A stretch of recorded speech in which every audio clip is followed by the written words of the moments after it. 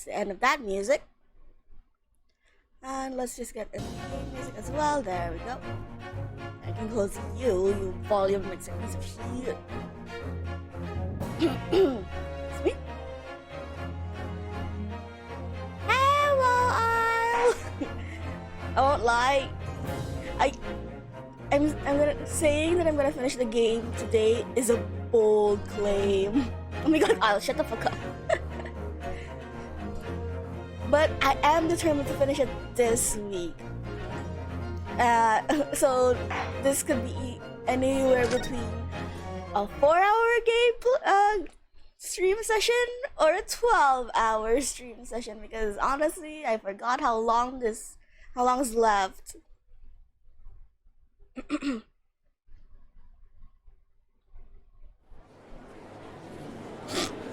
Look at the Ryunosuke bent over the desk. Wait, shit. Shit. I also only woke up like an hour ago, so I don't think my voice is that open yet. Neither is my mind, not gonna lie. Speedrun? No, that's the thing. I want to speedrun this case because I want to get to the second game, because I haven't played the second game at all. Oh, shit. How do I do this old man's voice again? My brain is not opening up. Oda, please, let us resume proceedings. The second game is the one I want to get to the most. That's why I want to just get this out of the way. What is this? You will now retake the stand. Oh, fuck, I forgot the voices I gave them though. Everyone to Ryunosuke. He has something to prove, okay? I don't know if it's canon or not, but I believe I read somewhere that Ryunosuke has really good thighs, or like his thighs are strong. I think it's because there was some stuff about him being a horseback archer. I don't know if that's true though, if that's all fandom stuff, but I've seen it several enough times, so I think there's like canon hints of it. I presume you heard the Defense Council's summation examination? Oh, yeah, Governor. I did. I forgot I gave him the Mickey voice. Mr. and Mr. Skulkin. Cool. Why me? also, I think the other hint that I got from it is that I don't think it's mentioned in the game. I think it's more of like an extra bit. But Ryunosuke and Kazuma, his partner, the one with the red headband, they tried to celebrate Halloween together, and like the Western Halloween, where they dressed up in costumes, and their costume was a ghost. So they literally just had a sheet over them, but they're like a giant ghost. So Ryunosuke was on Kazuma's shoulder for the whole day with a sheet over their heads. Foreshadowing. Wait, no, this isn't the original Ace Attorney games though. There are no ghosts here. The original Ace Attorney games had a ghost. This is going to be hard work. Earlier in its trial, you gave the following testimony about your actions after you entered Windybanks. Fucking shit. Well, it was a bedlam soon, weren't it? It was, Sash, it was.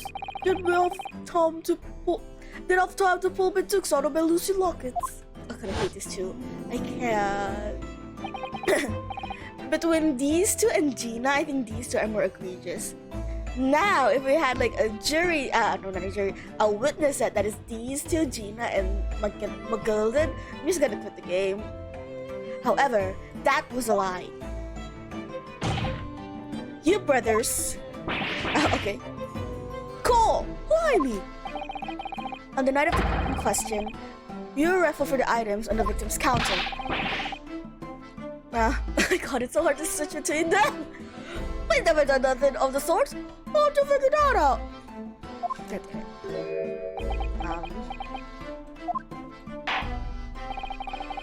You will now give formal testimonies once again. You will tell the court precisely what happened on the night in question, and this time, you will tell the truth.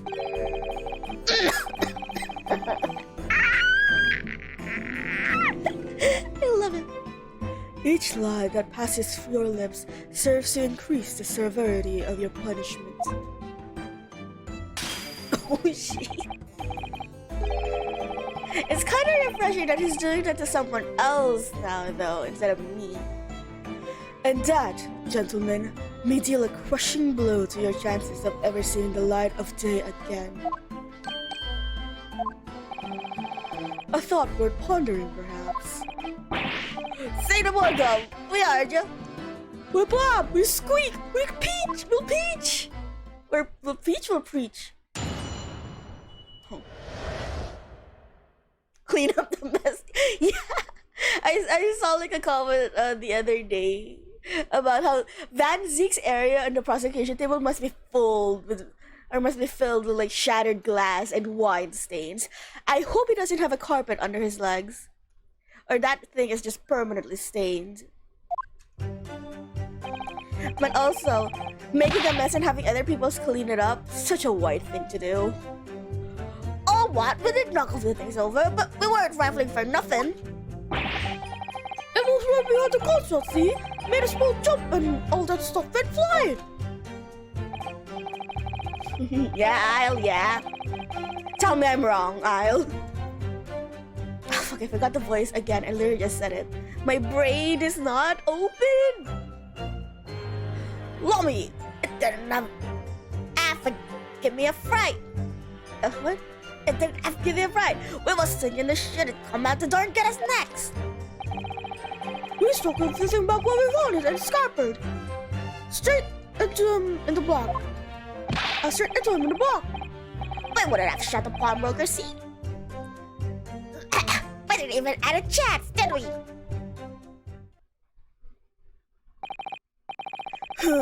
So you admit to the defense's accusation. You did indeed ransack Mr. Windybank's countertop on the night in question. Not ransack, Governor, no. That's right, Nash, that's right. It's more like we tied it up, yeah. What's up? Did that ring a bell, Van Zeeks? Sorry. With their own admission, these brothers entered the pawnbrokery under dubious circumstances.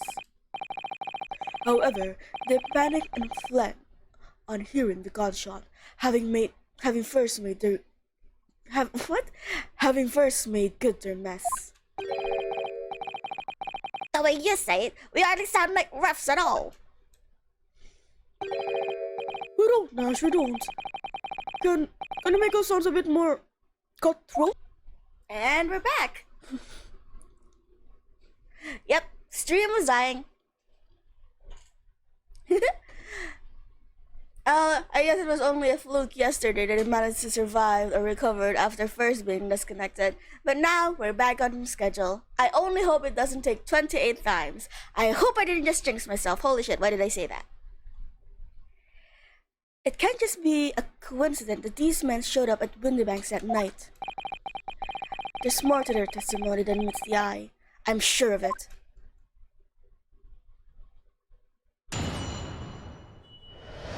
No! Please! That's such a pain to edit! And because whenever the stream dies, I have to go like through a video editing so I can splice them all together so I can upload it to the VOD. No! I don't want to do that! I think this is a case where I'm just assuming because this is the last case of this first game that I have to like press everything. Like I can't leave any stone unturned. Because that's just how they rank up the difficulty in these types of games. They kind of hide like I'm gonna assume they hide some important pieces of evidence underneath some seemingly useless statements. If that's the case, why didn't you testify to that effects in the first place? Well, you know, we ain't exactly squeaky clean, Wait, that's right. If you admitted to something like that, people would think we was up to no good. Well, were you? Well said, Ringo. Me old China. We don't let ourselves in even more trouble. And in fact now, as a result of lying in your previous testimony, that's exactly what you've done. landed yourselves in even more trouble. Well, that's rotten luck. Said the rotten apple eater. And it was going so good too when it had like a 5-minute starting screen. Stream starting screen, and now it's, do you also have any idea how painful this is gonna be if it does end up to be a 6-hour stream? Well, how long I will have to render after I spliced it all out? Sorry, my voice. Once again, I just woke up, so my voice is still a bit scratched, I guess. Explain your actions to the court. Why did you ransack the victim's counter? Ah, shit.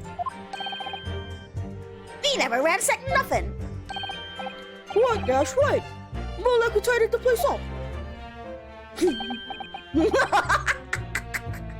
Listen, Van Zeeks, this is your own choosings. This is your own how. You chose them to be the witnesses. I have no sympathy for you here. Oh, sorry.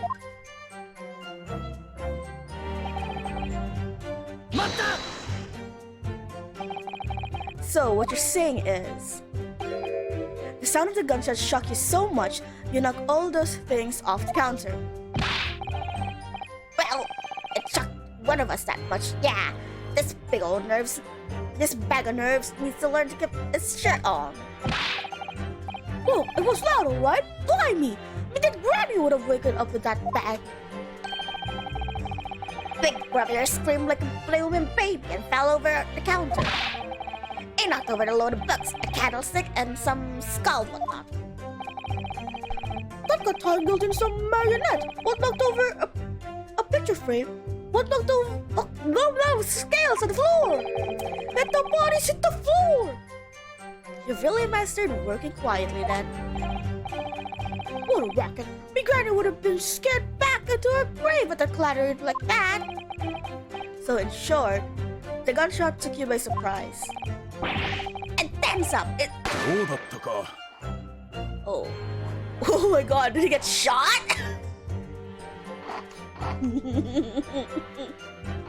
I love it when Ace Attorney is like, sometimes the witnesses will give subtle clues when something catches their attention. Subtle!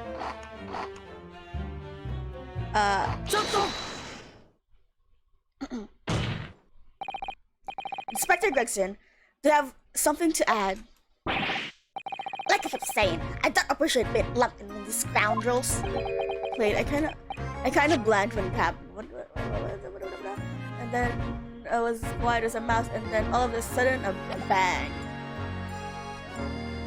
No, something to add to their testimony. You seem to react just now at what Mr. Skulka said. Also, yeah, I also ate, sorry. Burpings coming up. Did it make you think of something? I had a whole pizza, so I don't think I'm gonna be hungry this week. I hope so. It's nothing, of course. I wouldn't even bother to mention it, only... Well, the fact is, cases don't get solved if you ignore the little details. How about you just tell us what's on your mind? As you know, we brought these fellas into the yard for questioning last night. And the statement they gave then told a slightly different story to what you're saying.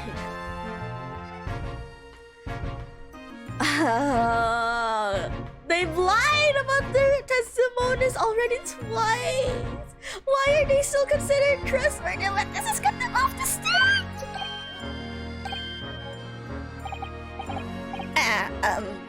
Did it? You claim you heard the victim shout something out before the gunshot. Might have, Cole, might have. Does ring a bell now you mention it. Granted, it's only a minor detail, but still. I can't help feeling like perhaps you've been a bit sloppy with your testimony here, eh, fella? If I discover the witness's testimony has been any more sloppy than it has hitherto proven to be, I don't know why the word sloppy made me laugh so hard. I shall be forced to bring the very harshest punishment to bear against him.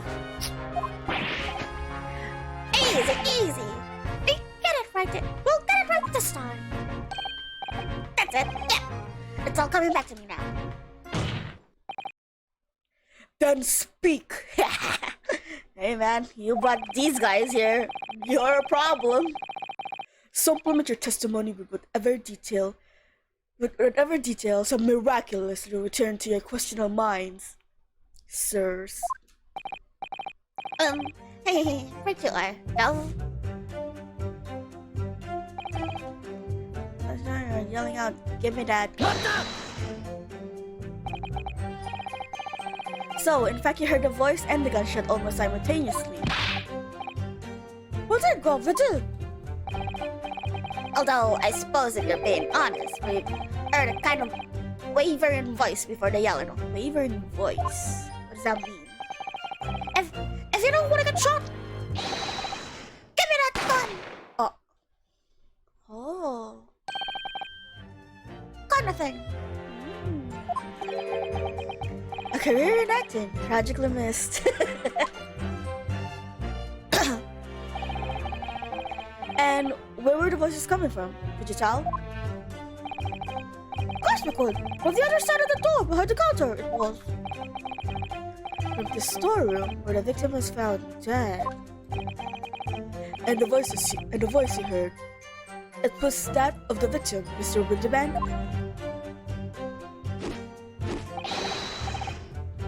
On my granny's life! Of course it was! On his granny's life! Of course it was! So that would mean that you both knew Mr. Winterbank and the sound of his voice. That would mean what? Well, Nash, what? Any ideas? Yes, Counsel, it would. We didn't know the geezer. Damn it, you guys.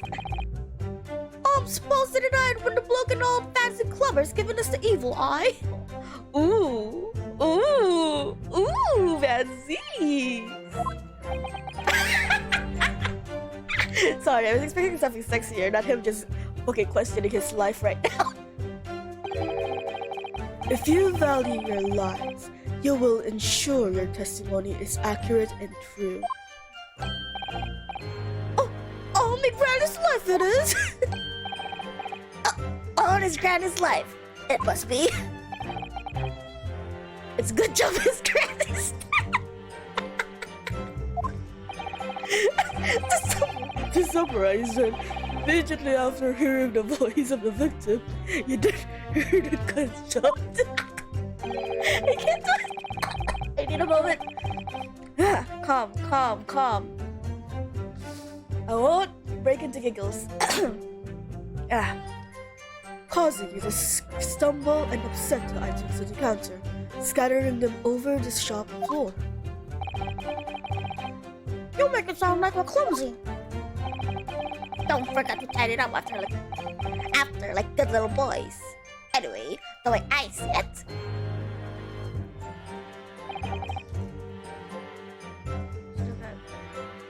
Huh. They changed this testimony. They changed this. You're saying that Mr. Winterbank had a gun in his hands. That's not true. Oh yeah! That was a set, eh? I'm just gonna assume they don't have access to the court records, to the evidence, because that would make sense. Unlike with what happened to Japan, where the witness had access to valuable evidence. So okay, I'll let it slide. Them two waving them guns at each other must have gone pretty heated. First heated and now aided. I mean, just before I shot it out, we heard the geezer saying, "If you don't want to get shot." Didn't really sound like a man of mine. More of an empty threat, you could say. Can I just... Mr. Winterbank was known to keep the revolver at the shop counter at all times. People say that to protect the articles in his keeping, he'd readily put a bullet in someone's head if required. That someone is his own Banzeeks. That somebody. Self, of course, yes. Good grief! Extraordinary devotion indeed, if alarmingly misguided. Well, well, it certainly sounded like he was ready to pull the trigger that one other night. Only the person who was gonna shoot beat him to it. Cooked it goose proper. What the fuck is he talking about? But he wished to squeeze the trigger instead of wasting time shouting, "Give me that gun!" And it was directly after those words that you heard the gunshot.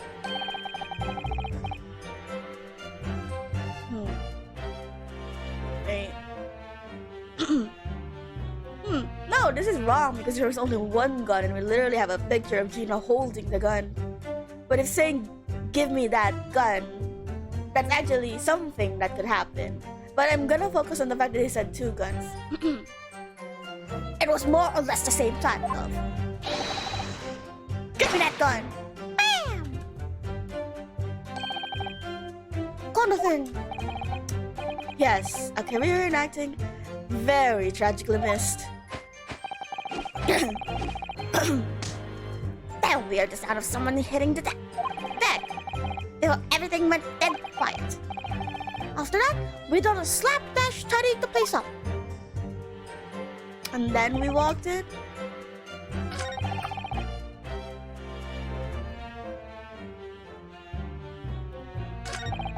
I'm concerned. Should I press everything first? Because that's already a mistake. I feel like that was too easy of a bait. I feel like they're trying to hide something by making that so easy. So I'm gonna press everything first. So, you didn't try to open the storeroom door then? Not in your life. It went deadly quiet after that it did. But the wind right up me. But anyway, the door was locked, weren't it? No way it was opening. Yes, of course. It was locked from the insides. Or so we've been led to believe. It was, Golf, it was! From the inside! How did they know? Right. We had no way of knowing what was going on in that, did we? Unless there was some other way to get a view of the inside of the storeroom. Like through the keyhole or a spy hole, perhaps? Don't ring no bells. Don't light no lights. We had to cut out before we noticed anything like that. He's still cutting our teeth in this cave, see? But one day... Oh, really? Cut the mustard! Please, cut it out! But, as we know, behind that door was the victim's lifeless body, with the accused not 2 feet away. Yes, unfortunately. Gina was in there, unconscious, with the gun in her hands. How did she fall unconscious, though? To confirm, would it be correct to say that neither of you set foot inside the storeroom?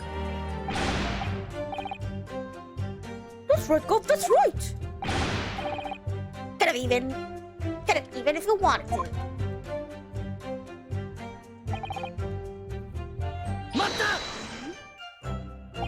That seems right. Yeah, Sarapon, you fired a shot from your own gun at Mr. Herlock Sholmes. Oh, we was a bit hasty there. We was. Truth be told, I was already shaking like a leaf when you lot turned up. If you're shaking like a leaf, don't put a loaded gun in your hand. Good advice, miss. Good advice. Truth be told, my mind went blank. Before your mind goes blank, make sure you don't have a loaded gun in your hand. Mental note made, miss. After that, we looked it down the street, but apparently we looked dodgy to the coppers or something. So they clapped the darbies on us like winking. Who's Arya? Nope, I don't think you've told me about her, them, him, I don't know. And after you've been handcuffed and the police found his revolver in your possession, correct? Well, yeah. Oh shit, sorry. There it goes. My voice is doing a thing. I fucking knew that was a decent nut style. But listen, that proves it, done it, eh? The moment you said it, I knew that was a decent nut style.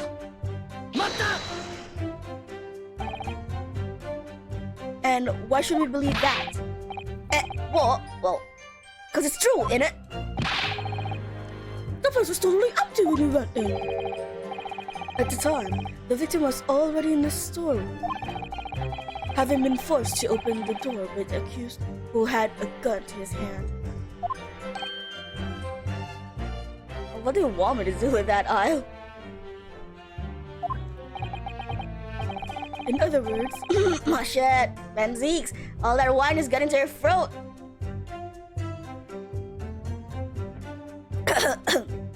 No, I will say, Tsunaken's voice sounds more like his, someone who smokes rather than someone who drinks a lot. in other words, on the night in question, these two witnesses never even laid eyes on the proprietor of the pawnbroker, Mr. Winterbank. Correct? You got it, mister! Down to tea. And also, I was gonna call you out because I didn't want to call you out because that was like a huge fucking stretch. A good D's nuts has the D in the word.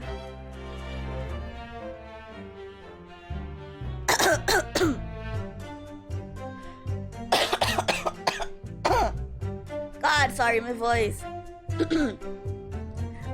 Something's caught up in it because I just woke up. So, the Skulkin brothers never actually encountered Mr. Winterbank. Is that true, I wonder? That's it? It's full extended version? What is it, Reno? You look very fierce. I could pour you some herbal tea if you're tired. Actually, that would be great. Yep, that's the point, Isle. Actually, yeah, can we have tea? It's unfair that Van Zees is the only one that has a drink in this whole courtroom. Oh, thank you. But I'm fine. Being such a logical thinker, you'd probably laugh. But I feel as though these brothers are still hiding something. Something important. They just did. It's nothing more than a feeling, though. I have no proof to support it. Well, feeling can be very illogical at times. Sorry? People's expressions, the movement of their eyes, and the words they choose. You can take all that in your brain, and your brain will quietly analyze it to come up with a feeling. Like you described, sorry. Well, you were doing that, she was having tea and biscuits. She's very full. You've encountered that there's something suspicious about this testimony without knowing why, that's all. I think you should trust your instincts. I know. Iris, thank you. Sometimes I think if she's a 10-year-old, then I must be 5. He's a baby. The 2 guns. No. Who is she? She's Iris. We lost Sato. She went back to Japan. So now we have this game's equivalent of Watson as our assistant now. Yeah, her name is Iris Wilson. She's the game's equivalent to a Watson. And also Sherlock is he's somewhere. I'm gonna save. I just present the picture, right? There's only one gun, and Iris Gina had it.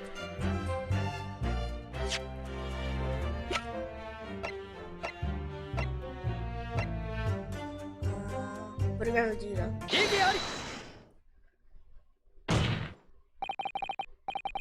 You're saying that on the night in question, the victim, Mr. Winterbank, was wielding a gun. Is that correct? That's it, Gov. You've got the picture. Also, there was a contradiction in their statement. They said they'd never seen Mr. Windibank, but how are they claiming that he also had a gun?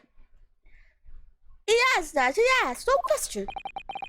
And yet, the photographic evidence from the time of the incident clearly shows that Mr. Windibank was not in possession of a firearm of any description. You surprise me. Does the defense really intend to highlight evidence that compromises the position of the accused even more? Listen, Fancy, this is the only thing I have. Furthermore, the defense has failed to establish that the photographic presented was taken a suitably short time prior to the victim's death. Your chronology is severely lacking, counsel. Yeah, that's right. Too right, Nash, too right. The old geezer. I love it that he's so short, that he's being covered by the text box. The old geezer could have been about to turn the tables on the girl, eh? Hardly likely. No, I'm afraid this won't stand as conclusive evidence. Continue with the cross-examinations, counsel, and heed my earlier warning, witnesses. A skulkin's never skulkin'.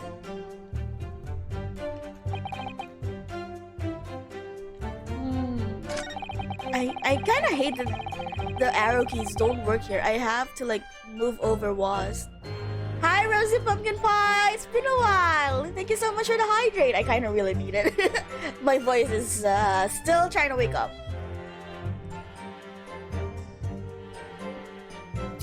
Thank you. In fact, I was thinking the shooter come in the door next at us. Right into the black. Shut the pawnbroker, see, you never had a chance.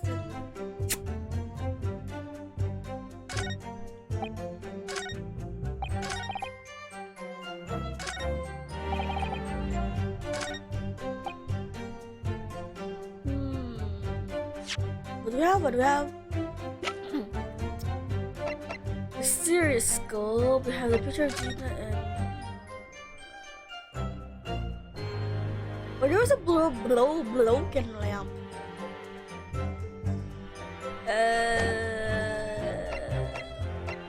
There was a gun, and there was a crime floor plan. Autopsy report, newspaper, Mr. McGill did case notes. The story, I don't know why you still have it. I don't know why you brought a whole ass book novel to the court, but sure, maybe recess is boring.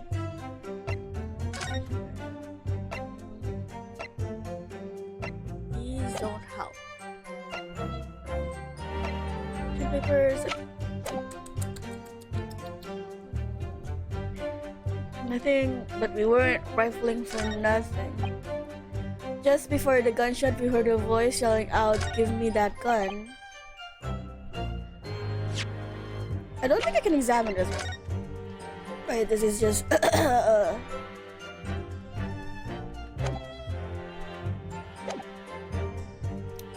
Should have had fired instead of yelling at the girl. Lummy, it didn't... there was a contradiction they said there, but I don't think I have the evidence to show it. It's because like they don't have the pit. The one where you pit people against each other. And the shooter covered and give us next. Took everything back and found it and scampered straight into the black. So the broker tree would never even had a chance. Yeah, that's what I'm saying.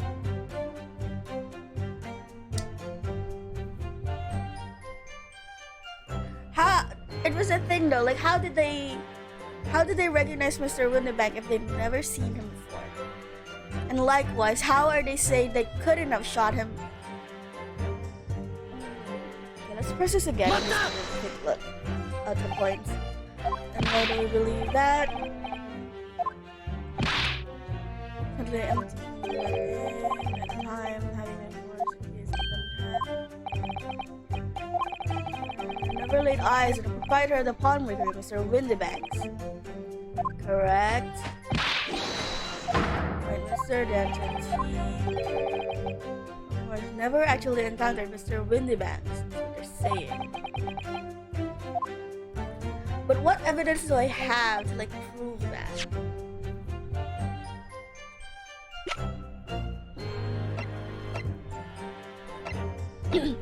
There's still the case of the fact that there's a third bullet on the scene.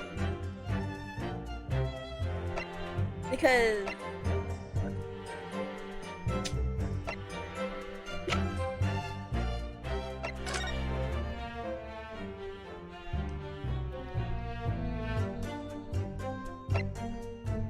this bullet, we don't know where this came from because it was there even before Sherlock and Remus arrived at the scene.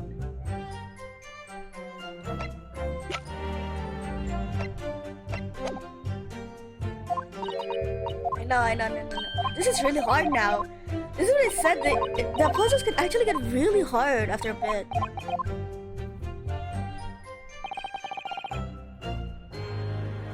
I'm gonna do the thing. Maybe they're doing the thing like with Mr. McGill did, where a testimony brought up another reaction after the first examination.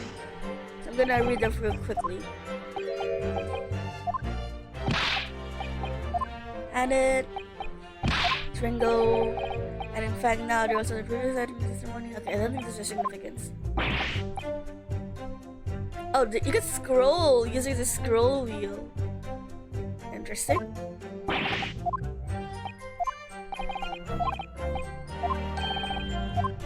You ransacked nothing. Right now she didn't hide it up.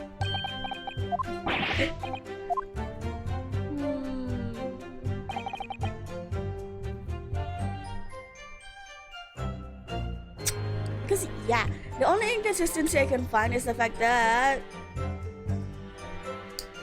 they're saying they've never met him, but they're saying they've heard him. And in I heard him, I mean that they recognize his voice.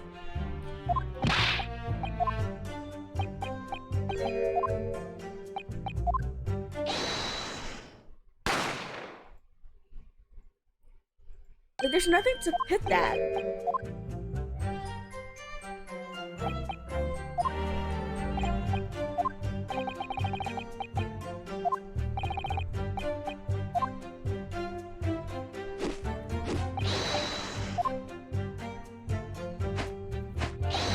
I want to pit their testaments against statements against each other, like what you do with the juries.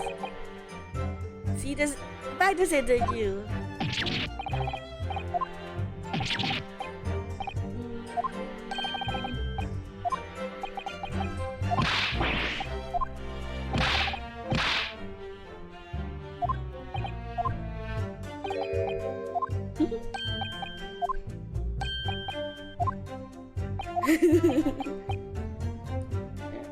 I'm here to go to shore.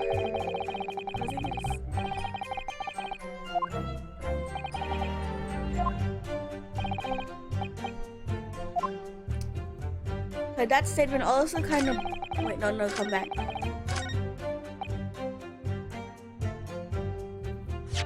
Because there's something about the floor plan. He was shot in the back, but according to this floor plan, she was right next to him, so there's no way she would have shot him in the back. I feel like that's what I have to chase after next, because that seems like the focus of this. No, this is enough of this, like, this system. What it like.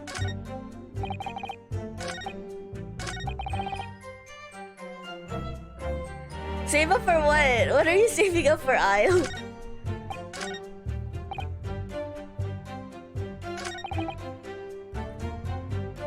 Monsieur, come out the door. Oh no. Wait, there's no way you're actually close to like the highest one, right?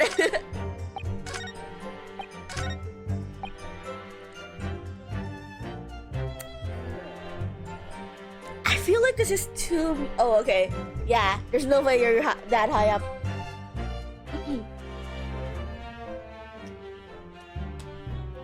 What do I have as redeems? To be honest, I forgot.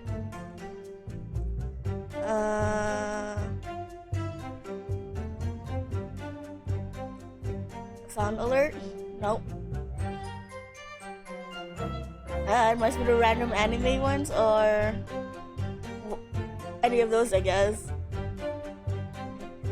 I feel like this is too much of a jump, but I'll try to present the picture. No, come back.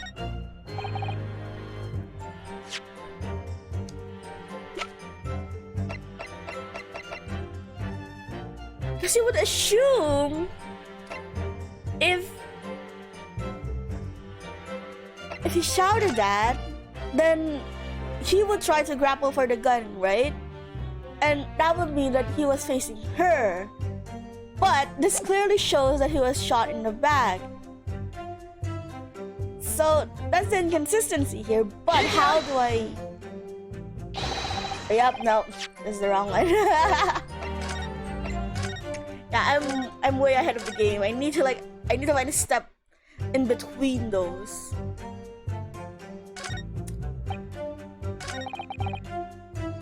The only thing I have left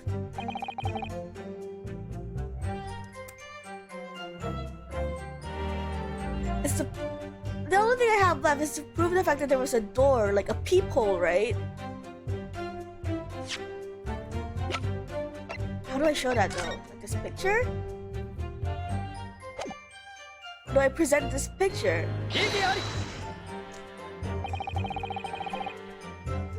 Oh, okay. This looks like it's on the right track.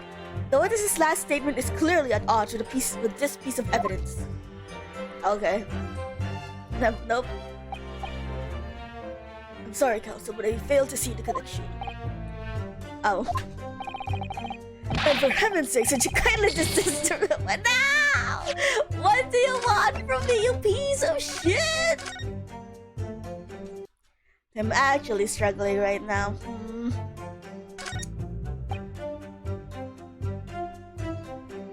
And we're rifling for nothing. And so, instead of yelling at the girl, Lumber didn't give me a fright, was thinking the shooter would come out the door next. It's like everything Megan found and scampered straight into the back. Oh, in the black. According to me, so that's true. The chances hard.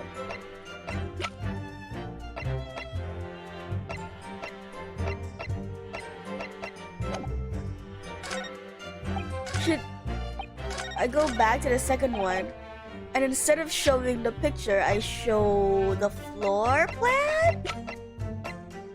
This, where it shows them? Let's try.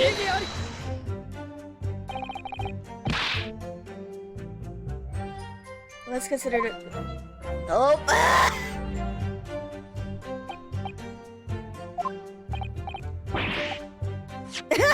Shut the fuck up, Ryunosuke. Okay, I am actually stuck. Hey, Genbu! Hello, I am having a mind breakdown in a moment. Man, maybe I shouldn't have played this when I just woke up. My whole body is just starting to boot up. It's like my computer sometimes, and my internet. It's really slow to get started.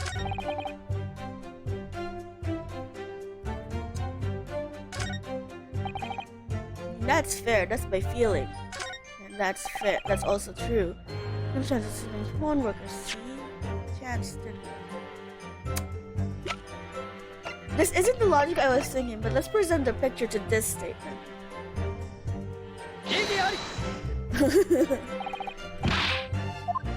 Nope, still wrong. And I'm just saving and loading because it's faster than just letting them have the whole cycle of conversations again. Your internet starts as much as it likes to believe it does.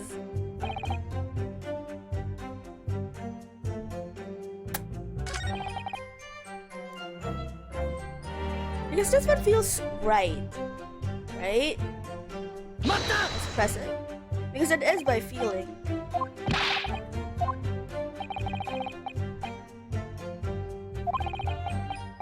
The door was locked. How did they know it was locked?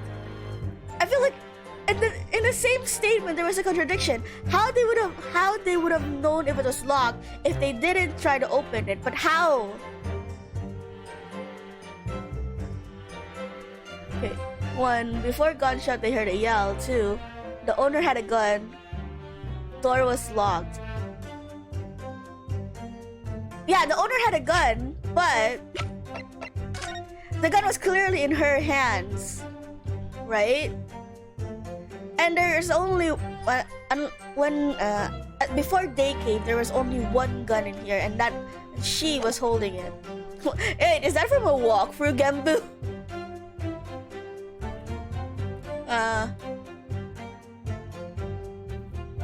Okay. Yeah. Okay. Yeah.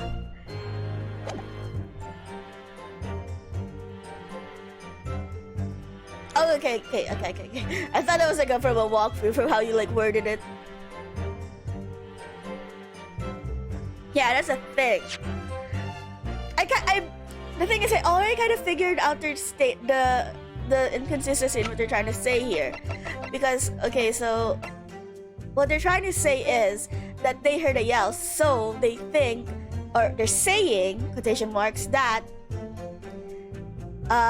Mr. Windibank, the victim, tried to take the gun away from Gina when they entered the storeroom, but that kind of happened because, as you could clearly see, if he was trying to grapple for the gun, he would have faced her, right?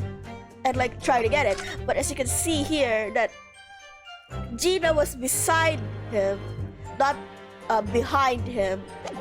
So that's all. So I already know what's wrong with their statement. I just don't know how to like present it.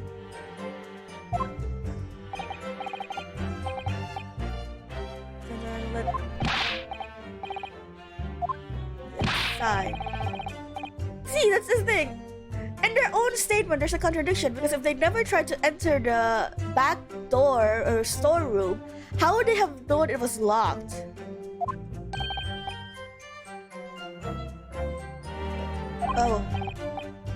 Oh, this one is the one with the peephole, skyhole peephole. Okay, enough of that. Please, just cut it out, Sam.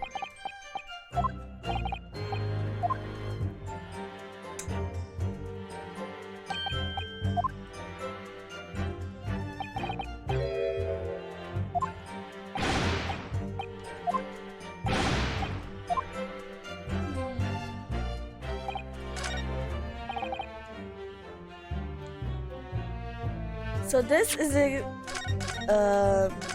just gonna save it in case it's wrong. It's faster to just reload the save than let them go for the whole dialogue cycle again. I'm gonna present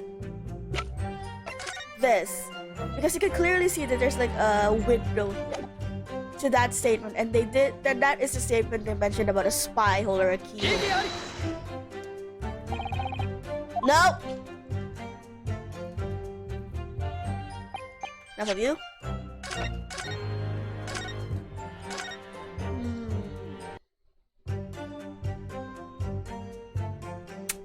God, this is what makes Ace Attorney hard. It's the fact that you know what is gonna happen, or what happened, or how they're lying, but you don't know how to like break through it.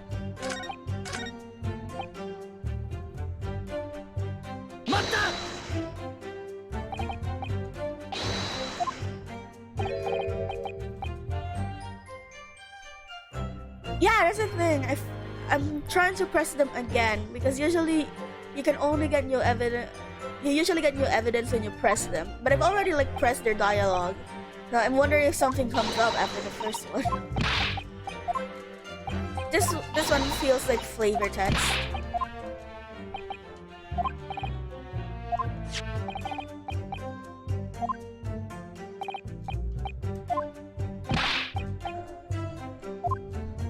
Proves it done it.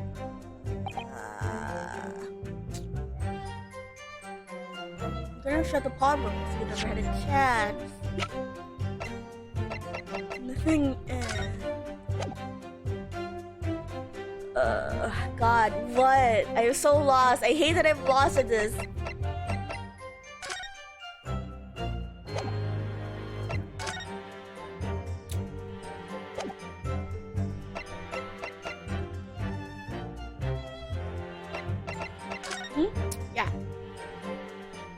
Yeah. The only thing you can like yeah,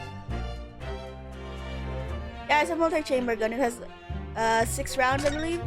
But we kind of already disproved it because they also shot Sherlock Holmes. And of the 6 chambers, only 1 bullet was missing. So it's kind of accurate that they only shot 1 person, and that was Sherlock Holmes when they entered the scene. So they couldn't have killed, or they couldn't have shot Mr. Winterberg, the victim.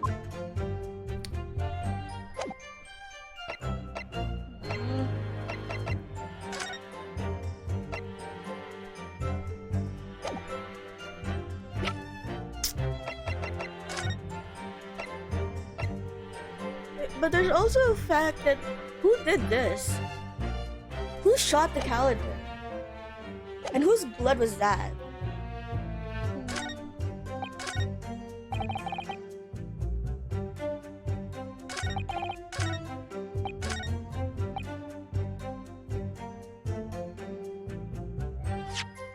We're rifling for nothing.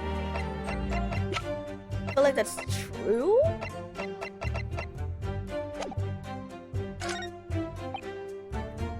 Heard a voice yelling out, "Give me that gun."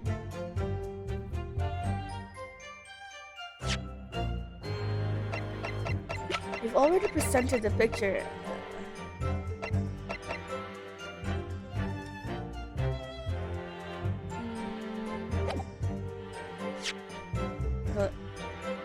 So, let's try to present this picture. Nope!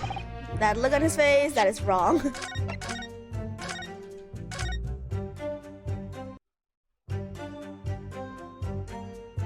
I'm so lost. I don't know what to do actually.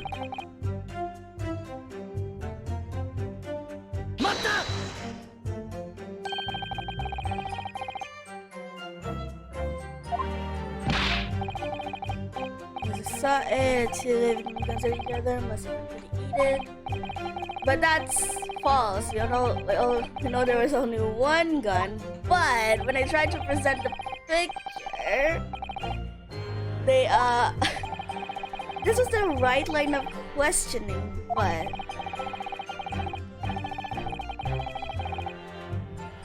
the wrong evidence because this incriminates Gina more.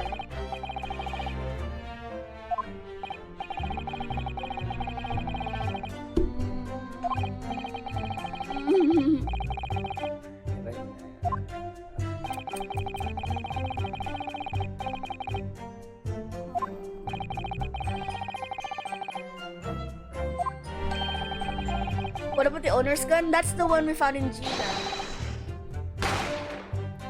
Yeah, that's the thing.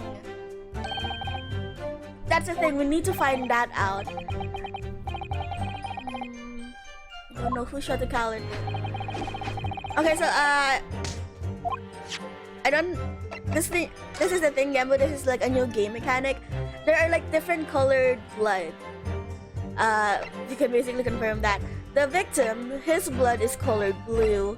So this blood stain, the one that's colored green, we have no idea who this is or who was shot here.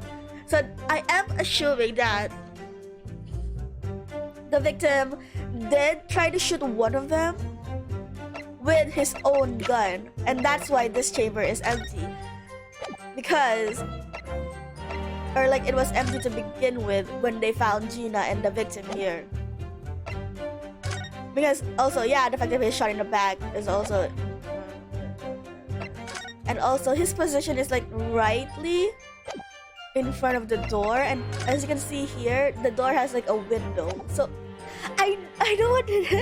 I know what to do. I don't know what to do. I know what happened, but I don't know what to do.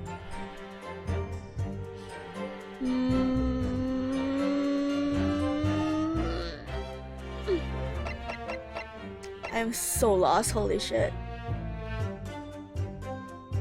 Excuse me, let me just cough a little. I am dying.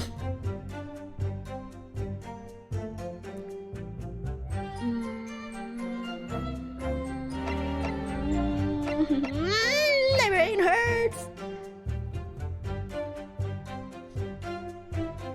Excuse me, I have a burp. Let me just. Excuse me? Oh my god, sorry.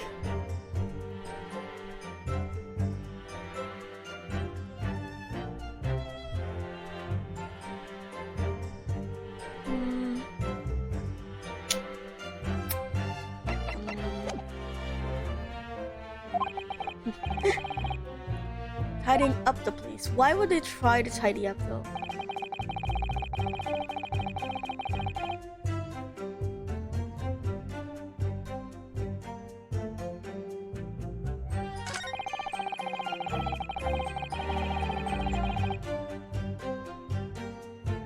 Also, yeah!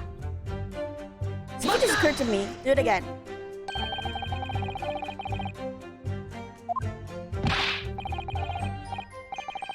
The owner's gun only had one bullet in it. That is like a confirmed fact.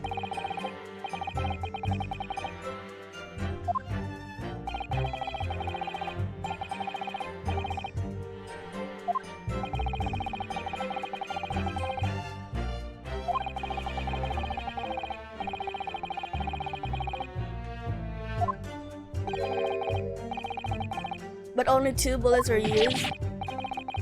Yeah, no. That's the inconsistency. So my theory here is the one that shot the calendar is the singular bullet from the owner's revolver, and then the one that and then the bullet that is missing from the brother's gun is the one that shot Mr. Sherlock Holmes. So there's a mysterious third bullet, and that third bullet is the one that was used to kill the... yeah, there's a third gun. The bullets don't add up.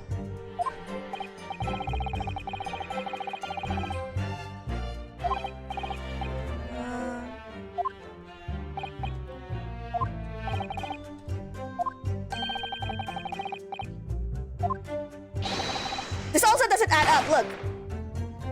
They shot him in the front. They're acting that they shot him in the front. Wait, maybe that's where I have to... And also, it's kind of weird that they're enacting something when they claim they were never inside, or they've never seen what was happening.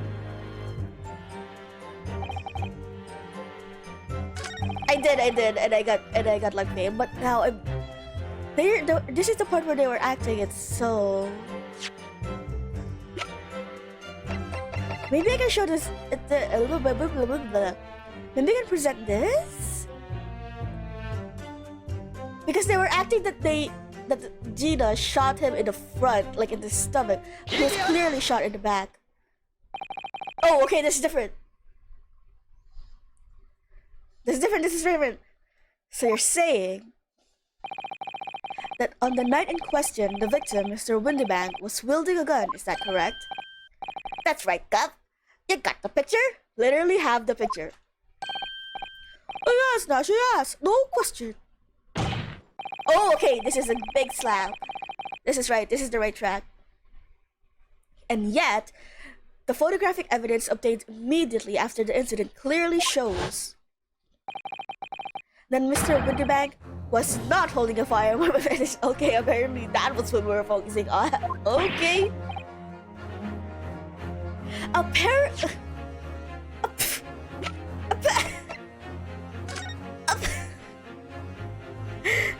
So are you telling me that to prove the fact that Mr. Windybank wasn't holding a gun, this picture wasn't enough? Okay, that's a bit. That's a bit. You know what? Gordon Bennett! That ain't right! There can be no question that the victim's revolver was used in the incident. I would remind the court that Mr. Windybank's gun was found at the scene. Yeah, Gina was holding it. Not only was it identified as the murder weapon, but it was found in the accused's hands. The bugs is always gonna cry. Yeah, that Moltuler used the victim's own gun to finish him off. Give me that gun. Bam! Hold that pose. Hold her. Hold it, okay? Stay exactly as you are, right there. Okay, so this time we're gonna prove the fact that it was shot from the back. Oh! If the crime had taken place as you've so colorfully described in your testimony, it would give rise to an undeniable and significant inconsistency in the final moments you just acted out. Ah, They really are.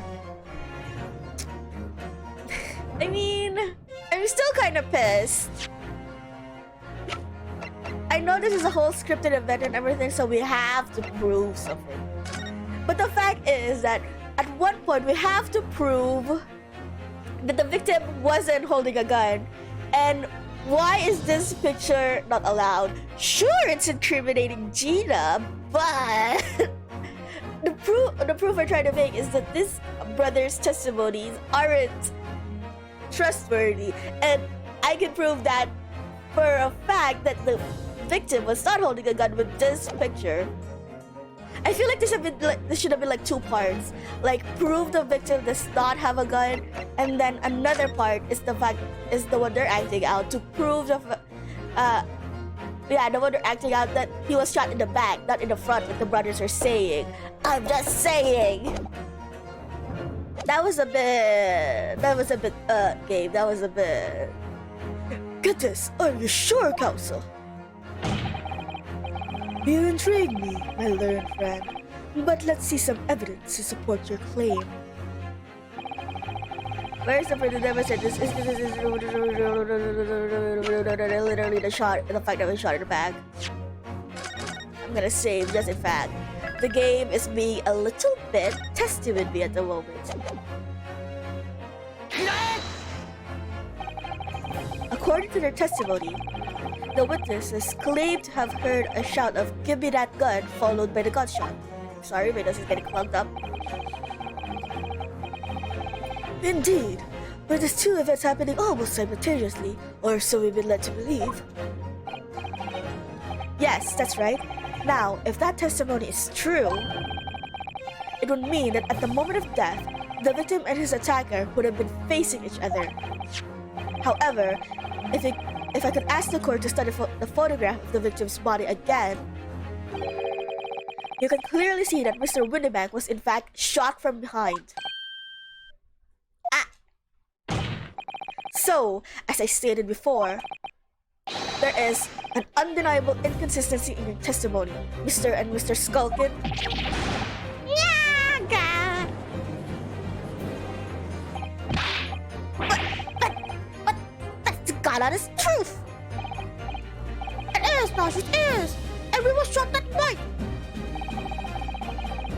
The shopkeeper had a gun in his hand, and we saw it with our own bleeding eyes. Did I hear you just right now? Excuse me, that was another burp. Ryunosuke had some pizza before the trial. Did I hear you right just now? You actually saw Mr. Windybank holding a gun. Someone like that might have slipped out. Yeah, man, Zeeks, this is your problem. You caused this by putting them as witnesses. Ladies and gentlemen, you have all just heard the admission by these two witnesses that on the night in question, they actually saw with their own eyes the victim wielding a gun. Which would only mean that despite their testimony to the contrary, the Skulkin brothers must have encountered the victim in person. Nash,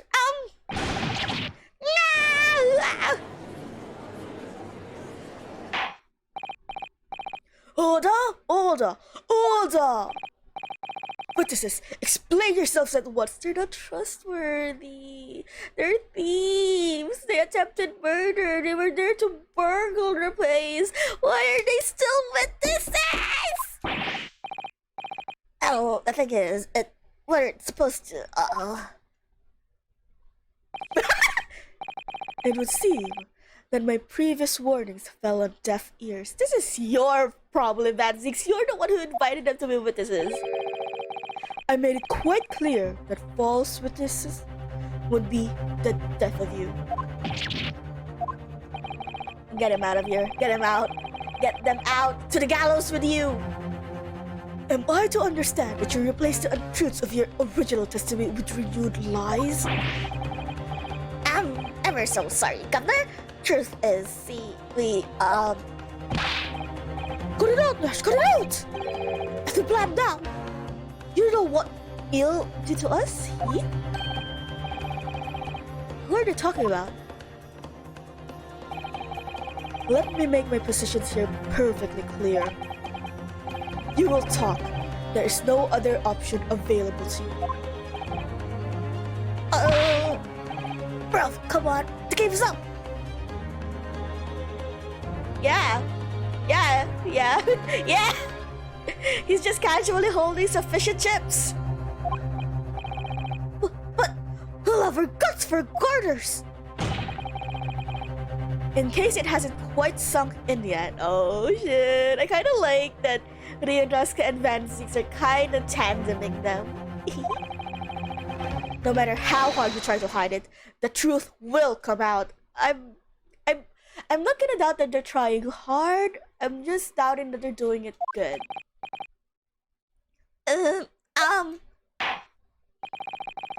On the night in question, is it now apparent that you brothers met face to face with the victim? Why are they still witnesses? They've literally lied twice now. Get them out of here. I demand you testify again to explain the first. Why? Well, Do we have to? On pain of death. I suggest you make yourselves fully aware that this is your very last chance to tell the truth. They shouldn't have like a second chance. Come on. The credibility was already low before they even. The credibility was already low before they were even in the stands, and then they lied twice. Why are they still witnesses? It's different. I wish I could hit them. Alright, we just got inside the gaff and heaved a sigh of relief. The geezer showed his mug. give me that gun, he bellowed. And then it flew at us like it was possessed. I thought we had it. For an old geezer, the bloke was strong as an ox. It took me over the counter. Wow. I pulled my gun at him and then he legged it through the door into the back room. It never had nothing to do with killing him. That's all happened, I swear. So, you're telling us that the moment before the victim was killed in the storeroom, you in fact encountered him in the main part of the shop. Well, yes. Sorry. Well, we find ourselves in an interesting juncture. This changes matters considerably. But honest, Governor, this time, Nash, this time, we ain't got nothing more to hide. Very well, Counsel.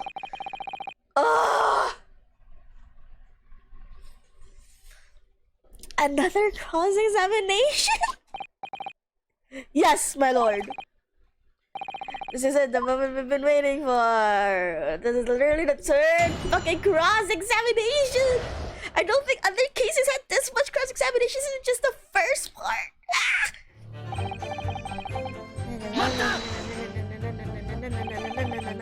When you say geezer, I presume you're the victim and proprietor of the shop, Mr. Winterbank.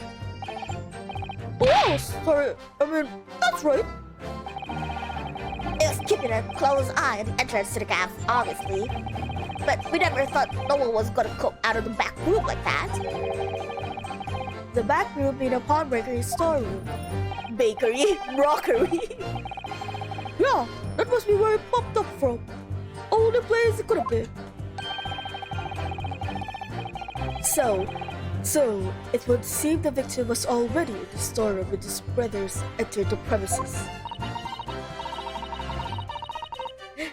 This guy's gaze. The gaze. Which means Ginny must have been in there at that point as well. But that doesn't make sense, does it? If Gina had threatened Mr. Windybank into the storeroom with her at gunpoint, then why would he have emerged from the same room all alone when the brothers arrived? Oh, I don't know. Did you see the accused at the time? What? The bottle? Couldn't tell ya. No way, Cover. We had bigger fish to fry then. I mean, the old geezer just lost it.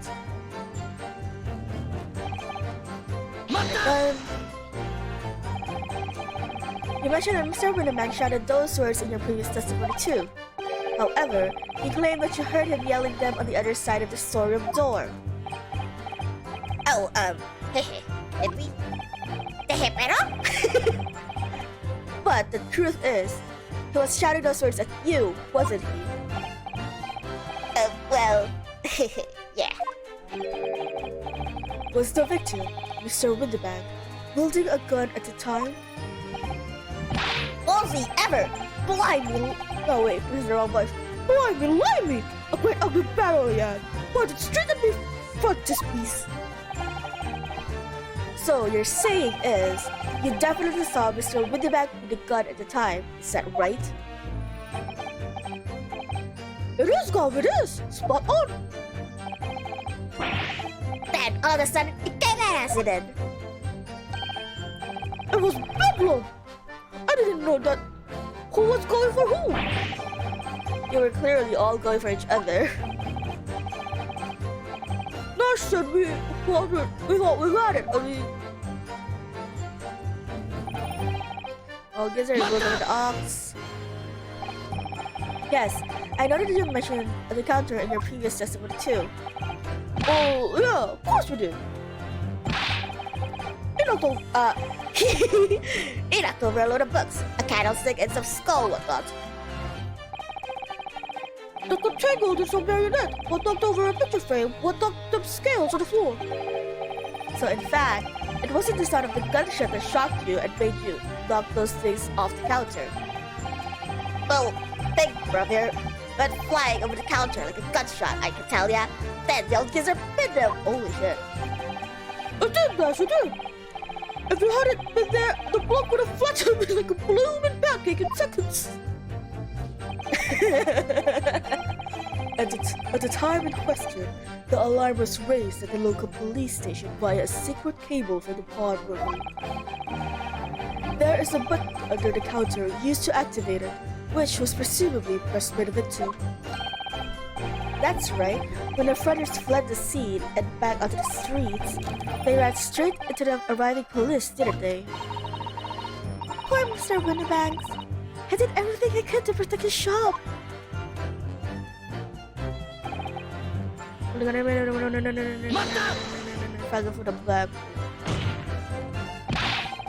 Were you intending to shoot Mr. Windybank? Nah, never.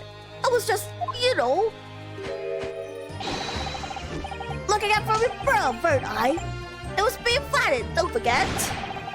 By the man whose shop was being burgled, yes. And then, the man fled into the storeroom when you pointed your gun at him. Is that it? Yeah, that's it. He shoved me away, then ran out through that door and shut himself in. So that explains why it was locked from the inside. Quite true. I wonder why Mr. Windybank ran away into the storeroom. What? Well, according to what everyone's saying, Gina was in there waiting for him with a gun. Ah. Oh yeah, that is true as well.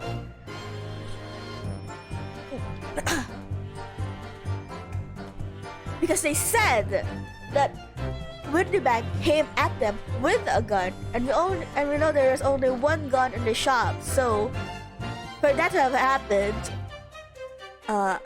Windybank must have taken the gun from Gina. But how did the gun get back in Gina's hand? Yes, that's right.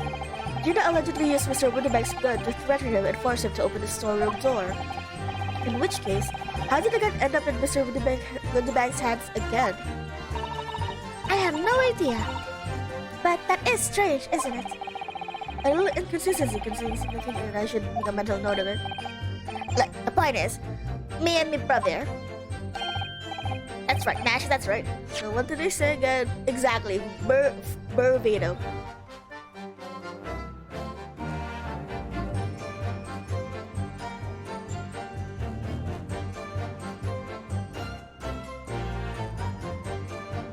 So the one you're making a mental note of was that he ran back into the storeroom, which is place where the door was locked from the inside.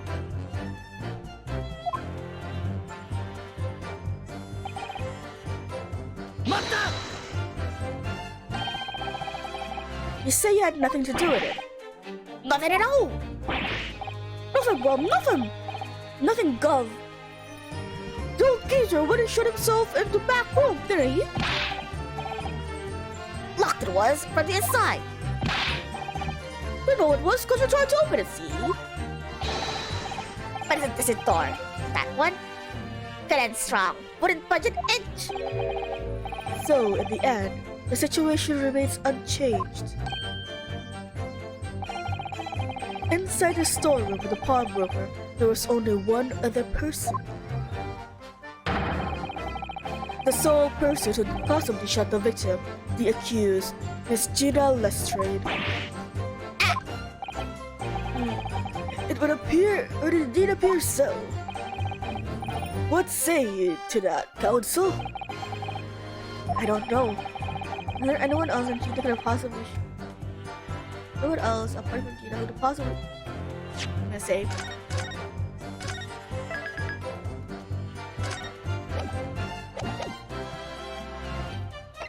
I'm gonna say yes, because if I say no one, that's gonna incriminate Gina more. So I'm gonna say yes. Mr. and Mr. Skulkin. What? What's so look for? From the moment you admitted that you encountered the victim face to face that night, the course of this trial changed completely. It did? What is your point, my learned friend? I like that he's taken out the police now. I am just his friend. The question we must answer is who could have shot Mr. Windybank? And it is the belief of the defense that the defendant is not the only possible answer at all.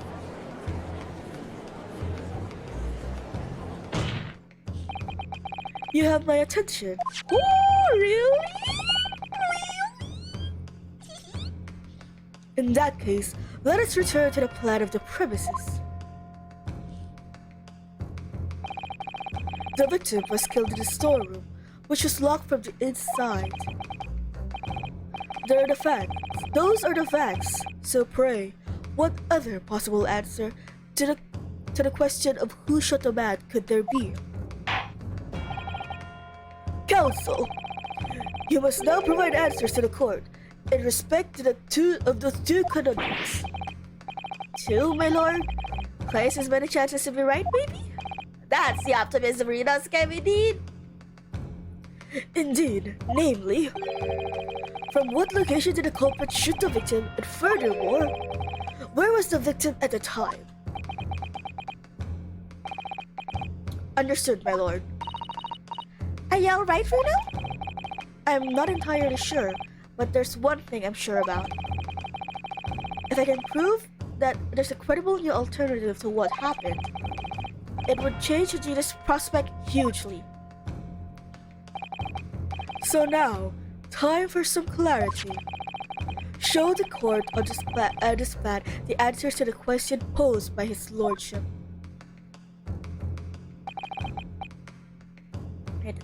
I'm gonna save again. I'm kind of scared. I have an idea on how it wants and what it wants me to do, but I'm just gonna be sure. If you believe someone else could have killed the victim, indicate from where the person could have fired the gun. From outside the door. The defense believed that the culprit would have shot the victim from this location here. And wait, what was that? Why was there just dots there? Don't scare me like that. And in answer to the second question, assuming the culprit fired from the location indicated, where was the victim at the time from the other side of the door?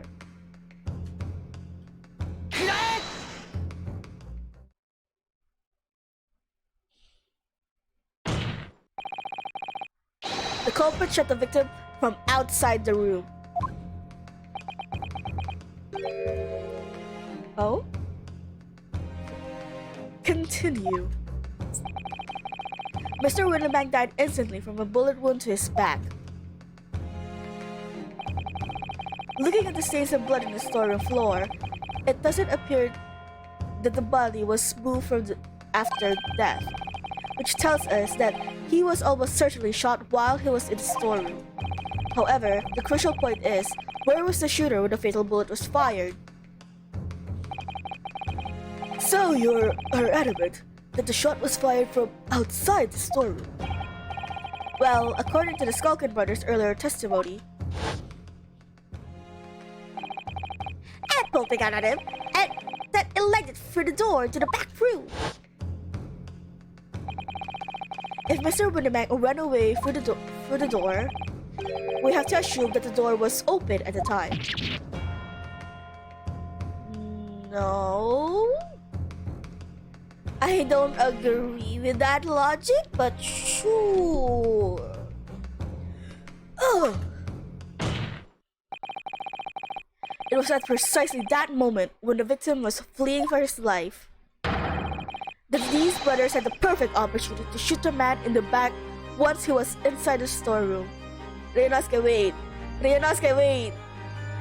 Do you hear the theme that's playing? That's Van Zeke's theme. That means he got something majorly wrong and he's gonna make you a clown for it. The door was locked, my brother. My brother in Christ. Come to think of it, do you remember what the prosecutor said at the start of the trial? Moving on to the findings of Scotland Yard's coroner, does his report state that a bullet entered the body on a rising diagonal trajectory? It means the victim was likely shot by someone significantly shorter in height than himself.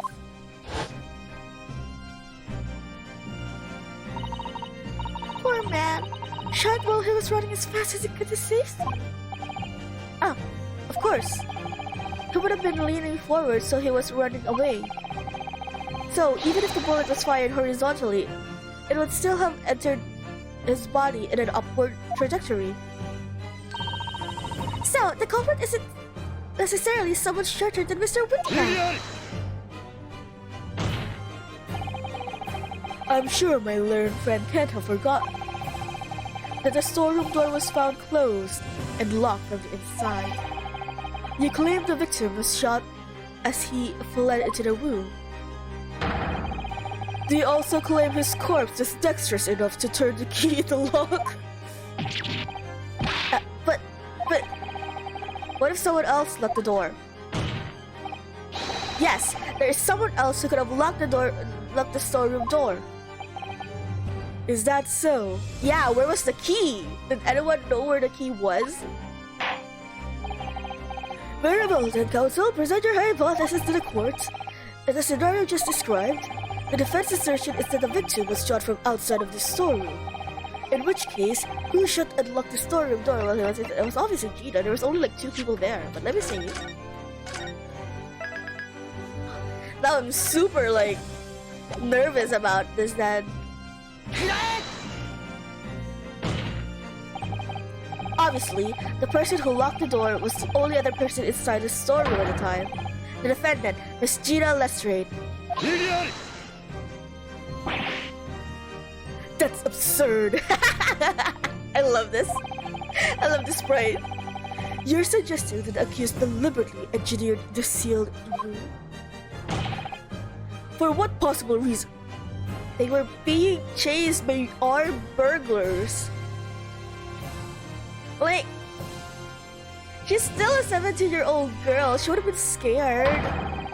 Such actions would only serve to tighten the noose around her neck. No! Van Zeeks! They were trying to hide from armed burglars. What? I am inclined to agree, I must say. Well, counsel?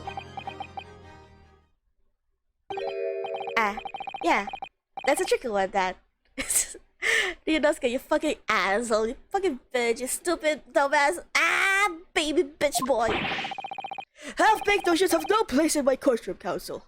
Remember that, please. But of course Judy would have locked the door. It almost goes without saying, doesn't it? It does? Well, if I was Judy in that situation, I know I would have locked the door as quickly as I could. I mean, those two burglars just had fired a gun in her direction, hadn't they? Thank you, 10-year-old little girl. You are smarter than 90% of the people in this courtroom. Oh, yes, obviously. Before the two brothers arrived, Miss Lestrade and Mr. Winneback were in the storeroom together. Now, I don't know what went on between them at the time, but at some point, Mr. Winneback must have heard the intruders breaking into his shop and left the storeroom. Intruder, eh? That's us, bro! If your theory is correct, that would leave the accused alone in the storeroom. Yes, it would. Then, probably only moments later, the victim fled back for the storeroom door, hoping to escape danger. Oh my god, I'm sorry, that was such a wet burp. I hate that. I really hope the mic didn't pick that up.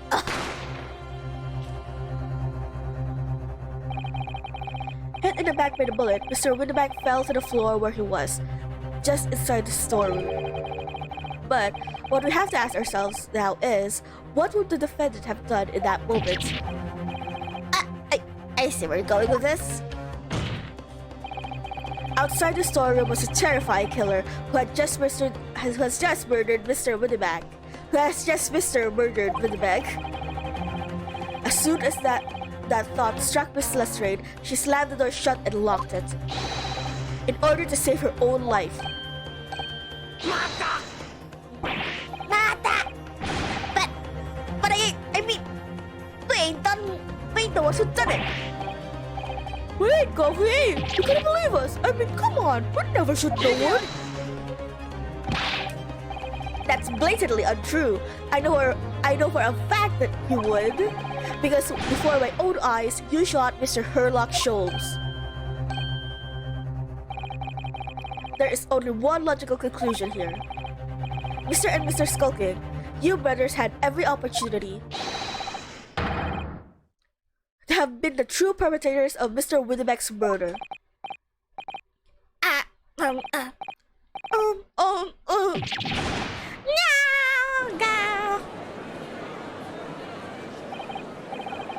Where did this leave us? You mean to say that it would have been a pickpocket who shot the pawnbroker after all? Oh no, it was the true brothers. They look shady in the fence for us. That was amazing, Reno. All the members of the jury seem to be firmly on your side now. I know, first time ever, and probably the last. Don't jinx it. Well, I think you've done it. Surely they'll have to give a verdict of not.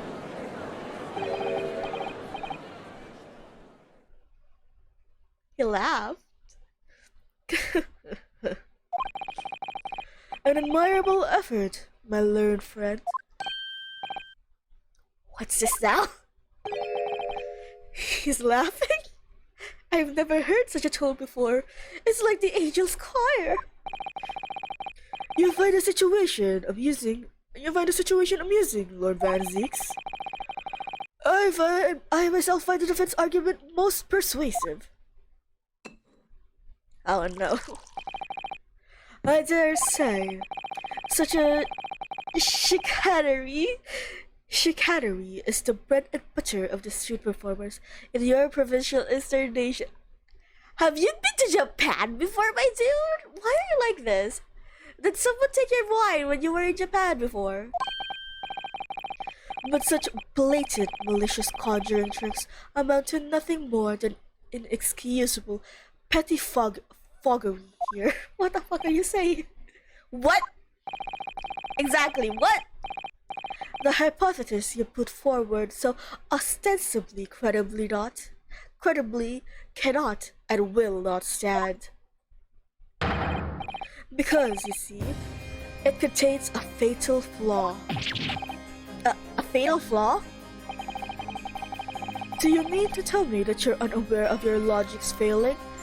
And also, I fail to see why we didn't just ask Gina what happened here instead of making speculations like this. I say, Lord Danzigs, might be an idea to explain this bally conjuring trick or whatever is the truth of the ground who is a fatal flaw in my learned friend's argument. It's really very simple to understand. I didn't even take a single sip from that cup. Assuming you're not too devoted to count bullets. Ah, there it is. By George, count bullets! Oh dear. Yeah, that's what we were saying since the start of the trial. The bullets don't add up. You noticed that? Are we just hoping he wouldn't? Huh? What's everyone talking about? You're not scared. Counsel. Yes, sir? Yes, sir? I call you sir in bed too. Tell the court how many bullets were found at the scene of the crime. Two. 2 bullets. Correct. The first, the which hit the victim in the back, ending his life, and the second, that which struck the detective, Mr. Herlock Sholmes, on his arrival to the scene. Indeed. The defense presents a picture showing the damage caused by the second bullet earlier in the proceedings. The bullet which injured Mr. Sholmes appears to have passed through his body to strike the calendar.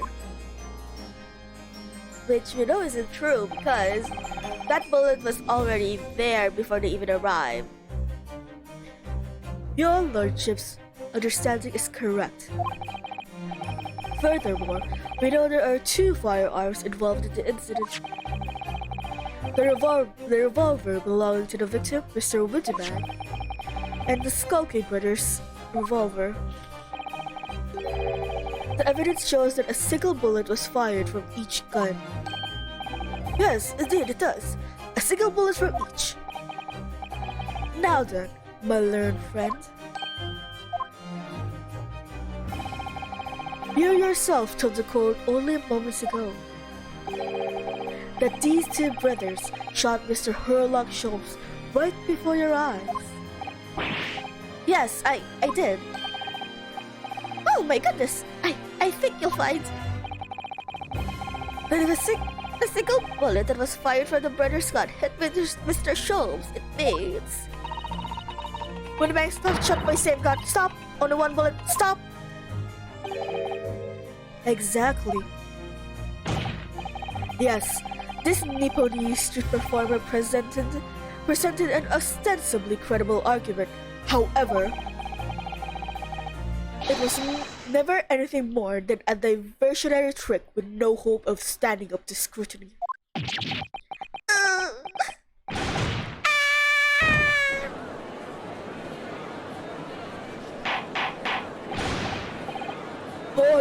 Order!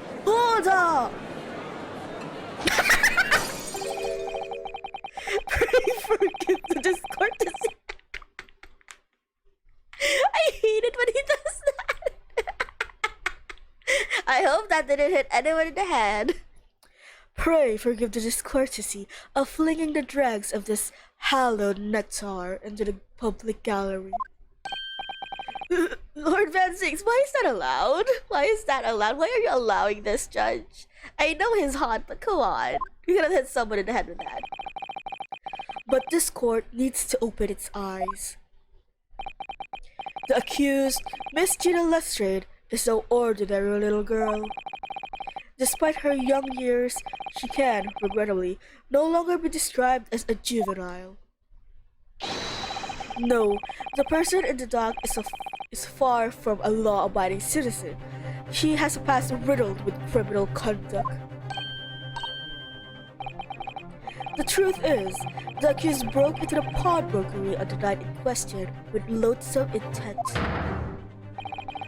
As we can see beyond doubt in this print, which depicts her threatening the victim with the murder weapon.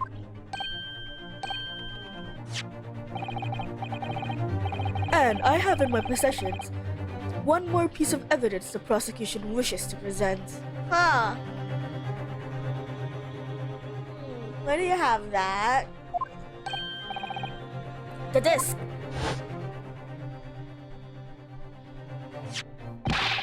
I'll be taking out whatever it is and Mr. McGilden down to the yard.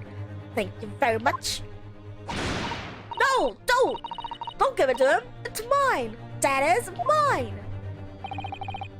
I'm sorry, miss, but anything belonging to McGilden has to be taken in as evidence now.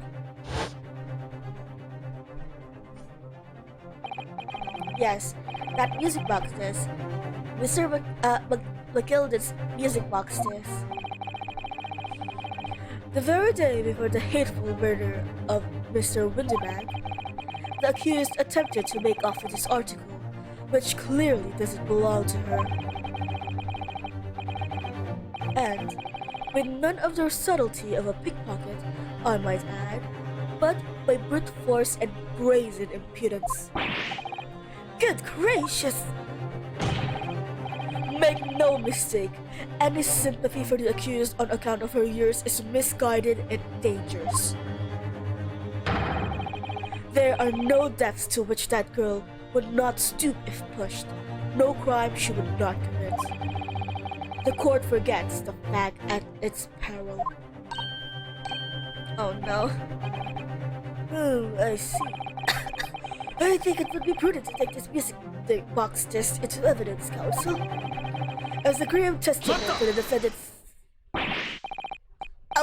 Lord Van Six,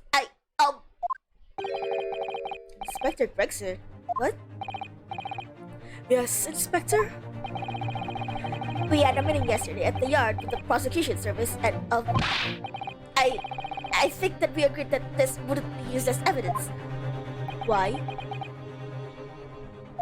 Why? What's this all about?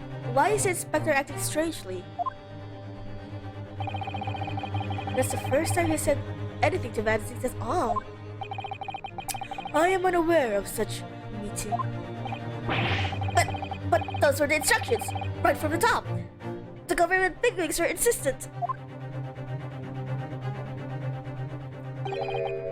Inspector, I am the prosecutor, and I alone determine how to present my case. I love that he has his own agency and is not like some sort of puppet. Your warning is noted. Thank you. The prosecution wishes to proceed with submitting this disc as evidence, my lord. Indeed, bailiff. The prosecution has established the accuser's motive, opportunity, and baseness of character. There is nothing more to add. Oh, you sexy bitch. Ladies and gentlemen of the jury, I await your informed decision and rest my case. And I was gonna say rest in peace.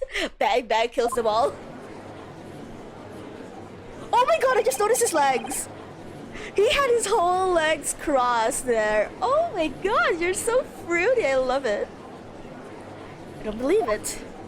I had a jury at my side for once, and for all of 5 minutes. I don't think it was even that long to you. I think it was like 5 seconds at most. Oh dear. It wasn't even 5 minutes, Reno. My lord. My lord, I wonder if anything's... I think I might say something at this point. Proceed, Mr. Foreman. Been stumbling about a bit of a fog up to now, if truth be told. He also had something to eat before the trial. He's also full. Sorry for the burp. But all of a sudden, the answer's baldly obvious to me, my man. There's only one thing for it. Oh no!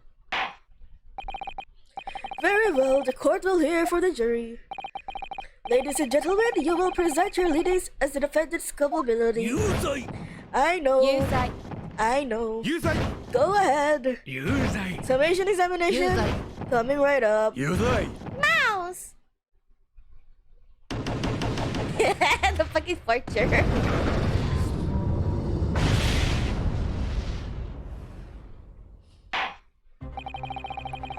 We have a consensus among this jury, it seems. When you have eliminated the impossible, wait.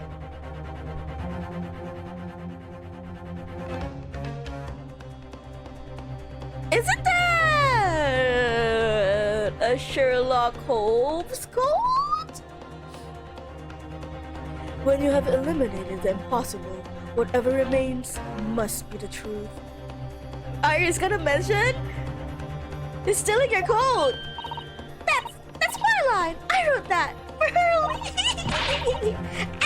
How dare he use it against us? Don't worry, Iris. I don't think we're finished yet.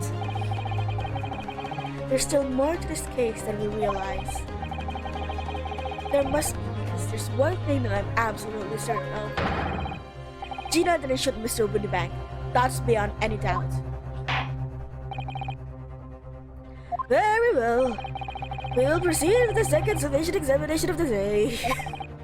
Mr. Foreman, are you and the other jurors ready? Fired up squadron is primed and ready for action. Sir! Very good. So, ladies and gentlemen of the jury, you will each explain on what grounds you have now determined the defendant to be guilty. Hi, Dart! How's the trial? As you can see, everyone voted for guilty for Gina once again. Hi, Dart. Once a rogue, always a rogue, I will say. Different breed to us law-abiding citizens. As on the table as for Friday scene, I would say the whole case is done and dusted. Oh, that's a good sprite. You don't need a stereoscope to see the truth here. Every which way you look at it, it was a pickpocket. I never imagined a simple operation would cause me such grief. The accused attempted to theft on the previous day. Oh, I thought he was gonna do the stop thing again.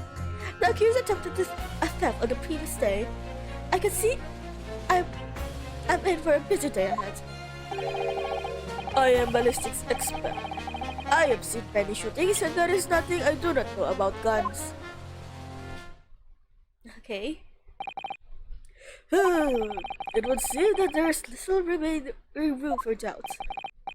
I have to admit, I was rather bowled over by the argument put forward by the chap in black. But when that fell apart like a house of cards, I saw that I'd jolly well be hoodwinked. Well, no more. The whole courtroom is turning against me. They're so mean. It's not fair. Iris? The prosecution... Exactly, Irish. I know, right? Everyone's so mean to me. The prosecutor's being mean. Just because Jeannie's done something that she shouldn't have done in the past, that doesn't make her a murderer. Any comment? Are you gonna argue with a 10-year-old child? Fruity, you say, just like you. Allow me to savor this fruity vintage while I savor the spectacle of your fruitless debate on the matter. Just like you. Here's to the truth coming out, eventually. No comment. That's enough preamble. Council, proceed with the summation examination.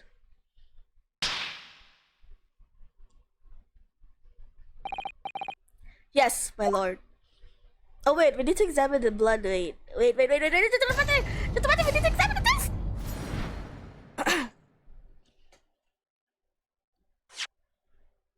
You stand there for a quick second. Iris, do something about this. Oh, Bruno, look! This is blood! Tastes nice. Yes, you're right. Just a small smear, but definitely blood. Actually, I feel as though I might have noticed that before. Haha! Then it's my time to shine again. I thought I'd been waiting forever. Alright, hold still with this. She's literally shooting Ryunosuke whenever there's evidence because he's the one holding it. Can we get this done quickly, Iris? In a flash!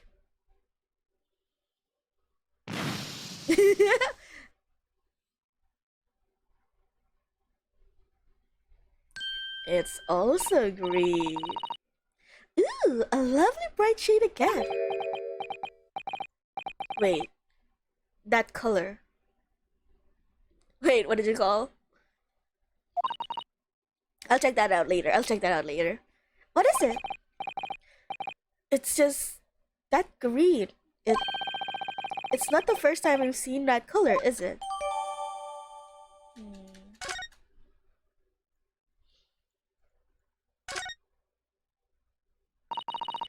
For McGilded. That's the man you defended in court a couple of months ago, isn't it, Bruno? Yes. Or rather, mistakenly defended. I wonder what his name is doing in the back of this disc. That's a question I love to know the answer to myself. Okay, summation examination, let's go. Once a rogue, always a rogue. Just like me! Mata! Just because Miss Lestrade has a history of pickpocketing, she must be guilty of murder. Is that what you're saying? Ah, well... Are all members of the British Army so quick to judge? I beg your pardon? Are you mocking Her Majesty's Armed Forces, the greatest military organization in the world? About that. No, I'm simply illustrating my point. Making assumptions about people because they're a soldier or a pickpocket is wrong and dangerous. Oh, well, yes, might have a point there, I suppose. But let's not forget the girl had already showed she had it in from before. She's clearly a criminal sort through and through. Can't deny it. When you say that she showed she had it in her, are you referring to this? Exactly. Tried to swipe that only a day earlier, huh? Or am I mistaken? Not exactly. Even when I was actually there at the time, it's hard to refute that. I never actually seen the real thing. I can't wait to have a closer look at it. Oh, yes, of course. Oh, God. Mr. Schultz did put his caramel bars to make a copy of the disc, didn't he? Even his memory has this insufferable face. And then ordered every type of music box he could find from across Europe.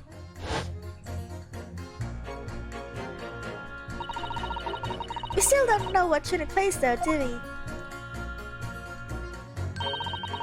But I'd love to see how the original compares to Hurley's copy. Yielded this.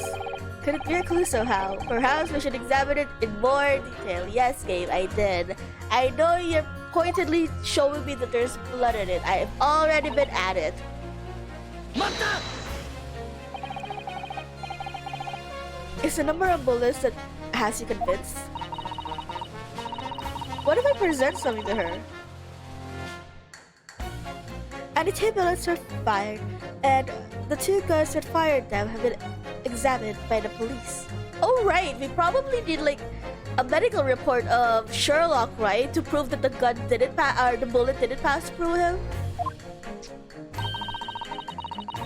When the parlor maid asks me how many are invited for dinner, I always tell her to count the table settings. Well, that's logical, I suppose. Although, yes. Sometimes after dinner, crockery does go missing. 1 or 2 guests rather like to find china. Does your employer trade with thieves? So I suppose if there was another bullet somewhere, of which we were unaware, I'd like to reconsider my position. A 3rd bullet somewhere in the scene could be possible.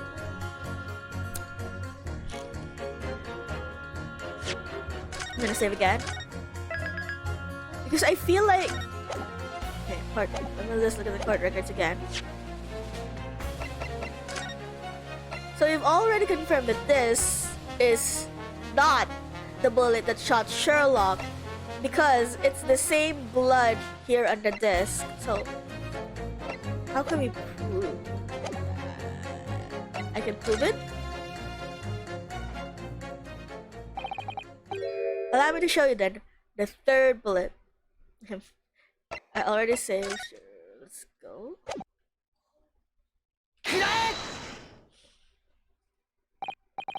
I don't suppose this passes the 3rd bullet? It passes for a bullet, as much as you pass for a lawyer, my learned friend. Ouch! Ouch! That hit somewhere personal, man. Zeeks. Ouch! I'm kneeling over as I speak. That hurts, man. Coming from you, I'm going to think that a painting has done what? In no way does it resemble... Motherfucker, do you not know what a bullet looks like? Motherfucker! Unless Ryunosuke is literally just showing them this. He's just showing them the pouch. Because I'm not gonna lie, he would. It's scarily believable that he would actually just show them the pouch and not the pictures inside of it. If that... No! Okay, fine. It's been a long day. Let's actually try to find the 3rd bullet before we attempt that again, you know? Okay, fine.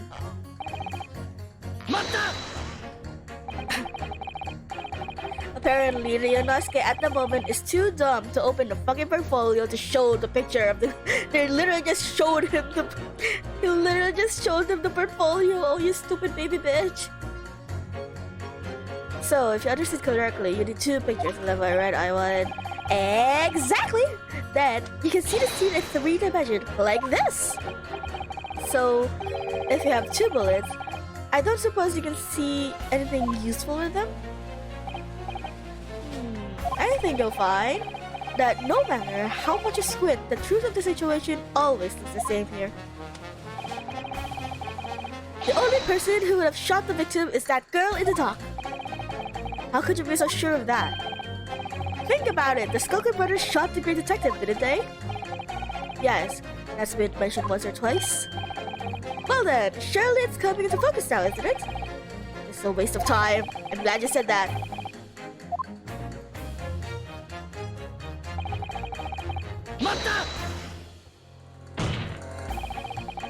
Could you please stop muttering about things that have nothing to do with this trial, sir?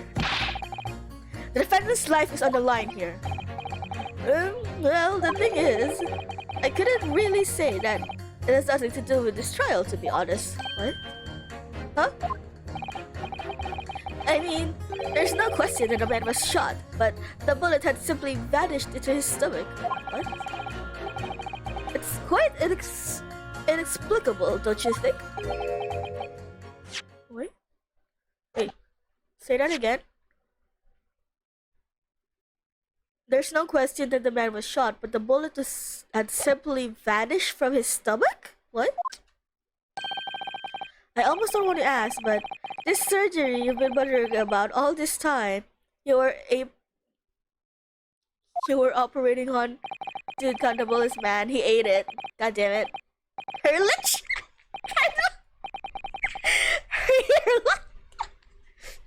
He ate the bullet. God damn it, Ryunosuke. I told you not to eat stuff off the ground. What's that fella's name now? Herlick? No. Herlock? No. Hairlock? Herlock Sholmes, by any chance? Yes, good lord!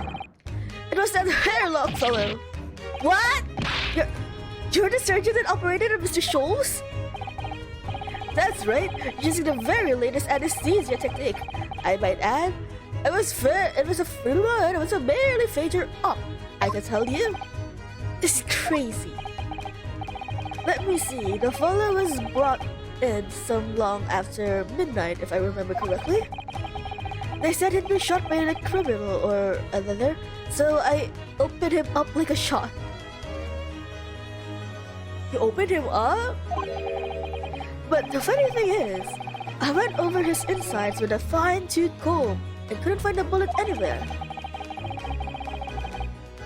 So I'm afraid I had to throw up pants and just stitch the fellow back up. What? I hate to state the obvious, but... Yes? Surely that's because the bullet is still at the scene of the shooting. The counsel for the defense is correct. It is clearly shown in this photographic print. The bullet that the skull was fired at Mr. Scholes hit him in the stomach region, then exited his body and lodged into the shop wall where the calendar was hanging by the door. That's so high though. That's one hell of a trajectory though. The calendar is almost at like head height. From a normal person, and they shot him in the stomach. What kind of trajectory did it take? That would have passed his lungs if it was powerful to go through his body. I think you'll find it quite simple if you just consider the problem three-dimensionally. Ha! Who do you think I am, son? Well, juror number 4 is about the best I can do. As soon as I saw the wound in the man's stomach, I flipped him over. Like a pancake? Yes, Ryunosuke, he flipped him over like a pancake. Are you saying that you checked his back? Of course I did. There wasn't a trace of injury. No sign that the bullet had left his body. See? What? That's the point! The only logical conclusion was that the bullet was still somewhere in the man's innards. Which is exactly why I set about slicing him up. And I'm still not the wiser even now. How many times do I have to say it? Can someone please explain how it happened? Can someone please solve the mystery? It's almost as much as a mystery as how this jury was put together.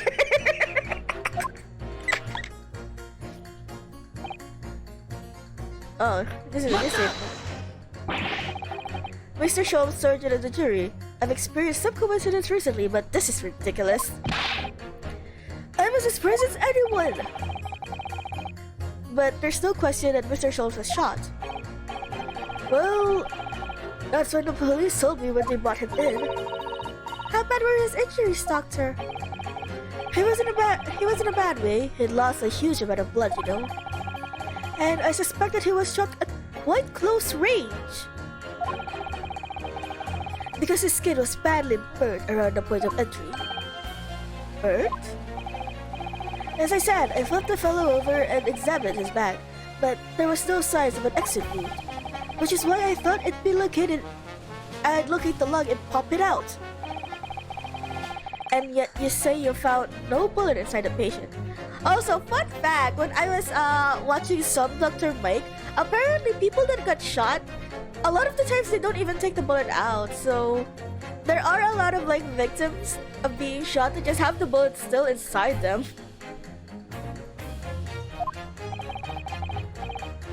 Well, I wouldn't have done it, would I? Because it is the wall of the pawnbrokers. But how did it get there? I need someone to solve this mystery before it drives me into insanity. If only there was some expert in ballistics who could help even in a villain extremely untrustworthy. Yeah. Hearing bullet anarchy, guys.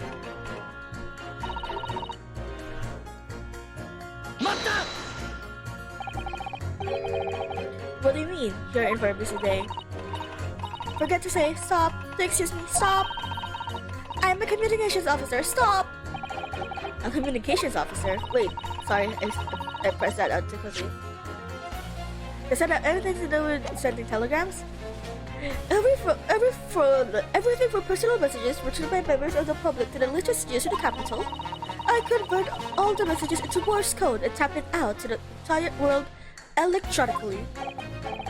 To the entire world? Thousands of miles of cables under the sea. Stop! Worldwide communication network. Stop! Information transmitted to and from all the corners of the globe. Stop! Yes. She was getting equally worked up about radio waves or the likes before, wasn't she? I specialize in communication information from the government development and newspaper offices. I see. I'm sure I shall have to wire the newspaper reports of today's guilty verdict later. So, no sleep for me tonight, I imagine. Let's finish the trial first, shall we? The mouse!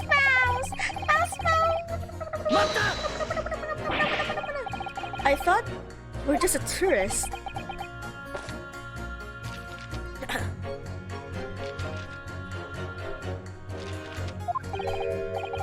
Good day. I'm visiting London for sightseeing. I would like to take bus to Crystal Tower, please. There's no way it's just a visiting tourist. So, you're a ballistics expert. Who knew? I have much experience with guns. I have lived through many, how do you say, extreme, violent bath of, blood of, Extreme violent bloodbaths, perhaps? Those extreme violent bloodbaths. English is very difficult now. Considering most of the people you associate with, I'm surprised you still have a tongue. Holy shit. Anyway, if you have questions about bullets and guns, you ask me. There is nothing I do not know. No mystery I cannot solve. He's very confident about his knowledge of guns, that's for sure. But if possible, please, only in Russian language. He's not very confident in his knowledge of English though, is he? No, still, we should bear in mind, he's our man if there's a mystery about guns or bullets.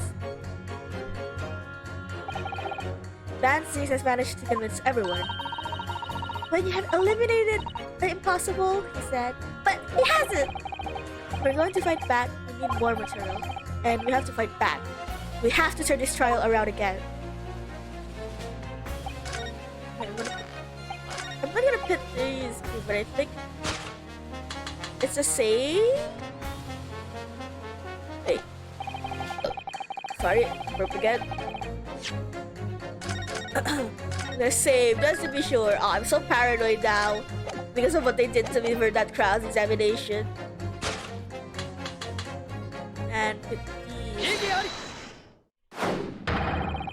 Those two statements clearly contradict the idea that all I do is pictures against each other. I fucking hate you, Ryanosuke! Oh, a ballistic expert?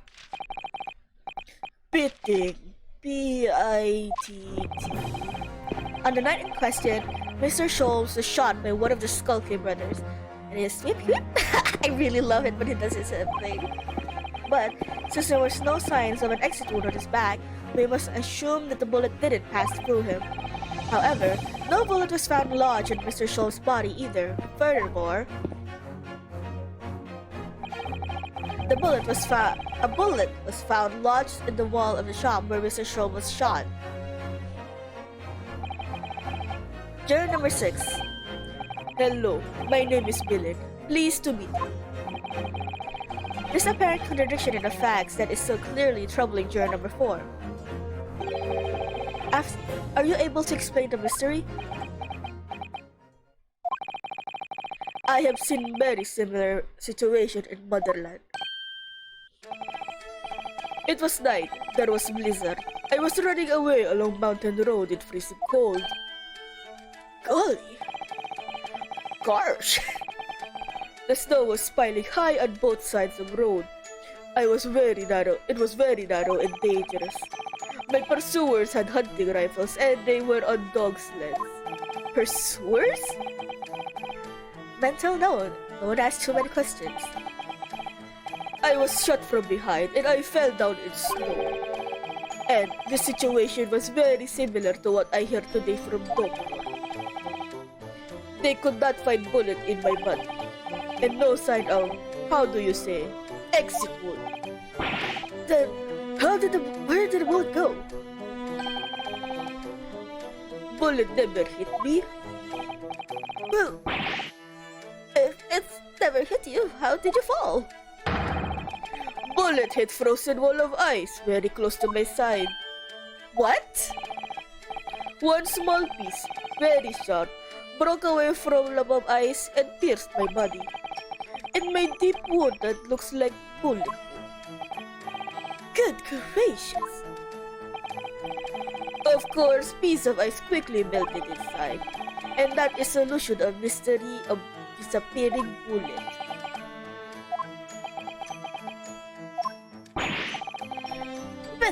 But that doesn't answer the question at all. Huh? The shooting happened in a pawnbroker shop. Not some snowy mountain road in another country. Just an idea, but we might not be looking at exactly the same scenario here.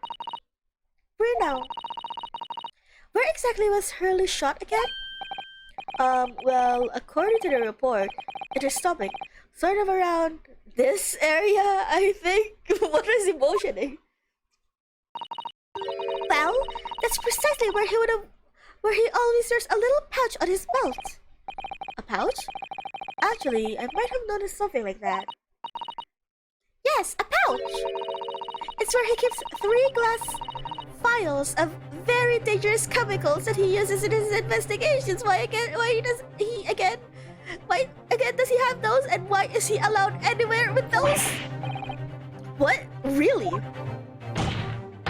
Doctor, where is the pouch of Mr. Scholes was wearing? Mr. Scholes was wearing? Well, the fellow had nothing like that on his person when he arrived in the hospital, as far as I remember. Yes, Van Zieks always me. If I may. Lord Van Zieks? Well, I realize it is forbidden for the prosecution to interject during the summation examination. I should inform the defense that I have the pouch in question in the antechamber outside the courtroom. Sorry? As I understand it, when the police arrived at the scene and found Mr. Scholes injured, they removed the pouch in order to assess the wound. Oh, thank goodness. I thought I was getting forgetful for a moment. Since then, it has been in my safekeeping. Since then, it has been in my safekeeping, along with other evidence related to the case. I can personally vouch for the fact that it has not been touched since the incident occurred.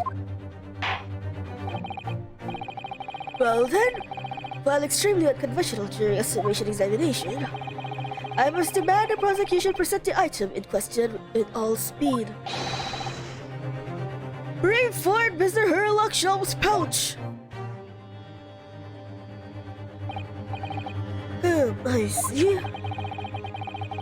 This is the pouch worn by Mr. Sholmes in the night in question, is it? Look at that! One of the files is broken, and the leather around it is scorched black. It's almost as if the file exploded. Exploded? So, that night, the bullet from the Skulkin Brothers gun struck Mr. Sholmes' pouch. and the glass vial exploded and caused the fellow's injury. This bullet did not penetrate victim. It was deflected into wall of shop.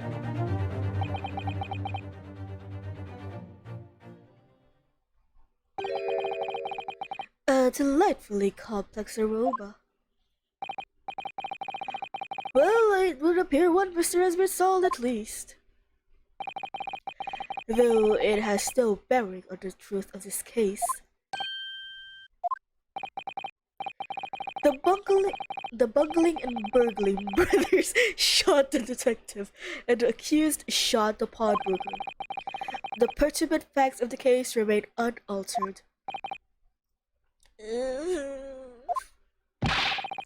But at least the mystery is solved. I can sleep easy tonight. Thank you, young man. Thank you very much. Glad I could help. Due to its bearing and conundrum just solved, the court will sequester this scruffy pouch as evidence. Hurley's pouch isn't scruffy! Now the sufficient examination. It would appear the defense is somewhat struggling to alter opinions, huh? Shut the fuck up one moment, old man.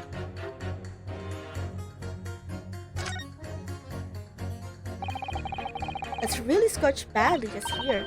Oh, the strap is broken, look! This must be where the bullet hit it then. Let me see. Ah.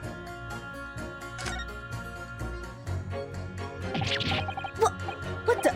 Iris, look! Behind where the broken file was. Do you see it? Ah! That's the Skull Converter's bullet! What a stroke of luck that it hit his pouch. This is an amazing discovery. What this means is there was 3 bullets fired at the banks that night. We found exactly what the jurors are talking about. The 3rd bullet! It's time to present that juror again, I think. Is there anything else? This is where the 3rd bullet was lodged. Imagine what would have happened if that pierced the leather. Thank goodness Mr. Shaw is going to be alright. And before this is actually some sort of poison. This file has been smashed to pieces. Presumably, this is where the bullet struck. As soon as the bullet hit the chemicals in the file, there must have been a really big explosion. A big explosion? Well, Hurley's potions and chemicals are amazingly useful for investigation work it does. But they're also quite tricky to handle. Safely, at least. They're very dangerous. Oh. I'm sure that when this file broke, the chemical inside would have ignited. Note to self. Always walk on the right-hand side of Mr. Schultz in the future. The left is a danger zone.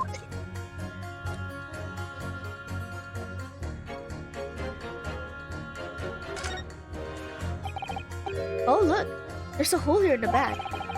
It doesn't look much like a bullet hole, but clearly something ripped through the leather with great force. Something must have pierced it somehow to have left this hole behind. Yes, it looks like that way. Mr. Schultz and his pouch both took a beating, didn't they? Okay, I think that's it. We can present the thing to the... Wow. This is the bullet that was fired at the Skull Converter's gun in the night of the incident. Yes, and it turns out it never actually entered Hurley's body at all. Thanks to the thick leather in the pouch he was wearing, it saved him. Hurley's always lucky like that. Well, considering that he had to go through the hospital, I wonder how lucky he really was. Oh dear, poor Hurley. Okay, let's just present. Please, my lord, a little more time. After all, that's a huge piece of evidence. It could be a valuable clue, and you can't afford to overlook anything, Ryunosuke. There's still a way to turn this around. Somehow, I'm sure of it. I got the bullet.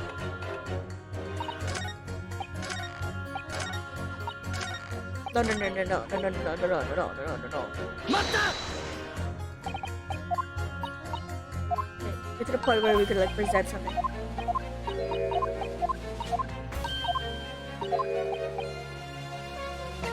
I can prove it now!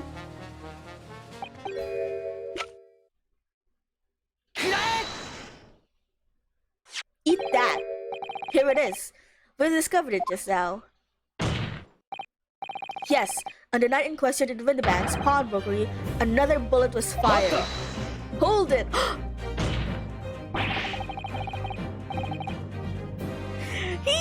That's a new line from him. It literally took us like 5 cases to get a new line from him.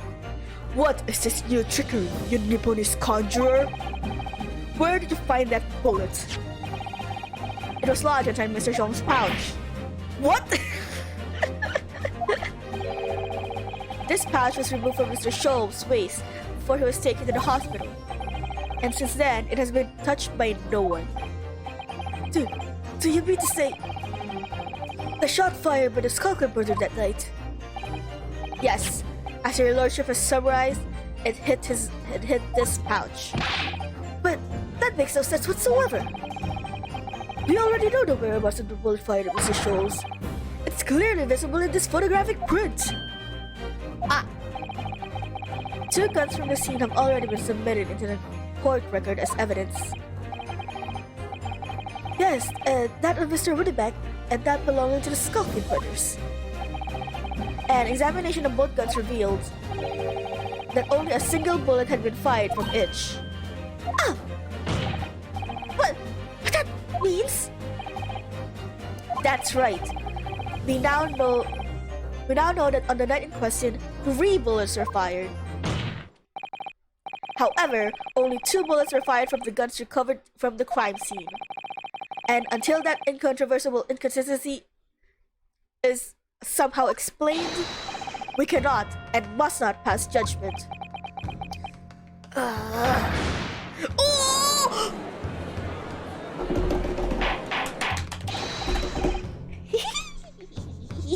I love that. I love that sprite of him. Order! While the submission examination remains incomplete, the court has been presented with new facts. Facts that would appear to shake the very foundation upon which the case against the defendant has been built.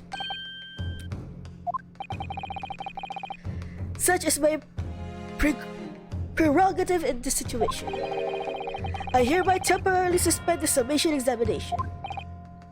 By Jupiter! What?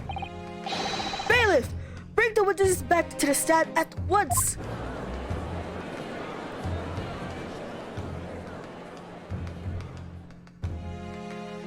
So, you got some explaining to do, boys.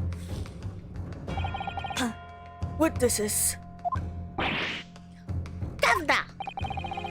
Were you listening to the proceedings while the defense carried out the summation examination? We was, Governor, we was! Perhaps we can dispense with the tedious preamble. Simply answer one question. I am so sorry, that sounded so wet. I hate that so much. Sorry, Vancy's also had something to eat before the trial. A 3rd bullet had been identified at the scene of the crime.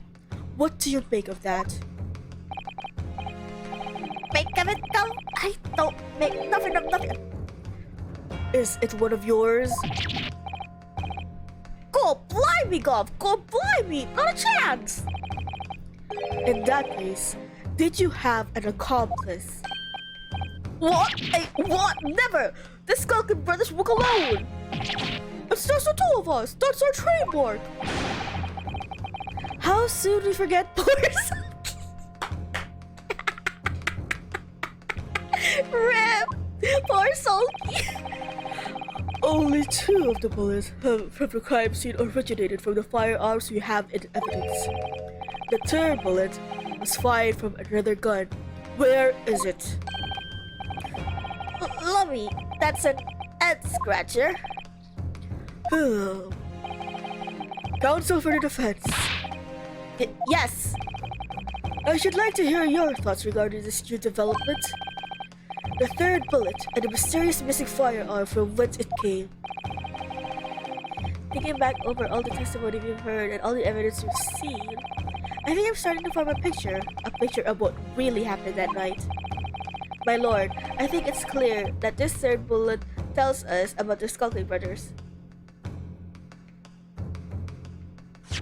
I'm pretty sure it's a secret accomplice, but unless they're trying to be cute with me again and saying that it didn't come from them because it came from someone else, I'm saving, so they had an accomplice. On the night at Windibank's pawnbrokery, the brothers must have been working with a third man.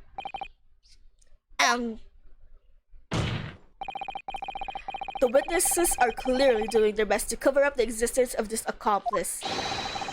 But the evidence all points to the fact that there was someone else present, someone carrying a gun.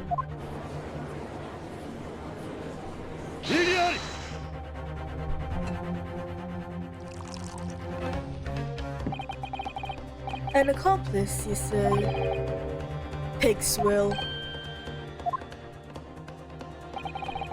These protracted proceedings have already forced us to endure 2 summation examinations, and has forced me to they forced us to endure 3 cross-examinations. So who's really suffering here, Bad Zeeks? Because of your fucking witnesses!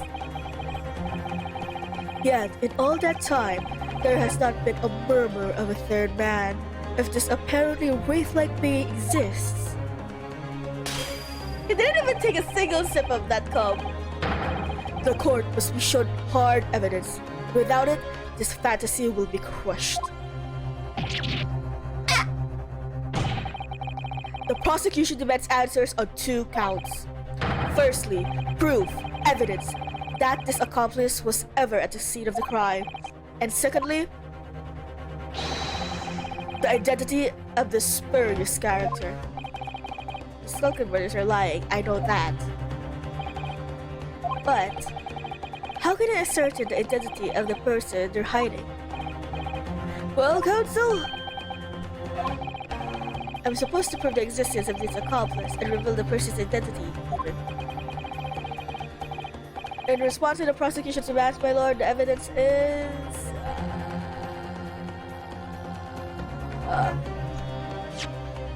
Let's save.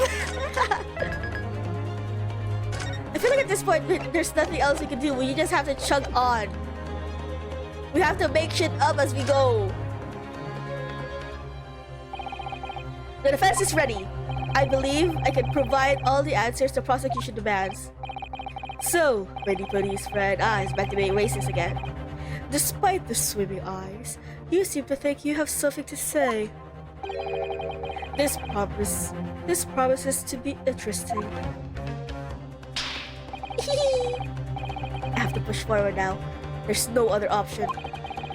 I need to use every single piece of evidence available to me if it will make a difference. In that case, counsel, I would ask you to present the evidence without delay. On that night in question, in the moment leading up to the death of the victim, what proof have you that the third intruder present is? I'm assuming it's this, right?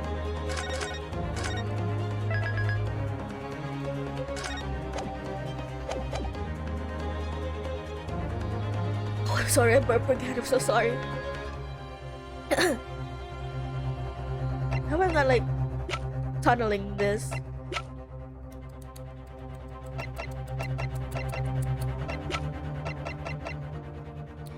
And before the Yonosuke forgets to open the fucking portfolio again, let's present this. Oh, it's right. The evidence is right here in this portfolio. By Jove, that portfolio again, is it? Do you expect the court to rival for your papers itself? Be more specific. No, it's mean to me. You claim one of these blood samples proved the evidence of the third intruder. Well, which one is it? It's this one. What am I looking at here? These appear to be the great paint or such like around the bullet hole in the scene of the in the middle of the camera. That's a blood stain, my lord. A blood stain? Green blood. Curious, even for you. Is the court to understand that the intruder was some unhuman creature? No, it's Jack the Reaper. It's something developed by Mr. Herlock Sholmes. By the great detective? You invention to stop. No, he not yet appeared to stop. It's this, you see. It doesn't have a name yet, though. This fogger sprays a chemical that reacts with the different elements of people's blood to change its color. Different elements of people's blood? Yes, everyone's blood is slightly different, you see, because it's made of different elements. So, by seeing that color it changes too, you can tell in a flash whose blood it is. Ooh! That brings a whole new extra dimension to looking at blood. Talk of blood in courtroom, stop! Very exciting, stop! As an example, this one shows the blood of the victim, Mr. Winterman. Ah, a striking blue. Yes, so you can see the green color of this blood stain on the calendar shows that somebody was shot in the main part of the shop. Now hold fire there, young man. Could be from an unrelated incident, couldn't it? No, it's not unrelated. The date showing on the calendar is the date on which Mr. Winterman was killed. By golly! Therefore, we can assume that whoever was shot on the same day. Then whose blood is it? Well, the Skulking brothers in the stand don't appear to be suffering from any gunshot injuries. Which means it must be the blood of somebody else, the third intruder, in fact. Whose identity the court is still waiting to hear. You can't delay this any longer, my learned friend. Who is the alleged third intruder? I know the answer. It's Egbert. because I'm not gonna explain it. The man's name is Egbert Benedict. Egbert Benedict? Who on earth are you talking about, counsel? He paid a visit to Winterman's pawnbrokery in the afternoon before the incident took place. When the accused attempted to deceive the pawnbroker into releasing this article into her possession. That's right. The man identified by the defense, Mr. Egbert Benedict, then attempted to take this article from the defendant by force. With a gun! Shit, what voice did I get of him? Broker! Yes, sir? I believe this filthy pocket thief has just redeemed an article from you, no? Yes, that article in question belongs to me. I demand for it to be returned at once. Now that's a lie. What are you trying to pull? Give me back my overcoat, you wastrel, and needless to say, any music box discs too. Inspector Gregson was there at the time and could attest to what happened. In the end, it was the inspector himself who took the disc. Can you corroborate this account, Spencer? Yes, my lord. That's more or less what happened.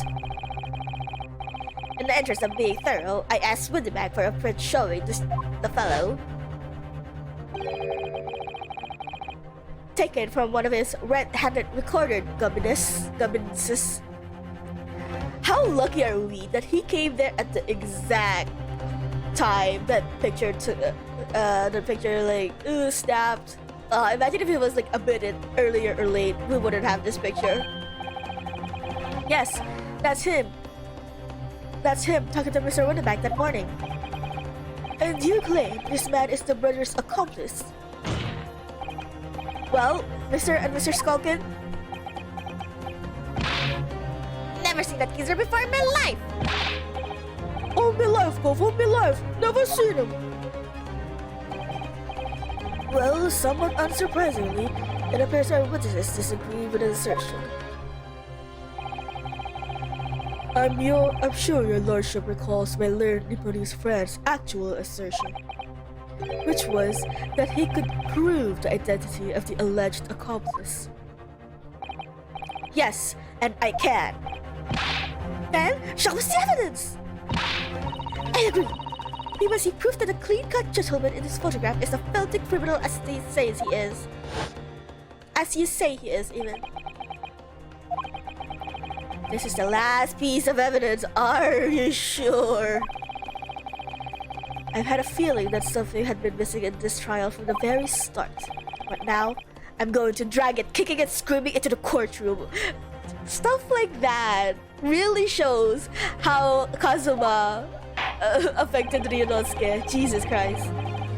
Are you ready to present your answer to the court, then, counsel? Yes, my lord. The defense will present its evidence now. Proof that the man pictured in the photograph print is in fact the person stuck by the bullet. Okay. Again, I don't know. I know what to do. I don't know which one. Because it could be the disc that shows his blood, but it's just red blood. Or it could be the portfolio again that shows the blood is the same color. I'm gonna assume it's this. Because it's more damage. The proof is right here, in this portfolio. Good gracious, counsel! Does that portfolio contain the answers to every question posed? I wish it did. I see you share my interest in claret-colored liquids made for his friend. Wait! He has an interest in colored liquids? That's kinda cute. We found a little bit something about Band 6 today. But...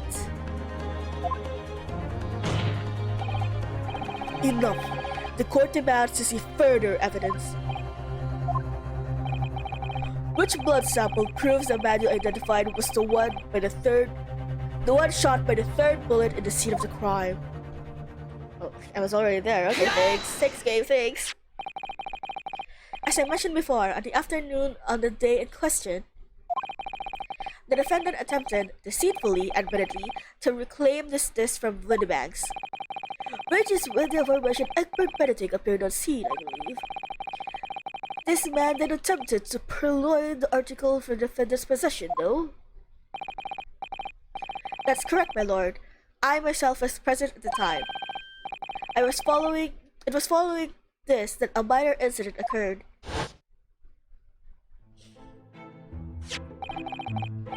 But of course, sir! Here's the disc for you.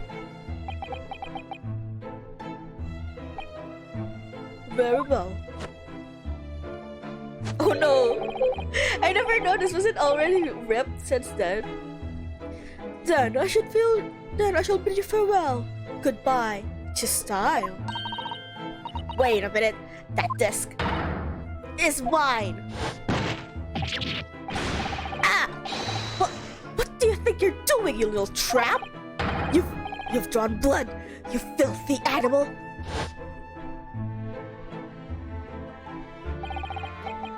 Being a music box disc, it has countless small but sharp metal protrusions over its surface. I hate that word so much. Those protrusions cause Mr. Benedict's finger to bleed. And the resulting smear of blood is still visible in the disc now. Goodness, a blood stain, is it? My assistant and I have just analyzed the blood stain here in this very courtroom. Yeah, did no one notice the huge giant puff of smoke earlier? Using my trusty fogger gun. Yes, and we added the results to this portfolio. I say! It's green! And exactly the same color as the blood around the calendar. The evidence is conclusive. The man calling himself Mr. Egbert Benedict, who was in Windibanks earlier in the day, is the accomplice who was present in the scene of the crime at the same night. So, where was someone else there? Look at the sweaters now. They're sweating buckets. Oi! What are they talking about? It's boiling in there. My lord, It is in the opinion of the defense that Mr. Egbert Benedict should be summoned to the courtroom to testify.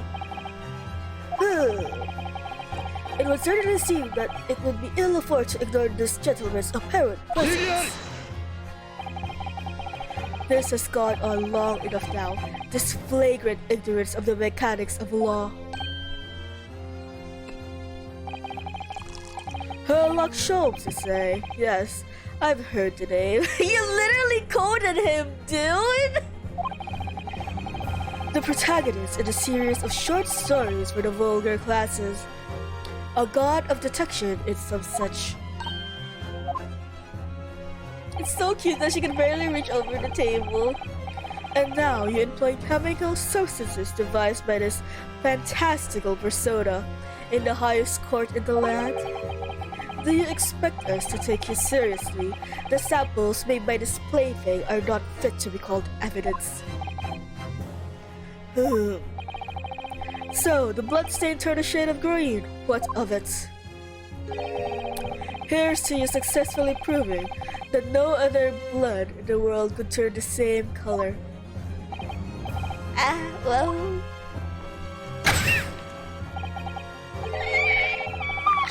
It did it again! I love it! And pray, do not even think of suggesting that we should take Mr. Sholmes' word for it. Is he right? Is Mr. Sholmes' conduction of loads of rubbish? You don't know. I mean, he is a great detective. What are you talking about? He doesn't get away with that. I knew it'd come to this. Of course, Mr. Sholmes' invention isn't going to be recognized by any official body. But what other choice did I have? I'm just remembering what Father Christmas over the earth said before. Father Christmas? Oh no, she thinks he's Santa Claus as well. About how he was temporarily suspending the summation examination. In other words, the examination isn't over yet, is it? Good grief, what did you just say, young girl? And the summation examination, the decision as to whether or not the trial continues, is in the hands of the 6 jurors, isn't it? I am going to threaten them with a gun so that they say not guilty. We can extend this trial. Oh. So the way I see it, it doesn't matter what certain other people think of Hurley's inventions. At least, not for now. Yes, she's right. Young lady, you have quite a devious mind. It really just comes down to one thing. Whether these ladies and gentlemen of the jury are convinced by what you say, Reno. Is that about right, would you say? Or did I misunderstand something? Unbelievable! Mr. Sholmes' partner is a force to be reckoned with. Iris Wilson, sharpshooter. After that shrewd process of the situation from an entirely unexpected source, it must be reckoned that the previous summation examination has yet to reach its conclusion. This is absurd. Ladies and gentlemen of the jury, the court now looks to you for your final leanings in the matter. At the very least, there are 2, right? Oh no, there are 4. Mr. Garadem, the maid, that blonde guy, and the blonde woman. They all seem to be like fans of Sherlock shows. As proud citizens of Her Majesty's Britain, I'm sure you will come to fair and just conclusions. So then, state your final decisions in turn, please. 無罪無罪無罪有罪 Oh. 有罪 Oh. 無罪 Oh. Whoa. That was weird. This is the first time you got a split decision here. 2 called guilty and 4 called not guilty. Such is the outcome of the summation 礼 examination. 儀あり My lord, with all due respect, this is an outrage. The prosecution refuses to accept this decision. But haha, it's a decision, so fucking suck it up. On what grounds? If these jurors are persuaded by some half-baked concoction devised by a pretender to real police work, then they are too ignorant to be trusted with the judgment of anyone's guilt. I am sorry, Lord Van Seeks, but the outcome of the summation examination cannot be ignored. The trial will continue. Suck it up, suck it up, suck it up, suck it up, suck it up! Eat shit, eat shit, eat shit! Nevertheless, we find ourselves in a rather awkward situation. The defense has very reasonably requested the subpoena of a new witness. But sadly, I fear that will be impossible. What? The name of the gentleman gave for himself, Egbert Benedict, is quite clearly false. I don't believe it. Just when I managed to prove the man was there tonight. Could I say something? Who was that, please? Who spoke? It was me, my lord. Juror number 5? What have you say, madam? If possible, Inspector. Me, ma'am? I wonder if you might show the photographic print to me again? The one with the gentleman is shown. Ah, right, yes. This one you mean, Mr. Benedict?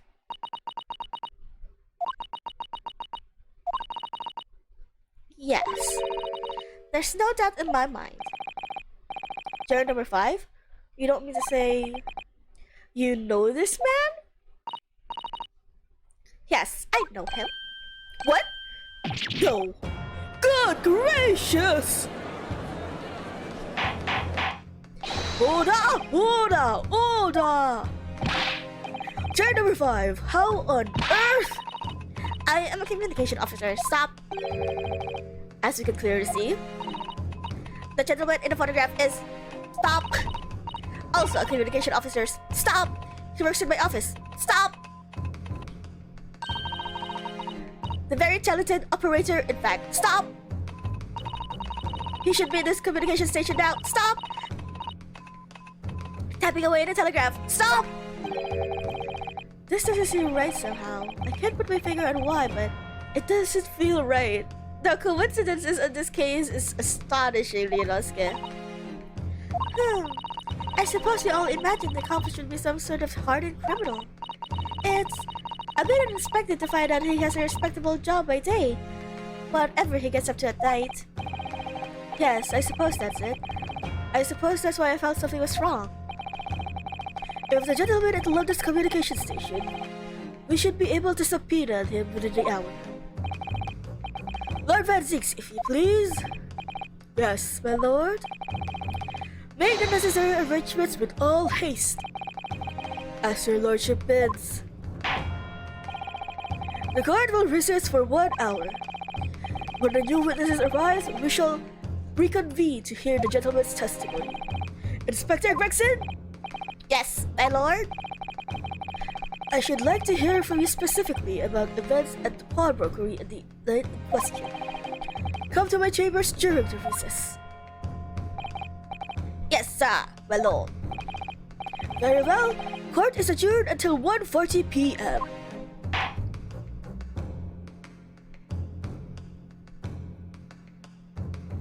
Oh damn, that was only one part and it already took us like 3 hours. Holy shit.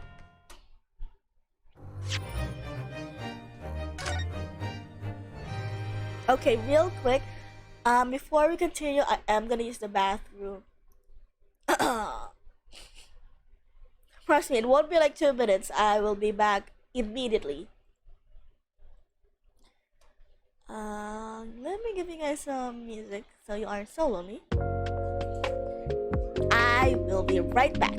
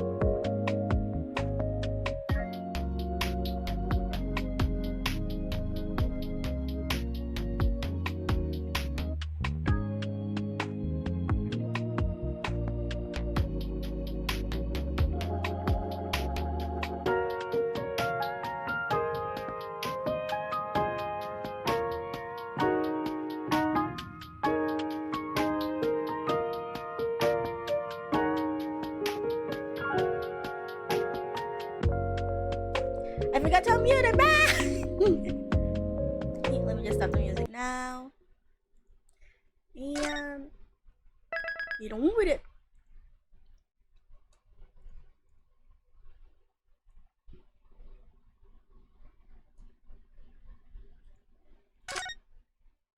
Okay.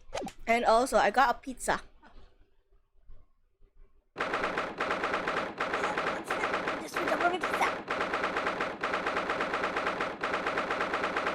Under chambers. Ah, Gina, how are you holding up? Oh my god. I'm just have to make sure now if everything's working properly. I'm kind of concerned now that I've actually left it muted. I'm starting to feel quite warm towards her frequent controllers now. Ginny! Are you alright? Why aren't you saying anything? What's the point, eh? Why go all the trouble of finding so hard for the likes of me? What? Well, you saw it, that picture. What picture? Ah, you mean this, the photograph taken by Hurley's red-handed recorder. Well, I didn't think I would have captured a scene that's for sure. It's all bliss. Anyone who says it's gonna think I did it, ain't they? Well, I won't pretend it wasn't a bit of a shock when the prosecution first presented it to the court. Surely you've had your doubts about me now. You can't think I'm innocent. Holy shit, my pop filter stand is kinda going weak now, so it's just pressing against the mic instead of like being properly holding itself up. But of course I can.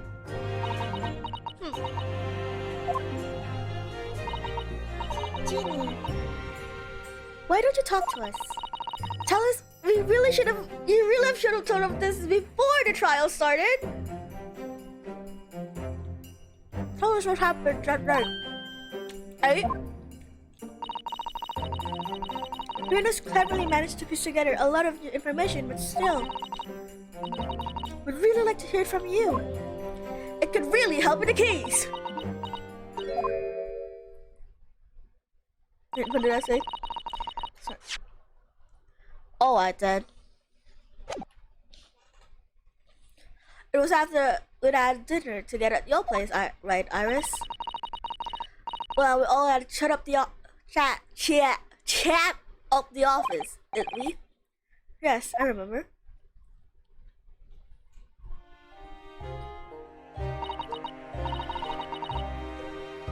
After that, I couldn't get to sleep. Sorry, I'm so eating too. I'm eating here in the recess. I'm spitting all over my pop filter, holy shit. So, I slipped and went down the street to Winneback's place. I had to know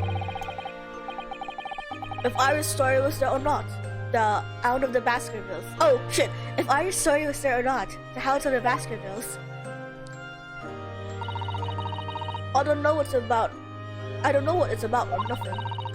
But if you ask me, there's something in it that Sholmes don't like. Something what we don't want people reading. That's why I lied to Iris about sticking it lug with Winnebags for safekeeping. At least, that's what I thought at the time. So you broke into Winnebags. Sorry, Lewandowski is also eating. I just had to know if it was there or not. I mean, I had no idea all that was gonna kick off, did I?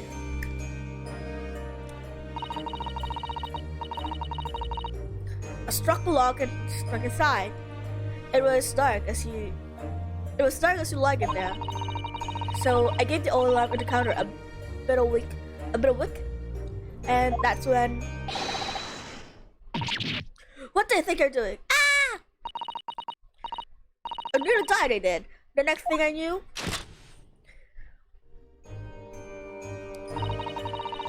I grabbed the gun off the counter and was waving it in the air like I don't know what.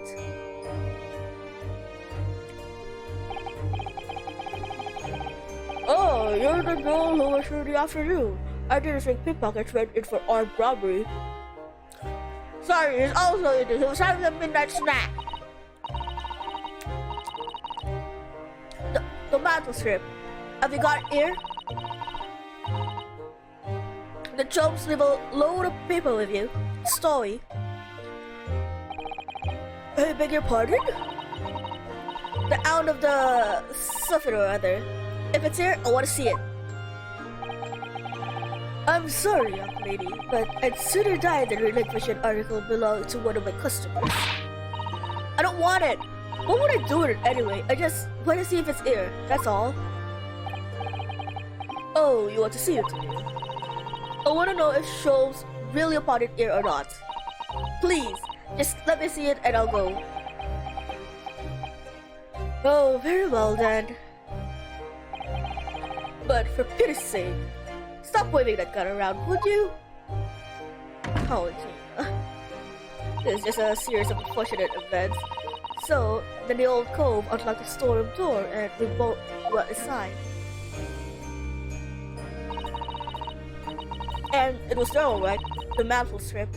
Shoals wasn't lying after all. You did all that just to check for me, Guinea? Anyway, then there was a bit of a kick-up out in the main metal store shop. The Skulker brothers arriving at the scene, yes. What was that noise? Someone's breaking in! Dear me, is there some bonkers convention here tonight that I don't know about? I think I forgot to shut the door behind me. Sorry, oh no. I'm finishing the first game today. I'm finishing the last case of the first game today. Wait, is my title wrong or something? It's too far for me to okay.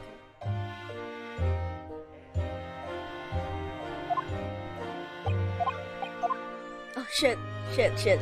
That was it scrolled all up. Sorry. I better go take care of it. I would possibly could I possibly have my gun back? Oh well, I'll come with you. Now don't be foolish, little girl. You must stay here. Don't leave this room under any circumstances. Okay, yeah, I'm finishing the first game today because I just really want to get to the second game. So this might be a 6-hour stream. Actually, no. I did a little research and I believe I have 3 parts left, and the first part took me 3 hours, so 9-hour stream it is. I am back in the storeroom, like I said, straining my ears in the dark to hear what was going on. It sounded like they got into a bit of scrap. I started to think I should help see. So I was just about to go out the storeroom myself when 2 gunshots. I heard a couple of shots go off. 2, I think. Almost at the same time. And then there it was, right at my feet, lying face down on the floor. I was right next to the storeroom door, so I slammed it shut and locked it quickly as he liked. But you thought whoever had shot Mr. Winnebank might come for you. Yeah. So I want to grab the old cove's gun. I figured I'd put up a fight at least. But when I got a better look at him, I knew.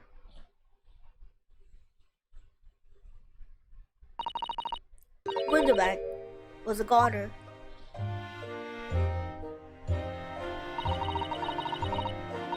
I felt funny in the end all of a sudden, kind of dizzy.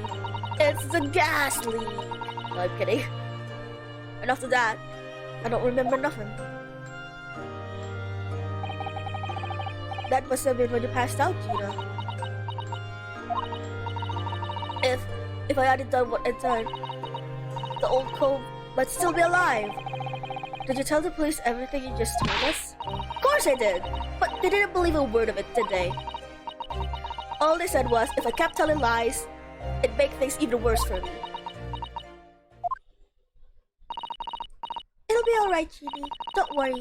Just stay strong a little longer, And by a little longer, we mean 6 hours. We're just about to put the real culprit through the mill. That cove got what was there in the afternoon? That Egbert Benedict.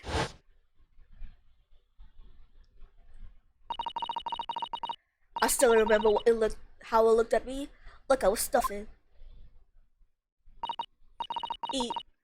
It was there that night.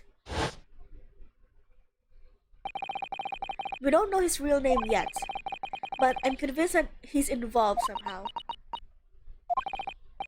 Anyway, thank you for telling us what happened, Gina. I appreciate your honesty, even though we really should have heard this before we entered the courtroom. You what? You can leave it all to Rudo's capable hands now, Ginny.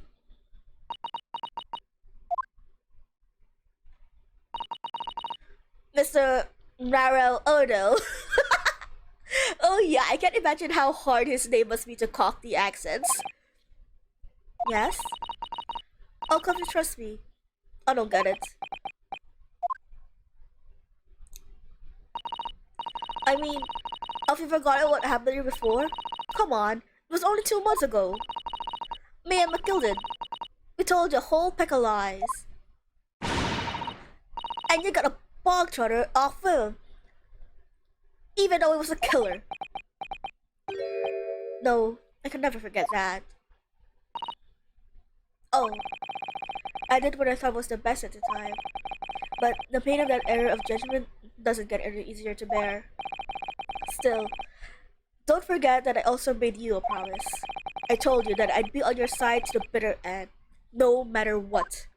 But what if I'm lying? You should be working to get another killer off the hook for all you know. I was once in your position, Gina.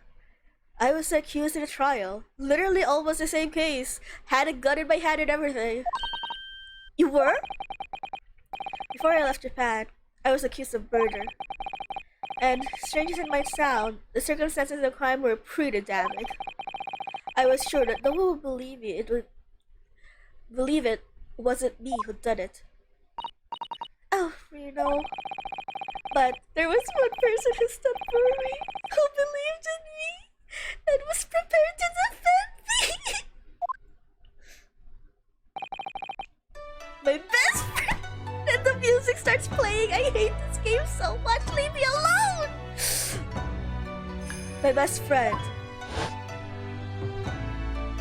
Come on, show your fucking face, you coward. Rinosuke, no one believes in you more than I do. I'm fucking gonna pass out. Leave this to me. All you need to do is put your faith in me and I'll do the rest. Kazuha. I was so happy. I cried. Oh, I did cry. Same. But even then, somewhere inside me, I couldn't help thinking. Surely, he doesn't really believe in me. Not completely. But I was wrong. I miss him. I miss your sweet ass.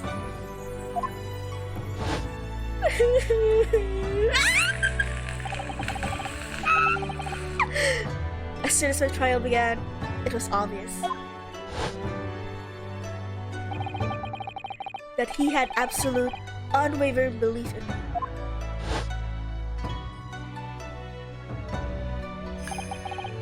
And in turn, I developed an absolute, unwavering belief in him.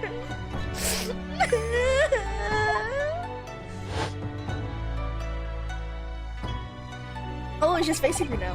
Weird. Since then, I came to realize, if you want someone to believe in you, you have to believe in the other person first. What are you saying? I promise you, Gina, that no matter what happens, I'll keep believing in you. God.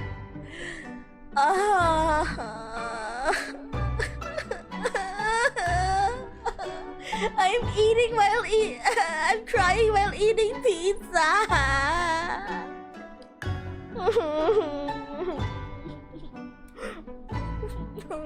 Oh no, I'm actually genuinely crying. Holy shit, wait. Wait a second. I need my handkerchief. I'm actually genuinely crying. Wait a second. Sorry. God, I have crumbs everywhere now. And it's like, there's also the thing about like how every emotional moment and growth Ryunosuke obtains, it's always on the backtrack of Kazuma's theme. It's literally just so you don't need to worry. I won't let you down.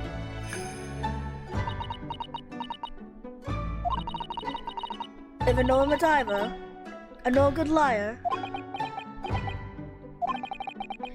you're not like Matilda. I know that. Eh? That's right. You're our friend, Ginny. Oris! We know you better than you think. And we've come to the conclusion that you're someone we can trust. Yes! That's really all we need to know. Exactly. Mr. Naruto, this really is a good song. Oh, same, Gina, same. Me too.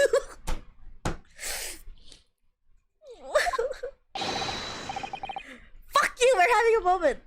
The Defendant and illustrator, legal representative, Cal proceeds to original. Well, of course, so pro.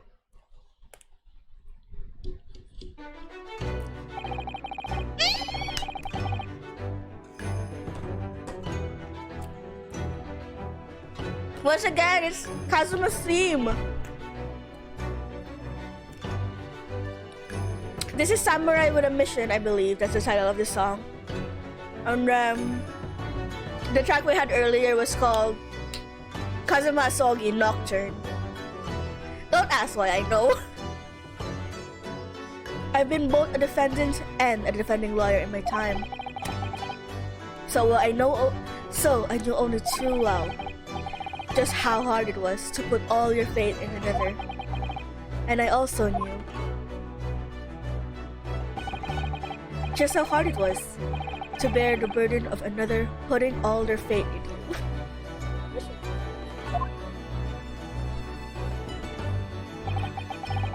This is it at last.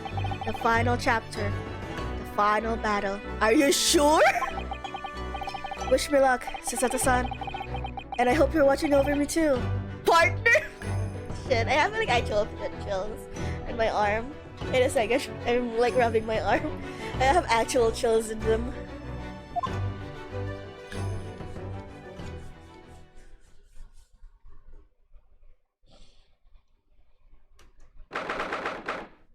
$140 p.m.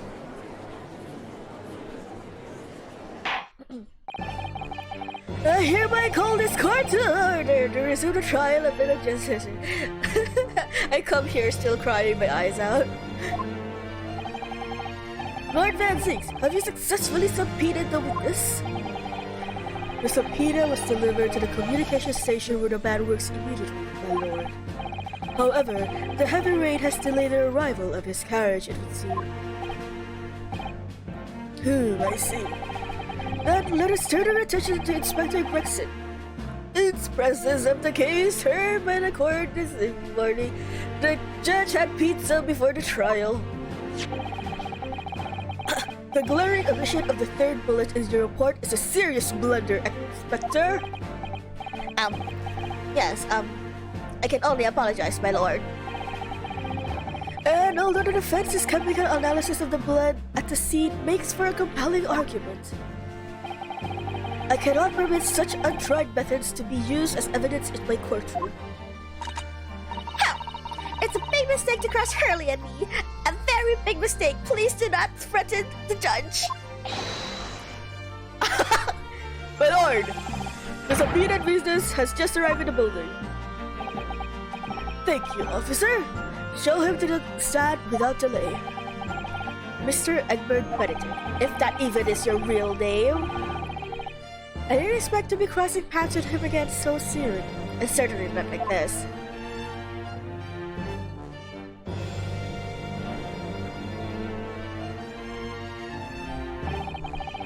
God, this is such a crowd. Thank you for complying with the court subpoena at such a short notice, sir. But of course, my lord, as an upstanding member of London society, it is my pleasure to oblige. Now, kindly state your name and occupation for the record. Ashley Grayson, Communication Officer. Oh, Graydon! Ashley Graydon. Mr. Graydon and I both work at London Central Communication Station. Now, perhaps somebody would kindly explain what all this is about. Is that really how subpoena works in real life? Did they literally just drag you from wherever you were with no explanation whatsoever? You were apprised of the situation by the court officer on your way here, I presume. Yes, I was. Something to do with a murder that took place at a pawnbroker's on Baker Street. And some nonsense about me having been there on the night in question. That is the accusation, indeed. This is really beyond a joke, you know. Very well. Without further delay, the court will hear the testimony now, Mr. Graydon. What more can he say aside from that I wasn't there? You will respond to the accusation made against you under oath. There he is. Still his fruity self. Gladly, my lord. Gladly. Oh no! Graydon and Bad Six in the same room. If only we have Sherlock, we have all of the fruity people. Naturally, I have Okay, turn up, Papa. Sorry. He is choking on the pizza he had on the way here.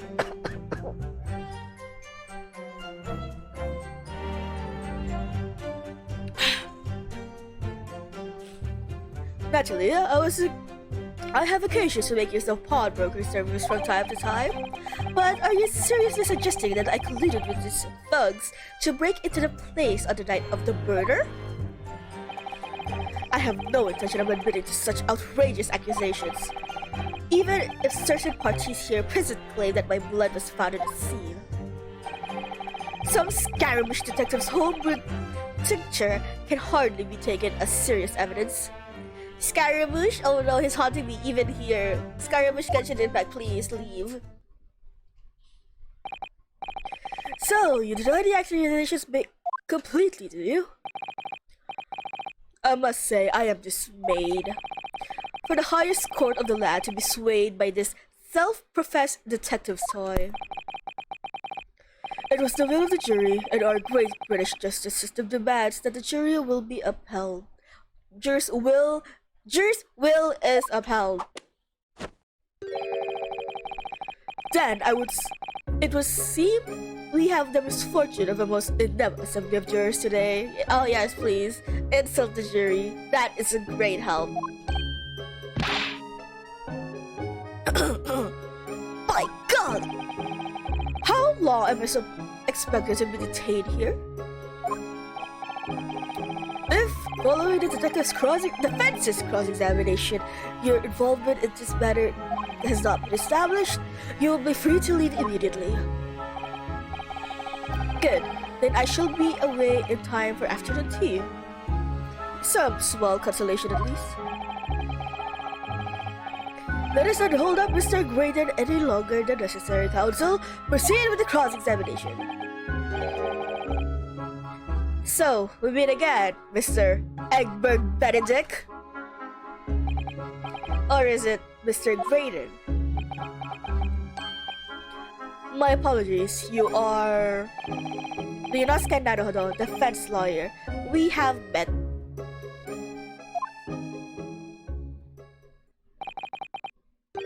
If you say so, Ashley Graydon.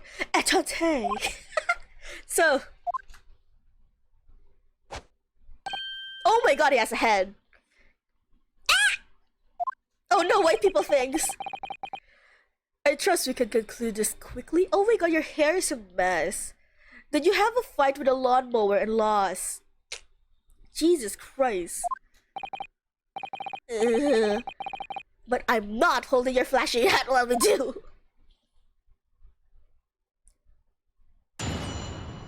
Ew, your hair is a mess, my dude.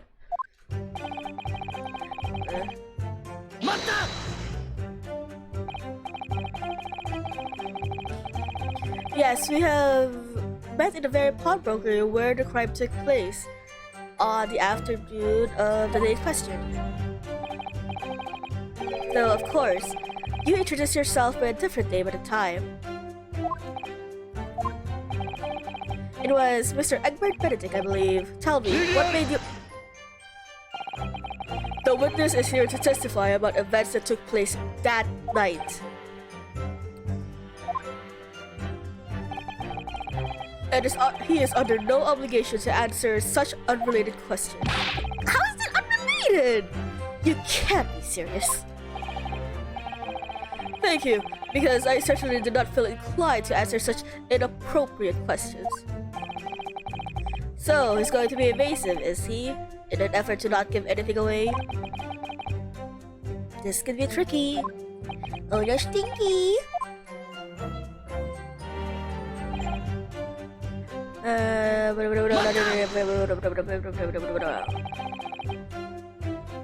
you even seen this? Have you seen this two before? This pair? No, I don't associate with criminals. Said by a man who introduced himself as Egbert Benedict. I'd like to know who I have to thank for this. Who made this outlandish accusation against me? That will be me!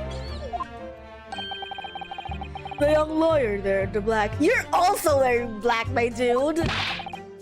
This is a farce. Whose idea was it to permit an outsider to work in the British court anyway? The government, bitch! Well, needless to say.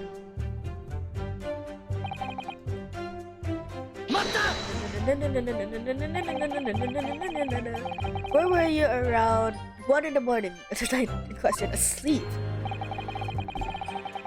That's past the hour of which I would normally retire. Certainly. I was not in the company of these rapscallions. You're able to prove that. Listen carefully, my learned Nipponese friend, for you appear to be under gross misapprehension on this point. What do you mean? The witness maintains he was not in the scene of the crime. He has no obligation to prove his absence. If your accusation is that the witness was present at the scene, the obligation lies with you to prove your assertion. Okay, fine, it makes sense, but I feel like it was my right to question that though. You will fulfill that obligation before putting any more unreasonable questions to the witness.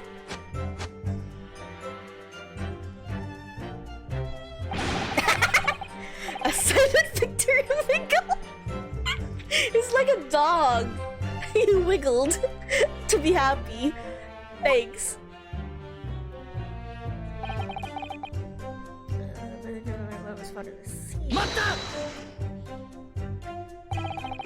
Blood was found in the scene of the crime. There is no question of that. Mr. Scholl's chemical analysis has positively identified the substance as such.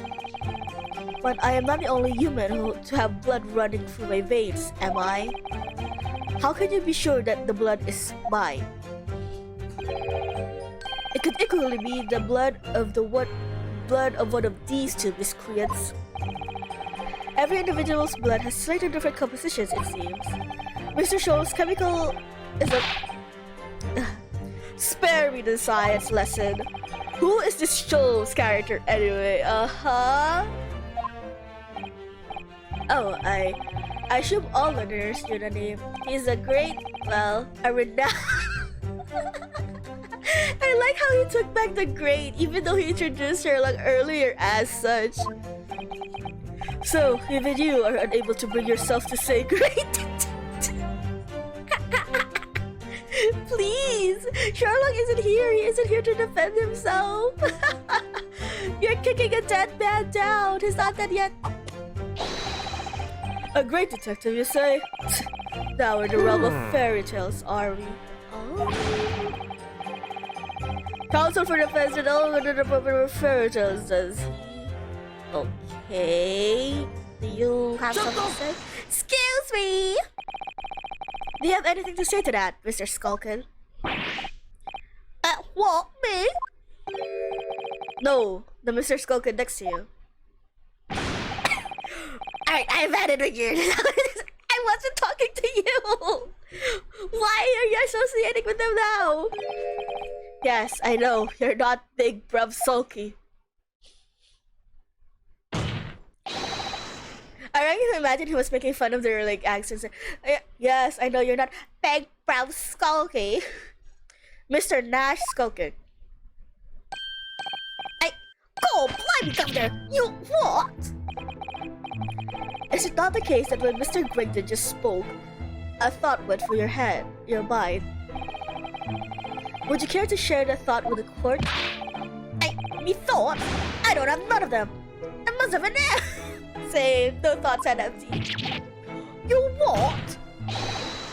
Mr. Nash Skulking, answer the question please. What went through your mind when Mr. Graydon just spoke? Nothing. Honest girl. Nothing. I was just thinking. It was. If it waves his arm around like that much more, it'll open up the wound again.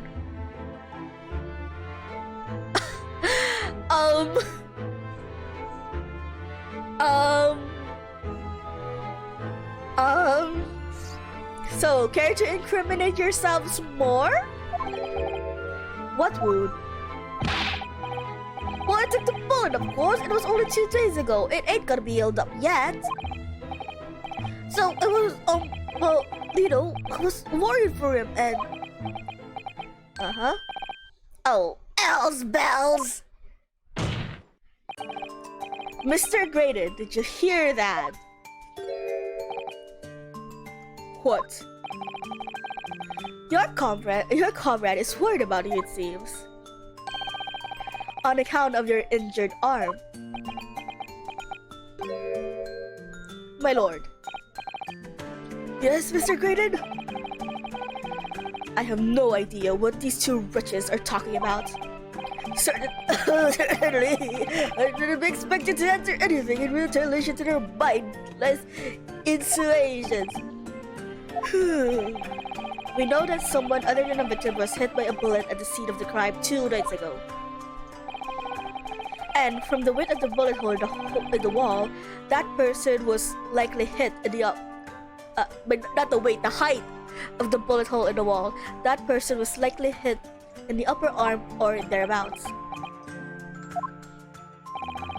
Perhaps you'd allow the court officials to examine your arms, sir.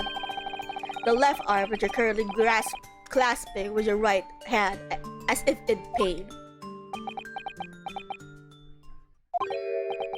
No, I refuse. Okay then. Okay, bye. It was nice having you. See you next time. Gina is guilty. Okay, that ends it. You have shown me no evidence whatsoever that links me to these common thieves. Oh, you do a slam. Accordingly, I am not obliged to permit any such invasion of my privacy.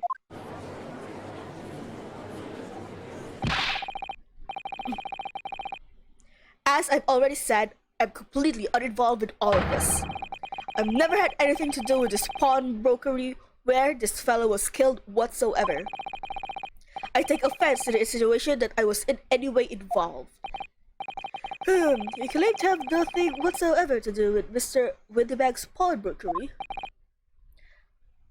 My lord, the defense would like that last statement to be added to the Mr. Raisin's formal testimony. Very well, counsel. Continue with your testimony, Mr. Graydon.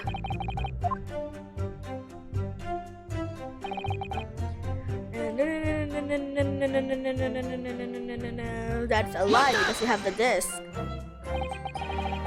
Never had anything to do with it. You forget that I was there, Mr. Graydon, on the very afternoon of the incident. Obviously, I am not a complete stranger to the pawnbrokers. I'm currently on the lookout for an armchair to furnish my study. No, you were there to redeem an article. I have no idea what you're talking about. Hello? Yeah, you were there! Why are we acting like he wasn't there? The inspector was really there. He really entered the scene as this man had a gun pointed at my face. Do you have anything to add, Inspector? Hey, come again, Sunshine?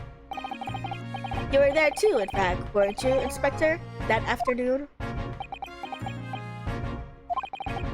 Well, yes, I do remember meeting yourself in the pawnbrokers that afternoon. You and your Japanese assistant and the accused were all present, as I recall.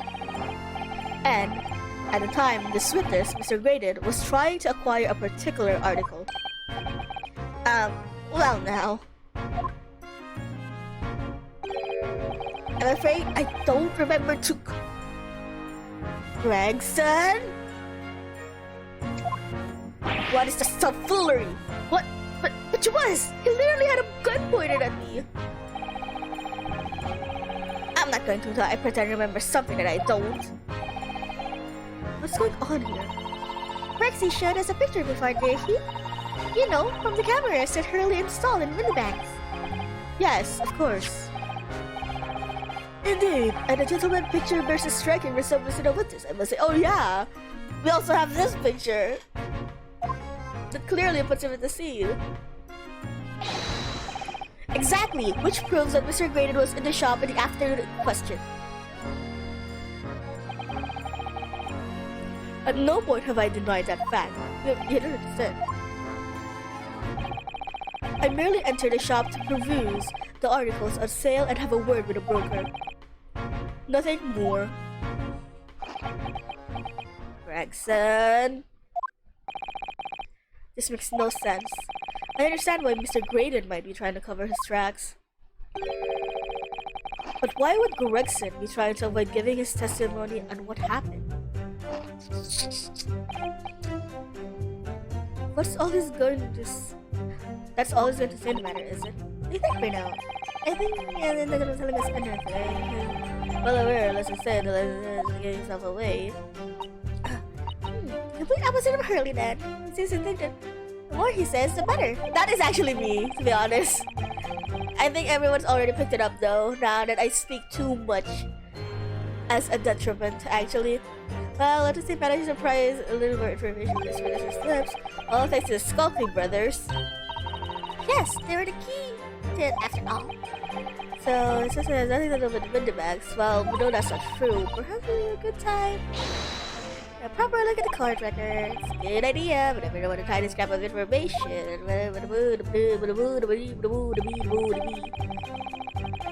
Did anything change?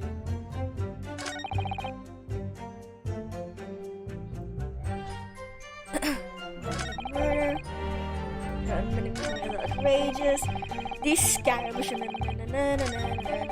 The bottom line is, I've never had any.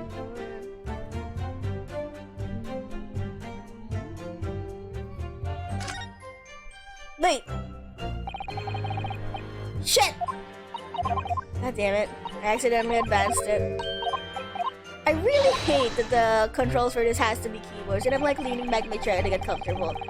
So if I want to do it, I have to like lean in and like get real close to the mic annoyingly. Okay, 1 second.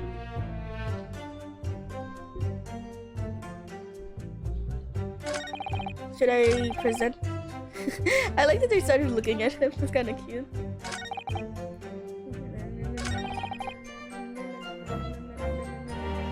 Should I? I'm gonna say. Yeah, he's very sus.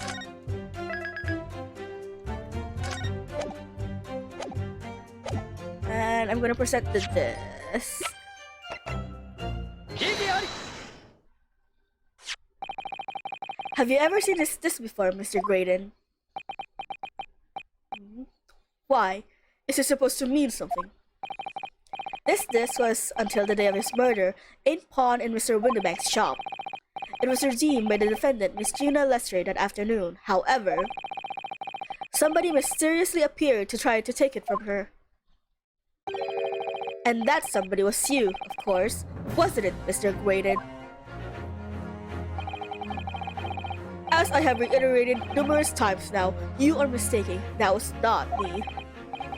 I've never seen a disc before in my life, even though your blood is on it. It may have escaped your notice, but there is a small smear of blood in the disc.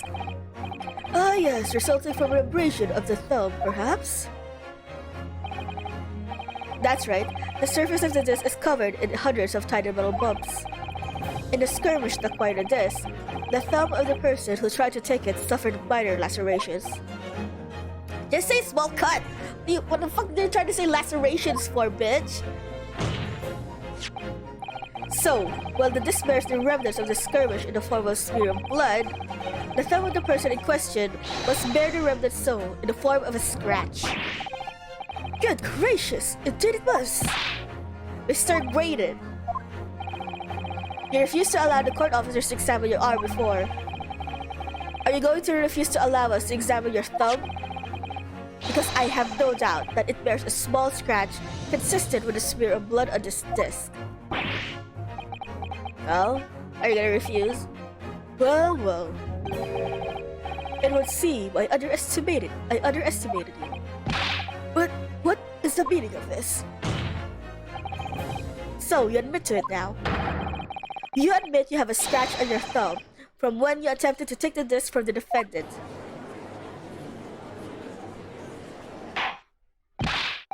Hold on. Well, Mr. Graydon?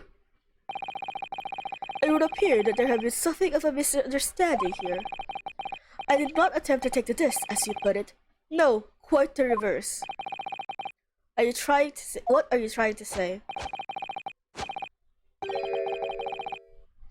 It is quite simple, you see, that this was mine from the outset. Is there some crime in taking an item that you own out of pawn? What? It would seem, Mr. Graydon, that in the piece of evidence, my learned friend has established a link between yourself and the incident. Accordingly, you will tell the court everything you know about this just now. As you wish, though I'm quite sure it has nothing to do with this pawnbroker's murder. Again? Again? There's a note on the disc saying, "For McGilded," but the item belonged to me. The redemption ticket was stolen from me by the accused, that filthy gutterling, on the day in question. I proceeded at once to the shop in order to explain my situation and redeem my article. In the end, of course, the disc was taken by the police. In other words, I had absolutely no reason to break into the shop later that same night. Ah, that's true.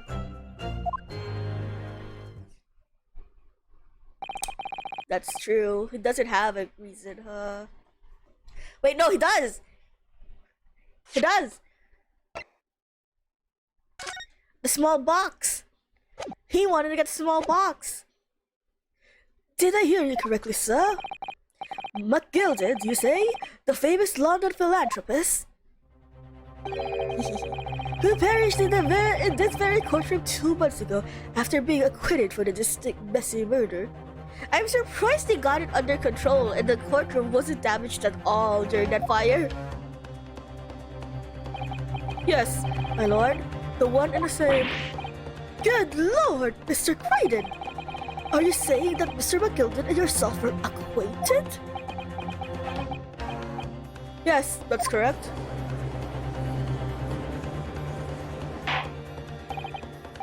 Oda? Well, I certainly didn't expect to hear that name uttered here in my courtroom again. According to what Gina told us, this disc was placed in a pod in that fateful night. 2 months ago. Mr. McGilden himself gave instructions to deposit it at Windibags.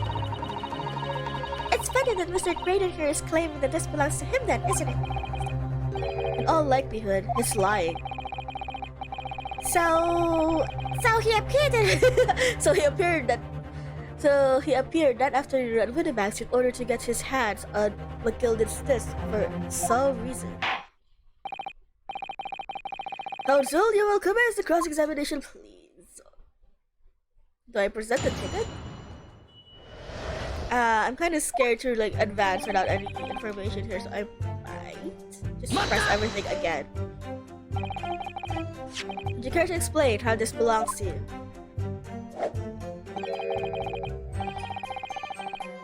You don't have your hat on, stupid bitch!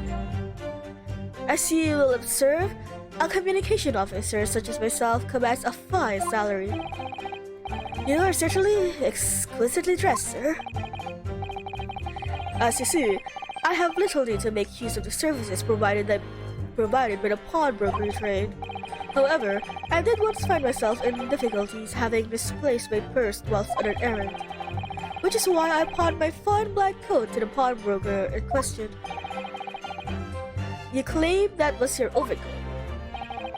Obviously. And in my haste, I clean forgot that the music box disc was in its pocket. And yet, there is a note for it that reads, for McGilden.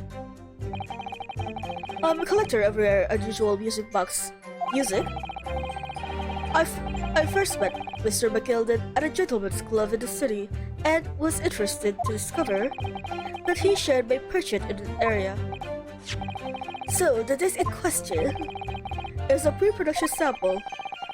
I promised to let Mr. McGilden hear it. But then you forgot that it was in the pocket of the overcoat you were forced to pawn.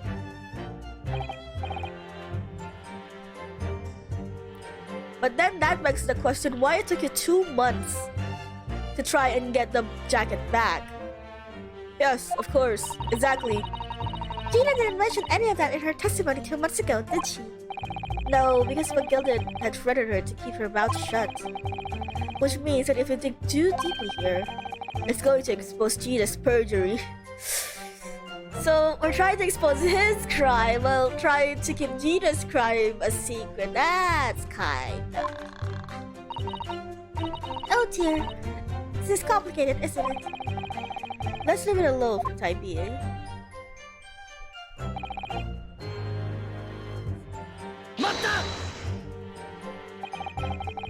So you're saying that Miss Lestrade lifted a ticket from your pocket or bag? He's pretty and sus, right? But mostly sus. And also, the thing that bothers me again is the fact that Gina had to pay to get that coat in £1. Apparently she doesn't even have that kind of money. So why would she do that to like get his coat? That's right, despite being mindful of dangers when walking in the insalubrious areas of her kind of frequent. Miss Lestrade did no such thing. Well, of course you would take that stance, but that girl is a regular offender. You came to the pawnbrokery that day prepared with all the information you needed to identify the defendant. Yeah, I really wish you took that paper from him, huh? You were looking for her. That's what brought you to Windibags. To get your hands on Mr. McGilden's disc. My learned friend is a veritable font of nonsense. Nonsense? I concur with the prosecution. Counsel, you will refrain from conjecture in this way. Is that clear? Yes, my lord. Then I will continue with my testimony if possible. I'm guessing the last one is like to show him the ticket. Oh shit.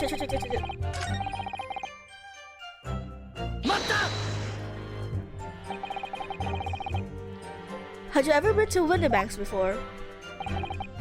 Only once, for the purposes of pawning something, but like many, I enjoy browsing at such establishments. So, when you noticed that a pickpocket had taken your ticket, you chased after her. Is that correct? Wait a second. Let me just check the ticket. I don't know what this reads. I don't know what this reads. But I'm going to assume it doesn't say Windy Bank. Neither this. So how would you have known it was Windy Bank Pawnbroker then?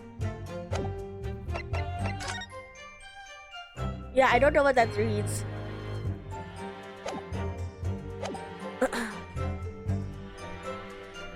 Where's the article first?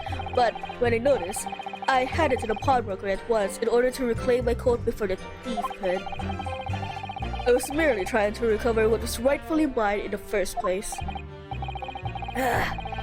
He can say what he likes because he knows we have no evidence to contradict him on this.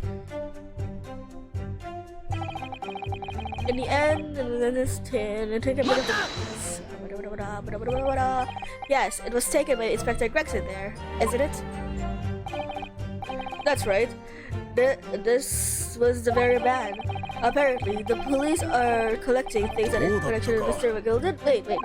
Wait. Stop. That's what the inspector said. At least as he sees my disc. And as he sees my dick... Is something wrong, Inspector? What do you mean? The last remark, Mr. Gregson Graydon. Oh man, I really want to Grayson Graydon. In his testimony seems to trouble you in some way. No, it didn't. It's nothing. Leave me alone. Let me ask you this, Inspector. Why is Scotland Yard gathering Mr. McGilden's possessions? I can't tell you something like that, Sunshine. What is it, Inspector? Investigative secrets? Yes, exactly. You should know all about that. Magnus McGilden, who died so unexpectedly after his trial 2 months ago. A man renowned throughout the capital for his great contributions to public life. Yet, he had a dark side too. Where are you going with this, Van Zeeks? Oh, no Lord Van Zeeks, no Prosecutor Van Zeeks, just Van Zeeks. Ooh. I suppose the police are dealing with the aftermath of his nefarious activities, are they?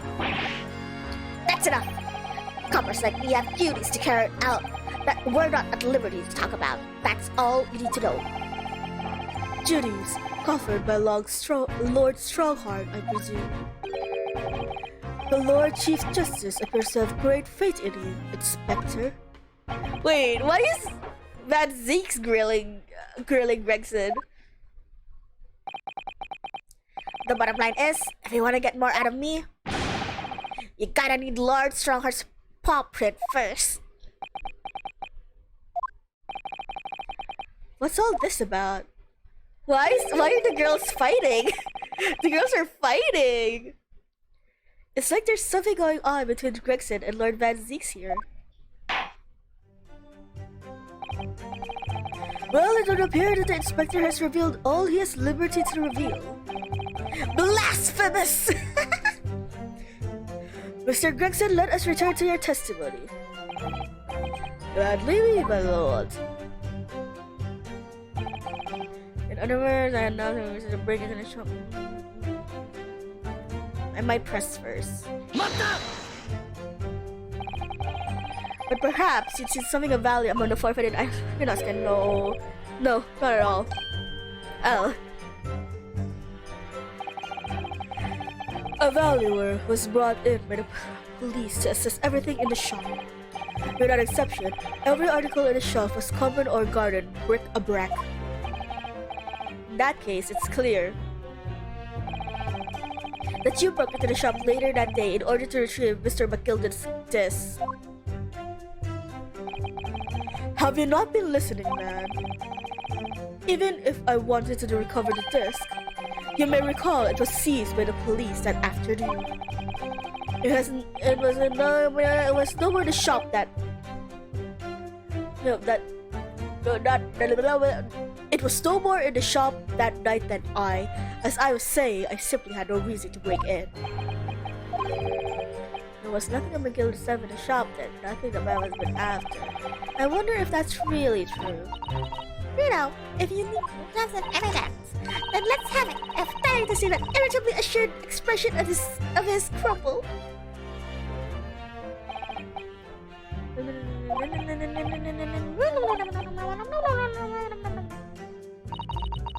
There's no doubt about it. That witness is lying for his pearly white teeth.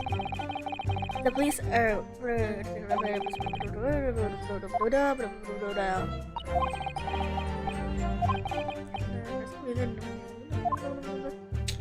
Yeah, I'm just gonna present the ticket to the last statement. Before saving. After I save!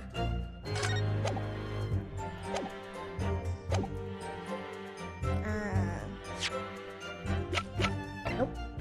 Here, the bomb. Well, that's not what I presented. This disc was deposited at Windibanks on Magnus McGilda's instruction.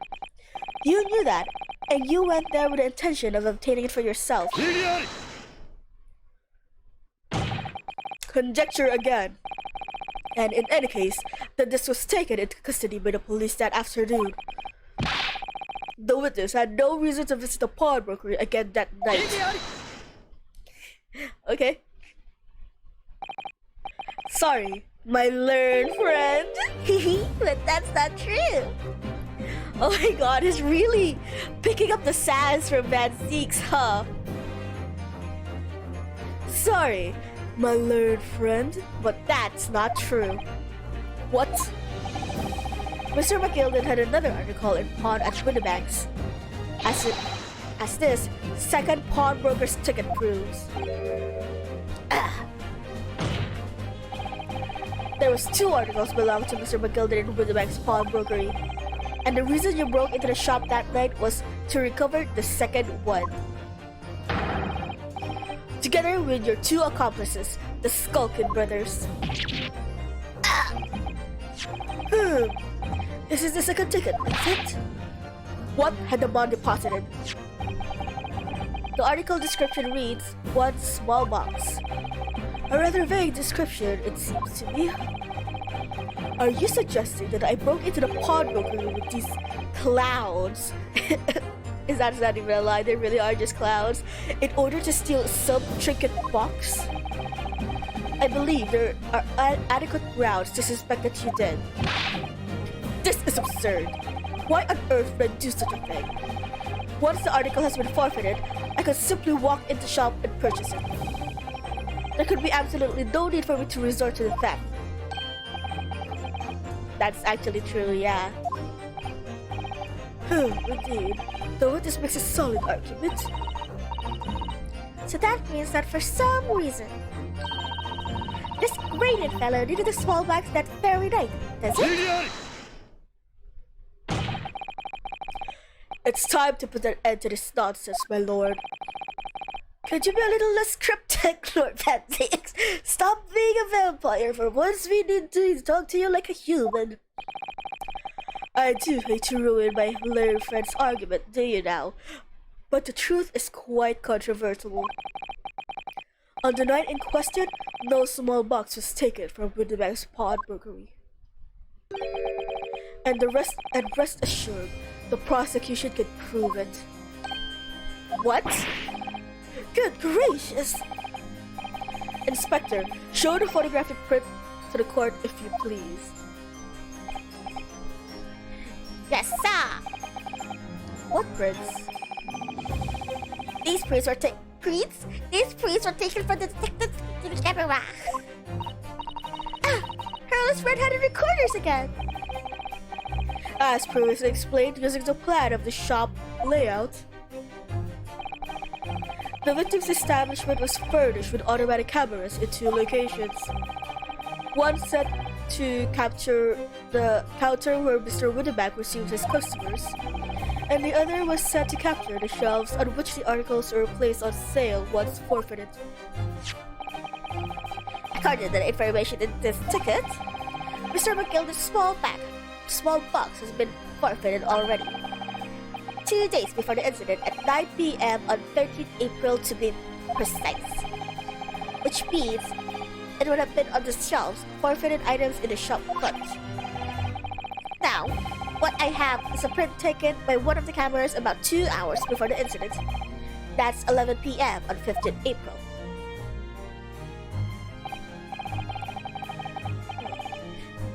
The victim certainly had a very full shop, I would say. It would seem.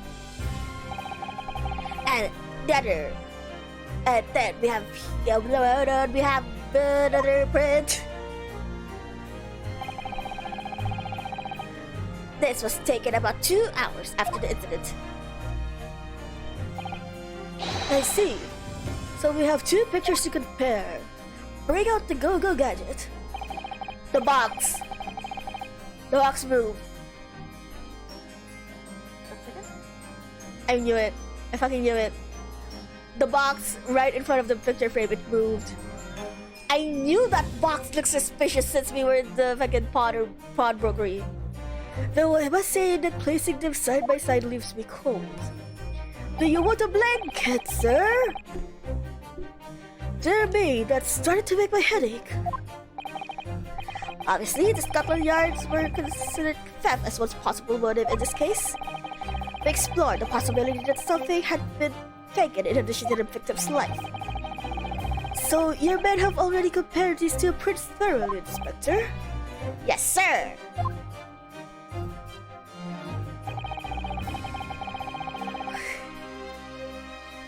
Watch you be outwitted by a 10-year-old. We counted every single item in each of these 2 photographic prints. And the Yard's conclusion is that exactly the same number of present in both. In other words, nothing was taken for the pawnbrokery on the night in question. And my learned friend's assertion is nothing more than a hopeful fantasy. I don't believe it! If I could have just shown that he'd stolen McGilda's pawn box.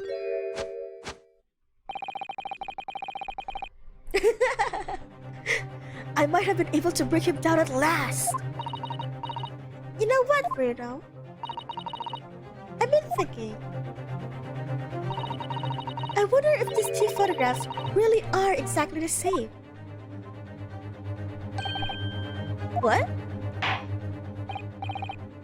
So, counsel, in the light of the evidence put forward by the prosecution, what is your position? It seems that, in fact, on the night in question, nothing was stolen from the victim's establishment. Do you accept the prosecution's assertion? No, fuck you, Van Zeeks. I don't know. Could there be some hidden discrepancy in these 2 photographic prints?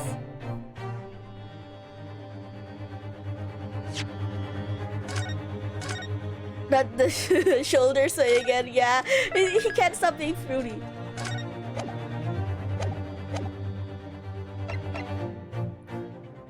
Can I? No, they're not part of the court records yet. The only discrepancy I can point out is the box. What's your first, but there's a clear discrepancy between these 2 prints. What? You must identify the location in question for the court counsel. I feel like he canonically votes when he does that. Oh my god! Next time. Oh shit. I just imagined the dude. And oh fucking god. Let's see. If it happens again, let's see. This one, this small box. Granted, these 2 prints are almost identical. However, there is one minor discrepancy between them. What? When you view the pictures stereoscopically,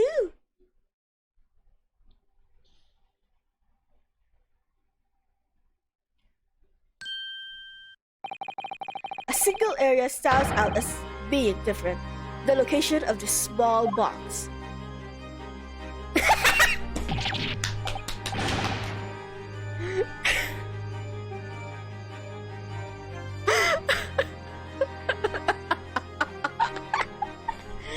I fucking hate.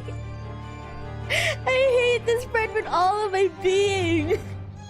Let me wait. Unbelievable.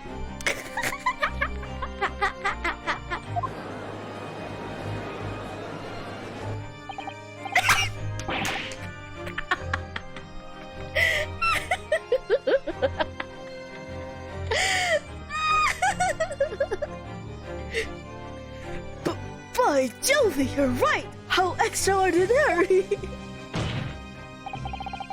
Oh my god, I would love to imagine that Ryunosuke, before presenting the evidence, was also doing that. Like, holding the things, like, cross-eyed. I know he has a stereoscope in his evidence now, but... what this tells us is very simple. Mr. McGilden's small box was indeed not stolen from Windibanks in the night in question. However, there can be no doubt that somebody picked up this particular box and then returned it to its place on the shelves. Are you suggesting that this small box originally deposited by Mr. McGilden is in fact... It does! It really does look fucking funny like that! Yes. The very same small box I just identified in this photographic print. Mindless guesswork. What if it was? I like this sprite. So, a box was moved to the shelf. Nothing was stolen. Which means quite simply that nothing was changed. That may be true, but... Alright, McGilden's box wasn't stolen then. But doesn't the fact that it was moved like that changes things? It changes everything. We have to keep on moving on. This is the only lead we have. We have to keep chugging with it. I believe this changes everything about the case. How can that possibly be? The crucial point is the fact that what was moved was a small box. In other words, we have to consider what might have been inside that box. What are you suggesting? I really love this. We're really getting Van Zig's frazzled, are we? Oh my. We're getting Van Zig's panties in a knot.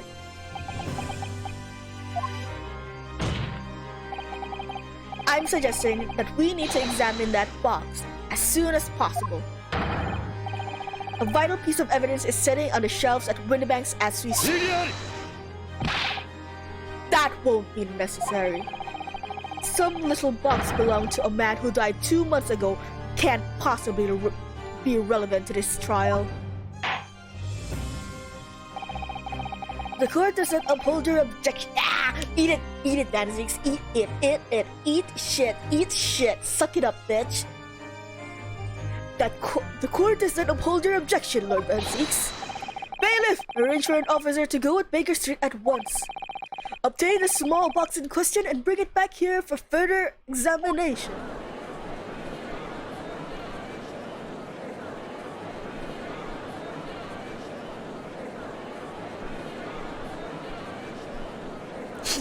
They're staring at each other. Fuck you, you're not part of this party. Move! We're having a moment, bitch!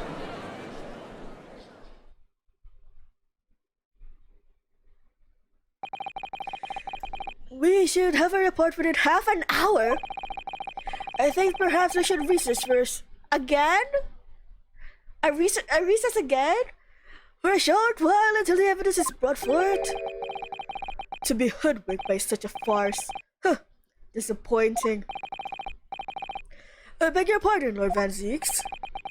This is nothing but a smokescreen. And the pony's specialty, it would seem. I have a headcanon. Now, kiss, right? They reach over their desks or their stands and then give a little smooch on the nose. Okay, this is my running theory here. Van Zieks once went to Japan and accidentally stumbled upon those like ninja villages or whatnot, and then got obviously harassed by them. Like the smoke screen, the conjuring magic, and some other bullshit probably happened when he was a bit younger, traumatized the hell out of him. Now he's extremely racist. What are you trying to say? My learned friend has persisted with the same line of reasoning from the very beginning. That this witness's intent was to steal an article belonging to Mr. McGilded from the pawnbrokery. Yet, common sense tells us that none of the articles have value enough to be worth stealing in the first place. Exactly! It would be beyond absurd to break into the place for the purpose of stealing such commonplace property.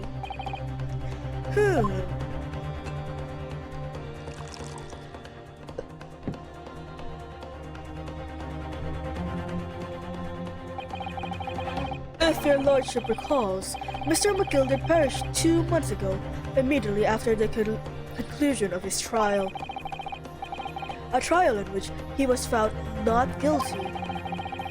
A trial in which it was established that he was the upstanding member of society his reputation implied, in fact. So, I propose a toast to my learned friend and his most insightful defense. The articles this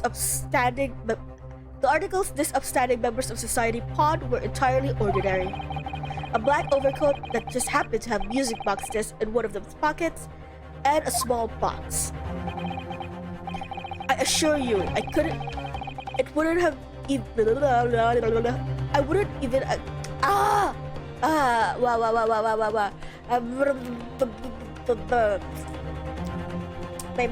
mind, the words are jumbling up in my mind again. I wouldn't accept even if the man tried to make a gift of such things to me.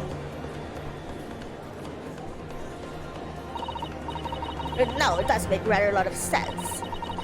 Is that as if gold or jewelry isn't? Oh goodness, as Mr. McGild is rich enough.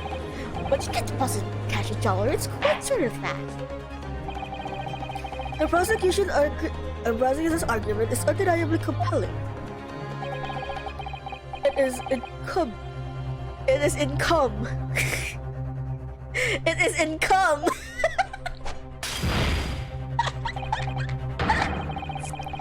To explain that possible significance these commonplace articles pawned by this fine citizen could have.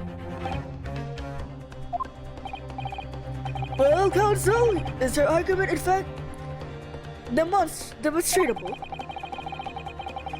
Are you able to show proof that the disc or the music box are in any tangible way related to this case? Well, I actually don't know though. What's the matter, Reno? We know they're related, don't we? They're both vital pieces of evidence.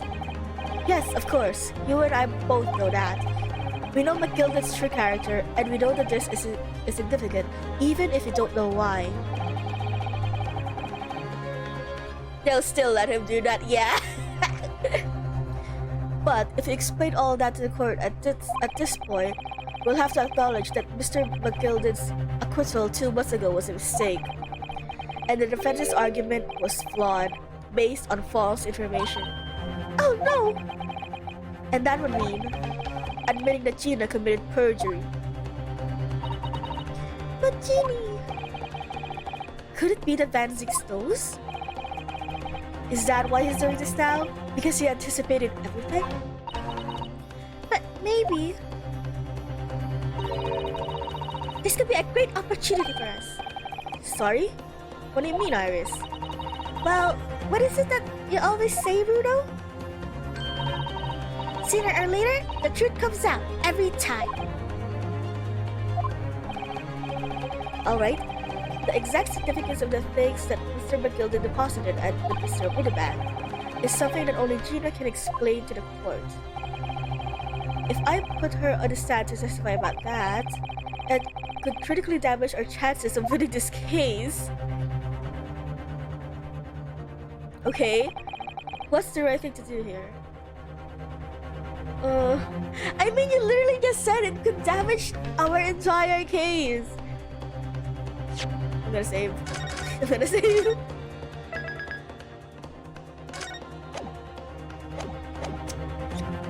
You said it could damage our case, so I'm gonna leave it. But if we don't do anything new, no new information will pop up. I'll leave it for now. No, I can't let you to testify about this.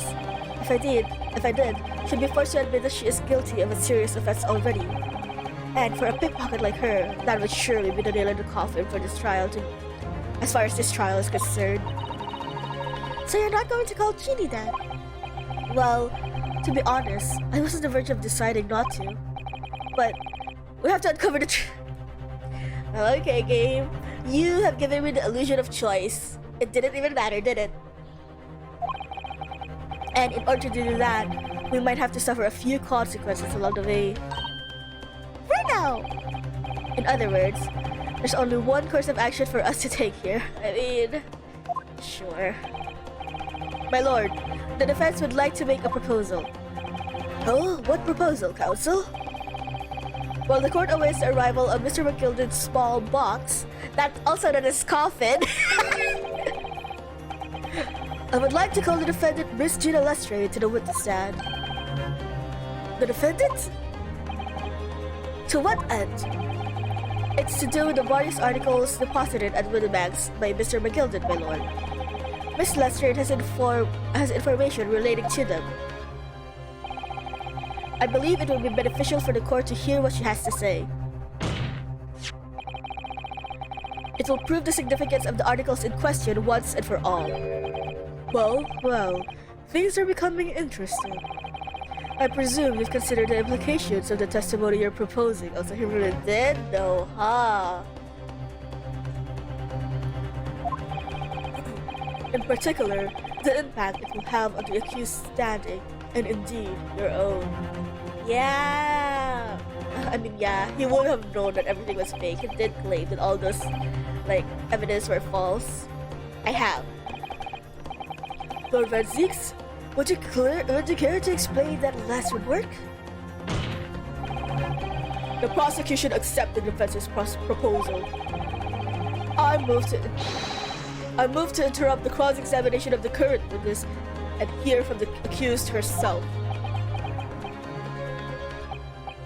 Very well, if you have no objection. So, the court will now hear the testimony of the defendant, Miss Gina Lestrade. You witnesses currently in the stand will step down until further notice. Oh, I hate that. Then I shall bid you good day. Wait. You, sir, shall remain in the stand while Miss Lestrade testifies. As you wish. Alright then, Gina, it's time. I know this will be hard, but please, put your faith in me here. Good luck, Bruno!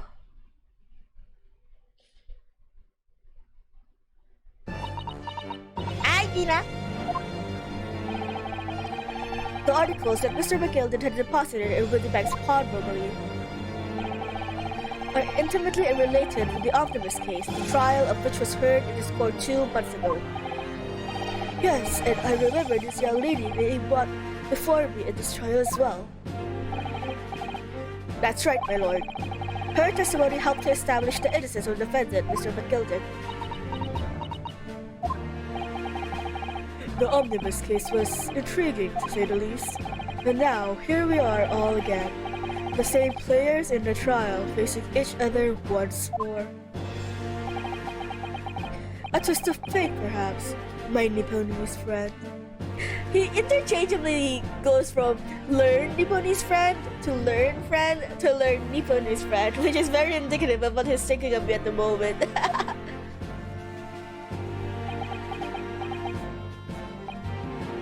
Allow me to recap the events of 2 months ago. The old brickmaker was stabbed to death in the omnibus running along London's winter streets. Apart from the victim, there was only one other person in the carriage, Mr. McGilden. Naturally, he was the prime suspect for the murder. But as the trial progressed, another possibility emerged. That the murder in fact took place above the defendant's head on the roof deck, with the body then being dropped from the skylight into the carriage below. It was Miss Lestrade whose testimony brought that possibility to light. At the time of the incident, Miss Lestrade was concealed under a seat in the carriage, hoping to pick the pockets of unsuspecting passengers. Then, immediately after the trial, having been acquitted of the murder, Mr. McGilden died in this very courtroom, in the most extraordinary of circumstances. A mystery that remains unsolved even now, 2 months on.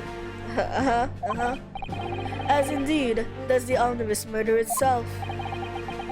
Be that as it may, I recall neither of this nor the small box being mentioned in the course of those proceedings.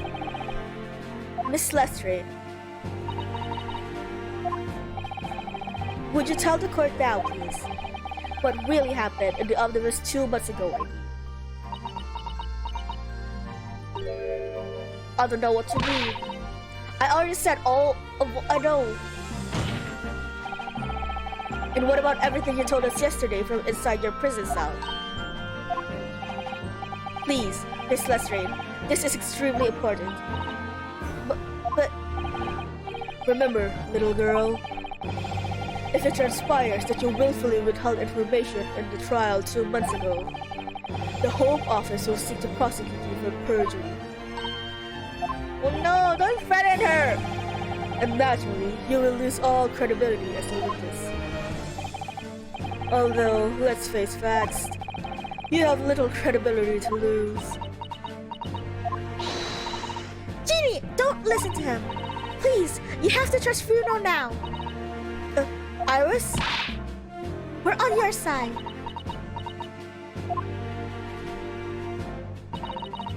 Alright then. I'll talk.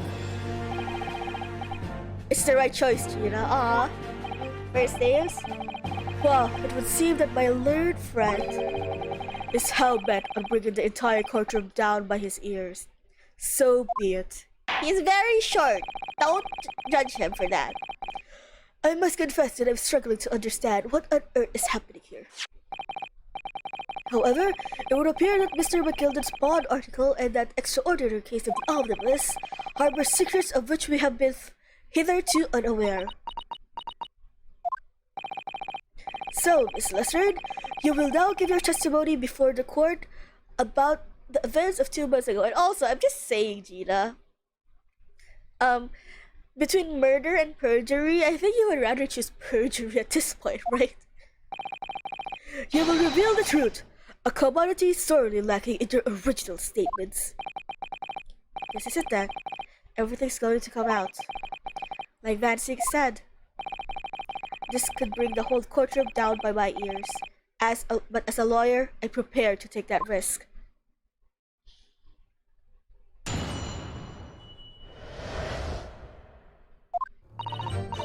Truth is, the brickmaker Cove was in the cabin of the omnibus the whole time. When the Irishman dragged me out of under the seat, I saw the disc on the floor. All of a sudden, I heard a scream from above the end, and a pair on the roof deck went off to call the slops. And when McGilden slipped the driver some tin to do a run in a pawn shop roundabout, he threatened me not to say nothing to no one about what I'd seen or heard. Good grief, this is outrageous! What you've just told the court bears almost no resemblance to your testimony 2 months ago. As you say, my lord. Then there's every chance I may have adjudicated in error in McGilden's trial. It sounds very much to me as if the man deliberately deceived this court in an effort to cover up the most wicked of schemes. Without a doubt, your lordship is correct. A great injustice was done in this courtroom 2 months ago. The action of the accused in the trial of this witness and of my learned friend are entirely inexcusable. I don't believe it. The whole trial was a farce. It was a lie. That night gilded fellow was rotten to the core, just like the pickpocket. Don't forget the lawyer from the East, they were all together. You're wrong. I told her. The lot of you. Mr. Dara Odo, the lawyer there, it didn't know nothing about it. Humbug. I don't think so. Are we really expected to believe that?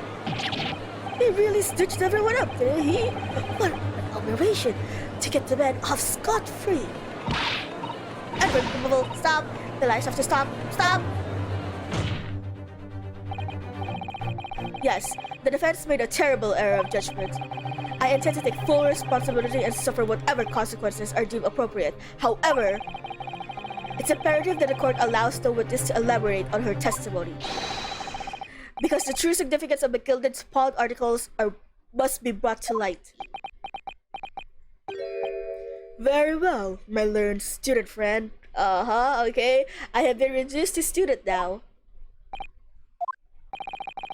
Given the depths of calamity you have just plunged yourself into, this may well be worth hearing.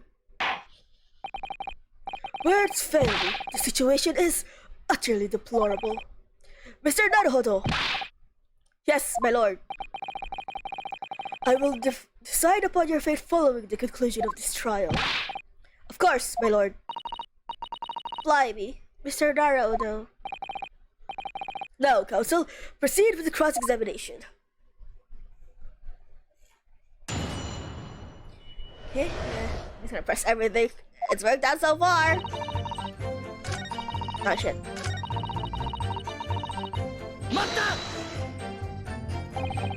And you were hiding in the cabin at the time as well, weren't you, Miss Lestrade?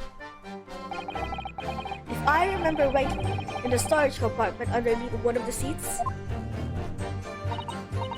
Yeah, that's right. It's pitch black under there, so you can't see nothing at all.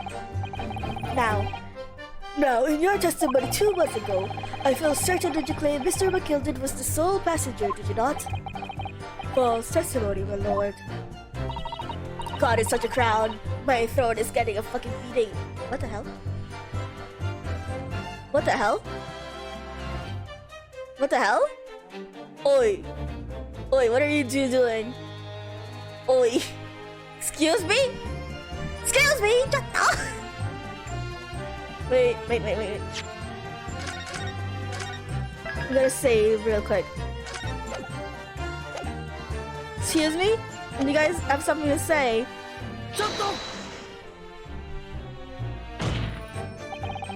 Is there something you'd like to share with the court, Inspector Gregson and Mr. Graydon?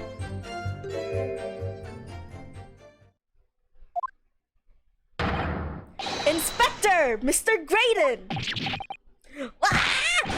Blimey! You're trying to give me a heart attack? You've been whispering with it. I don't know. Yeah, I don't know, right? I was suspicious. You have been whispering to each other for quite some time now. Tell us, what is the discussion about? Discussion? But that far? Pull the other one, sunshine. You think I've got talking? You guys were literally like, we're in kissing distance of each other with how you guys were like whispering. I've got anything to talk about that shady jet like this. And I have nothing to say to this uncaught detective after he deprived me of the disc that was rightfully mine. You guys were having a smooch, weren't you? But they've clearly been talking the entire time we've been cross-examining Gina. It was only the first examination, but sure. It's as if they've been negotiating.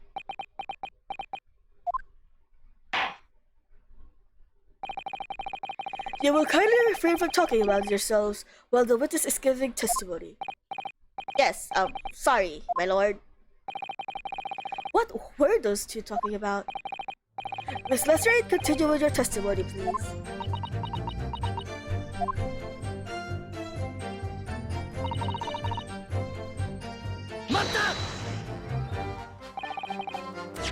Should I go back to the first one? I feel like I didn't press it enough. Was this what you saw? This? God damn it, that's such a hard word to say. Yeah, I reckon it probably was. It was right next to the cove, lying on the floor. Could this have belonged to the victim, perhaps? I don't know, but Matilda picked it up pretty smartish. And then he sat the cove with the knife in his belly up in the seat. What did he say to you at the time? He told me not to say a word about what I'd seen or heard to no one. About the this and all. I was dead scared. The way he was looking at me, I thought, if I didn't go along with it, I'd get stuck with a knife too. Then he started asking me loaded questions, like what my name was and where I lived and that. He asked me about being a diver too. But after a while, what had happened in the carriage was noticed. Ah, that's right. First there was a kind of rapping noise. Is it worth going back to this?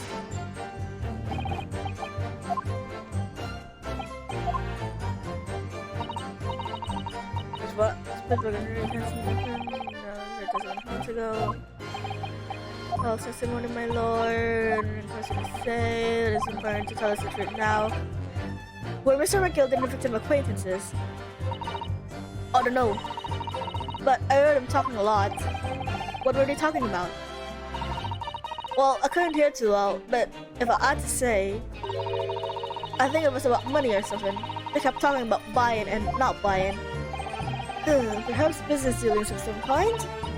Well, anyway, they got louder and louder. It started to sound like a proper fight. I was pretty scared back then. I already dared to breathe, and then all of a sudden, I heard a noise like something kneeling over the floor. It was blooming loud and all. And I believe you let out an involuntary scream. Yeah, that's what gave me away. Okay, so that's it. I didn't get anything else.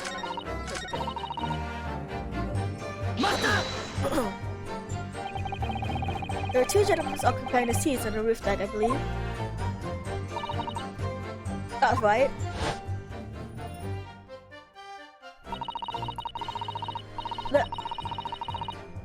They must have noticed. They must have looked down for the skylight and noticed the Cole with a knife in his gut. When they screamed, the driver pulled up the horses and McGilded got me out of sight. One thing I will say though is I wish my controller works in this game. I haven't actually tried, but I kinda wish it does. Because I can't sit back and relax when I have to use my mouse and keyboard. Out of sight? Where? Back under the sea where I started off. Once the carriage came to an halt, the two Cole from the roof ran off to fetch the slops. If they immediately left to fetch the police, it would appear they were entirely unrelated to the incident. So that left McGilded, the driver, and you still at the scene. Only the driver didn't know I was there because I was under the seat. I heard the cabin door open and a voice from outside. The driver, yes. He also testified in the trial, I believe. Beppo! A fellow who went by the name of Beppo, if memory serves. Beppo! What did McGilded and the driver say to each other? I don't know what happened and stuff like that mainly.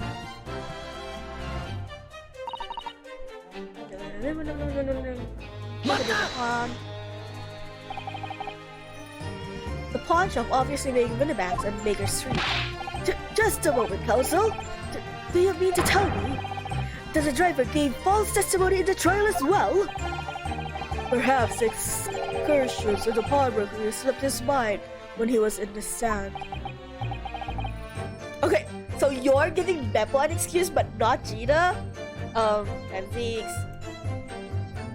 I know you hate women because you're gay as fuck. No, I'm kidding.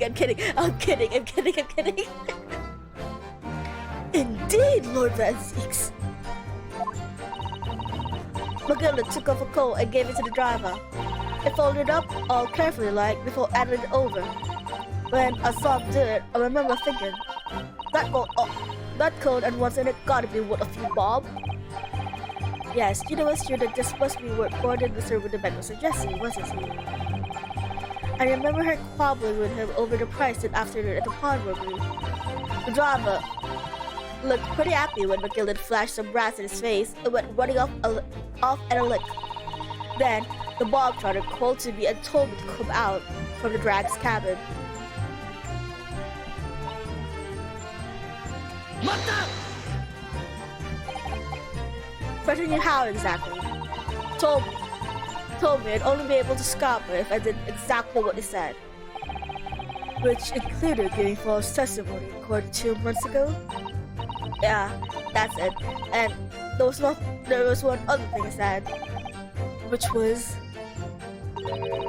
it told me I'd have to hang on to a ticket from a pawn shop and make sure not to lose it. The ticket? Well, I never. Said that if it didn't show up at the ticket off me before 2 months passed, I had to go to the pawn shop and pay the money to keep it in the lug. To stop being forfeited. And left me with some brass to pay for it. But really, why on earth would Mr. McGilden have done such a thing? Depositing his overcoat with a pawnbroker before the arrival of the police. It makes no sense at all. There will seem to be only one logical explanation, my lord.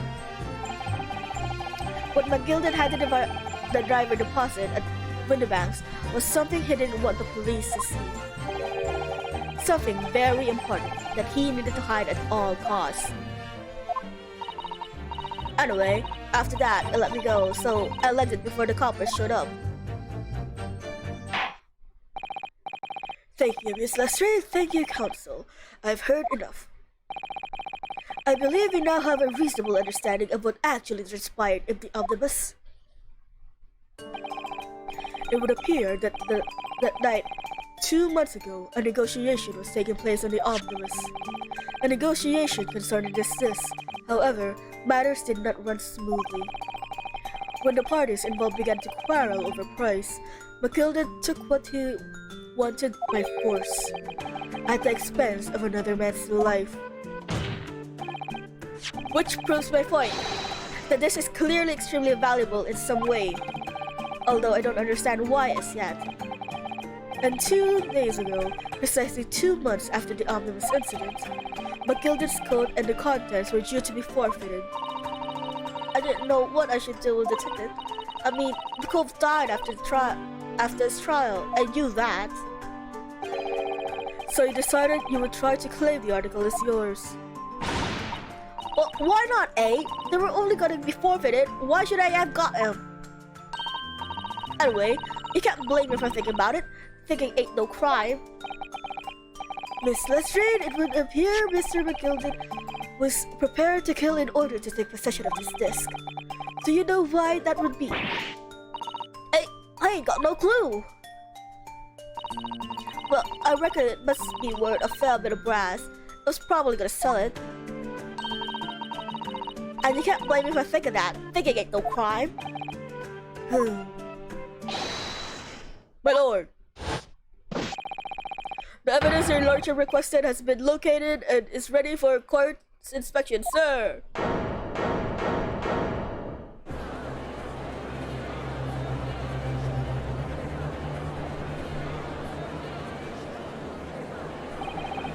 A mysterious little box deposited in Bay McGilden 2 months ago. There's no doubt in my mind that it's the key piece to this far-reaching puzzle.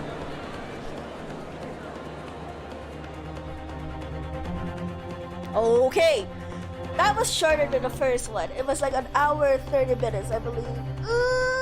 Wait, I'm stretching my back, sorry. Ooh, you can hear every spine in my back crack. Okay, 1 second, guys. I will be right back. I don't have to go to the bathroom. I just need to change our air conditioning. 1 second. I'll be back in like no more than 2 minutes. Promises. And also, I'm gonna give you some music as well, so you guys aren't so lonely.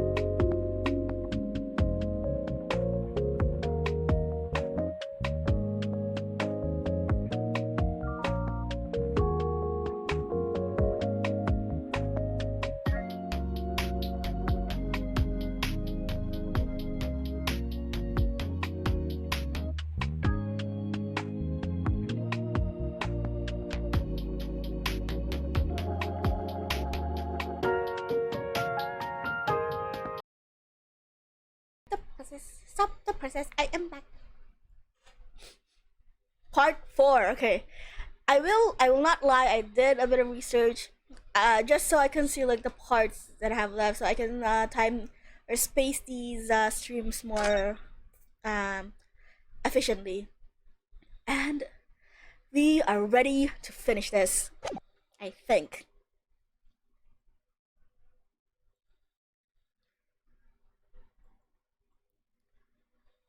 Oh. So this is the article. So this is the article in question, is it? The small box deposited with a pawnbroker by Mr. McGilded 2 months ago. And on the night of Mr. Winnebank's murder. Sorry. The only item on the shelf that was touched by whoever broke into the shop. Sorry, I had a burp. Quick! Let's open it and see what's inside.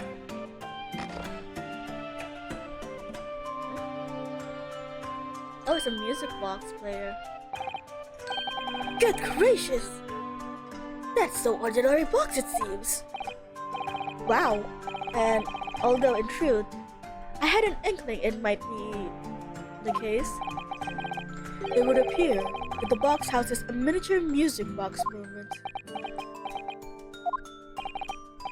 Then, is it too much to expect? I think it would be reasonable to assume that it is a device for the playback of this disc, my lord.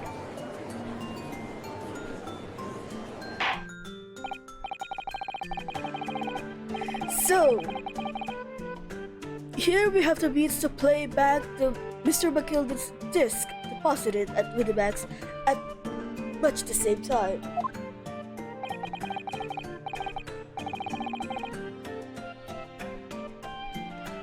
Not strictly correct, my lord.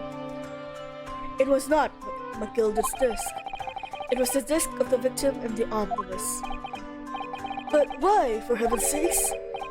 Are we to understand that the brickmaker was trying to sell this music box disc to Mr. McGilded?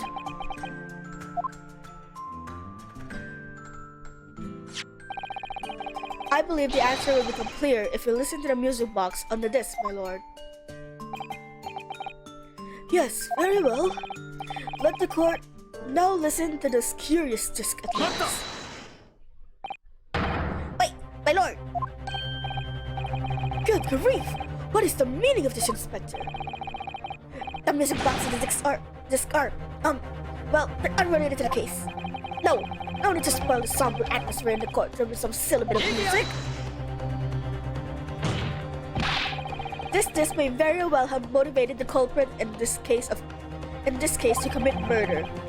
Clearly, there's every chance that it's fundamentally important to understand what happened. The prosecution has no objection.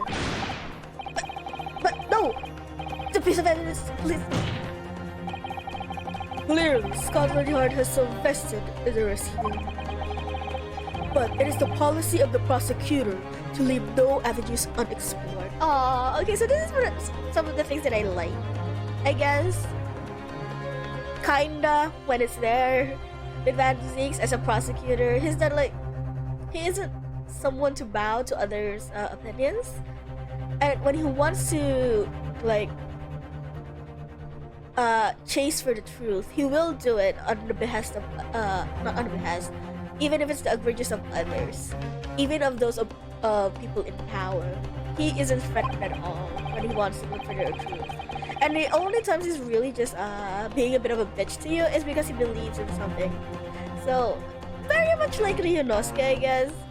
He is motivated by his beliefs.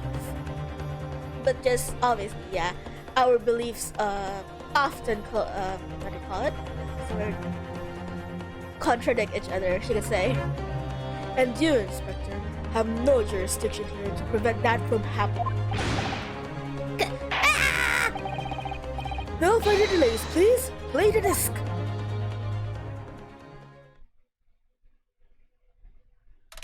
Is that really how it's supposed to be played? Are you sure the paper isn't gonna get in the way or something?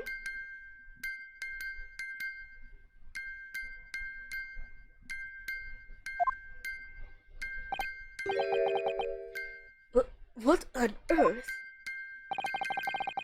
That's certainly not what I would call music. It's dubstep. It's dubstep remix. Hey, go, babe! Yeah. No. It's just the same note playing over and over again in an irregular sequence.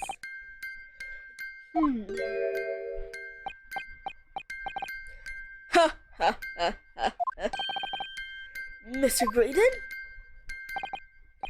This really is priceless. Oh. After all that, the music box is broken.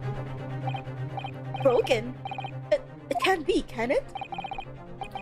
Well, obviously. In fact, I wouldn't be surprised if the officer sent to fetch it did drop it on the way back to the courtroom.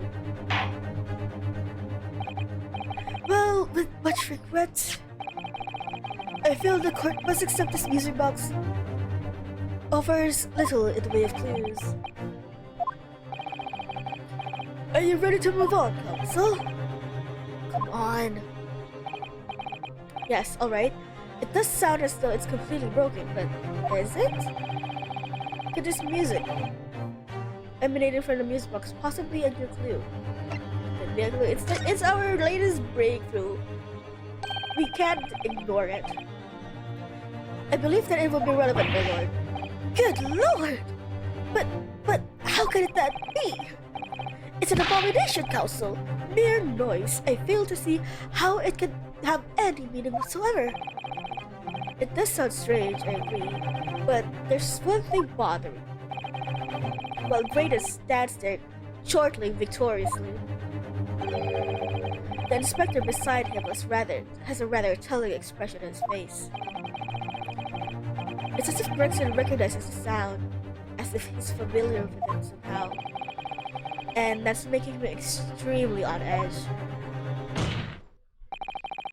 If that's the stats of the defense, lady police friend, answer me this. Oh! I like to imagine that he did that himself. Like he was there, he turned the music box dial.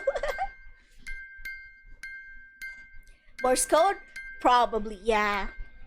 It's probably Morse code. And you know what? Because his Graydon is in the telecommunication something, he probably understands it, huh? Just what relevance do you propose this woeful chiming has on this case? It's the defense belief that the sound emanating from this music box is not supposed to be music. Just because this is a music box doesn't necessarily mean that sounds we're hearing are music. Oh, he picked it up. Look at that. The smile vanished from Graydon's lip as soon as I said it. I'm on the right line here. I must be. Hehe, making deductions based on how people react to what you say. You're acting just like Hurley, Rudo. I take personal offense to that, Iris. No, I'm kidding. Yeah, I really like it. It's kind of like... This is far from the end of the... I hope it's not too far. But that's a thing I've noticed with Ryunosuke. He really picks up on people. On the people that influence him. Like, you know when he goes like, I'm gonna take this evidence and thrust it into your face. That is a Kazuma thing. That is something he picked up from Kazuma for sure. And when he started using like, my learned friend, obviously that's from Van Zeeks. And now he's doing this where he's like, making deductions out of people's expressions. He picked that up from Sherlock. I really like that he's picking up things from the people that influence him. Oh, sorry. These sounds we're hearing aren't necessarily music. Well, now that you've told us what they are not, I'm sure the court would like to hear what they are. Do enlighten us, my Nipponese friend. Well, surely you have an idea in mind, because if not... It will be the death of your ill-formed argument. Exactly. The music box is clearly broken. Refusing to accept that fact is pure foolishness. Yeah, it's very impressionable. He is baby. The one thing I wish he picked up for Sasata though is violence. They've got me. I don't know what the answer is yet. It's been a while since I've seen this face. Reno. I've just examined the music box very thoroughly. How did you get your hands on that? Is it already in our court records? You don't. Is it in our court records? Oh my god. And also, considering the last place we've seen where the music box is, I like to imagine like Iris just jumped off of the stand and then walked across the hall to get it from Vanzig's table. That's so cute to imagine.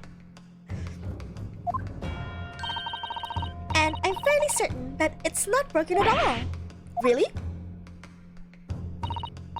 Really, the way it's been made, it can only produce a single note anyway. Thank you, Iris. Okay. Alright. Well, if the music box isn't broken, it must mean that the sound isn't producing some. It means that the sound it's producing has some significance that isn't musical.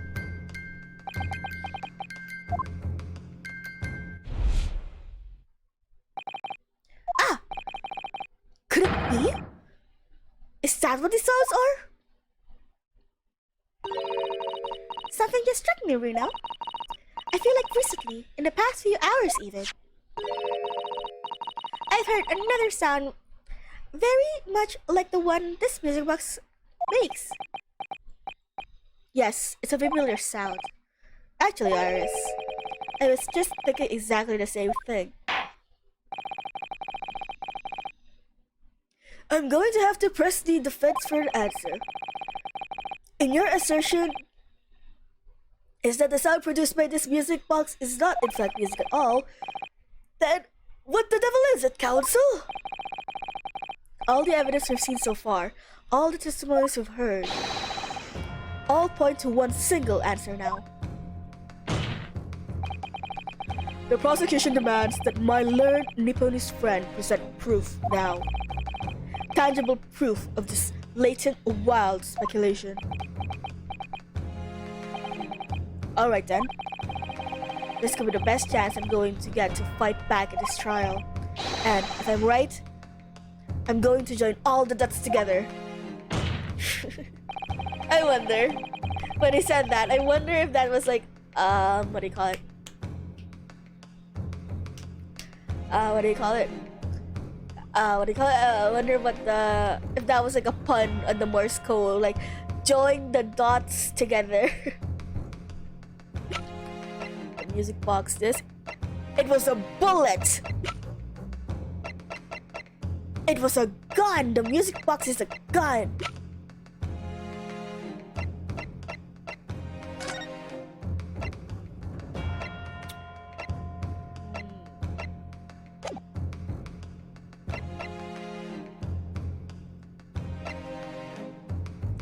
Wait. How do I do this? Oh shit. You're not telling me it's a fucking article, is it? I'm gonna say that feels like it's too much of a leap.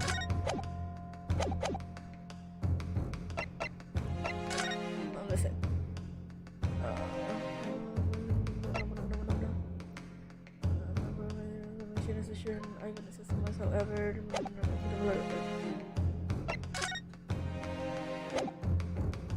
I feel like it's too much of a jump though if I say contains article of the government secrets being leaked to foreigners. I feel like from murder to this, that's too much of a jump, but okay.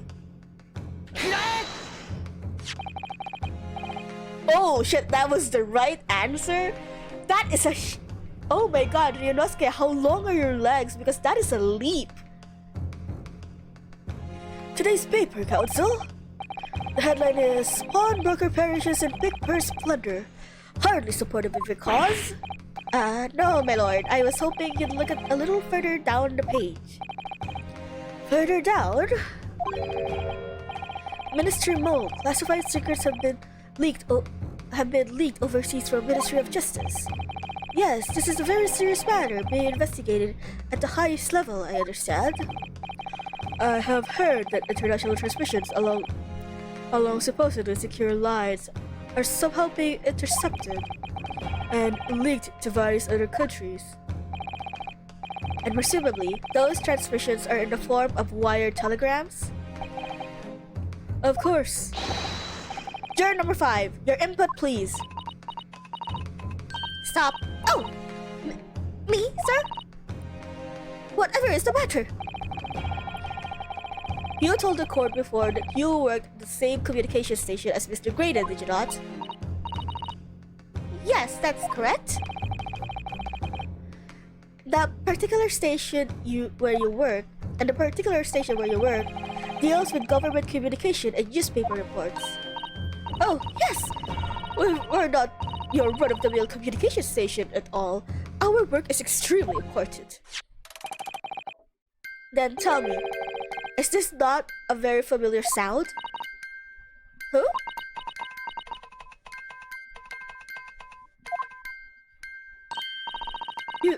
You don't mean to say, is this... That's right, madame. It bears more than a passing resemblance to the sound made by your telegraph machine as you tap it. I believe it's called Morse code? But I don't believe it! Now, correct me if I'm wrong, but when it comes to leaking telegram from government departments, there could be nobody more perfectly placed than a highly skilled communications officer. Oh, are you suggesting that the music box desk contains stolen government secrets in Morse code? Look at his legs! Whenever he does some weird pose, Van Ziggs, I mean, his legs are always crossed. It's kind of funny. It's very fruity. Order! Order! Please, everyone, order! But this is high treason, Council, deserving of capital punishment. Too much the vocabulary. What is this treason and what is this capital punishment? The sorts of words I'd half expect you to know. Please be nice. For our sovereign government confidential information, hostile nations would surely pay almost any price. Yes, and on the night 2 months ago, that was the very negotiation that was taking place inside the omnibus. Did it have to be an omnibus? Could it have been like some pub or something? Some private... even your private house? I don't know. Did it need to be an omnibus? Could it have just been a dark alley? You pretty much incriminated yourself there by being in a public area. But in the end, McGilded perished and all important discs lay unclaimed in a pawnbrokery. My word! In which case, whoever stole that information in the first place must surely have been beside himself with worry. Because if the disc were to be discovered before it found its way out of the country, it would reveal an act of high treason punishable by death.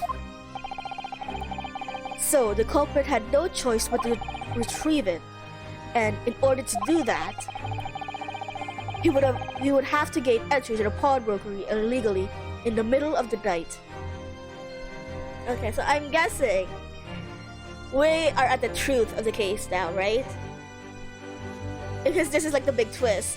We were currently working on a burglary murder, and then we come out with like high treason. So I'm guessing this is like the actual case. My thing is... Okay, so the thing is, we haven't confirmed when Graydon got the information about Gina. Why didn't he just like approach her? If it was any other day, why didn't he just approach Gina and like buy the ticket off of her? She wouldn't have been any the wiser. Like give her 10 kitties even. you say you're what do you call it? You're well off because of your work. Surely you can afford 10 kitties.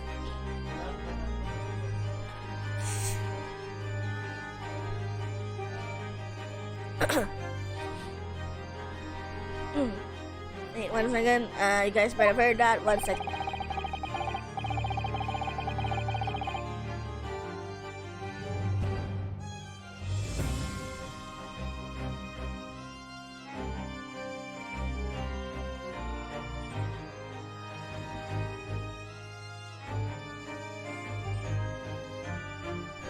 Alright, that requires common sense. Why did it have to right? That's what I'm saying.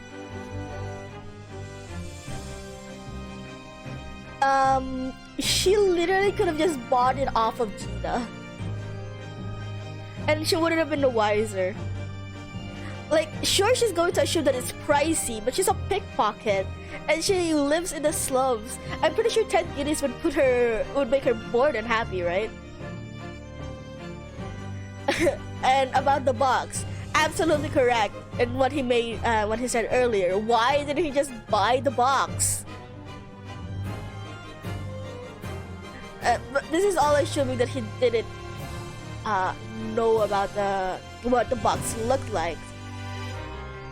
But still, and this is also the fact that we don't know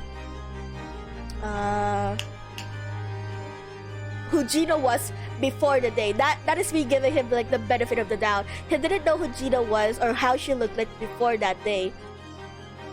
But just to say, he could have just easily left Gina alone. Like, what do you call it? I mean, yeah, sure. I guess he would have thought that Gina would have been suspicious because she has seen someone kill someone else over the disc. But still, you say you're rich, and I'm pretty sure you can blind any, I don't know, a scam, as you would say, a street dweller with a large enough sum of money that isn't even probably half of what this actual price is if it contains government secrets. Yeah, I'm saying there are some flaws in your plan, my dude. But yeah, let's get going. We're approaching the 5-hour mark in this case, and we just started the last part. What did he say? I accidentally clicked out. Who would have to gain entry to public? Oh, I did read it then. Because the article left behind by Mr. McGilded would incriminate him too much if it got into the wrong hands. Isn't that right, Mr. Graydon? You think I've been stealing government secrets? Preposterous. Absolutely preposterous. So, in response to the defense's accusation, you claim complete innocence. Do you? Well, yeah. I would like to assume he isn't as dumb as like the two guys that absolutely incriminated themselves. Well, of course I do. I've had to stand here in silence while that pretentious foreign lawyer has been prattling away.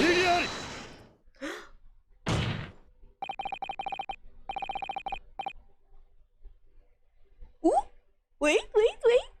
Van Zieks? Are you on my side? He's defending my claim? Ah! Then, by all means, counter the charges, sir. The prosecution demands the witness testifies. In response to the accusations brought by the defense,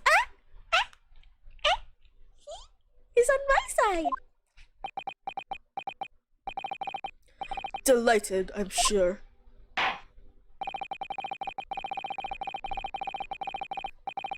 The witness is reminded that the crime under scrutiny in this trial is a murder of the pawnbroker, Mr. Windibank. That being the most flagitious offense for which the law of this land sanctions a capital punishment.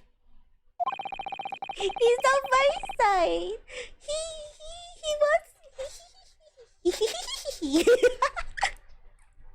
But the heinous act of high treason is no less serious a crime. I urge you to bear that in mind as you testify, Mr. Graydon. Fan with no fit.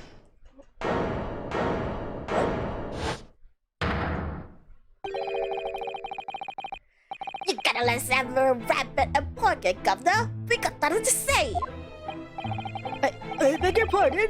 Fan with no fic? No, this is a fic with no fan. This is all canon.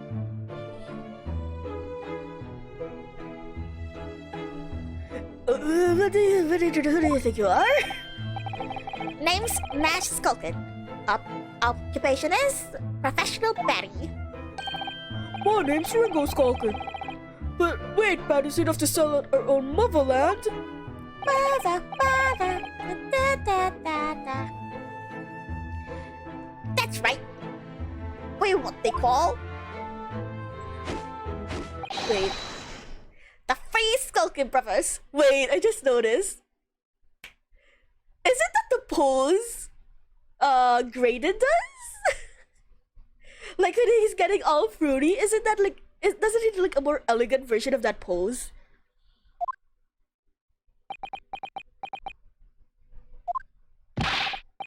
Bad timing, fellas. Very bad timing.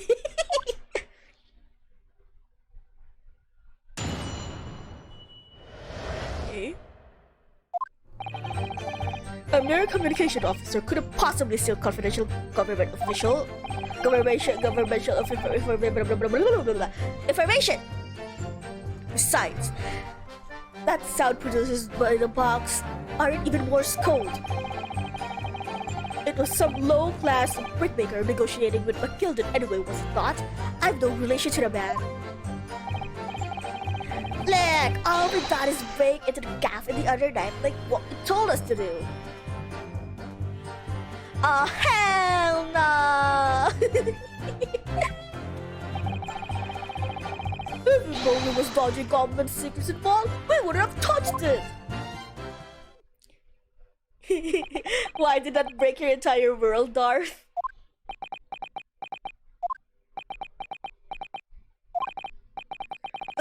Mr. Skulkin? Well, Mr. Old Governor, what's up? Do I take it that you now admit to the crime? That on the night in question, you did indeed gain entry to the premises illegal? I thought that was established.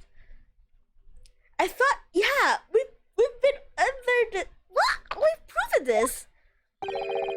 And moreover, you did so as a party of three in collaboration with Mr. Graydon here. Well, that one is kind of funny.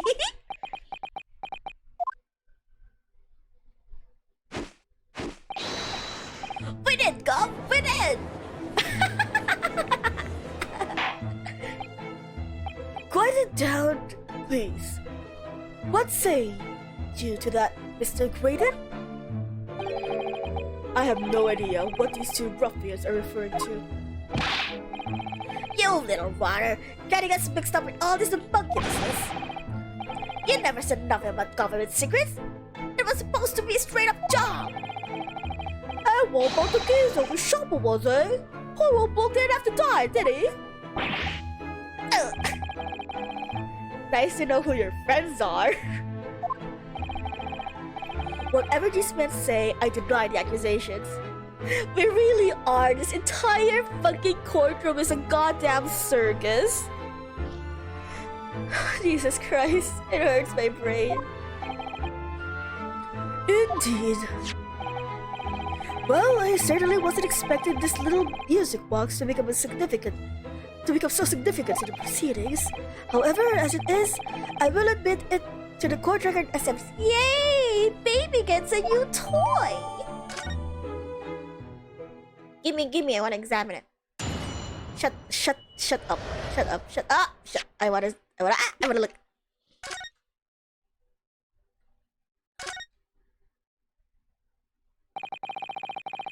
This is a mechanism. I completely forgot how to say mechanism. Mechanism. That turns the bumps into sounds, isn't it? Yes, that movement is all thanks to the coal with its teeth that are plucked by the passing bumps. Usually, the teeth of the comb are different lengths, so that each one produces a different tone. But this comb is very strange. All the teeth are exactly the same length. Well, what does that mean? It means that no matter which tooth plucked by the passing bulbs, the music box will make the same sound. I've never seen a music box like that before. Yes, it is strange. A music box that can only play a single note. There has to be some significance to that, surely. What's this gem? What? Are you saying this gem is... Okay. Okay. Oh!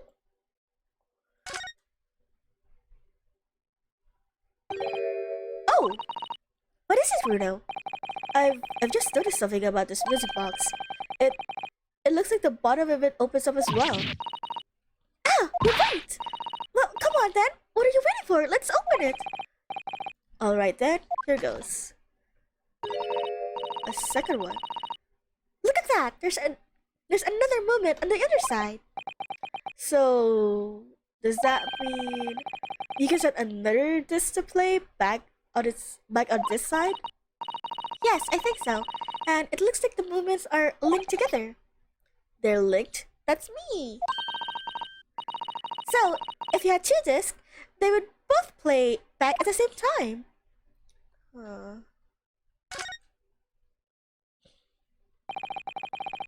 If there was a second movement on the other side of the box, and this movement is like the other one, the comb's teeth are the same length. So, this movement also produces a single tone. The other one? Yes, it must do. Perhaps the lengths of the teeth of the two combs isn't the same. So the single tone produced by the movement will be different to the single tone we've already heard. What? Basically, each movement can only produce a single note, but the note they produce are different. A music box that can only play two notes. Sounds like Morse code. So it's like, they still have the disc, for some reason.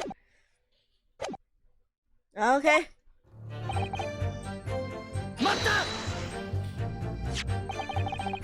So, is the newspaper headline accurate?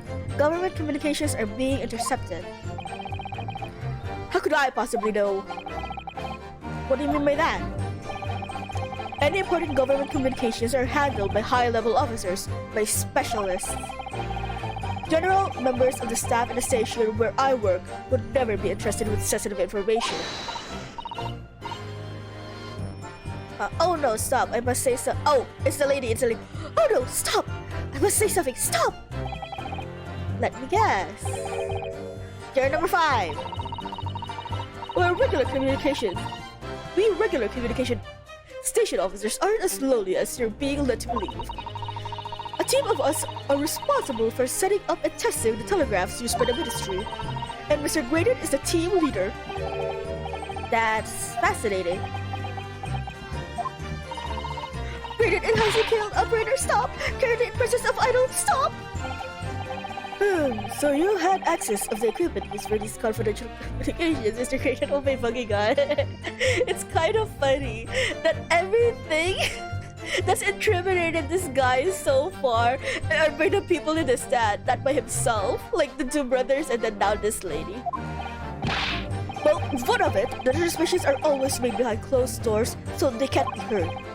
And in any case, all messages are sent in ciphered.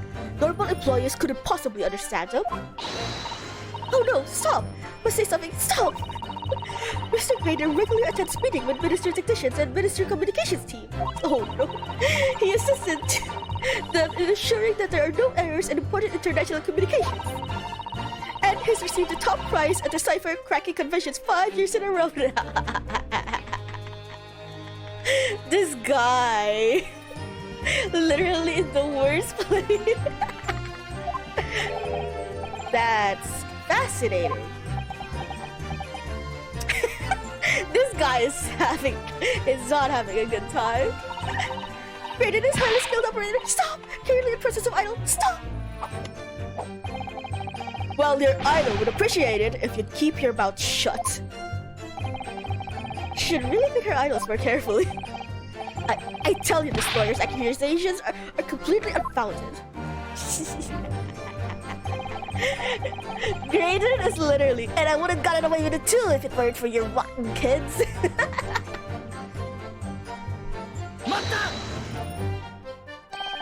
They're not? Anyone with a brain. That would be blatantly apparent on listening to music box for even a few seconds.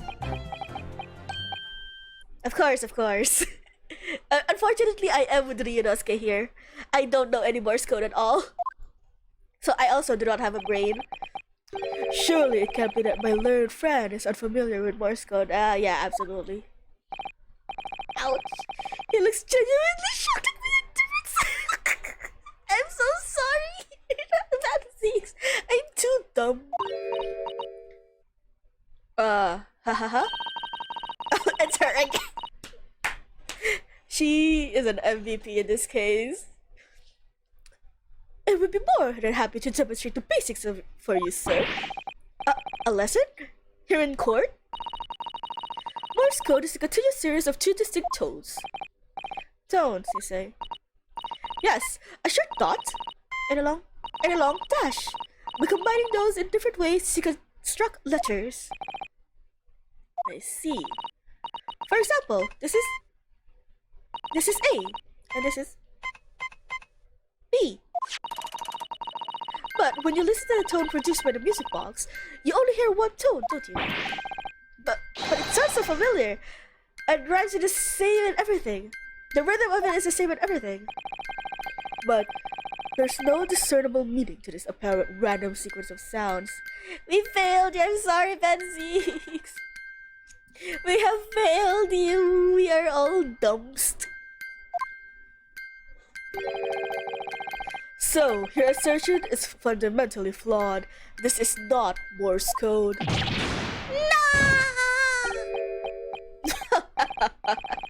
Really? You should be so surprised. What did I tell you? That music box is nothing but a worthless piece of scrap. Perhaps you might consider studying your subject matter before casting aspersions in future. Stop. Nothing to say, but stop. Oh, it's so frustrating, isn't it? Iris? I mean, if the government secrets are somehow being leaked using the music box, so many other things could slot into place so nicely. Could there be something I haven't considered? Would it really be impossible to use this music box somehow to play the verse? I don't think we have. I'm gonna save again. I don't think we have. I don't think we have the evidence, but sure, give it a try. There's still every possibility that this music box is instrumental in the leaking of government secrets. That is the belief of the defense, at least. Does it please you in some way, my Nicodemus friend, to repeat the same line of argument ad infinitum? Oh shit, he uses big words at me now. It's already been established to be Morse code. It's already been established that to be Morse code, two tones are required, dots and dashes. Yes, I'm well aware of that. Then what? Well, it would appear the defense has a hypothesis to put forward. You had better present your idea at once, counsel. How do you propose this music box, which appears to produce only a single tone, could have been used to cipher secret messages into Morse code? Oh. Is this right? Because there's two. And I have to present the bottom, right? Okay, I'm gonna present this. Got it! Good gracious! What am I looking at here? Another movement on the underside of the music box? What? It appears, my lord, that two movements are linked together. In other words, you can put 2 discs in this music box, and the sounds of both will play back at the same time. Good heavens! God, the judges, half of the judges' dialogue is literally, good golly, good Jesus, by Jove, Jesus Christ, holy fucking shit!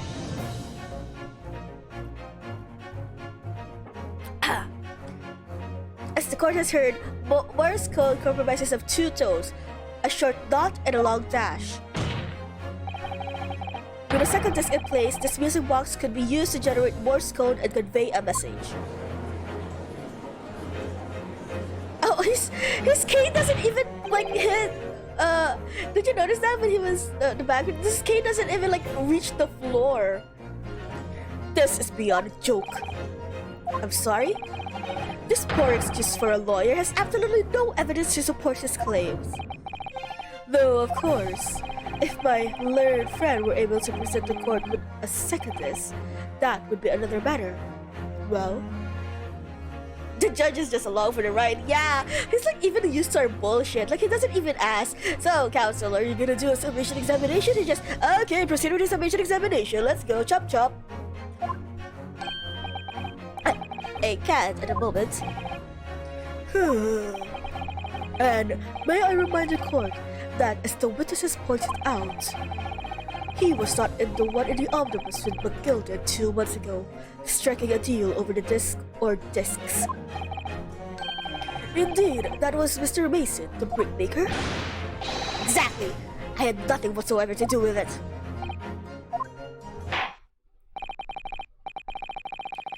Though it has holes, I must admit the argument presented by the defense has much promise.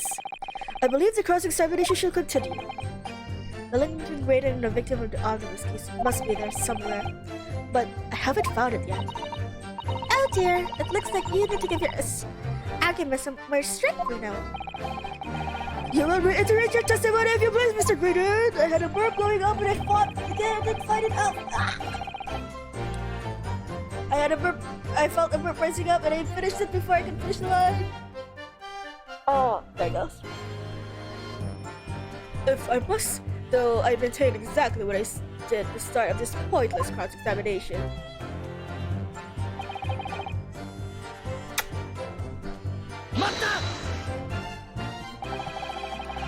So, 2 months ago in the omnibus, McGilden killed the brickmaker and stole the disc.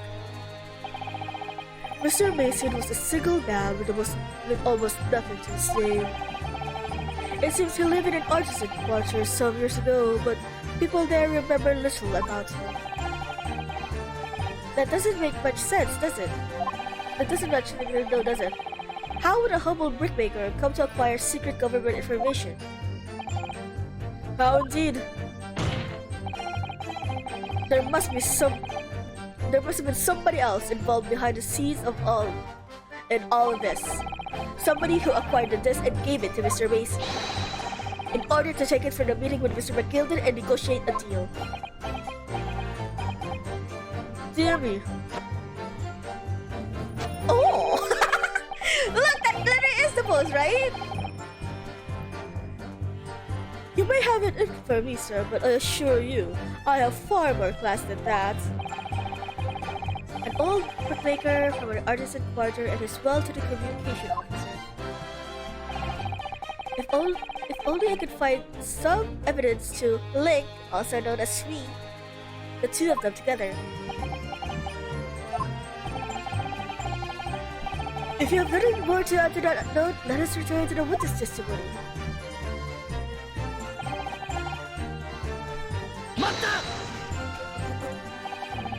Like Mr. Graydon told you to do, you mean? That's it, yeah. Who else, eh? Silly thought it was just popping over for dinner after all them years, but the water had a dodgy jump for us. What? Ash! Ash?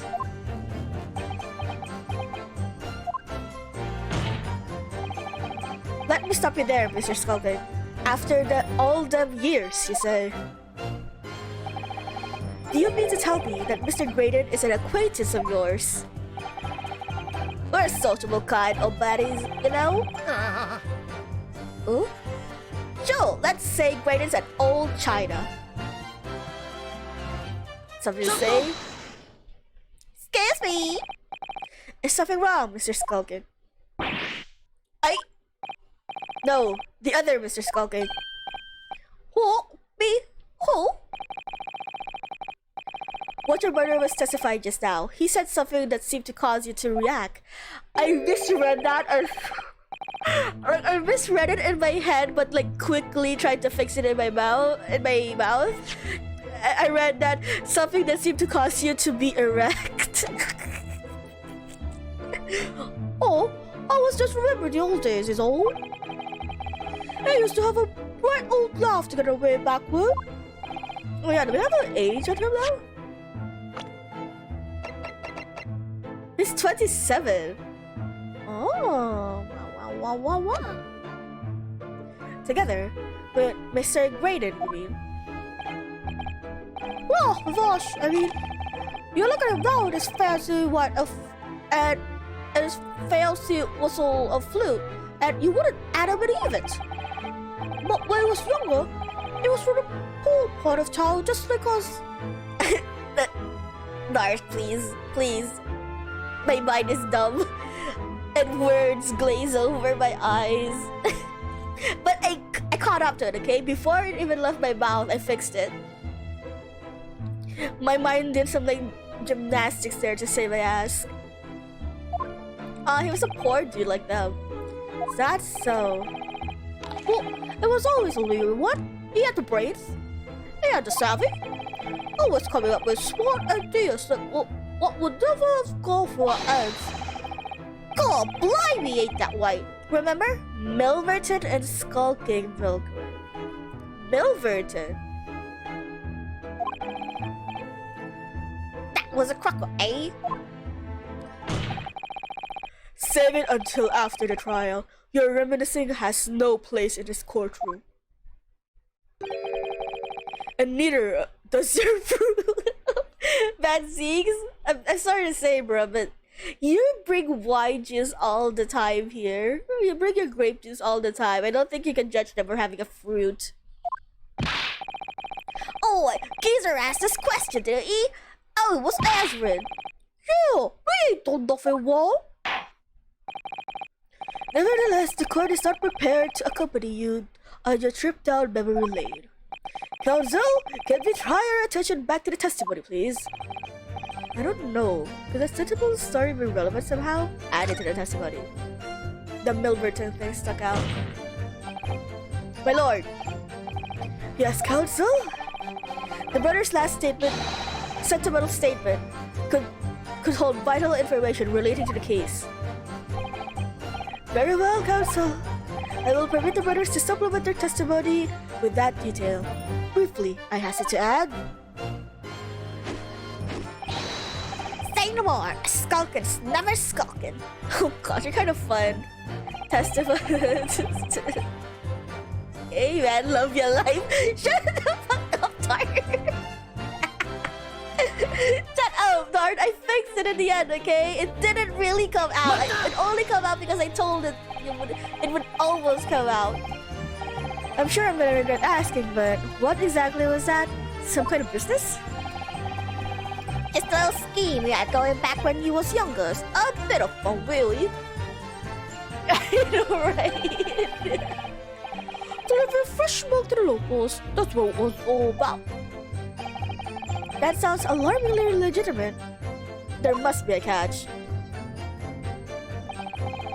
I suppose since we're here, I should ask them to elaborate, but on what? The business name. The Milverton thing stuck out. So, this business was just a bit of fun, you say? And it was just yourselves and Mr. Graydon involved. Yeah, that's it. Milverton and Skulkin Milkman, was it? Yeah, that's it.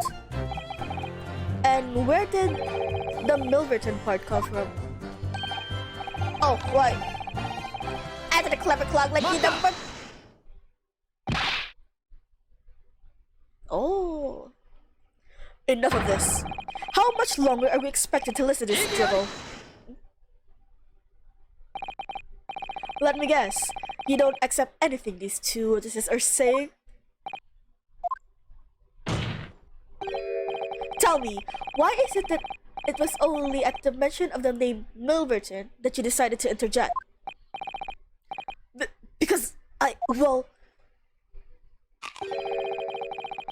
Were the abyss of those that what came from?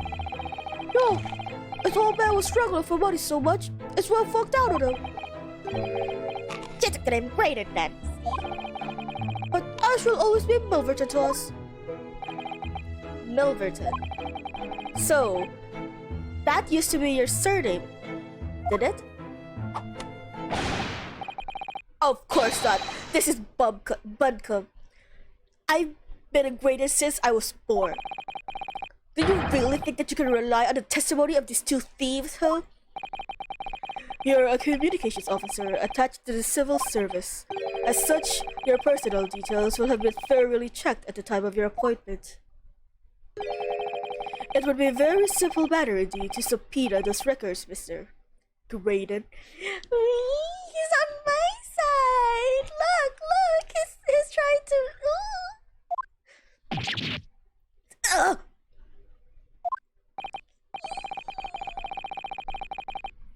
Well, it would appear that Mr. and Mr. Skulkin's testimony has been reliable, for once.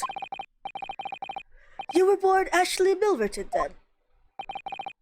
Is that correct? Very well, yes. Man, Ziggy's on my side. He was willing to give me evidence for my argument. Man, Ziggs. So, Ashley Graydon was once Ashley Milverton. That information can change things, and can turn out to be extremely important. Oh.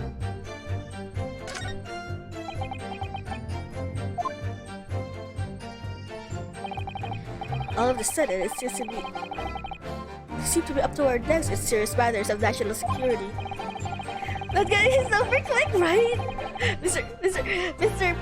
Reaper, sir, can you please write your number here on my hand? Please. Although, all this talk about interception of secret government messages is still just conjecture at this point. It would explain a number of things now, wouldn't it? The negotiations Genius overheard in the omnibus 2 months ago and the break-in at Winnibanks. But the trouble is, it wasn't Mr. Graydon at the omnibus with Mr. McGilden. No, that was Mr. Mason, the brickmaker who was so horribly murdered. If only there was a link. There is a link, that's me. My name is Link. Between the two men somehow. I know, but Mr. Graydon's testimony seems to be as watertight as ever.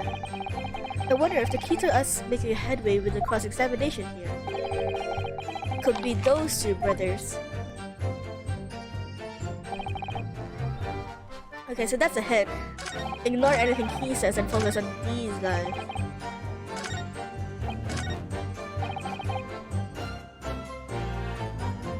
Gotta save.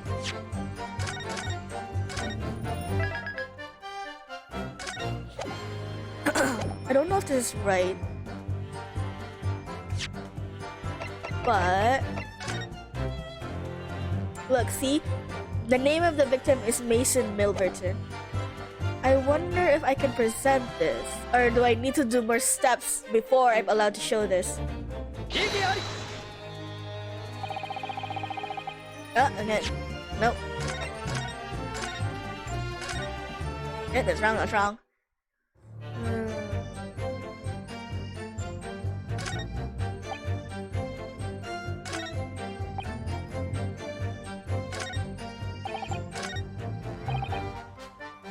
Can I present the people? No, I can't.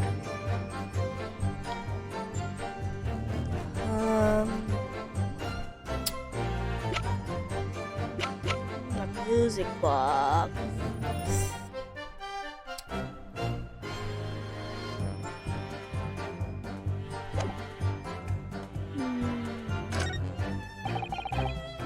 This dodgy secret. I've touched it. Did I press it? I don't think I did. 待った So, did you know... So, did you know nothing about this music box? I didn't know nothing! We still don't know nothing! And we ain't planning on knowing nothing about it either!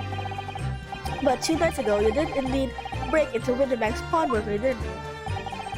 In your original testimony, you said that the door of the shop was ajar and that it was like some kind of sign begging you to go in. But the truth is, you were planning to break into the Winterbanks all along, weren't you? We were, Golf, we were! You're right there. Because that's what it's all about. It was this plan. No, he isn't happy about that. He is just having a bad day here. And why was it Mr. Greatest plan to break into Winterbanks last night? Did you not ask for the reason? Well, I said the place was full of stuff for liquor. That's what he told us beforehand, anyway. Turned out it was all a lot of cobblers, didn't it? I weren't best pleased, I could tell ya. In any case, if they know the real reason, it doesn't sound like they were going to give it away.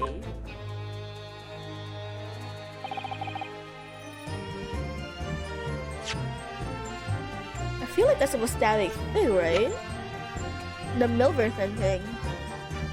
But I can't present the document just yet. Like, prove it. Excuse me, let me just cough a little bit.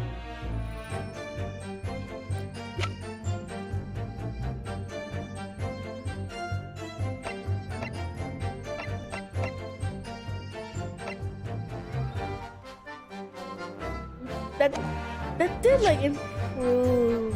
No, I don't want to present anything. I just want to check the core dragons, please. Please, let me see.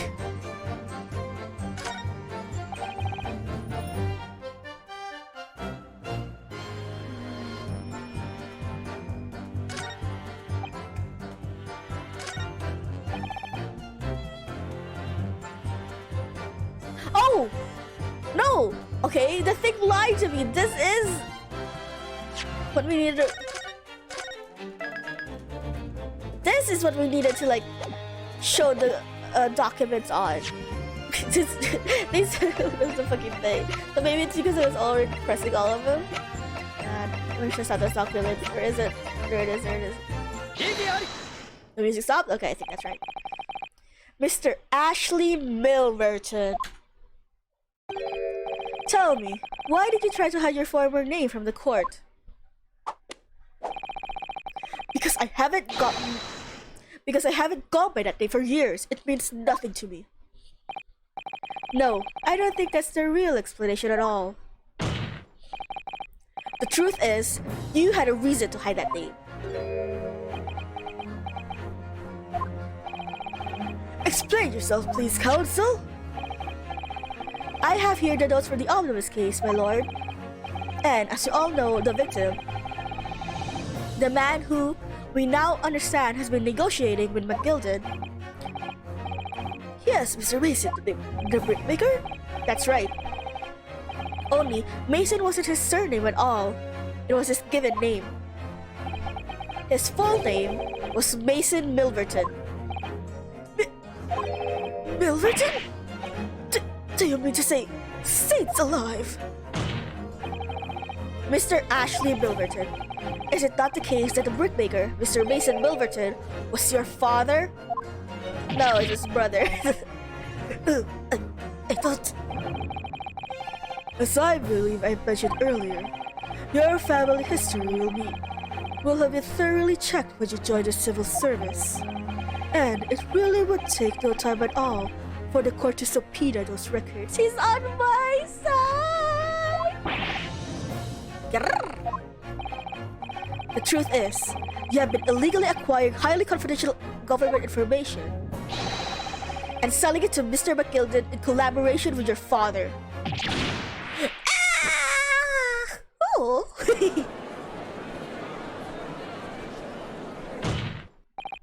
Ooh, he can silence the court now too, not just a judge. The new facts and evidence unveiled by the cross-examination of this witness all come together to reveal the truth. The truth, you say? that you collaborated with your father, Mr. Mason Milverton, in illegal dealings with Magnus McGilden. By dint of the music box, you mean counsel? Yes, stealing information being sent in secret government communications and selling it selling it on to McGilden. Mr. Graydon concocted this elaborate scheme of using 2 music boxes to encode the information, as presumably a safety measure against the information falling into the wrong hands. And a very effective one. I shouldn't have given the scheme any credence whatsoever.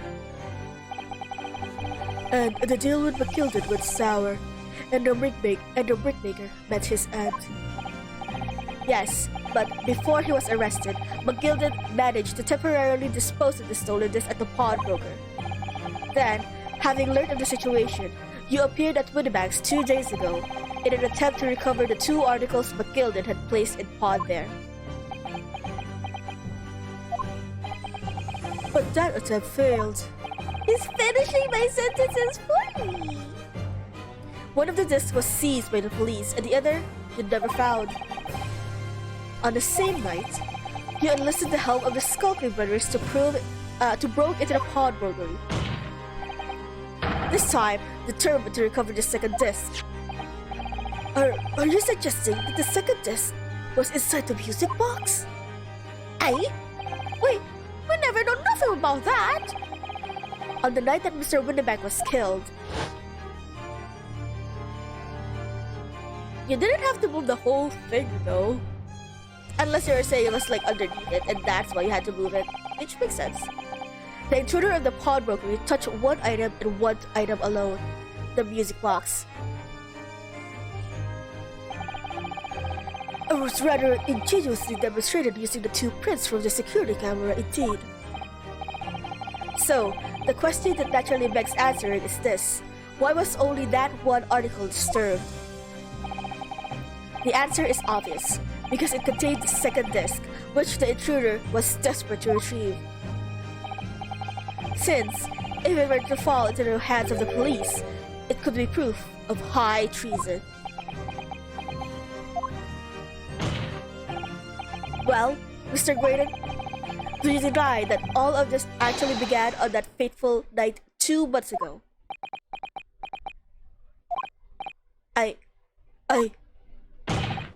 I refuse to accept any of this nonsense. Oh, he's bleeding. His arm is bleeding. Sir, there appears to be blood seeping through the sleeves of your jacket. What? Oh. Quick, Iris! Shoot him! Show that it's the green blood!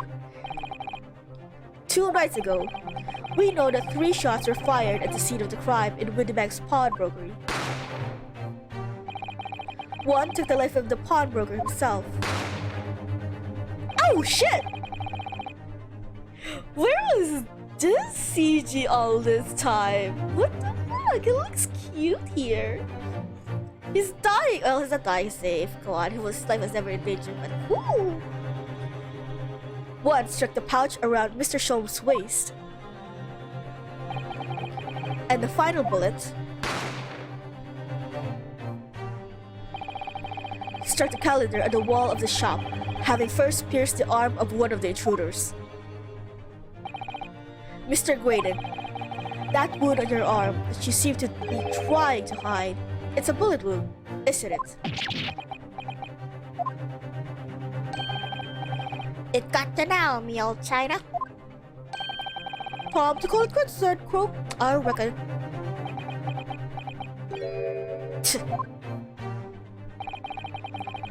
Don't acknowledge my presence there under any circumstances whatsoever. Oh, come on, are you just incriminating yourself now? Those were my terms, remember? And I paid you handsomely to comply. Clearly, I was a fool to think that I could trust some common backslove thieves. Fine, I admit it. I was there in Windibank that night. I paid the pair 10 guineas to accompany me. And, as you've noticed, I've sustained an injury in the course of my adventures. Okay, so you just admitted to it now, okay? But that is all. I admit to nothing more. Stealing government secrets? Negotiating with Mr. McGilded?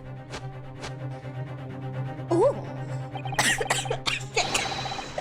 Fuck! I was in the middle of a laugh and I did that moan and I fucking coughed out. My body is literally rejecting moaning into this guy's movements.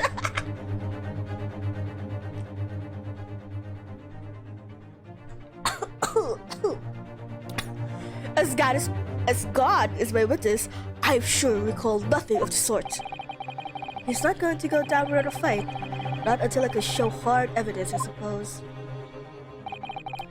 Nevertheless, the defense has now established a crucial fact, which is, well, we know that one bullet was fired from each of the two firearms we have in evidence.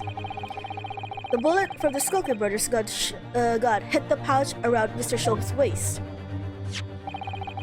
And the bullet from Mr. Winnebank's gun clearly must have been the one that caught Mr. Graydon on the arm. Indeed it must. We can rule out the possibility that the man shot himself. And that leads us to only one conclusion. Mr. Winnebank was shot by a third gun, which can only have been fired by the third intruder. Goodness! That's right, Mr. Graydon. Grrr. The only person who could possibly have shot Mr. Winnebank that night is you. Mata! What's that voice? Oh, it was him! You little upstart. You made a great mistake when you summoned me here. What? What's that supposed to mean? Yes, as you rightly say, I was there at the pawnbrokers. I did my best to hide the fact, naturally. And I had no intention of ruining the distinguished career I built for myself at the communication station. So yeah, why did you have to go greedy and make more money from Mr. McGilded? You said it yourself. You have a distinguished career. That Queen. But did the thought never cross your mind? Did you never consider the possibility? What do you mean? What thought? What possibility? The possibility that if I were there to see it, I may have witnessed a crucial moment. You see. Oh. This makes me a key witness in this case, and I have my hands firmly around the neck of your client.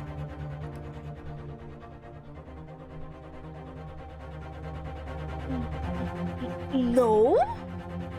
No! No! What? Sure you were fucking there, but you were there as the attacker. Like, don't you have like an injury to prove that you were there with malicious intent? Why the hell did we trust your word now? When you try to be a witness for this case? What? Are you... And furthermore... That's the thing, why have a jury if they're not gonna use their common sense and like... He literally lied about everything and admitted to lying about everything. Why would the jury, the prosecutor, and the judge ever believe a word he says now? Hello? I saw it all. I saw the very moment the pickpocket girl pointed the gun at the poor defenseless pawnbroker and shot him. You... Wow! Nice. Fanzines, surely! Fanzines, come on! We had a little bit of something there for a moment. We were finishing each other's sentences. Surely! Order! Order! Order! Well, it would seem we are finally entering the last half of the... Are you fucking sure? It's been fucking 6 hours. Mr. Graydon. Yes? I trust you're fully aware of the implications. If it is to show that your claim is false, You will have incriminated yourself as the killer. Or I guess, no diligence and whatever the shit. Oh, I understand fully. Then I must ask you to give your verbal testimony once more. You will explain to the court precisely what you saw. Nothing would give me a greater pleasure.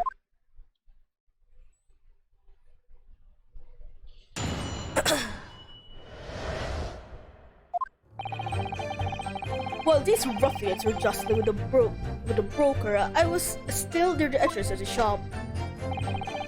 When Winterman threw Dash over the counter, I felt a sharp pain in my arm. I pursued the man, but he shut himself in the storeroom. I could see him through the peephole in the door, though.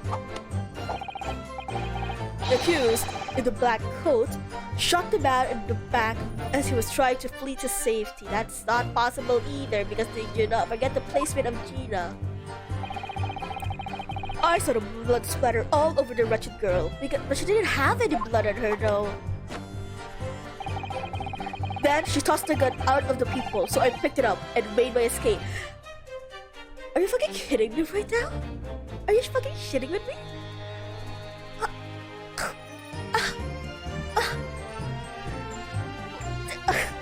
She had the gun in her.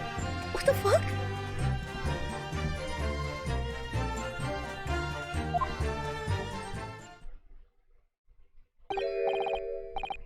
Good gracious, this is quite extraordinary testimony. Are you fucking shitting me? You're kind of mind-breaking me at the moment. What is that bullshit testimony you just gave? You claim, sir, under oath, to have clearly seen the defendant pulling the trigger. Why are we fucking dealing with this clown anymore? We just know he's not trustworthy as a fucking... Order! It wasn't my intention to testify this way.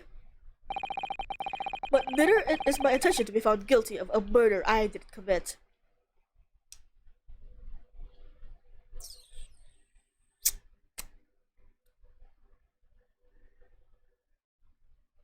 So that's another lie, huh? Cool. So you see, my hand has been forced. I tell the truth now as an act of self-preservation. It doesn't fucking make it any better, my dude. The truth? Until now, the prosecution was completely unaware of these details. Yeah! Well, actually, I'm going on 6 hours, but I think it disconnected like twice, Pyre. Also, hi, Pyre! It's kind of early for you, isn't it like 4 a.m.? It's kind of nice at the moment for me, yeah? Even though this game isn't, it's giving me a fucking headache. Yes, well, sorry about that. Oh, Jesus. Do you have school in the morning, though? What day is it, actually? I forgot. Oh, it's Friday today. Bruh, are you going to school today? Having shot me in the arm, the pawnbroker was then shot in the back by the accused. Okay. No, but I was doing assignments. Oh, rip. At least you get like rest for the whole day now, though. That is also another fucking lie, you piece of shit, bitch. The gun only had 1 bullet.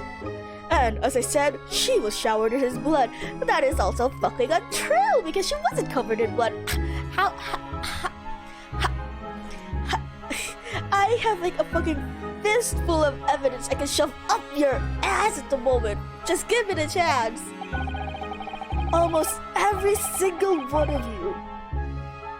Every single one of your statements was a lie. I'm not done, just wanted to pop by. Oh, okay. Well, I hope you get your fucking assignments done, Pyre. Holy shit. All that and still not done? I hope you get them done soon. You say the blood splattered all over the accuser's coat? Are you sure at that point? I am the learned master, don't worry. Okay. Focus on your job though so you can rest. Oh, yes, quite sure. All over the black overcoat that pickpocket girl was wearing at the time. Really? If her coat could somehow be shown to harbor vestiges of blood, that would be conclusive evidence here. It did though, but it's not hit. And also, they refuse to take like the blood sample shit from me. Such an investigation is entirely possible, my lord. What? Only very recently, a German scientist has developed a technique to identify human blood. So here's to true science, not some amateurish detective's dubious foray to the world of chemistry. There's nothing dubious about Hurley's work. His ideas are all sound. Ideas are not used to us here. In science, as in law, theories must be proven before they stand. In Germany, the technique has been employed in the courtroom as the basis of evidence. Scotland Yard has a small quantity of the chemicals. Reagent used with your lordship's permission. We could identify all vestige of doubt within minutes. That could get us in trouble. This doesn't look good, Fredo. Why not? Well, we know, don't we, that there's blood all over the front of Jeannie's coat. If they test it with their chemicals... Oh, help! You're right! I was forgetting these what happened yesterday. Don't move, Ginny! I'm going to shoot you! Bang! Oh no, she's dead.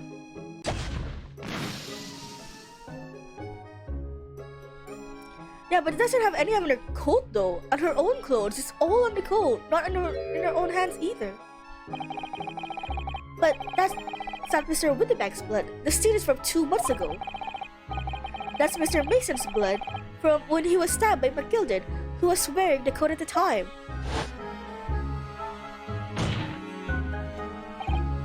My lord, the defense objects to the test proposed by the prosecution. Overruled. Lord Menzies, of course. With pleasure, my lord. And when we await the results of the first, we proceed to the cross-examination. Once they find the blood in the overcoat, Gina will be... Counsel! Yes, my lord. The cross-examination. Of course, my lord. If this cross-examination doesn't go well, if I don't manage to uncover the decisive evidence for a really compelling clue now, I have a very bad feeling that the outcome of this trial.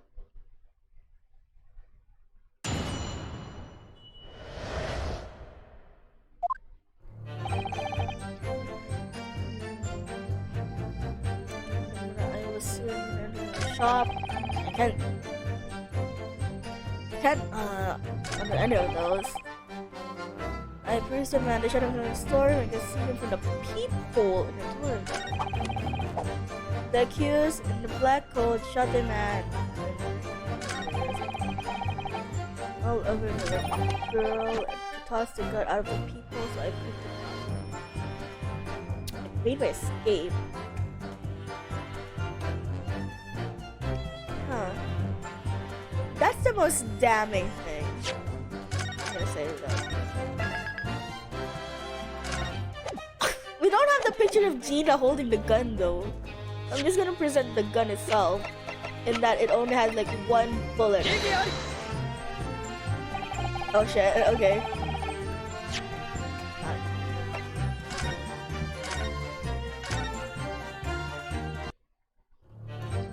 Okay, fine. I'm gonna have to press all of them. Fuck. Mata! Get the fuck up. Mr. Winterbank emerged from the storeroom, I believe. Ringo and Nash were scouring the counter when he suddenly appeared and flew at them. He already had the revolver in his hands. Fortunately, I wasn't too close. I've never had a scare in my life! Whoa! We're just your regular, mild-mannered burglars, that's all. We don't like violence. Says the peer who carry a gun. What do you mean when you say you were near the entrance to the shop? What is this fucking pose? I was in the doorway, running my eyes over the shelves of forfeited items. Looking for the music box, of course. The broker went for Nash in the first place. Then Ringo joined in, making it 2 against 1, so I assumed they could handle the situation. But I was wrong. I was trying to help my little bro, but the old geezer chucked me over the blooming counter. So I pulled my gun at the old fella, and that still made him scupper. The pair of you settling upon a poor defenseless pawnbreaker together. Shame on you. So we go. 待った You mean, that's the moment you were shot? Yes, though I didn't immediately realize what had happened at first. Things crashed to the floor of the counter as the 3 men were brawling. It was at exactly that moment that it happened, so I didn't hear the gunshot. And the bullet went on to strike the calendar on the wall behind me. So it would appear, when I looked at my arm, I saw it was bleeding badly. So I wrapped my handkerchief around it. Seeing as I couldn't explain what had happened to the doctor, I had no choice but to wait for it to heal. I didn't imagine it would still be bleeding 2 days later. It's probably infected and your arm is gonna get amputated. Did Mr. Winnerbag intend to shoot you, do you think? Well, now, I don't imagine he even noticed I was there, to be honest. Perhaps the gun went off accidentally. Anyway, it didn't quite strike home. When I pulled the gun on him, he tried to shove me out of the way. And then he scampered for the back door. At which point what did you do? 待った You mean you chased after him? I don't recall the reason why, but I ran after him to the back door, to the back of the shop. And what about this peephole in the door you mentioned? Well, unsurprisingly, the storeroom stores a strong job, made of stout wood. But there's a small opening in about a head height that lets you see what's in there for a minute.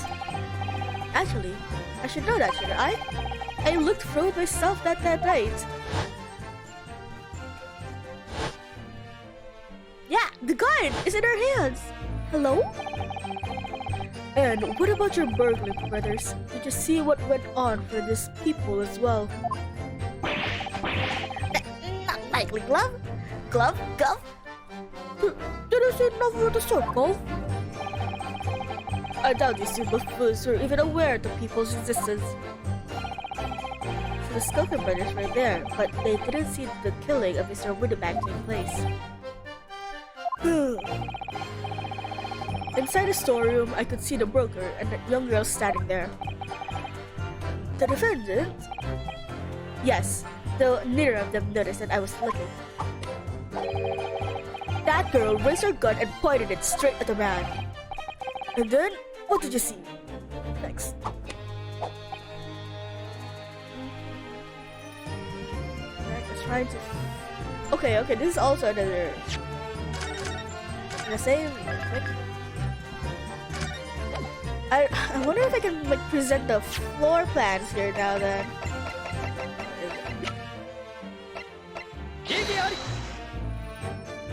Nope. I have to press.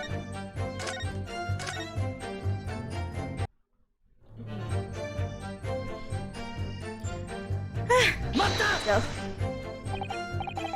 Yes, when the crime was discovered, the defendant was found with a gun in her hand. But that was Mr. Winneback's gun, from which only a single bullet has been fired. And, as we've already established, Mr. Graydon, that bullet was fired at you. But no, it wasn't the broker's gun that the pickpocket girl had when I saw her. Oh. Yes, the bullet from Mr. Winneback grazed my arm, and yes, the Skulker's gun grounded the detective. But this was another gun entirely, a third gun. The broker's gun was not the murder weapon, so clearly, there had to be a third firearm involved. In other words, the accused must have had her own gun with her at the time. Do you think a fucking pickpocket can own a gun? What are you, America? But no other gun was found at the scene.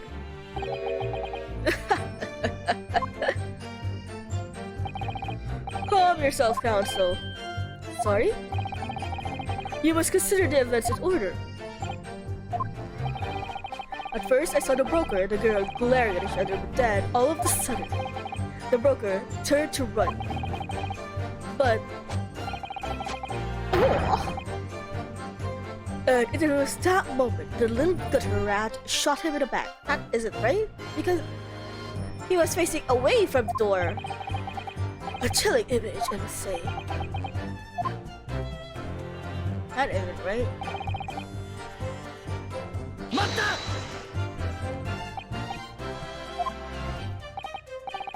Yes, for the people, I saw it clearly. Of course, the stains are invisible now. What with that coat being such a dark color? But I assure you, that garment is sullied with the victim's blood. Well, it is sullied with blood, that's for sure. But it's not Mr. Winterback's blood, is it? God, his pose is right! No, that's right. It's Mr. Milverton's blood from when McGilden stabbed him 2 months ago. It's so annoying. If only they'd accept Hurley's chemical analysis, this would prove that. Yeah, really, if they accept the analysis, it really would be so easy. We should be done with this case already. But they won't, so unfortunately, we can't use it as evidence to support our case. Father. Then she... Matta! That is untrue because we literally have it in the gun. Did I hear you correctly? She threw the gun out of the room? That's right. That's right. After the burger fell to the floor, she started walking over. Over where exactly? The direction of the storeroom door, to where I was watching. Of course, I quickly retreated, and then the girl dropped the gun through the peephole onto the floor on my side of the door. She was literally holding a gun though. But why on earth would you do such a thing? I couldn't tell you. Perhaps she was hoping to distance herself from the murder weapon. Without thinking, I went and picked it up. Fucking dumbass. What are you, Ryunosuke? I suppose I was worried about just leaving it there, in case any more tragedies took place. You know that's bullshit, right? So it was you, in fact, who took the third gun from the scene of the crime. Hi, Keisha. Yeah, I'm still at it. I'm still at it. We're finishing this case today. I'm still at it. Yes, it was yours truly. I left to clear up to my lackeys and left. Clear up? We made a bit of mess around the counter, so Mr. Whistlefoot told us to tidy up. It's just a blooming mom or something. I'm gonna be here to look and study. Okay. Study hard, Keisha. Well, I was paying you enough, by God. Ugh. Tell me, Mr. Graydon, when you left the pawnbroker that night, was it by any chance with the second disc in your jacket pocket? Sama! Ooh, you're like a bullet kid, aren't you?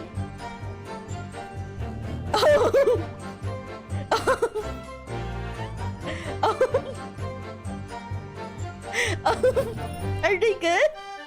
Are we okay, let's just let this play out. And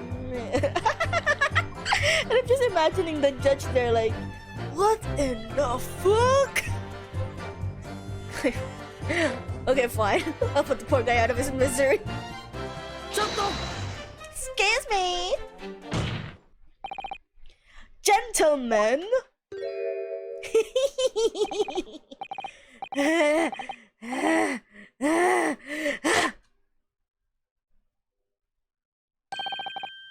Something wrong, sunshine? That should be my line. You do realize you were just violently shaking Mr. Skulkin. Blimey, this is a bit of an hooligan, ain't he? What was going on just now? Yes, son. He grabbed me whistle. Why the blazes, he said. Didn't you mention the third gun when we got you down at the station? And why didn't you? Cause I didn't know nothing about it. Or the flaming people on the door. Sorry about that. Sorry. I can be prone to losing my rag sometimes. Not hurt, Ari. Aww. At least he's sorry. God, blimey! See the way he's looking at me? Telling you, this thing gives me the willies. That was strange. The inspector doesn't normally get quite as worked up as that. He wouldn't normally grab someone. No, that wasn't like Rexy at all. He's normally all sweetness and light, no matter what I say to him. Yes, well, I think you might be a special case, Iris. Well, anyway, that was definitely out of character. Okay. What of it then? Oh no. Is it the bailiff for the blood sample? My lord! Requesting your lordship permission to interrupt the cross-examination. Well, explain yourself, officer. Oh, there it is. I have the results of the test that was ordered earlier, my lord. Ah, the blood. Dinner. On the accused's overcoat. A little stale. Could use a little reheating. Thank you, officer. Very well, the cross-examination is hereby temporarily suspended. I presume you have no exemption, counsel. I have plenty of objections. No, my lord.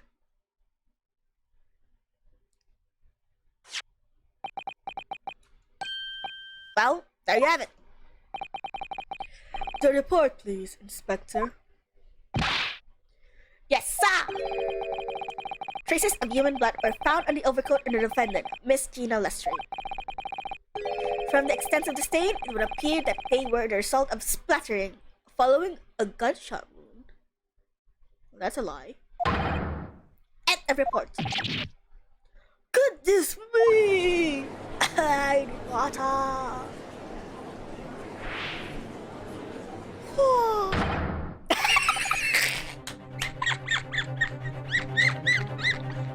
What the fuck was that? Oh god, I'm so lucky I didn't drink water before I saw that and fucking die.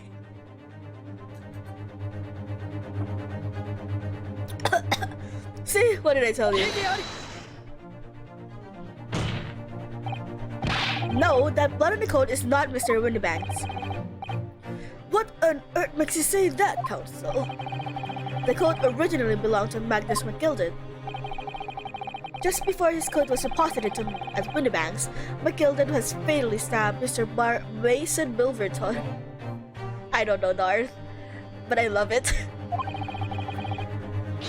So, the blood on the overcoat is the blood of the brickmaker from the omnibus case. Well, the dead cannot speak. Isn't that right, my Nipponese friend? That's a fucking lie. Kazuma always speaks into my ear every night. Sorry? 2 months ago, in this very courtroom, did you not argue fervently of McGilded's innocence? Well, yeah, because he was giving me false shit. I can only defend something that was given to me, and he was giving me false shit that makes him look innocent. So, of course, I would come to the conclusion that he was innocent. I'm not fucking... What do you think of me? Fucking mind reader? And yet, that man is dead. You brand him as a murderer? I didn't take one fucking sip of that cup, motherfucker. Your conduct shatters any shred of respect you may have earned for yourself in this country.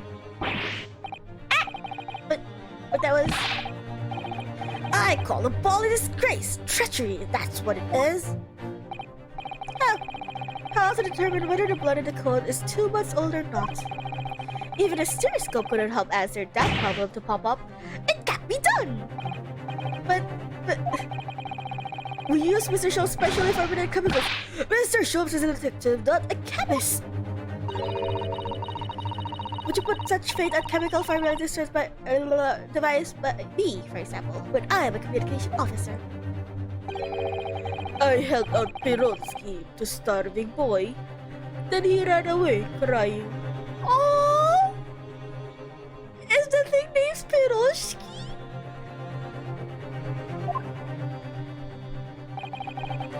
Sherlock Holmes is barely more than a figment of the public's imagination. Fuck. Jesus Christ. We've reduced Sherlock's existence to imagination. His name carries no weight in this courtroom. No weight at all.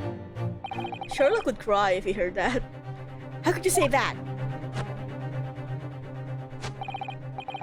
Victory is sweet indeed. This proves that my testimony is the whole truth, from start to finish. How do you arrive to that conclusion, sir? As the witnesses, sorry. All that wine is getting to me. Even though I haven't drank a single bottle, all I have done is just thrown him in the flames and shattered him in my hands.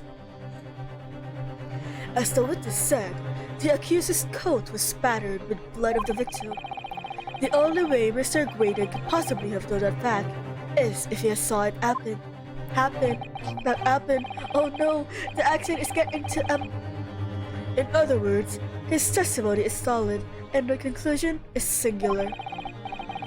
It was the accused who shot the victim in the case. That is the whole truth. His fucking post. My lord! Oh, I said, it's been a long battle, this one, but this old warhorse has something to say now, if you please. Mr. Foreman? As of the moment, sir, the squadron has reached its final decision. Fucking tell me we're gonna have another summation examination, please. I'm gonna die. Ready, man? All for one now. Yuzai! Yuzai. Another summation examination, I'm gonna die. Yuzai! Yuzai. Yuzai! Yes, I.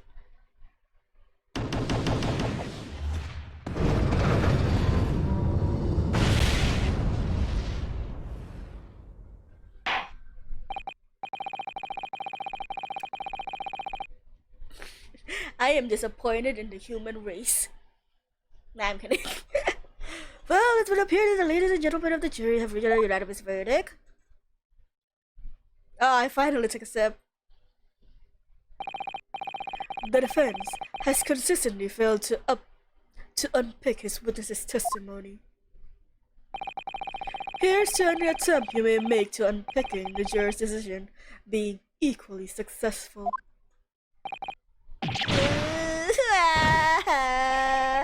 Help, I'm being bullied. I don't believe it. After I've come so far, how is it all unraveling on me so fast? It's because of that bitch. That fruity bitch.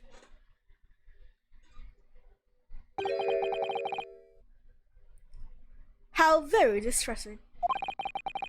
To be held in such low esteem. Wait, is that Sherlock?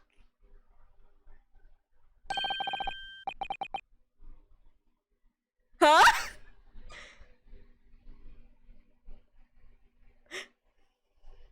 Wait, is this Sherlock? Wouldn't you agree, Mr. Naruhodo? Officer? You delivered the report now. That will be all, thank you. It occurred to me with some regularity, Mr. Naruhodo, that scientific truths are determined not by science, but by none other than the human mind. I know that voice. Am I going mad?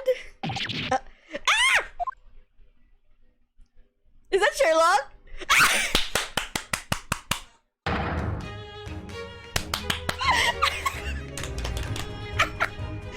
Mr. Schultz! Oh my god!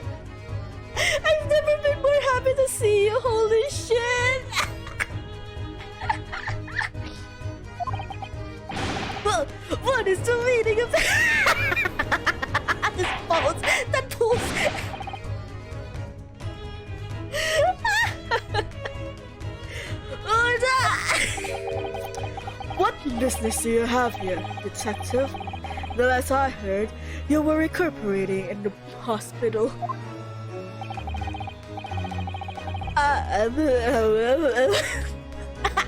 Oh no, you're right! Shit, Doc, you're absolutely right! It's the three fruitiest men! Oh no, they're all in the same room!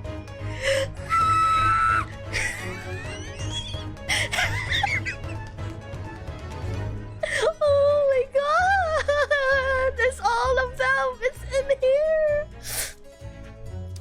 As well as I would be, had I not been set upon an errand. What errand? Hurley! It's really you! You're awake at last! Yes, good day, Iris. I appear to be rather late to rise. My apologies. You look so dumb! Now, my lord, will you humor me? In what manner, sir?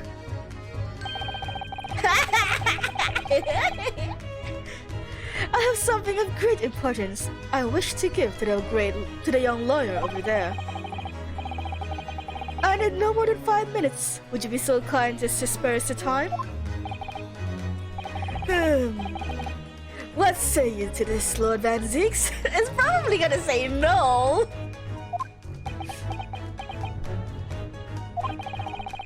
This trial has taken many hours of the court's times, having spent so long already.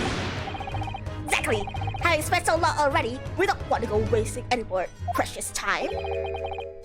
As I was saying, having spent so long already, it would seem churlish to deny the best of your 5 minutes. Benzies! Benzies! He's with me! Oh shit, I'm dying. Oh, he's on my side! Oh my god, he's so fruity. This is just making me think. These guys have a history. These guys have history.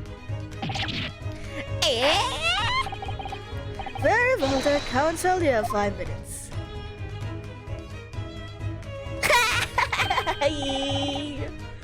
My dear fellow, I apologize for my tardy arrival. Mr. Sholmes, are you alright now? Alright? I'm alright! Sorry? I've only just managed to summon the strength to stand, man. I asked the judge for 5 minutes. But I fear even that may prove too much for me. Pray forgive me should I pass out. Oh, Sherlock! Oh! Let's make this discussion as short as possible. Hurley, this place is full of idiots! Ace Attorney Quarters in a nutshell. I have no fucking clue, man. I think it just arrived. That thing. That is the thing. It was just like what do you call it? But also, this I need to screen cap this actually.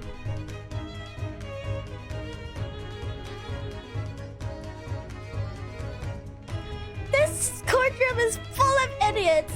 Ace Attorney in a nutshell.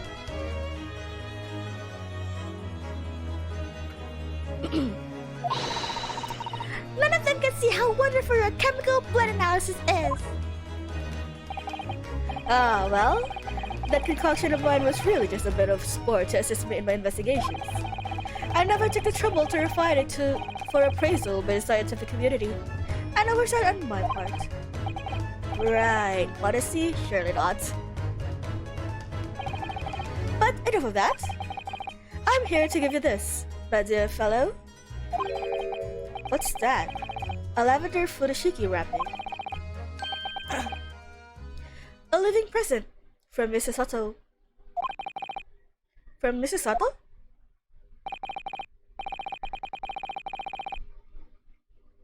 If possible, matters were to be settled without me giving you this.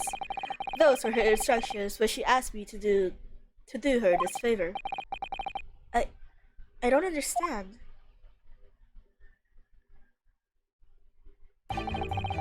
Mrs. Sato foresaw today's events, I believe.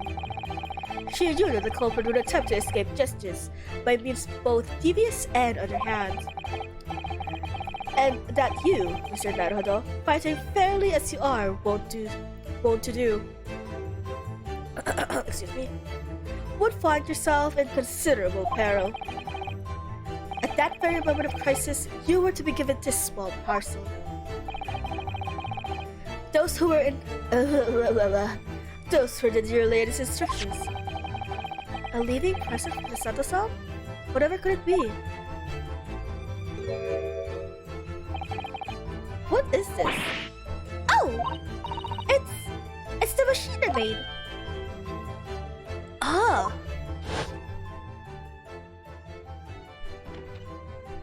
The cat is a murderer! I fucking knew it. We never should have trusted the cat. Look! I use this. It's my latest invention. What is that? I call it the cat flapper-mat. I can make a cat flap for a little furry friend like Waggy in seconds.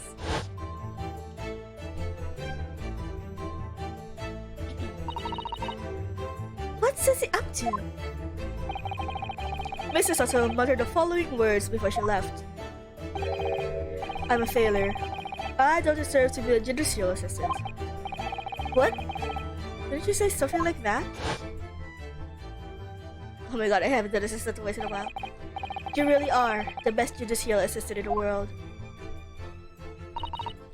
Well, that's extremely flattering. But I'm sorry to say that I've been a complete failure.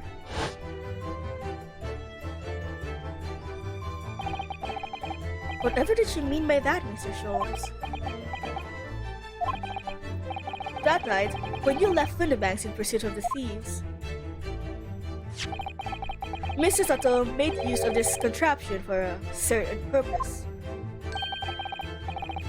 That is your answer, my dear fellow. No, not at all cryptic then.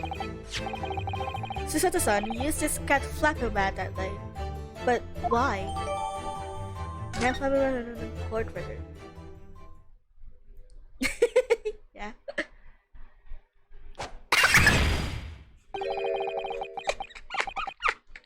Motherfucker, you could have just said it normally. Jesus.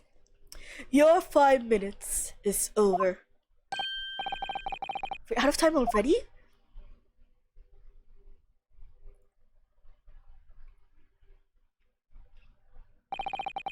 I'm grateful to you for affording us this brief recess, Mr. Reaper. Oh my god, Sherlock and them actually interacting is intense. I need no thanks, Detective. After all, the die is cast. Is it really? The jurors are unanimous in their leading. No doubt, my learned friend will consider it a summation examination. But any attempt to alter the verdict now would be utterly futile. I wonder... Mr. Naruhodo! Yes? The rest is down to you, my dear fellow. What is your plan? The rest is down to me. I need to be careful here. If I make the wrong move, the trial will end badly. My lord, the defense requests...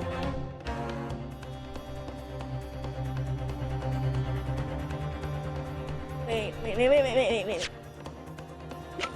I haven't investigated this yet.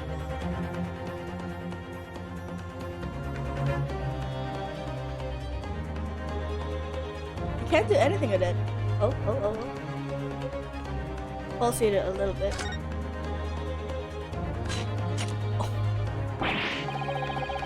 Those vicious teeth look like they can rip through almost anything. They're good, aren't they? They made a special alloy I developed just for this job. The gun rotates 10 times per second, so it can get through any kind of door in no time at all. And what are the 2 ports at the top here? Ah, those are for attaching hinges to the section of door that gets cut out. Right, of course. Nothing can match this machine for power. I can make mincemeat of even the toughest of doors. It sounds so charming and friendly when you say it. as you say, it's more, but it feels like it seems like the reality of the cat Flapabat is that it's a great weapon of door destruction. That guy is so adorable. There's nothing I wouldn't do for him, even developing deadly weapons. I wouldn't doubt that one bit.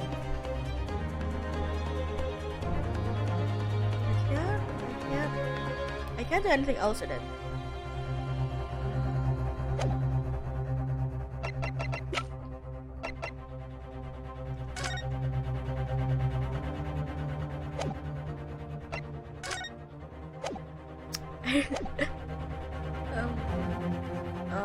Let me save.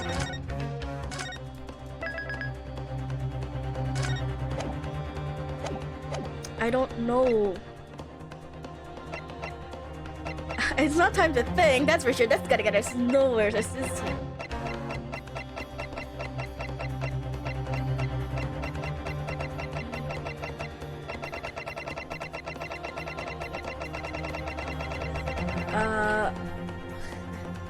Sure? Submission examination? Let's go to this, my only chance to appeal to the jurors and try to change their minds. What do you think you're doing, Mr. Nar? Okay. Okay. Sure. Sorry? Oh! I'm supposed to present that thing somewhere in a cross-examination statement. Okay. What the Mrs. Satisfied is good. Would you let this final piece of evidence you left you go to waste? Final piece of... It's not time for inaction. It's time to hear from a witness. Okay, thank you for just saying. But is not possible to bring you witness to the stand at this point? I don't think that's what Hurley means, you know. Have you forgotten where we are at the trial? Aha! Okay. Okay. The game just told me.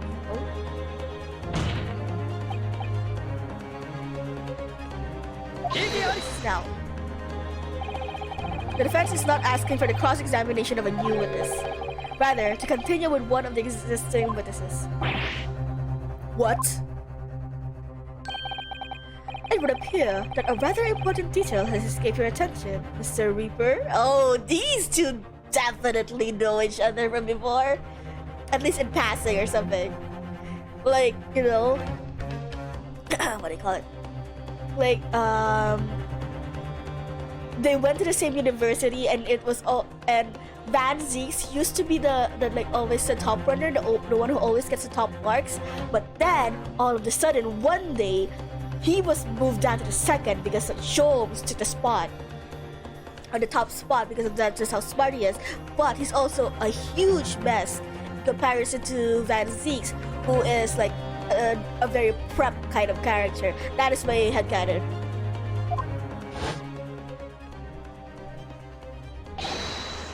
Well, Lord! Requesting your lordship's permission to interrupt the cross-examination. Thank you, officer. Very well. The cross-examination is hereby temporarily suspended. Ah. I presume you have the justice cause if you don't have the no.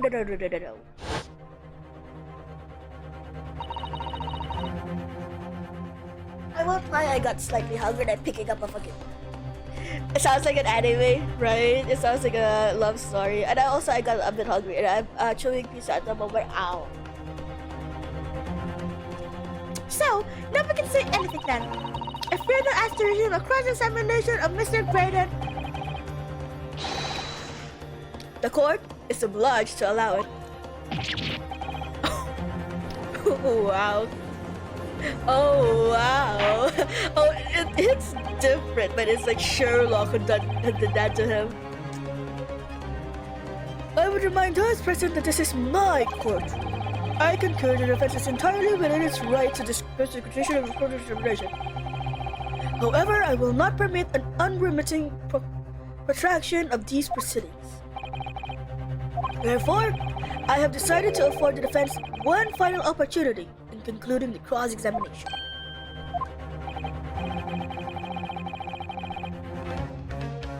The counsel, you must choose but one statement from the witness's testimony. And but one piece of evidence to present in support of this argument against it. A single chance to present evidence. If following that the situation remains unchanged, I shall move to adjudication. Is that clear, counsel? You will not press the question any further. My lord. Yes, my lord. A single statement and a single piece of evidence. Most generous. Well then, Mr. Naruto. It's high time I fell in a dead faint. I leave this in your capable hands. Okay, bye. It literally just passed out there. Mr. Sholmes! Okay, bye.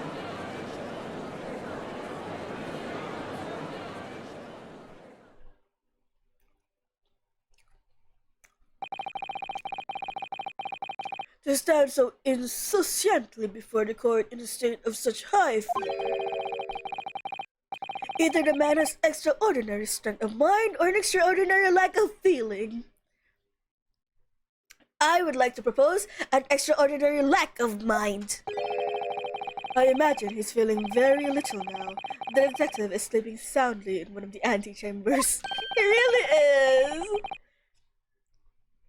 Strike a man when he's down by a donkey. It really is. I really love how this series did that. Like, I have never been happier to meet her along again. Like, remember the few times I was like, let's get this fucking motherfucker shithead. But now, oh my god, actual genuine joy when I saw him. Well then, counsel, are you fully prepared? Yes. One statement, one piece of evidence. I won't let Mr. Jones down, or Iris. And I won't just waste this final chance that Sato-san has given me. This is going to decide the outcome of the entire trial. Very well then. Under the terms I have outlined, you may resume the cross-examinations.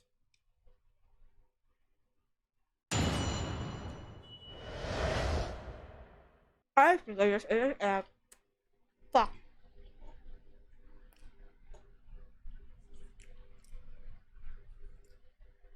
There was an ant on my pizza. Fuck. What is this music? Oh, the music.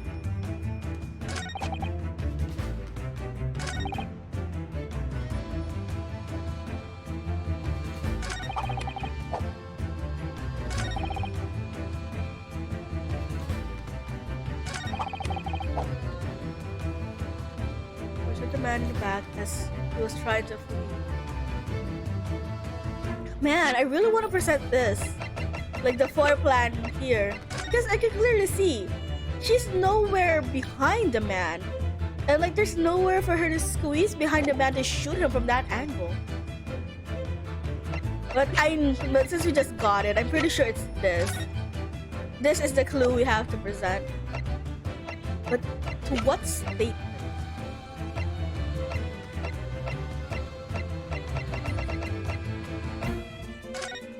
It's about the people, right? So I'm pretty sure I should focus on the people. There's another ant on my pizza.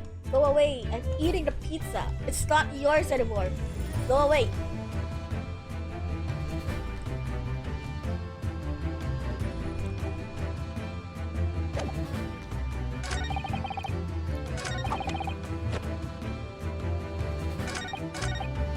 There's like a very significant focus on the people here.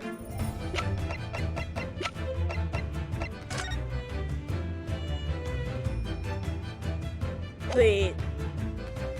Shit, I wish they had a picture of the people again. I was about to make a comment like, what the knob looked like it was Iris is like, you know how like Iris has logos? like this four-leaf flower or four petal flower. Like, look, it's in it's in her everything. Like that pouch.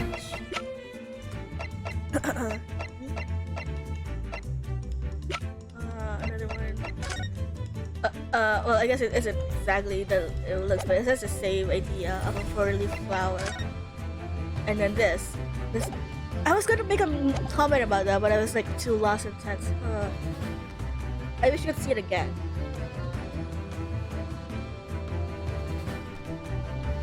But wait, after this.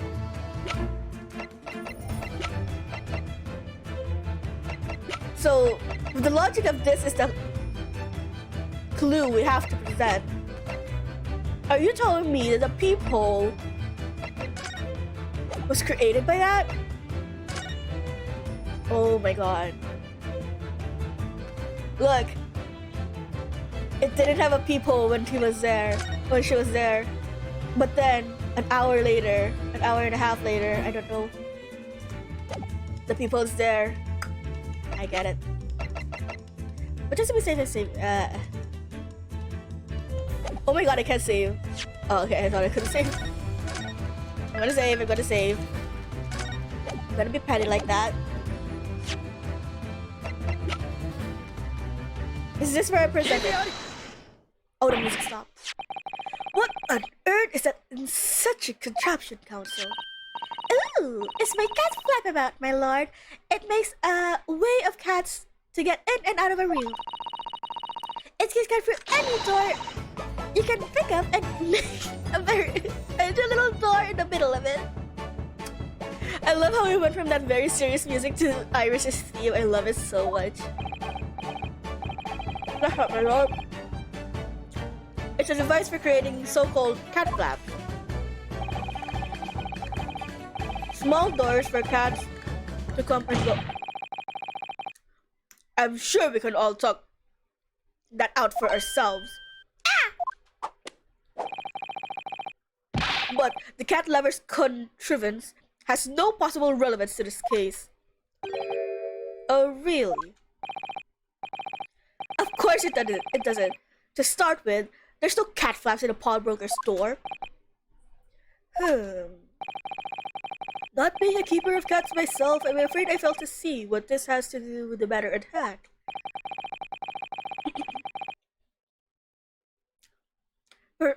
Sorry. Perhaps it would help if I describe the function together. This contraption is able to create a peephole in any door you can imagine in practically no time at all. I beg your pardon? A peephole, you say? 2 nights ago, we arrived at the scene only minutes after the murder of Mr. Winneback had taken place. That's right. According to the paperwork in the yard, it was you, your Japanese assistant, and Scholes. Yes, the 3 of us were together, and it's recently come to my attention that my assistant made use of this device at the time. Your assistant did what? There was a peephole in the storeroom door. I can attest to that. Because I looked for the peephole myself in order to see inside the locked storeroom. This is ludicrous. What are you trying to say? Of course there was a peephole in the door. I said as much in my testimony. How else could I have witnessed this crime, for pity's sake? Yes, how could you? What? Counsel, kindly say what you mean. Alright, it's time. Time to strike the final blow. What I mean is this, my lord. My assistant made the peephole in the storeroom door, and until such time as she did, the door had no hole in it to look through. What? No! I love how you record yourself there. This is a farce. Are you really suggesting that the peephole in the door was... Yes, it was created only after the incident had taken place by my judicial assistant using this device. Your assistant tampered with the crime scene whilst fully aware of the gravity of her actions? This is the most serious act of vandalism. I mean, not really. Because, like, if she had a way to view the crime scene, because the crime scene was taking place at the time, she would have used it, so it wasn't. For which I humbly apologize, my lord. Jesus Christ, I have so many strikes in our name right now. It was in a few minutes that I left in the scene in order to pursue the Skull Kid brothers and alert the police. Nevertheless, in the light of this new information, it becomes apparent that Mr. Grader's testimony is riddled with holes. Riddled with explain yourself, counsel. The majority of Mr. Grader's testimony that appears to incriminate the defendant is based upon what he witnessed through the peephole in the storeroom door. Yes, that filthy girl shooting the man in the back. However, if at the time of the incident, that peephole did not yet exist in the door, there's no possible way that you could have seen what you claim to have seen. Grrr. In short, your entire testimony is a pack of lies. Ugh.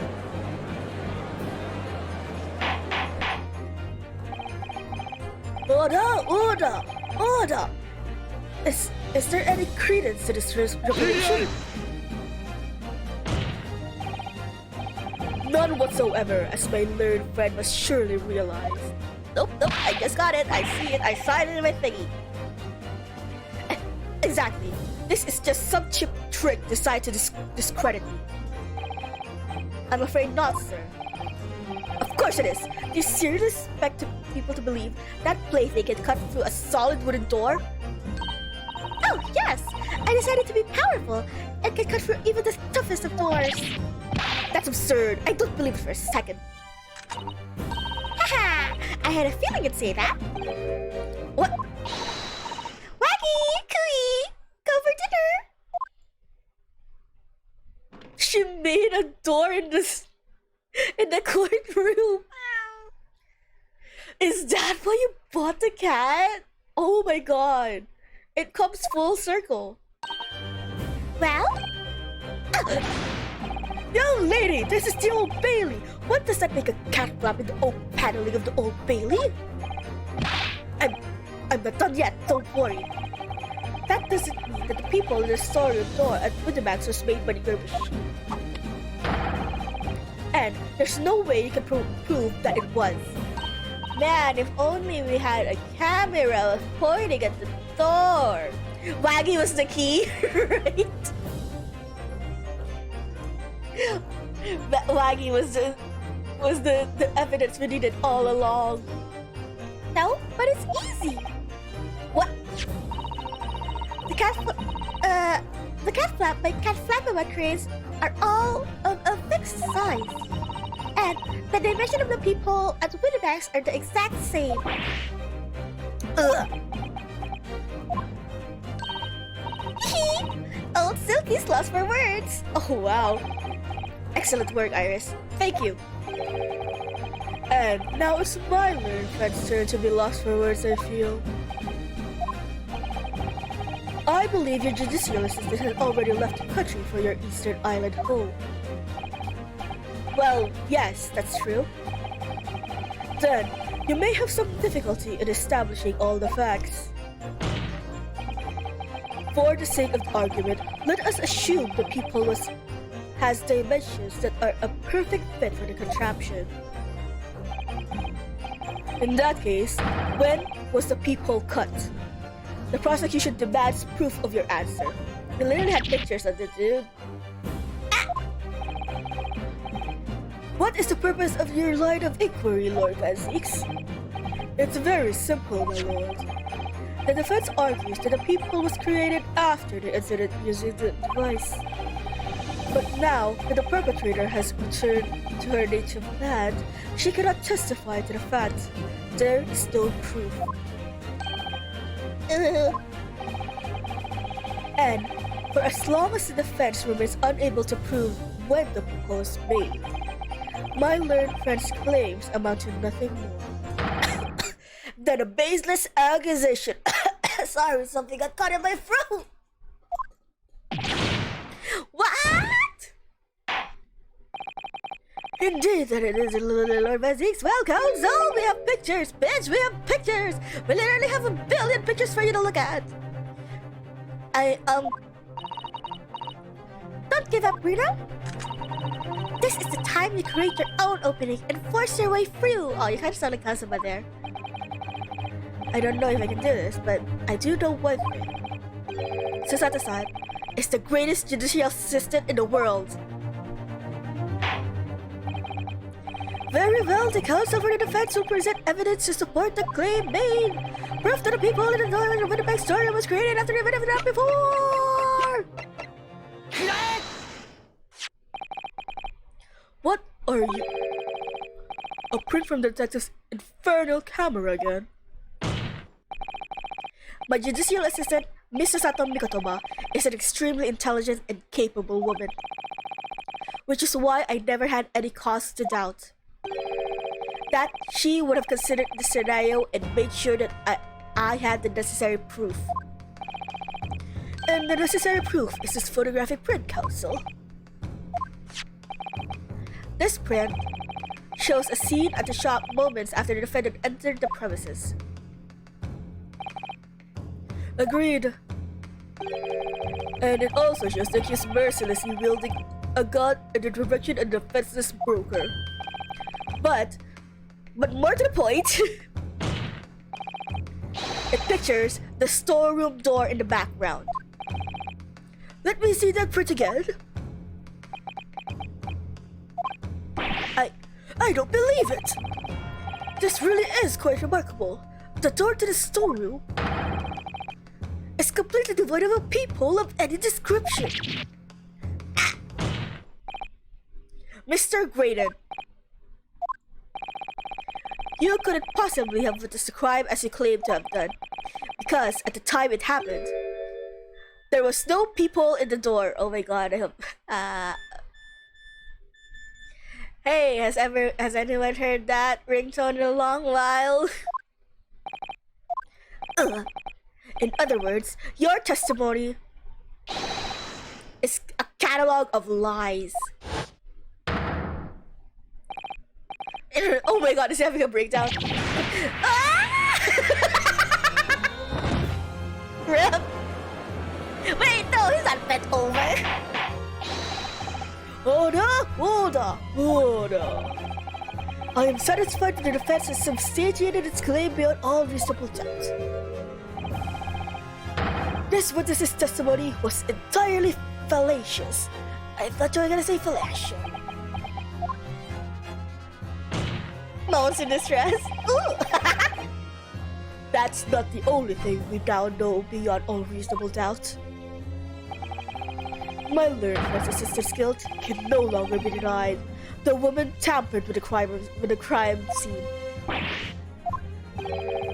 But more importantly, good lord, there's more, Lord Bazix! Jesus Christ, there's more!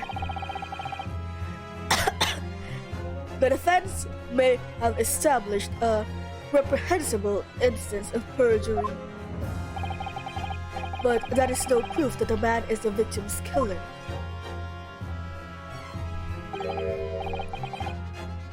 Yes, that's right. What? I was there to see. It's true. And I was shot in the arm. It's true. But that's all. Yes, in fact, if you look at the circumstances, I'm the victim here. Oh, I just noticed he's getting all ruffled now. His collar isn't done, his hair isn't done. Ooh. Oh, please. Nah! What? I don't believe this. But you're right, as it stands now, I don't have any definitive proof that he is the culprit. Still, he can't work his way out of this now. Iris? You know what they say? There's no point of locking the cat's door after the cat has bolted. Okay, bye. Isn't that right, Bruno? As Hurley always says, one lie begets another. No, wait. That might have been a line I wrote for him in one of my stories. Well, no matter who said it first, you're right. Mr. Graydon, not only did you give false testimony to the court, but the lies you told make no sense. Make no sense. Oh, he fixed himself up. Okay, he fixed himself up already. What do you mean by such a remark? What you said in your testimony reveals that you know something that you shouldn't have known. In other words, there is a fundamental inconsistency in your statements. What?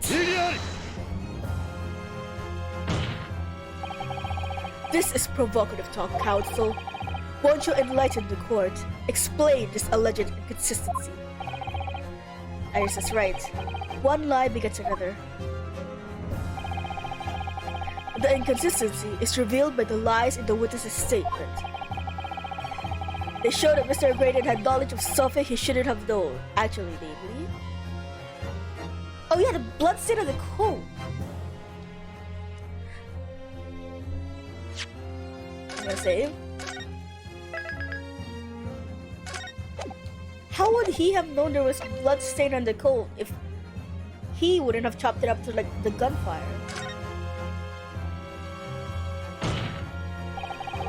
The bloodstains that were present in Miss Lestrange's coat. That's right, the victim's blood splattered all over her when she shot him. But how could you possibly have known that? Obviously, because I saw her do it for the people in the... Caught yourself there, huh? The point is not that you lied in your testimony, Mr. Graydon. It's the nature of the lie you concocted that is so revealing. You're not making any sense. Then, let me ask you a simple question. How is it, Mr. Graydon, that you knew of the existence of the people in the storeroom door? What? Well, obviously,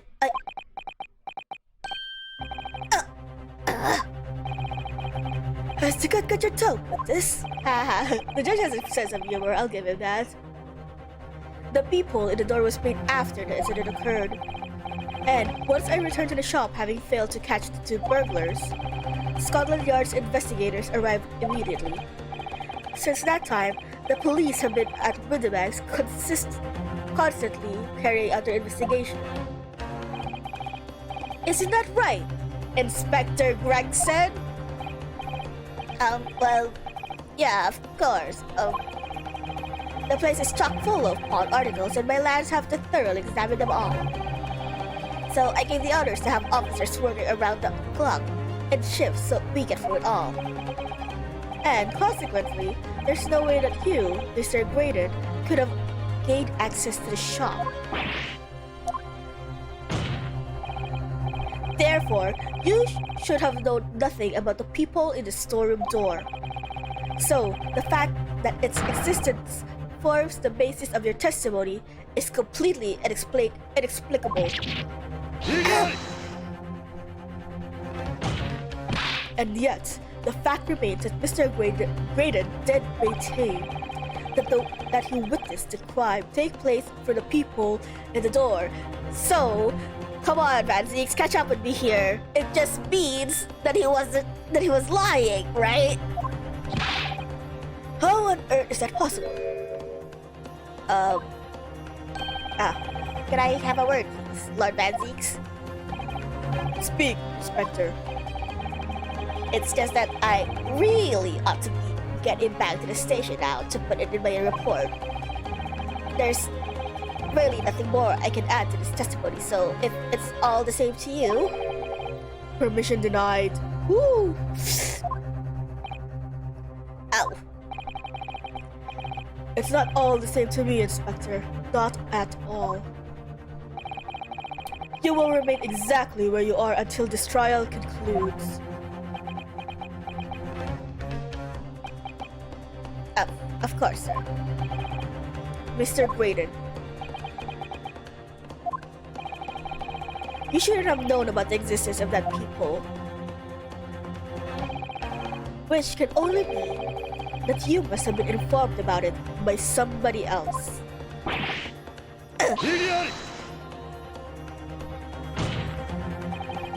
Stop there, my learned friend.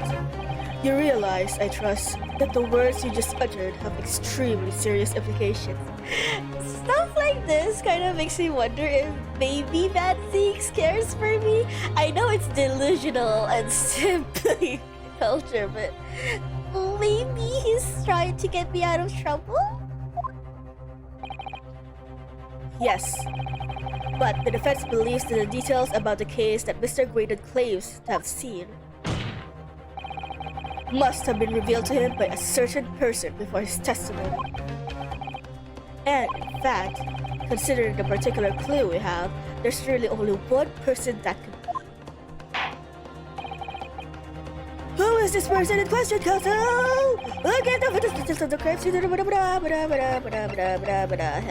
They were literally like whispering about it.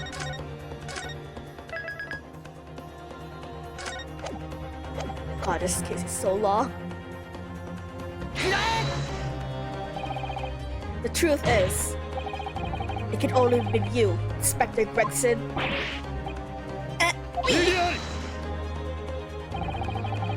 You had better had some proof to substantiate such a rash claim, my learned friend.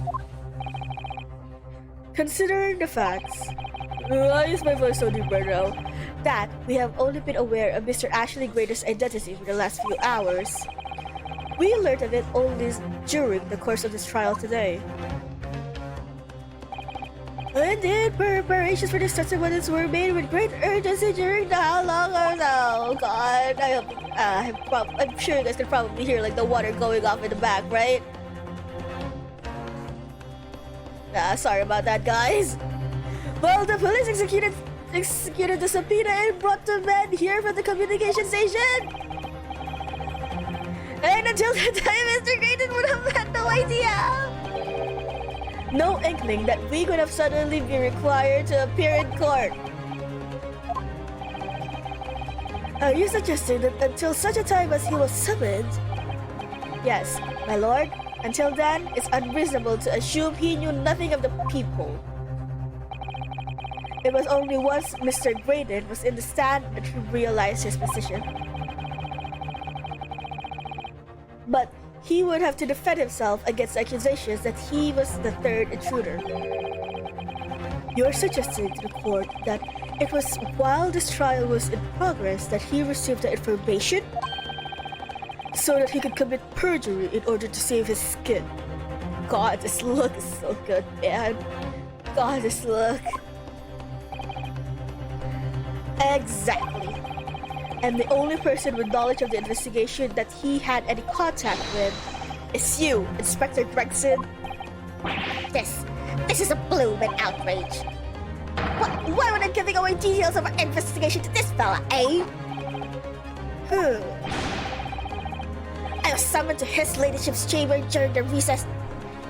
Oh, not Ladyship, His Lordship's chambers during the recess in any case. Had you forgotten that? Quite true. I had a number of questions regarding the events that transpired in the pawn robbery. Which means those two laid eyes on one another was after proceedings resumed, following the recess even. Since then, they've been in full view in the stands, where such illicit discussions couldn't possibly have occurred. Ooh, I just remembered something, you know? What is it, Iris? Oh my god, wait one second. Let me just, BRB, I'm gonna turn off the water because I'm pretty sure you guys can hear it from the background. BRB.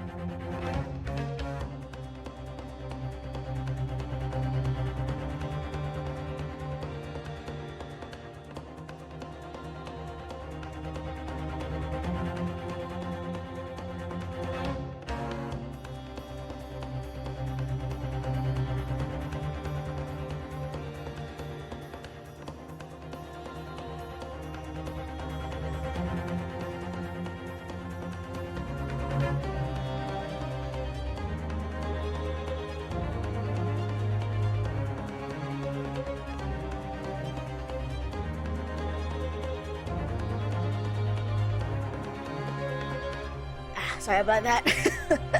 sorry. Turn it off now. See, this is what I have to deal with. That's why my streaming times are so fucking weird. That was just an irregular. Now, and early mornings. Imagine what I have to deal with like in the busier hours. I miss some time before there. I think Justine was testifying. Oh yes, now that you mention it. When the bailiff was dispatched to retrieve Matilda's music box from the scene of the crime. That's it. It was during that testimony. I remember finding it strange at the time. Mr. Graydon and the inspector seemed to be having some kind of secret discussion.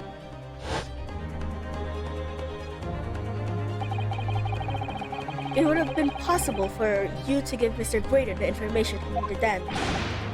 You little tool rat! You're making all this up. I'm a respectable Scotland Yard inspector, for crying out loud. Why would I do something like that? Why would I give away confidential details to the likes of this bloke? Admittedly, you wouldn't have any reason to do something like that for no gain. But perhaps it was part of a deal of some kind. That it starts to make more sense. What deal, counsel? God, I love that face so much, I love it. I wonder if perhaps, in exchange for details about the peephole at the crime scene, Mr. Graydon agreed to give a certain something to the inspector.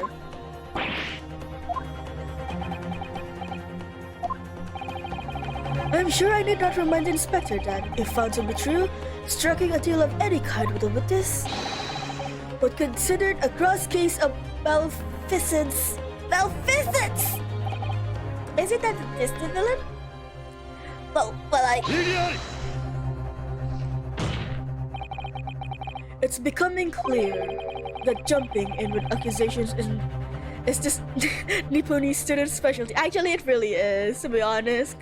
All things considered, that the extent of his law knowledge is 2 months in a boat. I didn't do that. I don't do that. No, you do that very often, actually, Rinosuke. But with the stakes so high, the prosecution is not prepared to listen to baseless charges. It is incumbent on the defense now to present evidence to support this diabolical claim. Evidence? Just what are you proposing that the inspector demands of the witness in return? Oh my god, it's been 7 hours. The court must see proof of this alleged deal. If Inspector Gregson really did strike a deal with Mr. Graydon, then logically there's only one thing he could have asked for. That must be it. Reno, do you think it could be? Yes. It's the missing link that could join all the dots together in this puzzle. I'm pretty sure that's like a giveaway to like it being the disc, right? Because Morse codes, dots. I must press you for an answer now, counsel. What evidence explained the nature of the alleged deal the president did? Okay, so how do I do that though? Do I just present the disc? Or do I present the music box?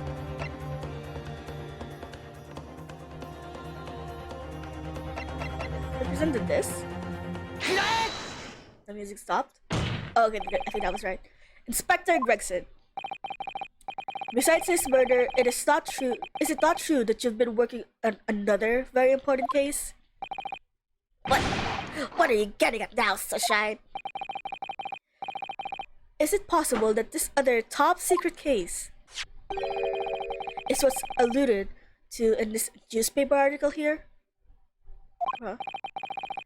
The classified secrets being leaked overseas for the Ministry of Justice. How the bleeding Lord could you... We discovered during the course of this trial the music box deposited at Windybanks by Magnus McGilden. A special music box decided to play 2 discs at once. It would seem very likely now that it coded the pair of discs that were in McGilden's It coded that the pair of discs that were in McGilden's possessions are the leaked classified secrets.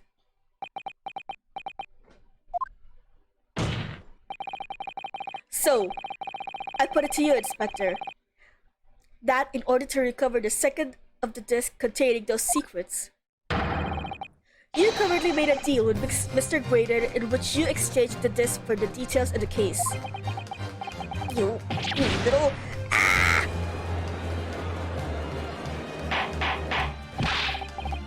Hold up! On the day of the incident, when we met you at Winnibanks, you said this.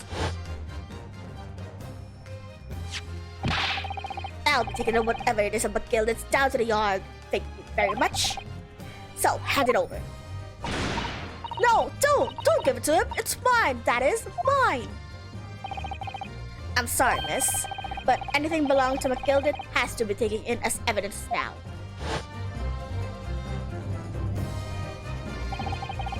Scotland Yard already knew at the time, isn't that right? That Magnus McGilded was involved in stealing of government secrets. My orders were recover the medium used to convey the secret leaks from the ministry and do it on the QT, strictly hush-hush. And that explains why, when presented this disc as evidence in the court, you objected so heavily, I presume. Because you knew that it contained highly confidential information. Blimey, not likely. I mean, I wasn't that sure of it myself. I realized there is a possibility, that's all. Inspector, surely you're not saying that in order to acquire the second of these music box discs, you did indeed reveal confidential details of the crime scene to the witness? To aid and abet this man in giving false testimony? There's no other way that Mr. Graydon could have known of the existence of the people. It's the only explanation. A deal was struck between these two men. Nah! Man, those two brothers are just hanging out. They have free entertainment here. If, and I stress if, this sobering assertion turns out to be founded in truth, it would mean that the second disc is, as we speak, here in this very courtroom. Wait, what? In this room? How could you possibly make a claim like that? Because Inspector Gregson is a Scotland Yard detective. What? What's that supposed to mean, eh? As a seasoned policeman, the inspector will have approached this alleged deal with caution. Certainly, he would not have accepted a gentleman's agreement in this matter. No, he would have insisted on having the article agreed upon in the palm of his hand. Good gracious, then, you mean to say Inspector Gregson already has the item in question in his possession? He has the second disc actually on his person? Yes! The defense demands the inspector in search at once. Definitely! They could only have struck a deal with each other when Jeannie was testifying before. And Brexy hasn't moved from the witness stand since. My lord, please, order an examination of his personal effects immediately. Well, Inspector?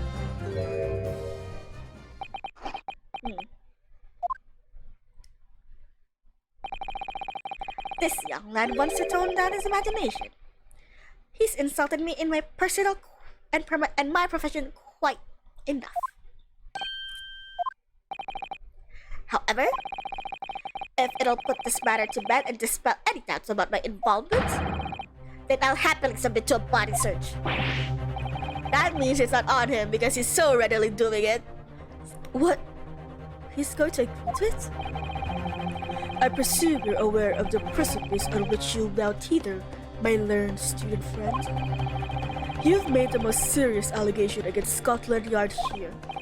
If, following the search of the inspector's personal effect, no disc is found, well shit. You will be deemed unfit for court service. This trial will end, and my country's government will formally demand of yours that you are severely reprimanded. Tone the racism down, jeez. That sounds serious. Indeed, to have a visiting student make such defamatory remarks on our country's most senior police force is not something Her Majesty's government will be able to overlook. You're just threatening Rita because you're scared. The accusation is beyond serious. You must be prepared for grave consequences. It's true. I can't imagine Gregson would have accepted a gentleman's agreement for something so critical. The desk must have physically changed hands, which means the inspector should have it. But somehow, something doesn't feel quite right here. Very well, Counsel. You know the implications, so let me ask you one final time. Yes, my lord. I'm requesting a search of the inspector's personal affairs. Search someone else! It was at one time when he was cheeking the dude next to him.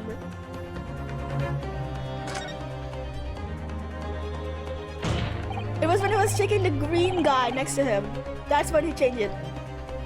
Yes, the defense formally demands the search to be conducted. Well? Don't say you weren't warned. But your typical Nipponese stubbornness may well land you in hot waters this time. Like an onsen. Perhaps the lesson will do you some good. Yeah, he was assaulting that man. Fair enough. I've got nothing to hide. Very well then. Bailiff, Oh.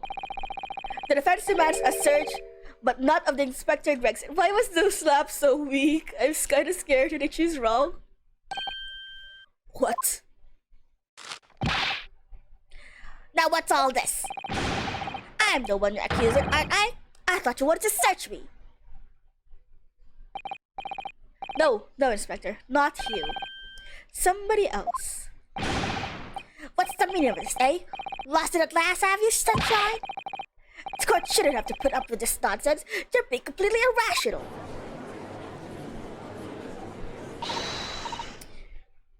Be quiet, all of you.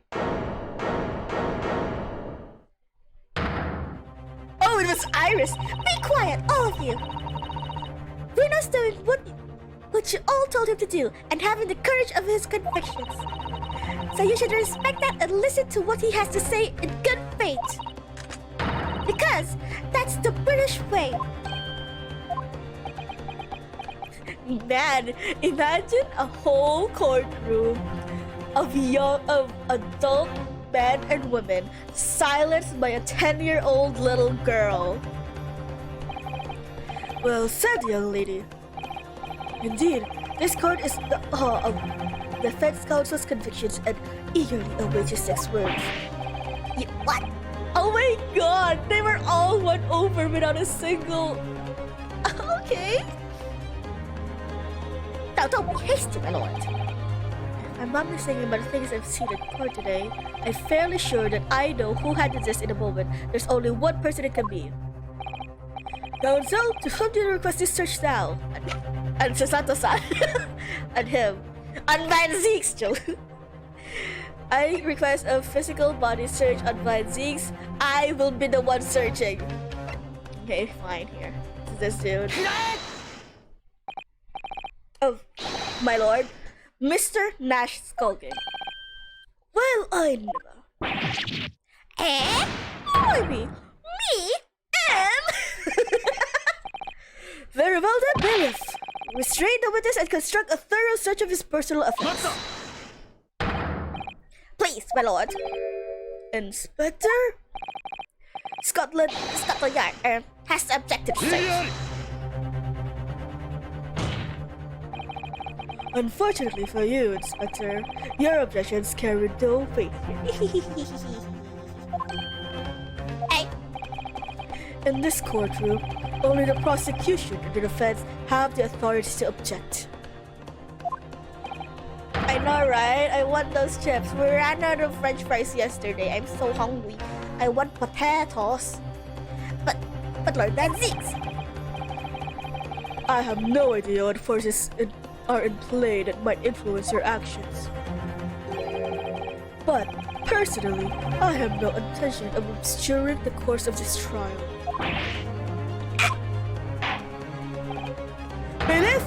Carry out the search. Now, hold on a moment. I don't know nothing. Nothing about no this. Cut it out! Here, my lord, in the witness's pocket. I found this. Good lord, that's another music box disc. I don't know nothing about it. Nothing. Well, everyone's a little frazzled, aren't they? That is the second music box disc left behind by Magnus McGilden. Is it not, Inspector Gregson? Oh no, all of the food!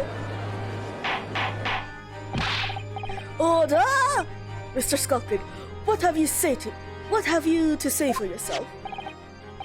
Gordon Bennett! I mean, just Gordon Flaming Bennett! I swear, I didn't know nothing about that disc. Honest to God! Counsel, could you please explain what exactly is going on here? The alleged deal that was struck between this witness and this detective, no? Without question, my lord. Then, for pity's sake, why on earth was this man in possession of the disc that the inspector traded for information? Inspector Gregson is shrewd, calculating man who rarely loses his composure. But at one particular point in the trial, he exhibited some unusual behavior for a brief moment. I don't recall. What unusual behavior? It was yes, during my cross-examination of Mr. Gade. Oh, I gave him a Gade. Tell me, Mr. Gaydom, when you left the pawnbroker that night, was it by any chance in a second disc in your pocket, jacket pocket? I mean nothing of this sort.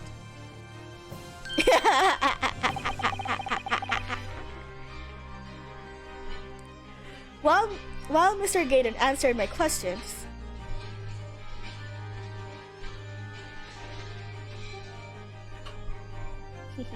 yeah, I'm pretty sure you guys heard that. Hopefully that wasn't copyrighted music though. That is one thing I'm begging it's not. And remember when I let him go at this for a long while too? He had all the opportunities to slip it into his pocket. The inspector appeared to have grabbed Nash Skulker by the coat and was shaking him violently. Mr. Gaydom. Well, listen, if the glove fits. Yeah, it did at all. Thought my nugget was gonna fall off, clean off, it did. I was wishing I'd been born as big brother, I was. And what exactly happened to make the detective attack you like that? I ain't got no clue. He just suddenly turned and grabbed me. Whistle like that and started shaking me. Why the blazes did you mention the third gun when we got you down the station? That's what he said. Yelled it right down my ear hole, he said. BS still dropping down. The way the detective behaved that was extremely out of character. But looking back now, it must have been then that he did it. That was the opportunity Inspector Gregson created for himself in order to hide the disc. Well, bless my wig, he hid it! Oh, But I'm afraid I failed to comprehend the motive here. If the detective had acquired the disc he was after, why on earth would he then proceed to hide it in another man's pocket? This is the court of law! He would have submitted that item as evidence! It would appear, my lord, that the inspector was not at liberty to do that. Why ever not? As a man himself revealed earlier, his current assignment was some special conditions. my orders were recover the medium used to convey the secrets leaked from the ministry, and do it in the QT, strictly hush hush. Hush, hush! A top secret assignment, is it? As far as we're aware, The information stolen from the confidential government of communications. It would seem that if the information were to be revealed in court as evidence, it would be problematic. Much like me, I am problematic because I'm racist. Does that sum it up? Does that sum up the situation, Inspector? I'm operating under direct orders from the ministry. I'm afraid I'm not at liberty to answer the question. So, realizing there was a chance that you may be searched during court, you took steps to hide the disc you had acquired from the witness. So that's not me. He only pretended to attack Mr. Skullcling in order to get close enough to him, to slip the second disc into his pocket. So, it was all a pretense? I won't lie, the judge's voice is kind of doing a thing on my throat.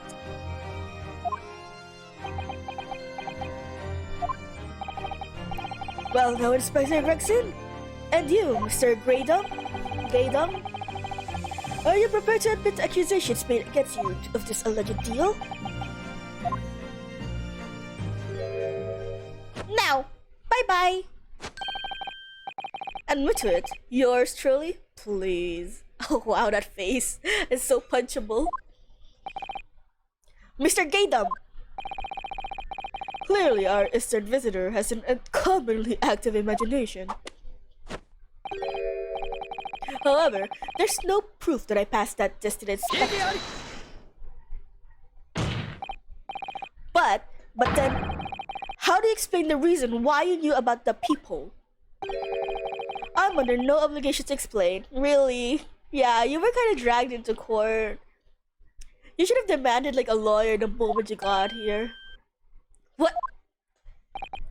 Yes, I lied in my testimony. That I admit, so sentence me accordingly. But that is all I admit. Yeah, honestly, keeping your mouth shut can go ways in court. Murder, leaking government secrets, striking a deal with the detective? All of it is in this young Eastern man's fancy. I have no idea what any of that is all about. You... What? For fuck's sakes. Please don't waste anyone's time here. Well, what about you then, Inspector Gregson? Do you admit to making a deal with Mr. Graydon in order to acquire the disc? Ladies and gents of the jury, as a Scotland Yard inspector, I will declare this and nothing more. I am acting in the best interest of the country. Whatever I've done, it's been in the name of justice. So, as members of public in the Republic, this fine country, I'd like to think that justice will be your guiding light when you're making your decision. You're not the one getting tried here. It's fucking Gina. So, at the very least, yeah. If I don't care about the government secret, just sentence a hot milky on Gina because clearly that proves she didn't kill him, right? Mouse. This is quite a quandary indeed.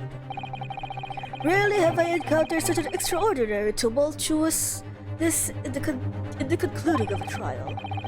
Nevertheless, in the absence of any further evidence to be presented, I believe it is time that we put the matters of the jury in their final reading.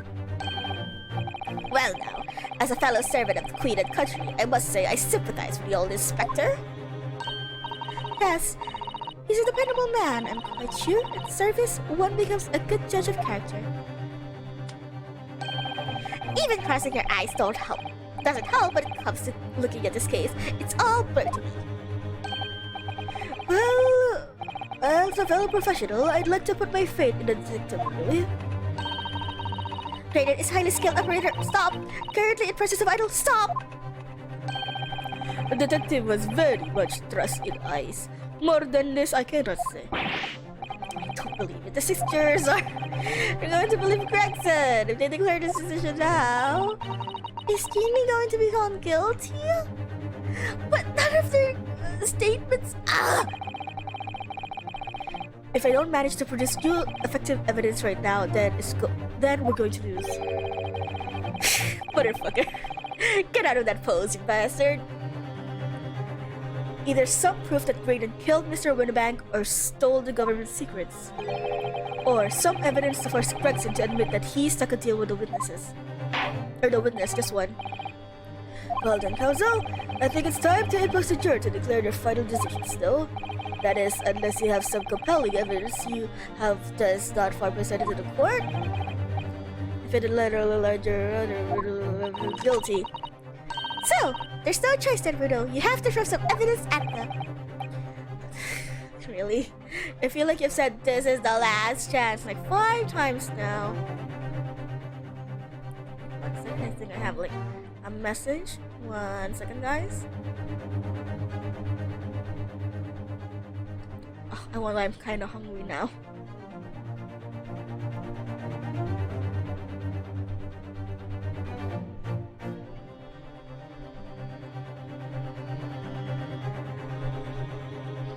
sorry, excuse me, I'm kinda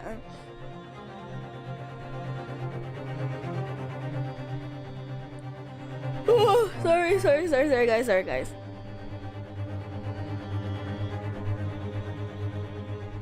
Calms down to this. Could I present? No, I won't leave it to the jury. I absolutely will not leave it to the jury.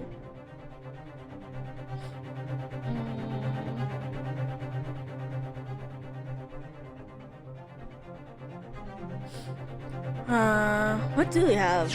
What have we not? Like, I don't know the logic they want me to follow here. And also, I want this. I want to play it, please.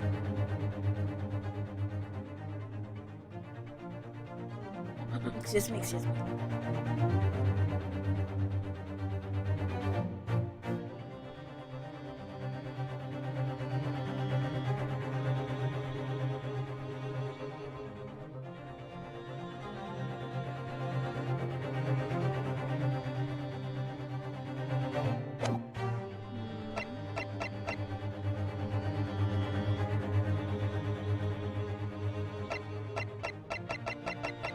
I don't know. I feel like they should give me the disc though, because I feel like we really need to listen to the whole thing.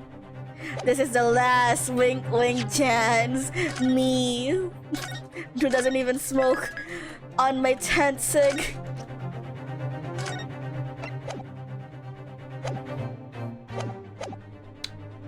I mean, sure, I guess, because he technically has the disc now.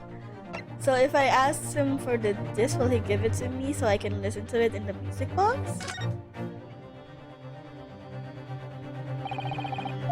Inspector Grayson, there's one final piece of evidence I would like you to see. What's that then? If you refuse to acknowledge that you did in fact strike a deal with the witness here today, then you leave us no choice but to put this piece of evidence, to examine this piece of evidence thoroughly. Well, go on then. This is my last chance. It looks like I'm going to have to force his hand here. Oh, are we gonna force him to give us this? One final piece of evidence. Clearly struck Gregson here. Is that Mr. McGilden's peculiar music box, counsel? Yes, but it is already in place, ready to play. I think, perhaps, now would be a good time to listen to the sound produced by the music box again. Only this time, with the second disc we've just discovered set in place as well. Goodness, this disc. No, wait, I can't let you do that. Oh my god, we're actually threatening him. We're gonna play this thing or admit it. Fuck him. Why not? But because because it's got nothing to do with the case. That's why. Bruh, we've done a lot of things that weren't involved in the case. That's not a good excuse anymore. Not true, Inspector. The defense has already proposed that the sound made by the court earlier from this music box were part of a Morse code message. We know that Morse code compromises of two distinct tones. The defense believes that the second disc contains the second tone needed to complete the message. And now we have a chance to confirm that theory. For crying out loud, Sunshine, I just spat all over my shit. We're talking about state secrets here. If you go letting the whole courtroom hear confidential information like that, it's treason. Then, they admitted the charge that in order to protect those state secrets, you engage in unlawful dealings with the witness. You're mad. If you let that secret information out into the public domain, you'll be making an enemy of the entire British government, you idiot. I don't care. Let's not forget, Inspector, that you, a Scotland Yard officer, leaked confidential case details to the witness. That you continue to lie to the court, and all people by fair means are foul. You're determined to do your duty. Well, by fair means or foul, I'm prepared to do mine. That was kinda badass of Rita's, I won't lie. Don't you dare. I will stop at nothing to protect my client. I don't care who I make an enemy of. Oh, that's so cool. Oh? What, did it touch a nerve in Van Zeke's baby? My lord, if you please. Oh, that touched a nerve in Van Zeke's. The court must hear the sounds made by that music box. Come on, Van Zeeks, for Pete's sakes, stop it!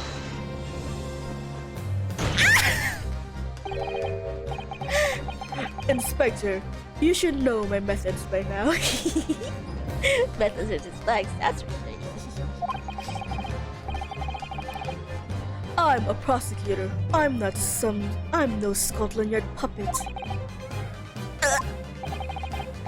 In this courtroom, my duty is to the law. So let me propose a toast. Oh no, not the leg drop! Imagine being silenced by Van Zeke's leg drop. I would literally just evaporate. To uncovering the truth by fair means or foul. Saying what I said! No! Oh my god, everyone's fucking shocked, even the brothers. Very well, the defense stands here and that of the prosecution have been made very clear. Therefore, in accordance with the defense's request, the court will now listen to the music box is set in operation once more. Uh-oh. This time with the second disc in place and both discs playing simultaneously. Okay, anyone knows Morse code? Well, they've calmed down.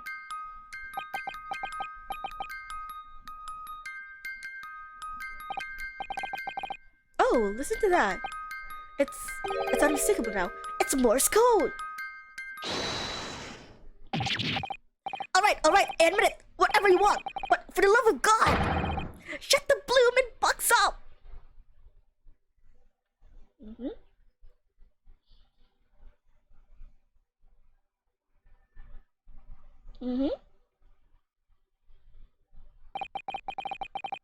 Let me ask you again then, Inspector Gregson. Did you, or did you not, strike a deal with the witness next to you in the stand, Mr. Ashley Graydon?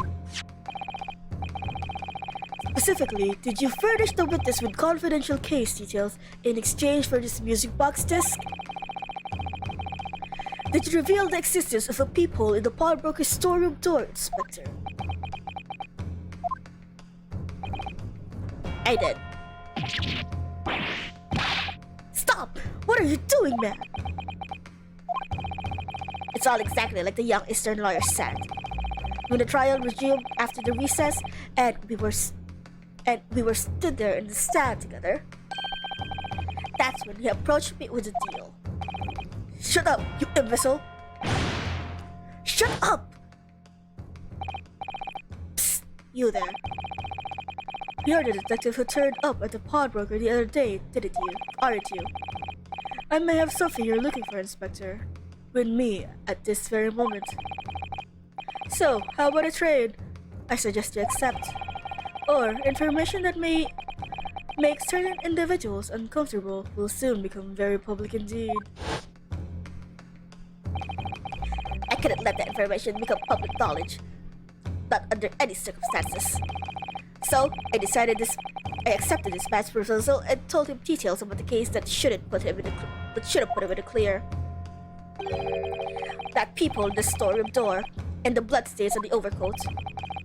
By giving false testimony, this witness intended to have the defendant wrongly accused of murder. Inspector, you knew that. Yet you still revealed those details to facilitate the witness's perjury.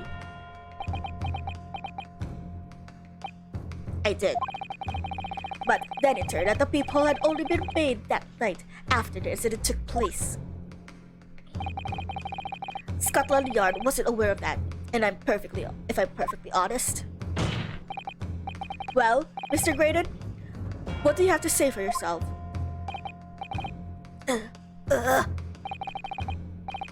There's nothing and no one left for you to hide behind. You struck a deal with the inspector in order to escape conviction of a very serious crime. Namely this. You are the third intruder who broke into the pawnbrokery on the night in question. And you perpetrated the murder of the proprietor, Mr. Pop Widdybag.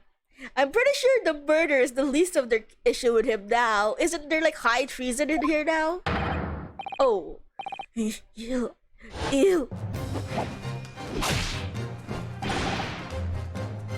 Traitor! Oh my god!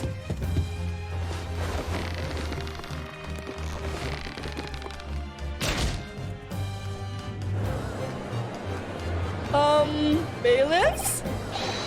Bailiffs? He killed a man in court. And what?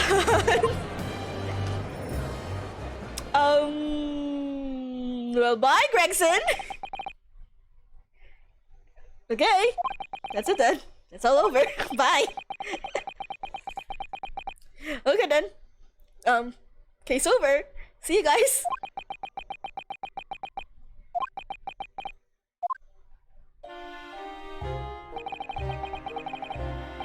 Oh, it's him. I despised my life growing up. Those slums are vile places. I was cursed from birth, born into poverty, the son of a penniless artisan. My parents did nothing but quarrel all day long. What little money they had was never spent on me.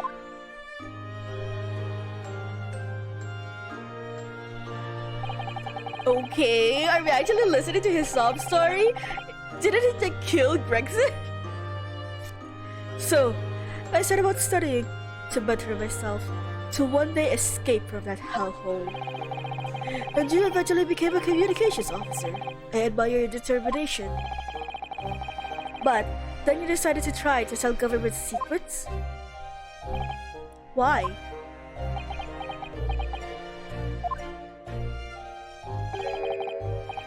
Isn't it obvious? Because I wanted money.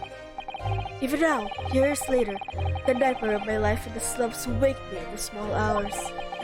I wanted to drown them out, with more money than anyone who lived in that squalor could ever imagine. Then one day, I met him. Mr. Magnus McGilden. Hoity-toity-toity-toy. You're a fee with a square talent. Choir? You're a fee with square talent, so you are. I'd money to throw your way if you're interested. All you need to do is go along with my little plan now. I was to steal the minister's telegraphic message logs, and McGilden would buy them for a handsome sum. As I was responsible for inspections of the minister's communication office, it was a simple enough task. The lure of the devil's offering, how easy it is to succumb. But you must surely have realized the seriousness of the crime you were committing. And for that reason, I took great lengths to ensure that my actions were untraceable.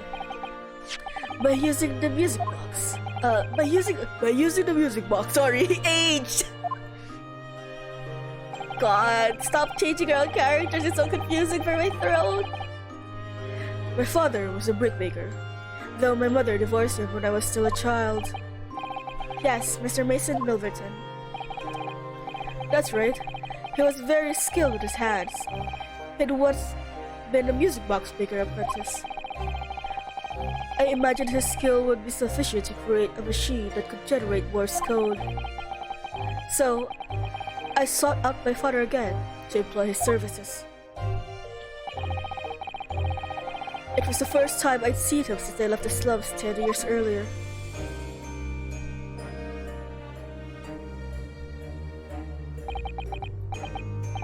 Oh, did that. What voice I give him? Look at you, Ashley. What a fine judge you become, eh? He was different man to the one in my memory. A thin, frail old man. But poverty had never broken him, never corrupted him like it had me. I was sure that he would have helped me if I told him the real reason. So I made up a story. I've got work for you, father. I need some music box discs made. Music box disc, eh? A musician friend of mine has written some music he wants to sell to the public. I've bought the score with me. There are two, actually. I'd be delighted, son. It's been 20 years since I did work like this, though. Fetch my tools, would you? They're in the loft. Oh man, that's so sad, considering what happened to him. That's how I had him make the two discs. Thereby splitting the information in two. He were taking considerable precautions indeed. It was to protect myself as much as possible, as much as anything. It meant that I could deal with McGilded in two separate transactions. The first involved the first of the two discs in the music box for playing them. I exchanged them with McGilded for 10 guineas. That's so cheap. Then, on the receipt of the second disc, he would pay 1,000 guineas. Holy shit. So, what happened to the omnibus 2 months ago was the second part of the deal, the exchange of the second disc. Yes, I told him that information that way a number of times already, but it seems he became reluctant to part with his money. But it doesn't quite make sense, Mr. Graydon. For why was it that of the omnibus 2 months ago? Your father, Mr. Milverton, was the one dealing with McGilded and not yourself. When I received 1,000 guineas after my first completed dealings with McGilded, I decided to give 200 to my father for his troubles.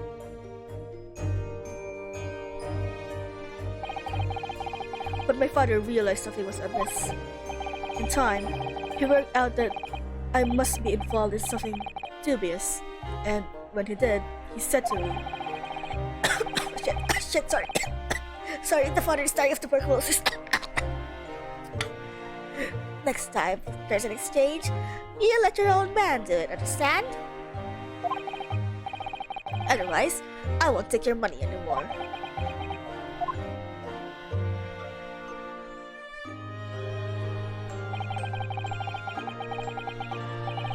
That was my father's way of dealing with it, I suppose. Climb into the omnibus, hand over the second disc, and take the money from McGilded. That's it. He had no idea what was actually in the disc I'd asked him to make. He never knew. Just like I'll never know why everything went so horribly wrong that night. All I know is that the disc was taken from him, and he never returned home. Aww. I don't comment it, but I understand being sad about here though.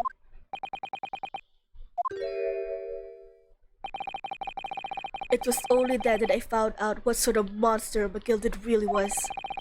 So, after 10 years of not once uttering it, I swore on my father's name.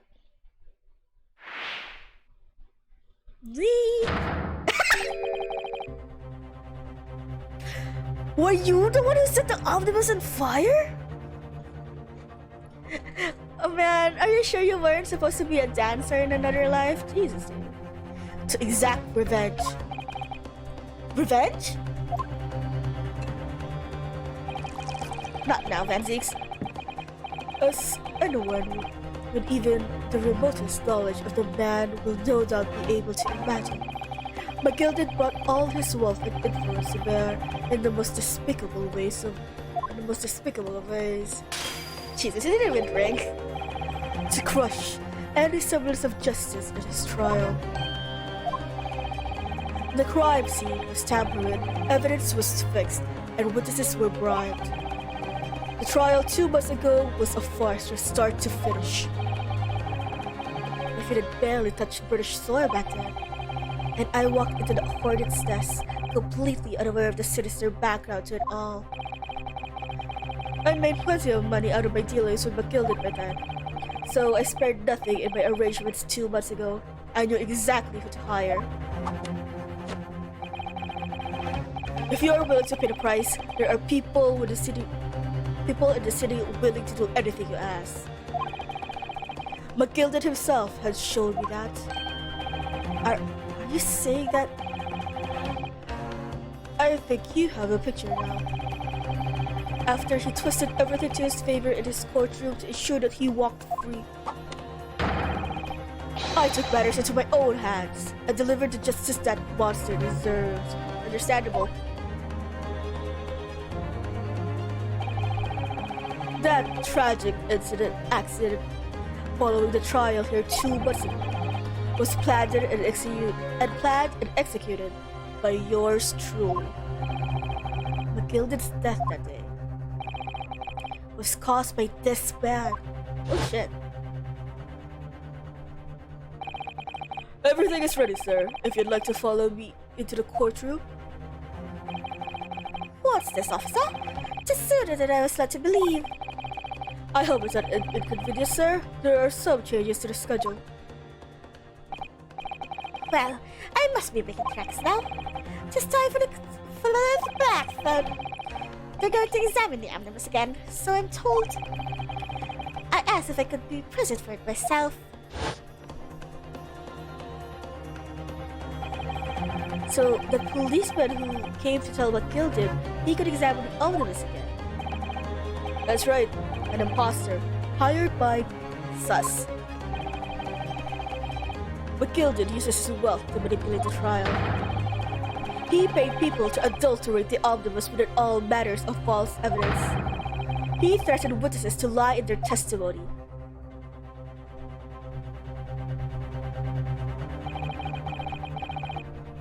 I mean, yeah, as Sherlock has proven this case. So, I gave a man a taste of his own medicine. Once the omnibus was doused in paraffin, one of my sham policemen ushered McGilded aside and sent him on a one-way journey to hell. Didn't he smell it though?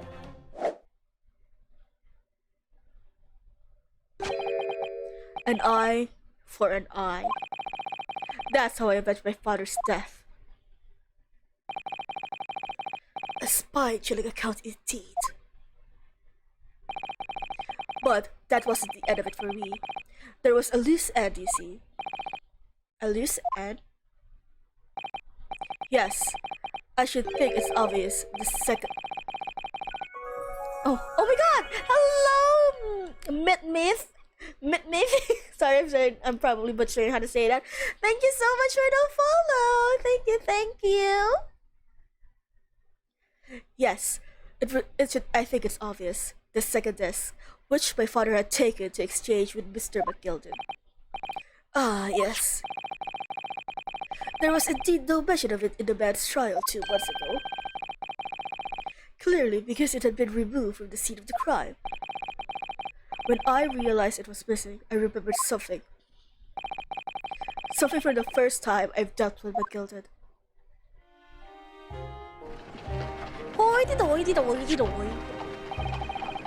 This is the first of the 2 discs. And the music box, you need to play them. Well, look at that now. What an ingenious little invention. So then, as promised, 10 guineas for you, young man. What's this? Winnie Bank's pawnbrokery. Aye, There's a pawnbroker ticket, so it is. You can use it to redeem an article I've deposited there for you. There's no need to give a name. Just hand over a ticket and tell the fiend to watch for me. I put a jewel in pawn for you. It'll fetch a good 10 guineas if you sell it, so it will. I've never heard of pawnbroking being used in such a way before. Have you not, Mr. Graydon? London's pawnbrokers are very useful places, you know. Each one is like an extremely secure vault. Oh god, Sherlock, where did you hear about the vault thing again?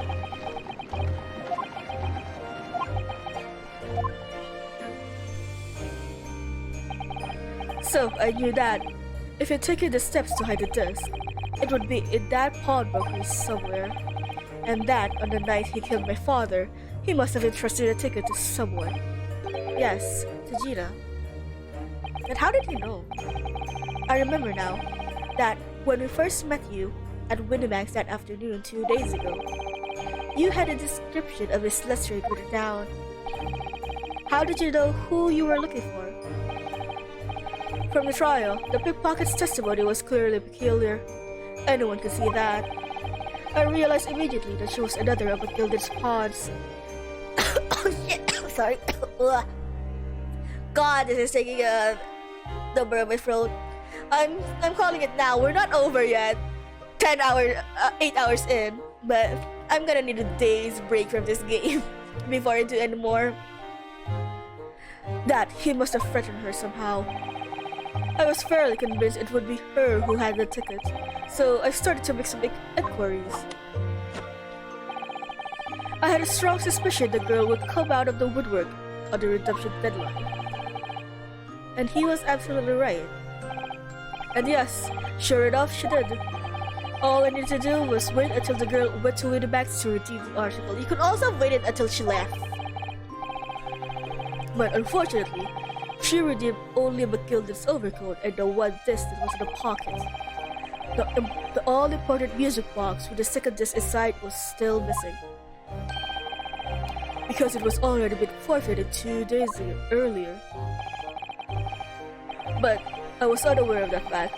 Had I not been, I would have avoided my nighttime excursion.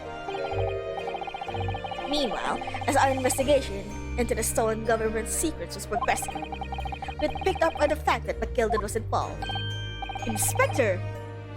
Oh shit! Oh yeah, Inspector, you're still alive! Holy shit, he's still here! My orders were to recover the stolen information as quickly as possible. So, we started gathering the fellow's possession, examining whatever we could lay our hands on. We had a full-scale investigation going on in the yard, but we had to keep it as quiet as we could. Then, when the inspector here took the disc from me in the pawnbroker that day, I became nervous. I was sure the music box and the second disc were still there in the shop somewhere. Oh. Man, right? Fucking Kazuma, take notes from Gregson. Throat destroyed, crushed, neck broken, still there 10 minutes later. Kazuma, you weak ass sauce, bitch. So, I knew that it was a race against time. I had to find those articles before the police did. So, that's what prompted you to break into the place that same night. Too soon, was it? With the help of your old friends, the Skulker brothers. What happened that night in the pawnbrokery? I can only describe as a nightmare. While Nash and Ringo were searching the counter, I had located the music box I'd sold to Matilda on the shelves of forfeited articles. And the second disc was inside? Yes. I slipped into my pocket with a very deep sigh of relief. And then, something entirely unexpected happened. What are you doing in my shop? Bye.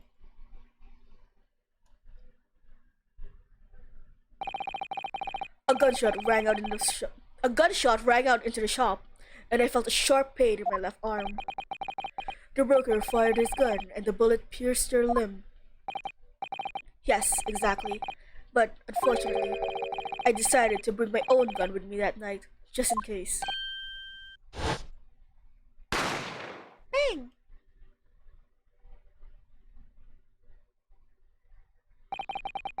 Before I knew that was happening, I'd fired back. The man had already turned to flee. I hadn't intended to fire in his direction, much less kill him. But unfortunately, for both of us, the bullet hit home. It struck him in the middle of the back as he fled for the storeroom door for refuge.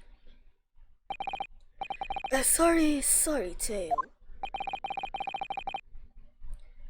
It all took place in a blink of an eye. I didn't imagine Nash and Ringo even realized what had happened at first. I was terrified, so I fled. And that's the whole story. That's everything that happened at Windibanks on that wretched night.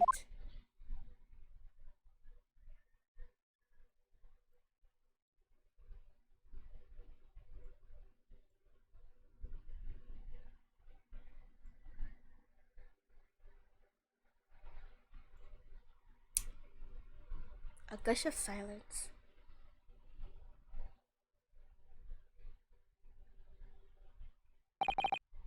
Earlier, you called McGilded a monster. A man who used his wealth and influence to distort the facts and escape justice for the crime of murder. What tragic irony. For what you have done is exactly the same. Damn, Van Zeeks, damn.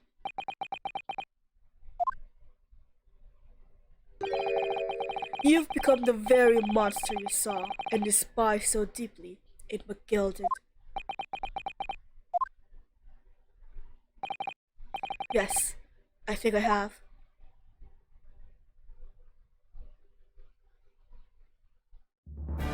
Okay, now what? Well, it has been long and an exhausting trial. Tell me fucking about it, it's been 8 hours. However, it would seem that at last we have arrived at the truth. Inspector Gregson, what of Mr. Ashley Gray done? He's been restrained, my lord, and is being escorted to the yard. He'll be charged with the murder of Mr. Winbank and the stealing of government secrets. Very good. And you, Inspector?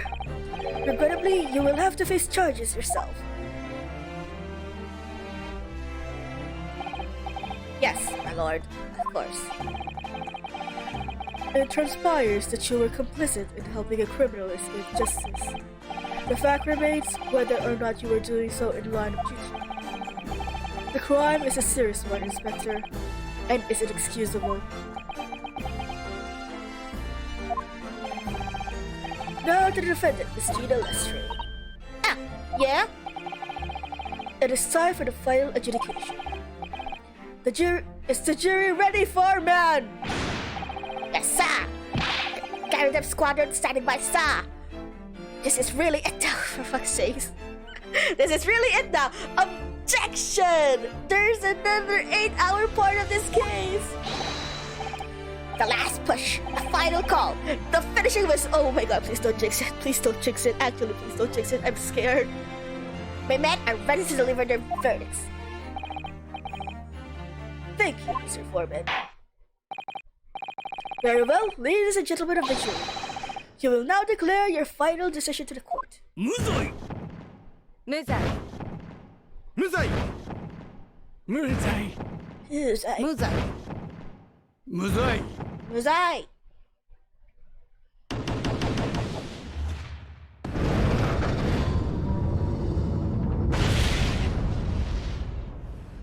Hey, prosecutor, wanna do a summation examination? That's the stuff. I'm off the hook. Finally, Rito, you finally managed to do it. I know, right? Oh shit. Finally is the word. I really wasn't sure if it'd come out on the top for a while there. Susie was right. You're the best lawyer in the world. Miss Lestrade, I am not finished with you yet. Hey, well, what are you looking at me like that for? Before you start enjoying your freedom, there are certain other crimes to consider. Hey? 2 months ago, in this courtroom no less, you gave false testimony, did you not? And in retaliation to the trial today, Not only did you unlawfully enter Windybank Pawnbrokery, you also attempted to abscond with Mr. McGilden's properties. You paid for it. Eh? I've never done nothing of the sort. Of course not. It's not like you were gleefully wearing McGilden's coat in your cell yesterday or anything. Aww, and just when I was getting excited about throwing a party for Genie this evening. And turning our attention to the fence, determining that when played together, the music box disc contained a message in Morse code was, well, it was certainly the most unexpected revelation, Counsel. Quite so, my lord. The prosecution was caught entirely off guard. In fact, I think we should applaud my learned friend's courage here today. I propose that us. Oh, that's the first nice thing you've said to me. To demanding that government secrets be disseminated before the entire courtroom. Never mind! Very sorry about that. It was the only way that I could get Inspector Gretchen to admit that, but we not so. If I may something in the mind, isn't that? Oh, it's your. It's about the sounds produced by the music box before. I do wonder if that was really Morse code at all. Morse code at all. What are you saying, madam? Oh, well, it's just that I'm really a rather fanatic when it comes to Morse code, you see. So much so that the whole world seems to be covered in dots and dashes to me, in fact. Goodness, madam, an unhealthy level of obsession one feels. But I must say that in my opinion, the sounds produced by those two discs were nothing more than that. A meaningless series of two different tones. But that got them to admit though. What? Can that really be? But Ashley made those though, so it must be Morse code. It wasn't Morse code after all? Oh, my lord, the defense would like to listen to the music box again. Are you off your nuts? How many times do I have to tell you those discs contain ministerial secrets, Sunshine? This courtroom is not appropriate forum to discuss the nature of the government's communications. We know McGilden conspired to trade national secrets with our enemies, secrets acquired from Mr. Graydon. Now that the man has admitted to his crimes, we have no need to pursue the matter further. But it's really going to bother me. Iris? Miss Lestrade. Yeah, my lord? That which you have been seen today here in this courtroom has been extremely disturbing and exhausting. Falsified evidence, intimidation, perjury, a grim catalogue of depravity. An appalling experience to befall any child. Come on, it ain't nothing I don't see most days in the back slums. I beg your pardon? If you're weak, you pay for it. That's just how life goes. Gina. But look, I reckon I worked softer now today. The world ain't fair, but if you want it to change, you've got to start at some. You gotta what? You gotta start at For fuck's sake, Gina. Please, we're at the end. You can't do this to me. You gotta start at O. You gotta start how you are yourself. Well, that's a very laudable lesson, I would say. I eagerly look forward to the born-again Miss Lestrade never gracing my courtroom with her presence again. Now, with regards to the murder of Mr. Pop Windybank, proprietor of the Pawn Bakery. Pawn Bakery, oh god. My brain is just not here anymore, my dudes. Of a pawnbrokery business in Baker Street, I hereby declare the defendant, Miss Gina Lestrade. hot milky. And the fireworks. Let's go. What? Gina! Aww. Gina! That is all. Court is adjourned.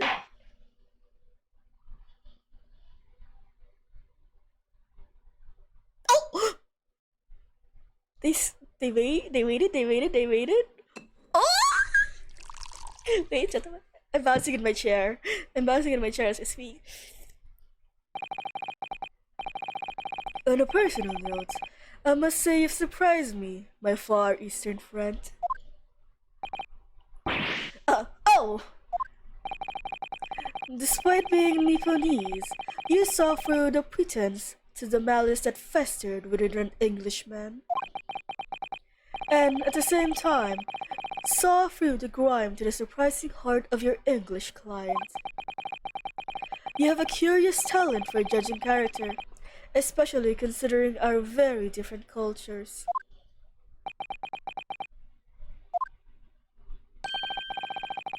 I don't think there's anything curious about it. Whether we're from the Empire of Great Britain or the Empire of Japan, we're all human beings. We're not so different on the inside. Oh my god, are you gonna teach him to not be racist? You know, I took this case for one very simple reason. To lock swords with you once again here in the court. I fucking knew it! He was doing the court with me! I knew he was doing these cases so that we can meet! Because, you know, meeting... I know. Because, you know, going to the park, having a snack, maybe some coffee isn't normal human things to do. We can't do that in the sunlight. He's gonna evaporate. You did? When I encountered you for the first time 2 months ago, it reminded me of toasting friendship and trust with another Nipponese, only to find my trust betrayed. Who is this one that betrayed you, my good sir? Come on! Through you, I hope to look into the eyes of the man I once knew and try to understand. What? So he's using me as like a conduit or something. You mentioned something similar earlier today about total betrayal in the hands of a Japanese. What happened exactly? Backstory? Danzig's backstory? Well, you may ask. And one day, when the time comes, you will learn the answer, whether you like it or not. What does that mean? Alright, then I'll wait for that day, if I must.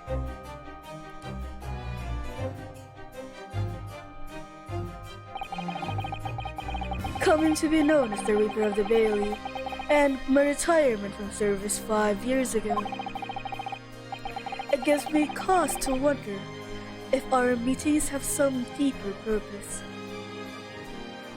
We are fated? So, for fuck's sakes, never mind!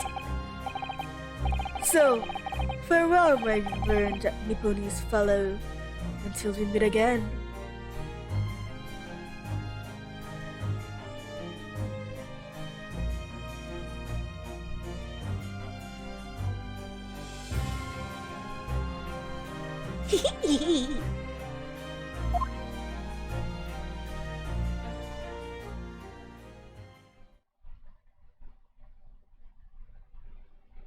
No!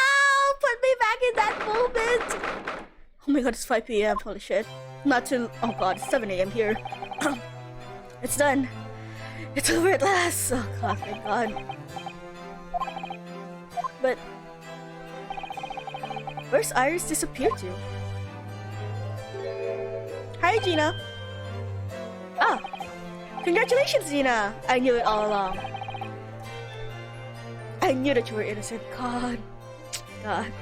The Yonosuke has to calm a boulder down for the moment.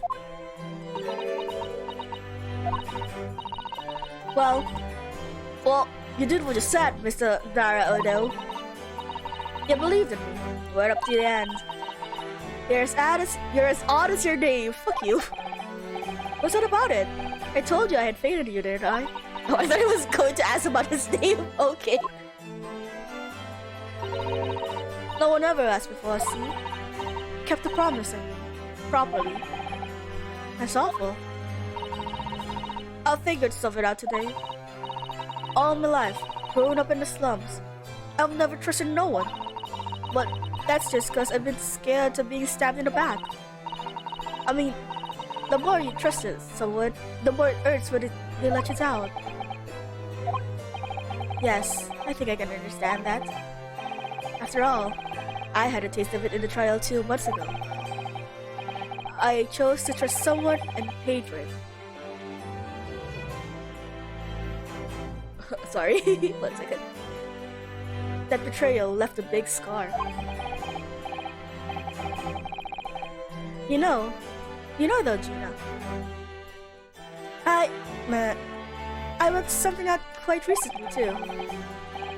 Trusting in someone else is really an exercise in learning to trust yourself. And when your gut tells you that it's the right thing to do and your trust is rewarded, there's no better feeling in the world. I think I have you to thank for reminding me that valuable lesson. Oh, well, if you say so. Don't make a fat lot of sense to me though. I'm trying to say that putting my faith in you, Gina, has been a real pleasure. For crying out loud, pack it in! But I suppose I sort of feel the same way. I mean, sometimes trusting someone else is, alright.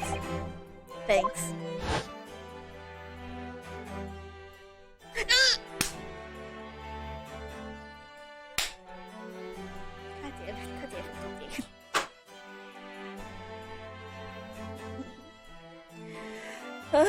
They really just spring this all on me, huh? This is the way I see it, Ryunosuke. A defense lawyer is only as good as his faith in his client. And that comes down to how much faith he has in himself. After this experience, I'm starting to feel like I understand what you mean. Kazuma, am I living up to your expectations? Am I turning out to be the lawyer you believed I could be? His smile! His smile! It's so fun.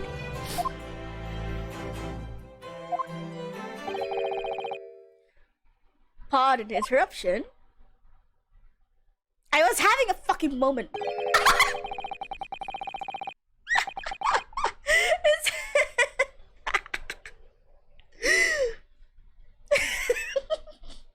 Sherlock, why do you always ruin a moment? I'm having a subtle moment about Kazuma. You did this when we were in the boat too?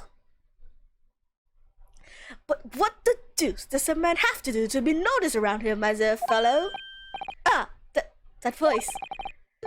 It's too late for that voice now, Mr. Naruhodo. I've been standing here patiently in the corner for the room for an eternity.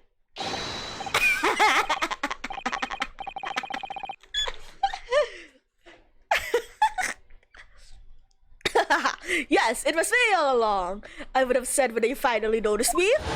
But you people, with your incessant babbling. Mr. Sholmes. Yes, it was me all along. You see? I fucking hate this man. I'd assume you've been taken back to the hospital, to be honest. And then I was. but I managed to escape again. This man! Oh. I happen to be aware of one or two foibles of the doctor who was tending to me, and really made my knowledge of them known to the man, and he happily issued me with a leave of absence. Oh no. How very above board. But enough of my adventures. That was a fine victory, Mr. Naruhodo. Your tireless efforts are just as rewarded, I feel. Congratulations are in order! As a close friend, I tip my hat to you. Oh, thank you. How? Some great detective you are! Great at being cold as ice, baby! Oh my god, you don't know. Have I irked you in some way, Miss Lestrade? Well, you've been having the stews in your nice, soft bed. Some of us have been fighting for our lives. Ah, well, that bullet did cause me to lose a substantial amount of blood, it's true. So, I've indeed been feeling somewhat cold. Not perhaps as cold as ice, but well, we'll have a feel. Oh shit. Touches his face. Could you please take your hands off of my neck, please, Mr. Scholes? He's touching me! And, in some way, I suppose, congratulations are in order for you too, Miss Lestrade. What's that supposed to mean? Why so half-hearted? Well, naturally, it isn't my intention to alarm you, but an acquittal in a trial with that peculiar prosecutor is perhaps a little precarious. Well done, Mr. Scholes. Not alarming in the slightest. Oh, repo, you mean? Because anyone who's found not guilty in the trial he was working and winds up dead anyway, is that it? The very point I was trying to make. As exemplified by the fate of Mr. McGill did, in fact. Ah, but of course, I pay no attention to such irrational drivel myself. Yeah, well, it don't bother me. Oh, really? Of course not.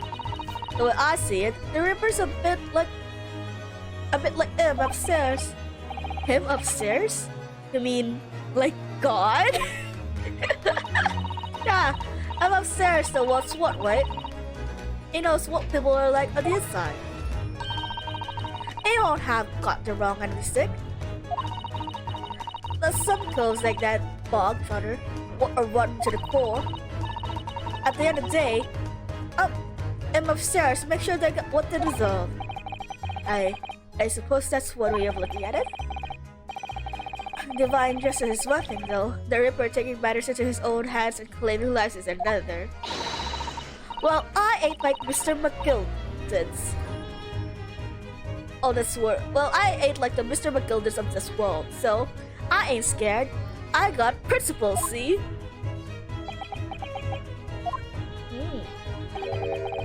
A trait in you which is to be admired, Miss Lestrade. Oh, just give it a rest, alright? As I was saying, congratulations are in order. The news of your acquittal was very welcome news to me indeed. Let me express my heartfelt congratulations, Gina! Well, there you are! Hurley! How long have you been here? Honestly, I went to the main entrance especially to meet you there. Iris, my dear, I do apologize. But wait until I tell you what happened. This pair made utter fools of themselves. What happened? As you know, I have a penchant for disguise. I was hiding in a room dressed as a bailiff. But these dolls didn't notice my presence at all! They had no idea. Can you imagine, Iris? Would you credit it? I'm not sure, really. I beg your pardon? I'm sorry, Hurley, but you just don't have the weighty presence you seem to think you have. Oh, wow.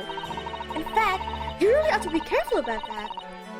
It's going to land you in trouble one day. Holy shit, put him to the ground, Iris. Oh.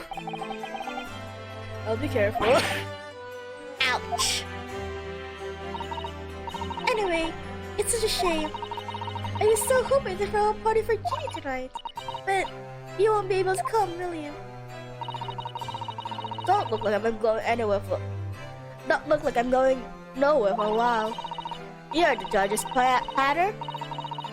I got stuff to make amends for, apparently. All these offenses. What was it again? Breaking and entering, taking the box or the stuff that was his lug, blah blah blah. Yes, I think you'll find that basically being a pickpocket is the main offense. But diving an offense is a job, isn't it? I don't think so! Still, it has got me thinking, all this. Maybe we should start looking for another line of work. I mean, you didn't start off as a lawyer, did you, Odo? Oh, is Odo his nickname now? That's cute! Well, no, but I was never a pickpocket. Well, anyway, I reckon I can make a change. I'm gonna do something with for all them lot like me from the slums. Something that makes a difference for them. That's a wonderful idea, Genie. That's a wonderful idea, Genie. And I'm sure you can do it.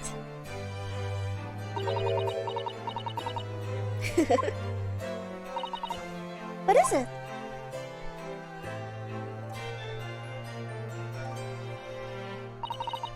Nothing.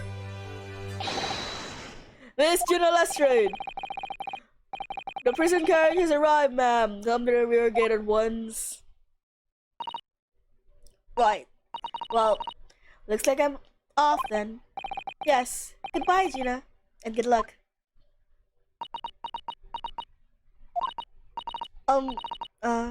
Odo? Yes?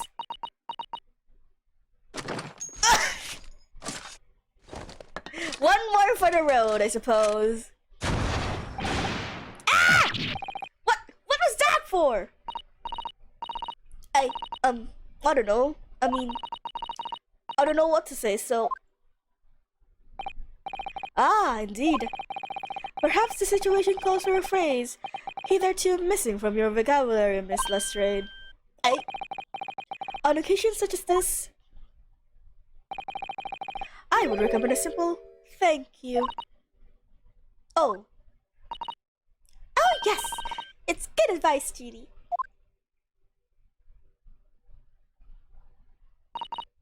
Why, I see. Well...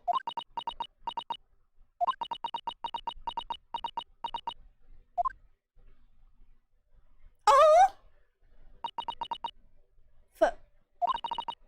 Thanks, Odo. Aww.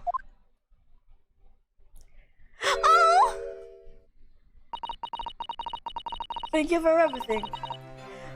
What you've done. For believing in me. Oh, she's so cute!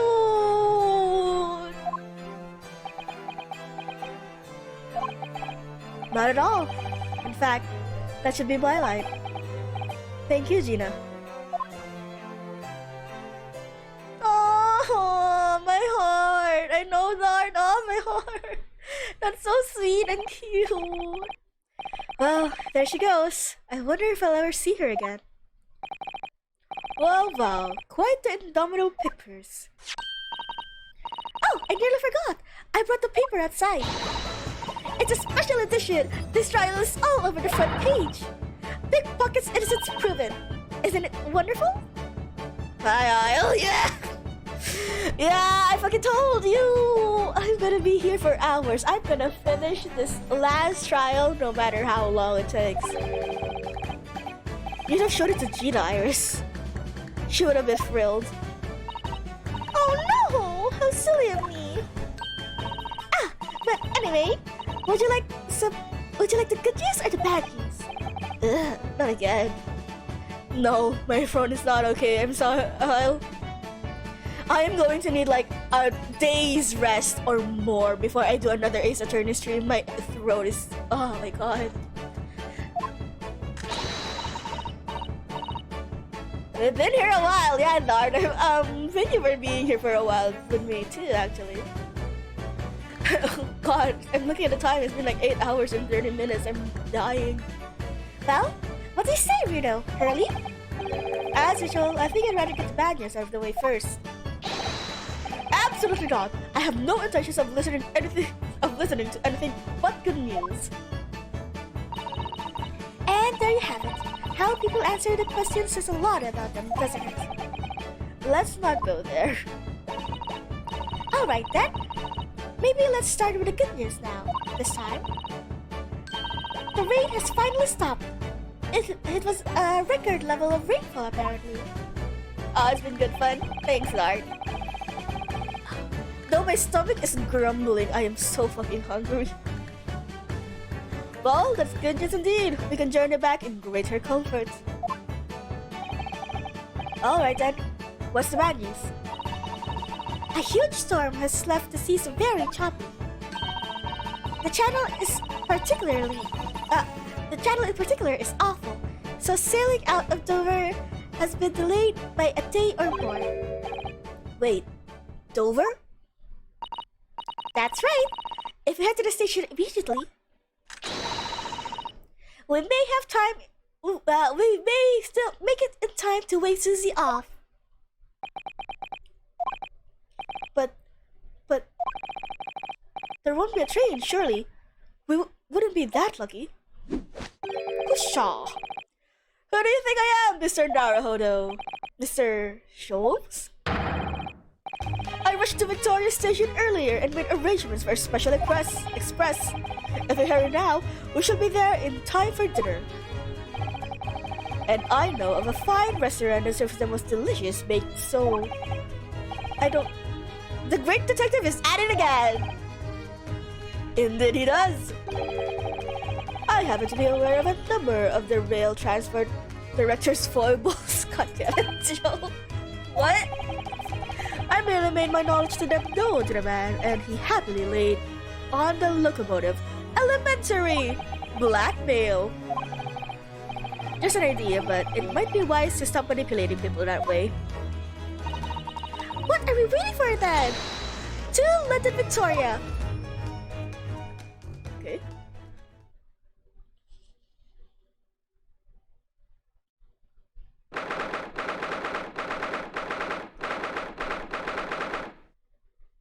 Port of Dover, quayside.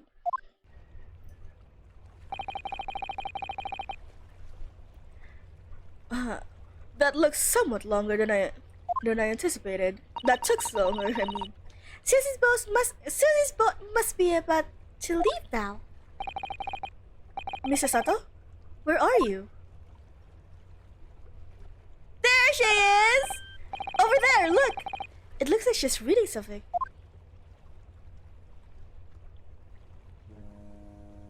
Susie, no! Mrs. Sato, wait! What are you doing?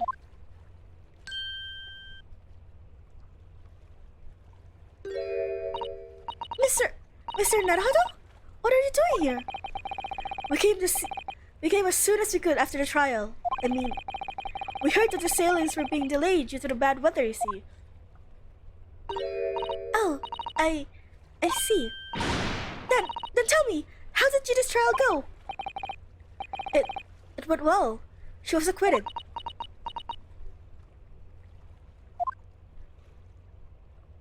Aww. That's wonderful. Really wonderful news.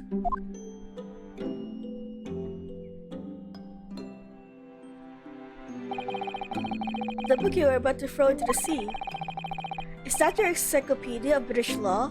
Wasn't it? Oh dear, I was hoping you hadn't seen that. I'm not worthy of practicing law in any way now. So, I was saying my final farewell. You are saying goodbye to law? You? Susato-san? That means he's going to be a criminal now. I'm kidding. Would I be correct to assume, in assuming, it's because of the people, Mrs. Sato? I deliberately altered the scene of the crime, and then I tried to hide the fact. What I did is utterly unforgivable. That reminds me. How did you even come to have this, Susie? On the evening of the incident, Mr. Schultz had invited Gina to dinner, if you remember. Oh yes, we had a wonderful time. Well, Gina gave us a little introductory lesson, didn't she? To the art of pickpocketing, I mean. Oh, that was so much fun! I stole Rudo's armband! Yes, please don't do that again, Iris. That band's very important to me. Well, if it's so important, you should pay more attention to it. You didn't notice for ages. On a whim, I thought it would be fun to see if I could take the cat flapper band, so I put it in my sleeve. Really? And then, I already forgot about it, until I found myself in Mr. Winnebank's shop with it later that night. I see. And then...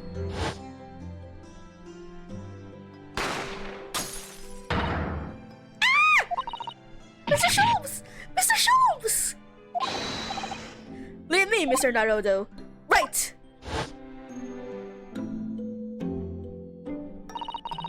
After Mr. Naruto left the shop, I started to think. That door started to play in my mind.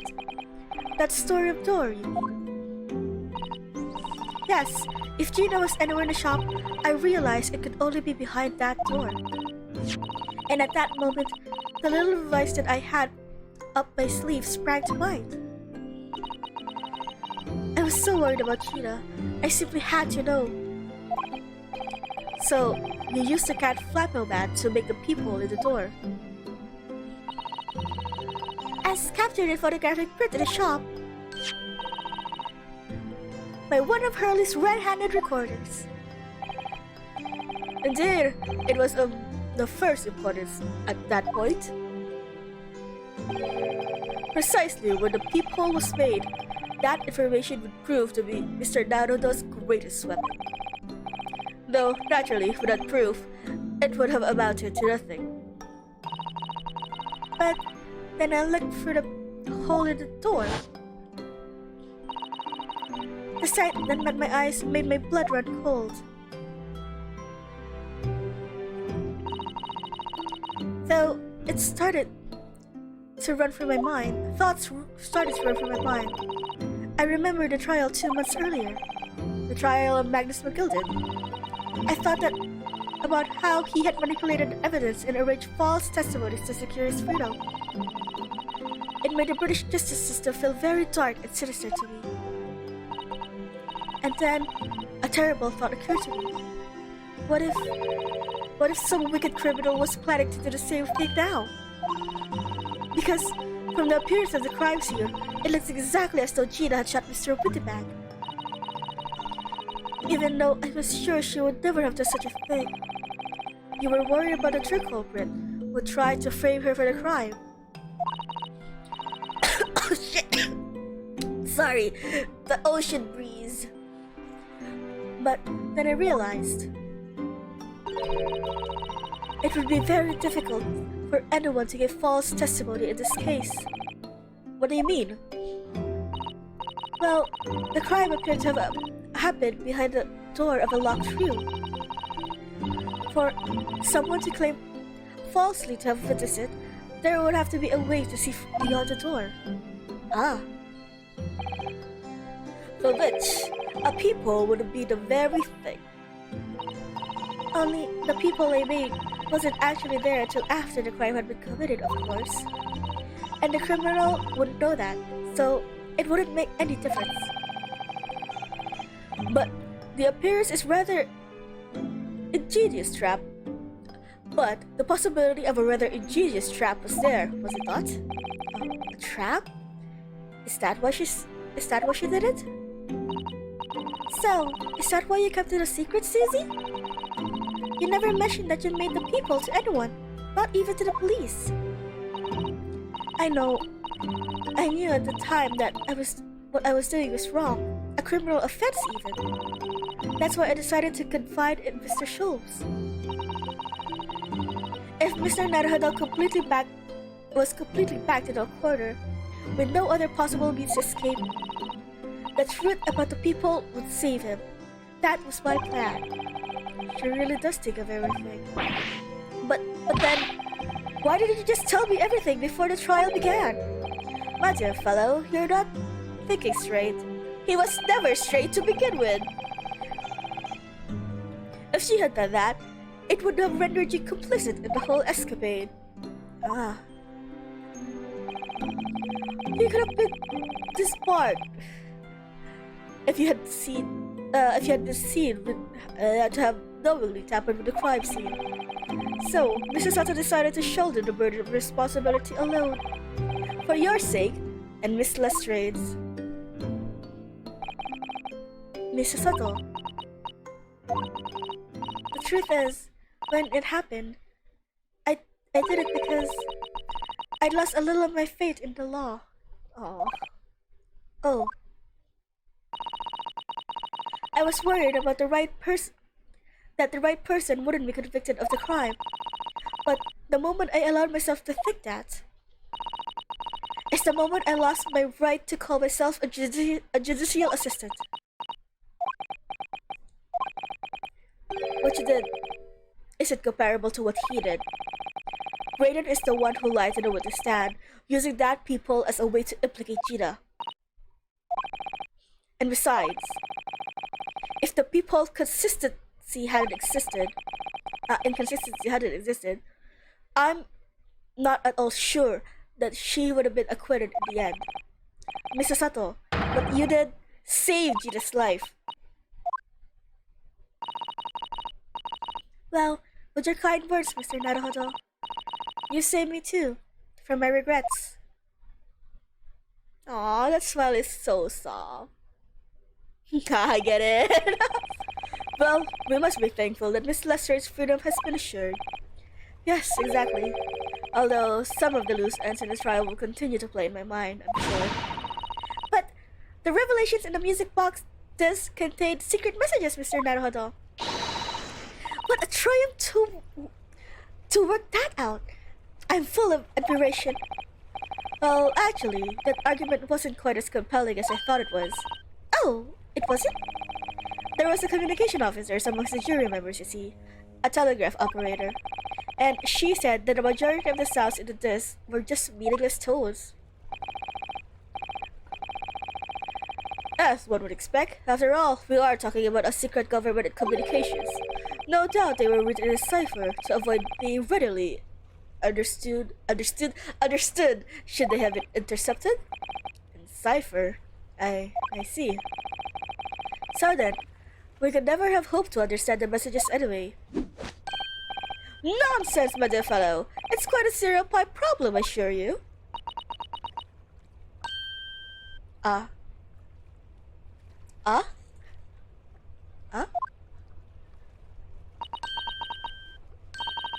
Asogi? What? What? Well, this can't be the real world, this can't be a real word, can it? How funny. Wait! Iris! What did you just say? Oh, I just said asogi. What? Does that word mean anything to you? Means something. Asogi! That was the name of my best friend! What? But how? How did you know that name, Iris? I wrote it down in the trial before, when the message was playing in the music box. She transcribed it on the fly? She really is a genius. I thought the message probably wouldn't be written out in plain Morse code, so I tried various ways to interpret it. But whenever I tried, the words just didn't seem to make any sense. That is, in English at least. Oh! It suddenly occurred to me, you see. There's more than one Morse code, not just the English variety. Various countries around the world have altered and added to Morse code to use in their own languages. I don't believe it. Are you saying... She knows different languages, holy shit. Oh my god. That's right. I've actually seen a chart of Japanese Morse code once before. But I think it's based on Iroha, pangram, isn't it? And you mean to say that in Japanese Morse code, the message says asogi? Yes, I think so. Sorry, but I don't remember all of the Japanese Morse code. Iris, would you let us see that? Mr. Sato, do you know it? Do you know Japanese Morse code? Yes, I spent some time studying it. Because I'm quite sure the Morse code will become ever more important for international communications. Then, might I recommend, my dear madam, that you focus your efforts on the English version? No, show's not the time! But, that as it may, Iris, show me the message, please. Of course!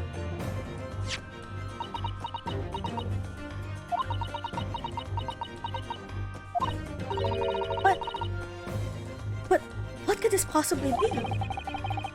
Whatever is in that long sequence of supposedly meaningless dots and dashes, it's made the color drain from Sasato-san's face.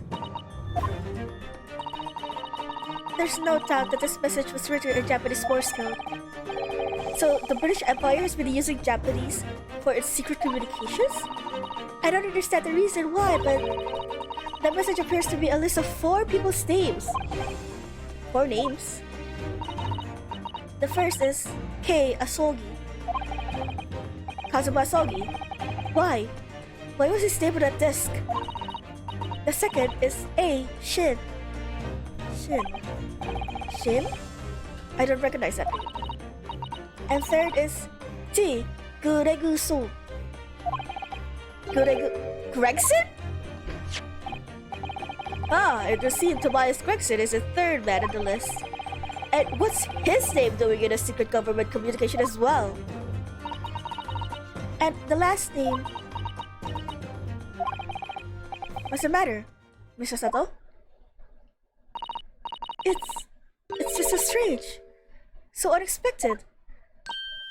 Oh! What is it, Susie? Don't keep us in suspense! The last name is J. Wilson. Oh... Is this a hit list? Is this a hit list?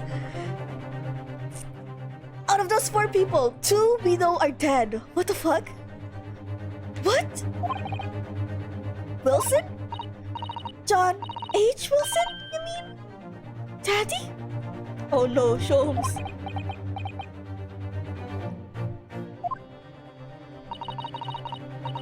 Wait, why is a hit list a government secret? It says only J. Wilson, so I'm afraid I can't be sure. Then, after the 4 names, it reads, if I translate from Japanese, that is all 4. 4 of what?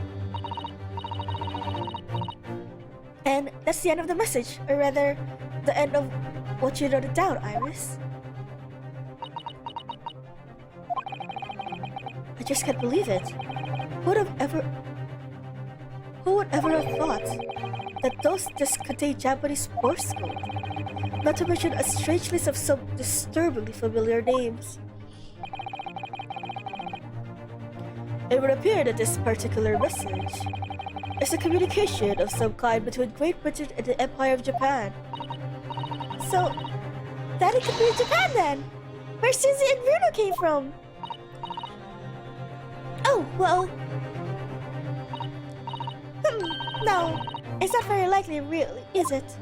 I mean, there are thousands of people with the surname Wilson, and there must be a lot of J's among them. I'm so sorry, guys. My voice is actually like giving out at the moment. Professor John H. Wilson, visiting professor of medicine at the Imperial Yume University. But we can't tell Iris about that. We just can't. They don't even have the same eyes, Jesus. This is so strange. Somehow, in solving the case of Mr. Winnebank's murder today, I feel like I've rolled back a boulder at the mouth of a very dark cave. I do wonder if perhaps it's a dark cave that we shouldn't go wandering inside. Oh.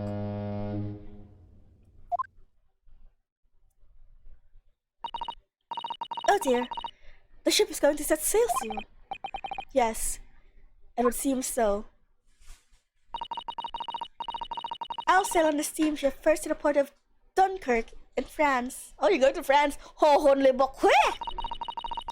Then I'll change onto a large passenger vessel bound for Japan. You're really going then, Susie? We wish you a safe passage, Mrs. Sato. Thank you so much. I wish all of you the very best. Mrs. Sato, I had hoped to have you always by my side, to guide me and support me. Mr. Naruhodo, please, come back soon.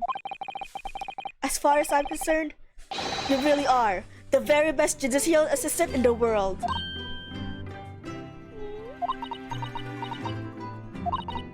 I'm quite sure. I'll be back before you know it. Really, Susie? Oh. Now don't forget, Iris, I made a promise I've yet to fulfill. A promise? About your manuscript. Oh shit, about your manuscript. Ah! Oh yes, the Hound of the Baskervilles. Oh yeah, there's another loose end. Holy shit. We'll be waiting for you then, Susie. A promise is a promise. Definitely, Iris.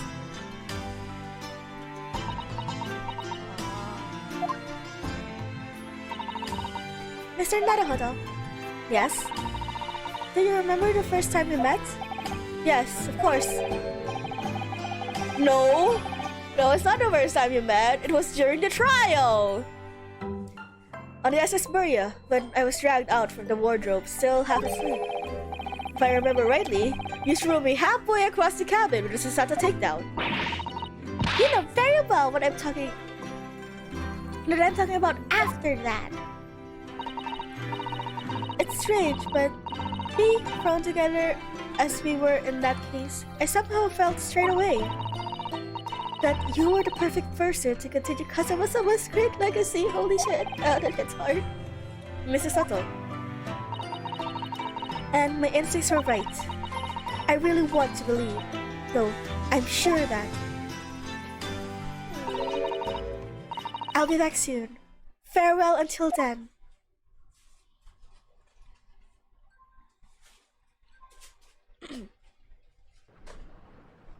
Anime cutscene.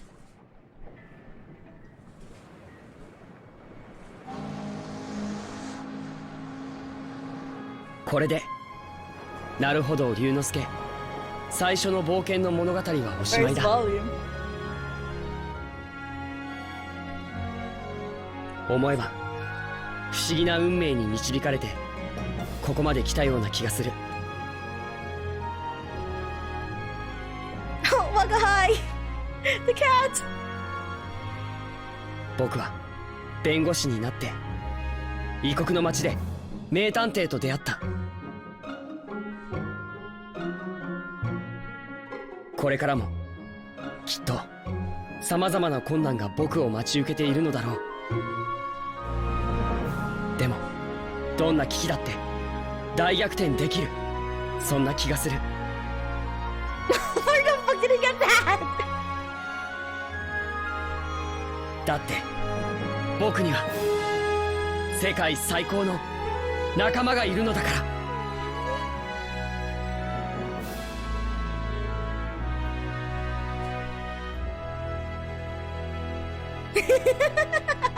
I know, right?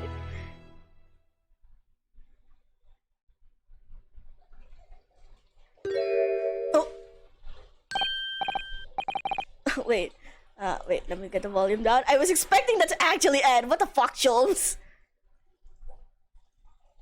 Oh, hi, Pyre. Yeah, holy shit, it's still going. Oh, for fuck's sakes, I just wanted to end. Ah, yes, Mr. Naruhodo. Yes, Mr. Sholmes? I have some rather awkward news. The railway company has decided to sue over the special express train, apparently. Stop! Huh?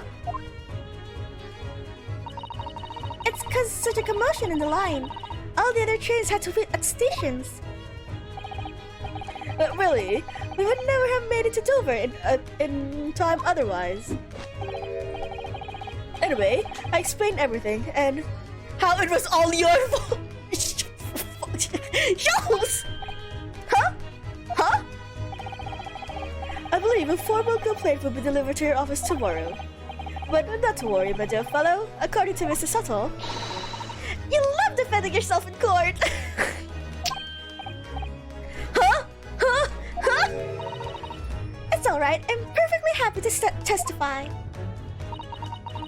You really didn't look like that sort of man who'd do something so outrageous.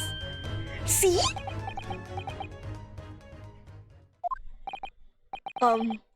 Mr. Sholmes.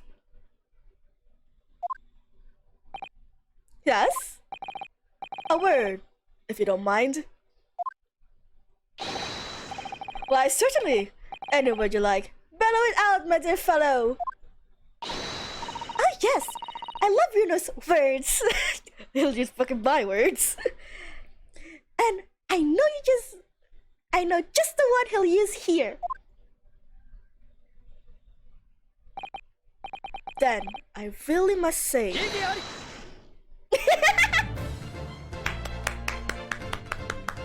Yay!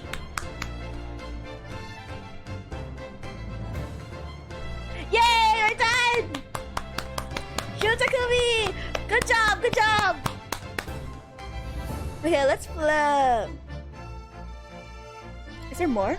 Or is that just one? Okay, okay. Hi, Keisha! Welcome. Oh shit, there's more. In the following, something was afoot. So it transpired and ordered them myself. So I advertised with them, used by Mr. Sholmes to solve an important case. And the money I've earned, consultant detective work, pays a pittance by comparison. God damn it. Oh my god, my back hurts! Oh god, Jesus. There's lines. Oh, I haven't slept a wink. This manuscript is due tomorrow now. When I'm busy, Hurley usually cooks me breakfast. Well, cooks with an overtaste, some dry toast and insipid coffee. I do miss Susan her lovely Japanese breakfasts. Not ending. This is just the first game. Guys, we still have a whole second game to do. What the fuck are you doing here? Witness, your testimony is riddled with contradictions. Why are they still here? Exactly. Really think your Kobaku's under rare state themselves? Well, Aidan-no-san knows his father's an innocent man. Or are you calling my son a liar? What is this? The courtroom is no place for your petty arguments. I thought this was the highest courtroom in the country. Why are they here over some petty theft? Sanaga! Having delivered the Russian dancer to shore in Shanghai, I lay low in it. But last night, I apprehended an extremely suspicious Japanese national on board. I've done nothing wrong. All I did was give Wagahai's offering refuge in my... Offering? He has a kitty! He has a kitty! Oh, god damn it.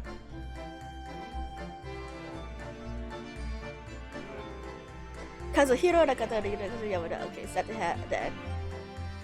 Is there more? Oh fuck. Scientific investigations will be gold standard for policing in new age. I dream of a world governed by the tenets of order and discipline. Like a great clock, it was 100 of paths meshed together in perfect unison. Now, if you'll excuse me, I have but 2 minutes and 37 seconds until my next appointment. We did it, guys! We finished the first game! Holy shit, my ass hurts. Oh my god, we did it! In 9 hours, just like I said! Oh hey, you're so... The last Rats magazine is out, and I'm in it again! Wherever I say that one line she wrote now, I get a standing ovation. Wanna hear it? Yeah, what is it? Oh, not bad, I suppose, for an amateur. Is Gregson actually a character though? Cluck, cluck, cluck, cluck. I thought that was like a lestrade in the Scotland Yard. Her ladyship puts me to shame. No, I have like I have a makeshift backrest and the cushion is just basically my bed. I don't have an actual chair. Hey, Mr. Gardner. Been visiting the old girl daily messages, of course. Jody, my old jailbird. Oh no, she's jail. But say, painting those Polly stairs every day. Managing rather with my housework too. Got this maid just tapped up, I say. Hope the gossiping neighbors don't realize the man in the house is his own maid. Oh no.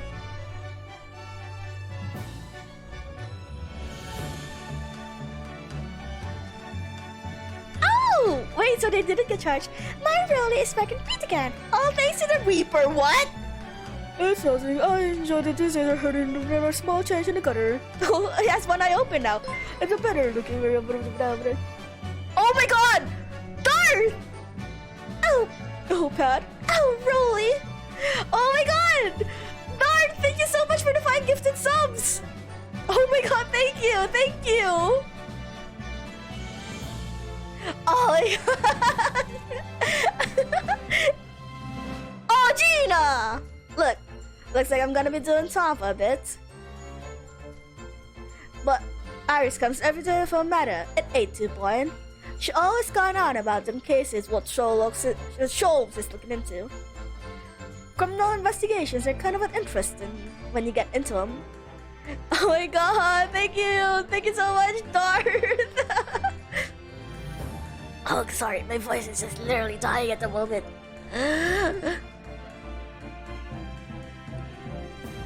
Hey, it's him! Yes, I renounced my upbringings and chose a life of sophisticated crime. With regrets, please. Give up, bruv. This ain't Ash, you know now. You told me to plan to come back and move her to the Skulkins bookbar, right? The free.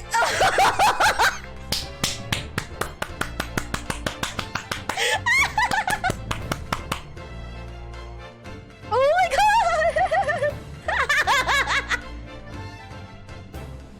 Oh my god, I don't have honey here. I have like calamansi and ginger. So maybe I'll have some of those. What? No Van Zeeks? No Van Zeeks?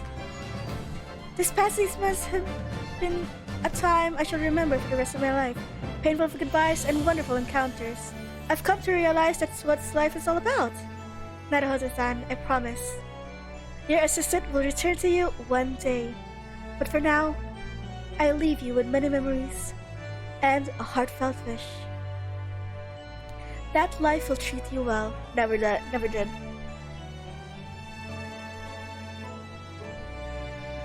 Aw, thank you so much, Dar. Thank you.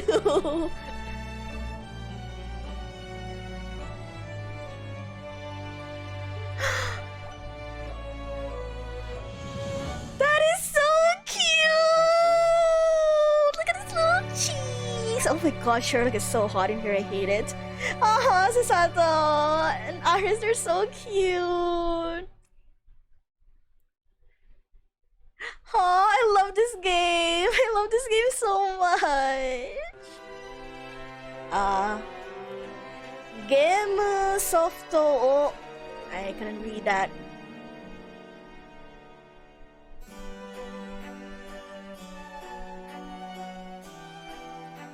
Okay. Sherlock Holmes Bradley Clarkson. That is not the voice actors I had. Who the hell is Robert Vernon? That's not my Van Zeeks. Holy shit, my eyes hurt. Oh, my eyes actually hurt from doing that for so long. Okay, let me get chat up. Let me read up the chat since this looks like it's losing. Shit, my eyes actually hurt. Wait.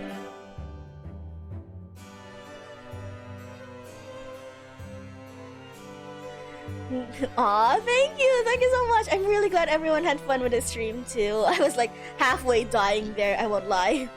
Omnibus Japan? What?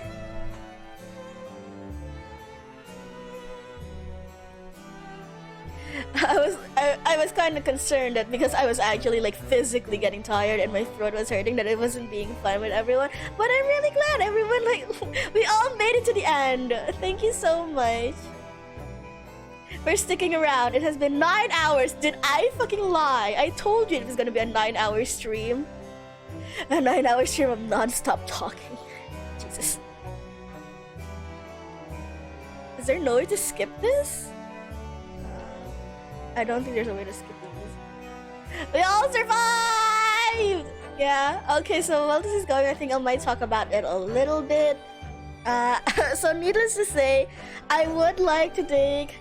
How are you not dead? Honestly, I don't know. My whole body is shutting down. It's starting with my eyes. It's starting to hurt. No! There might be after credit scenes! Keisha, no! This might be a Marvel movie. Yeah, so I think it's needless to say, I will want to take a break tomorrow. I might not stream tomorrow, just so like I can... GC staff! No wonder the thing was like that. But yeah, again, I'll take a break tomorrow so to give my throat a rest. See? Nice call, Pyre.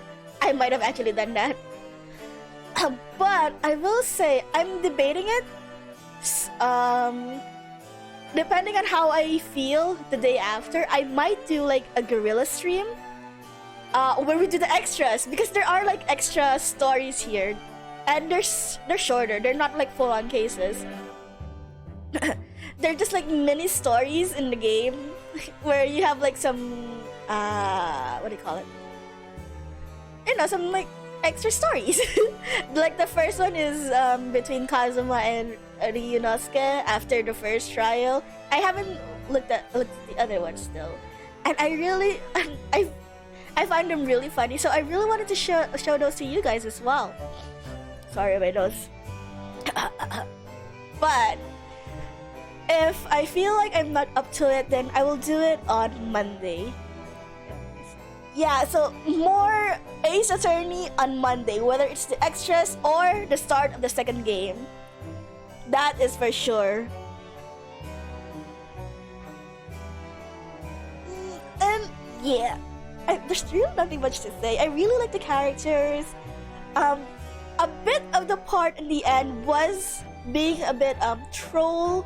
Like I said, I guess my only issue with this case was the trying to prove the victim didn't have a gun when I was literally showing them a picture of the victim not holding the gun, but no, they wanted the victim where he was dead.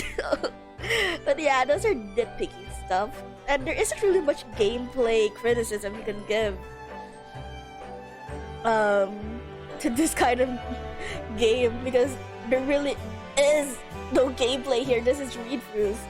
But yeah, there's also those like lapses of judgment. Like, why didn't he just buy the desk from Gina? The puzzle design? Wait, what puzzle? Was there a puzzle? Because in the end, it isn't really like a puzzle or a mechanic thing. Because with this, because if a piece of evidence doesn't make sense with the solution, it can be considered bad. Yeah, I mean, like I said, with that particular one, I was saying that it needed to be two parts. Like, prove the fact that the owner didn't have a gun, and then the second part is to prove that he was shot in the back. We could have proved the first part with like the picture of Gina holding the gun, and the second part with the dead body. Finn! We have reached the end, my guys!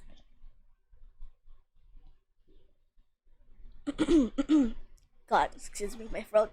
I hate this game. I hate this fucking game so much!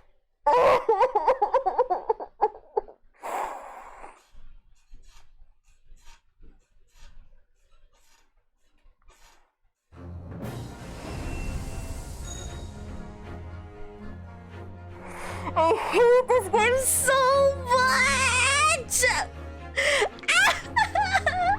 That should have been them when they arrived in Britain together.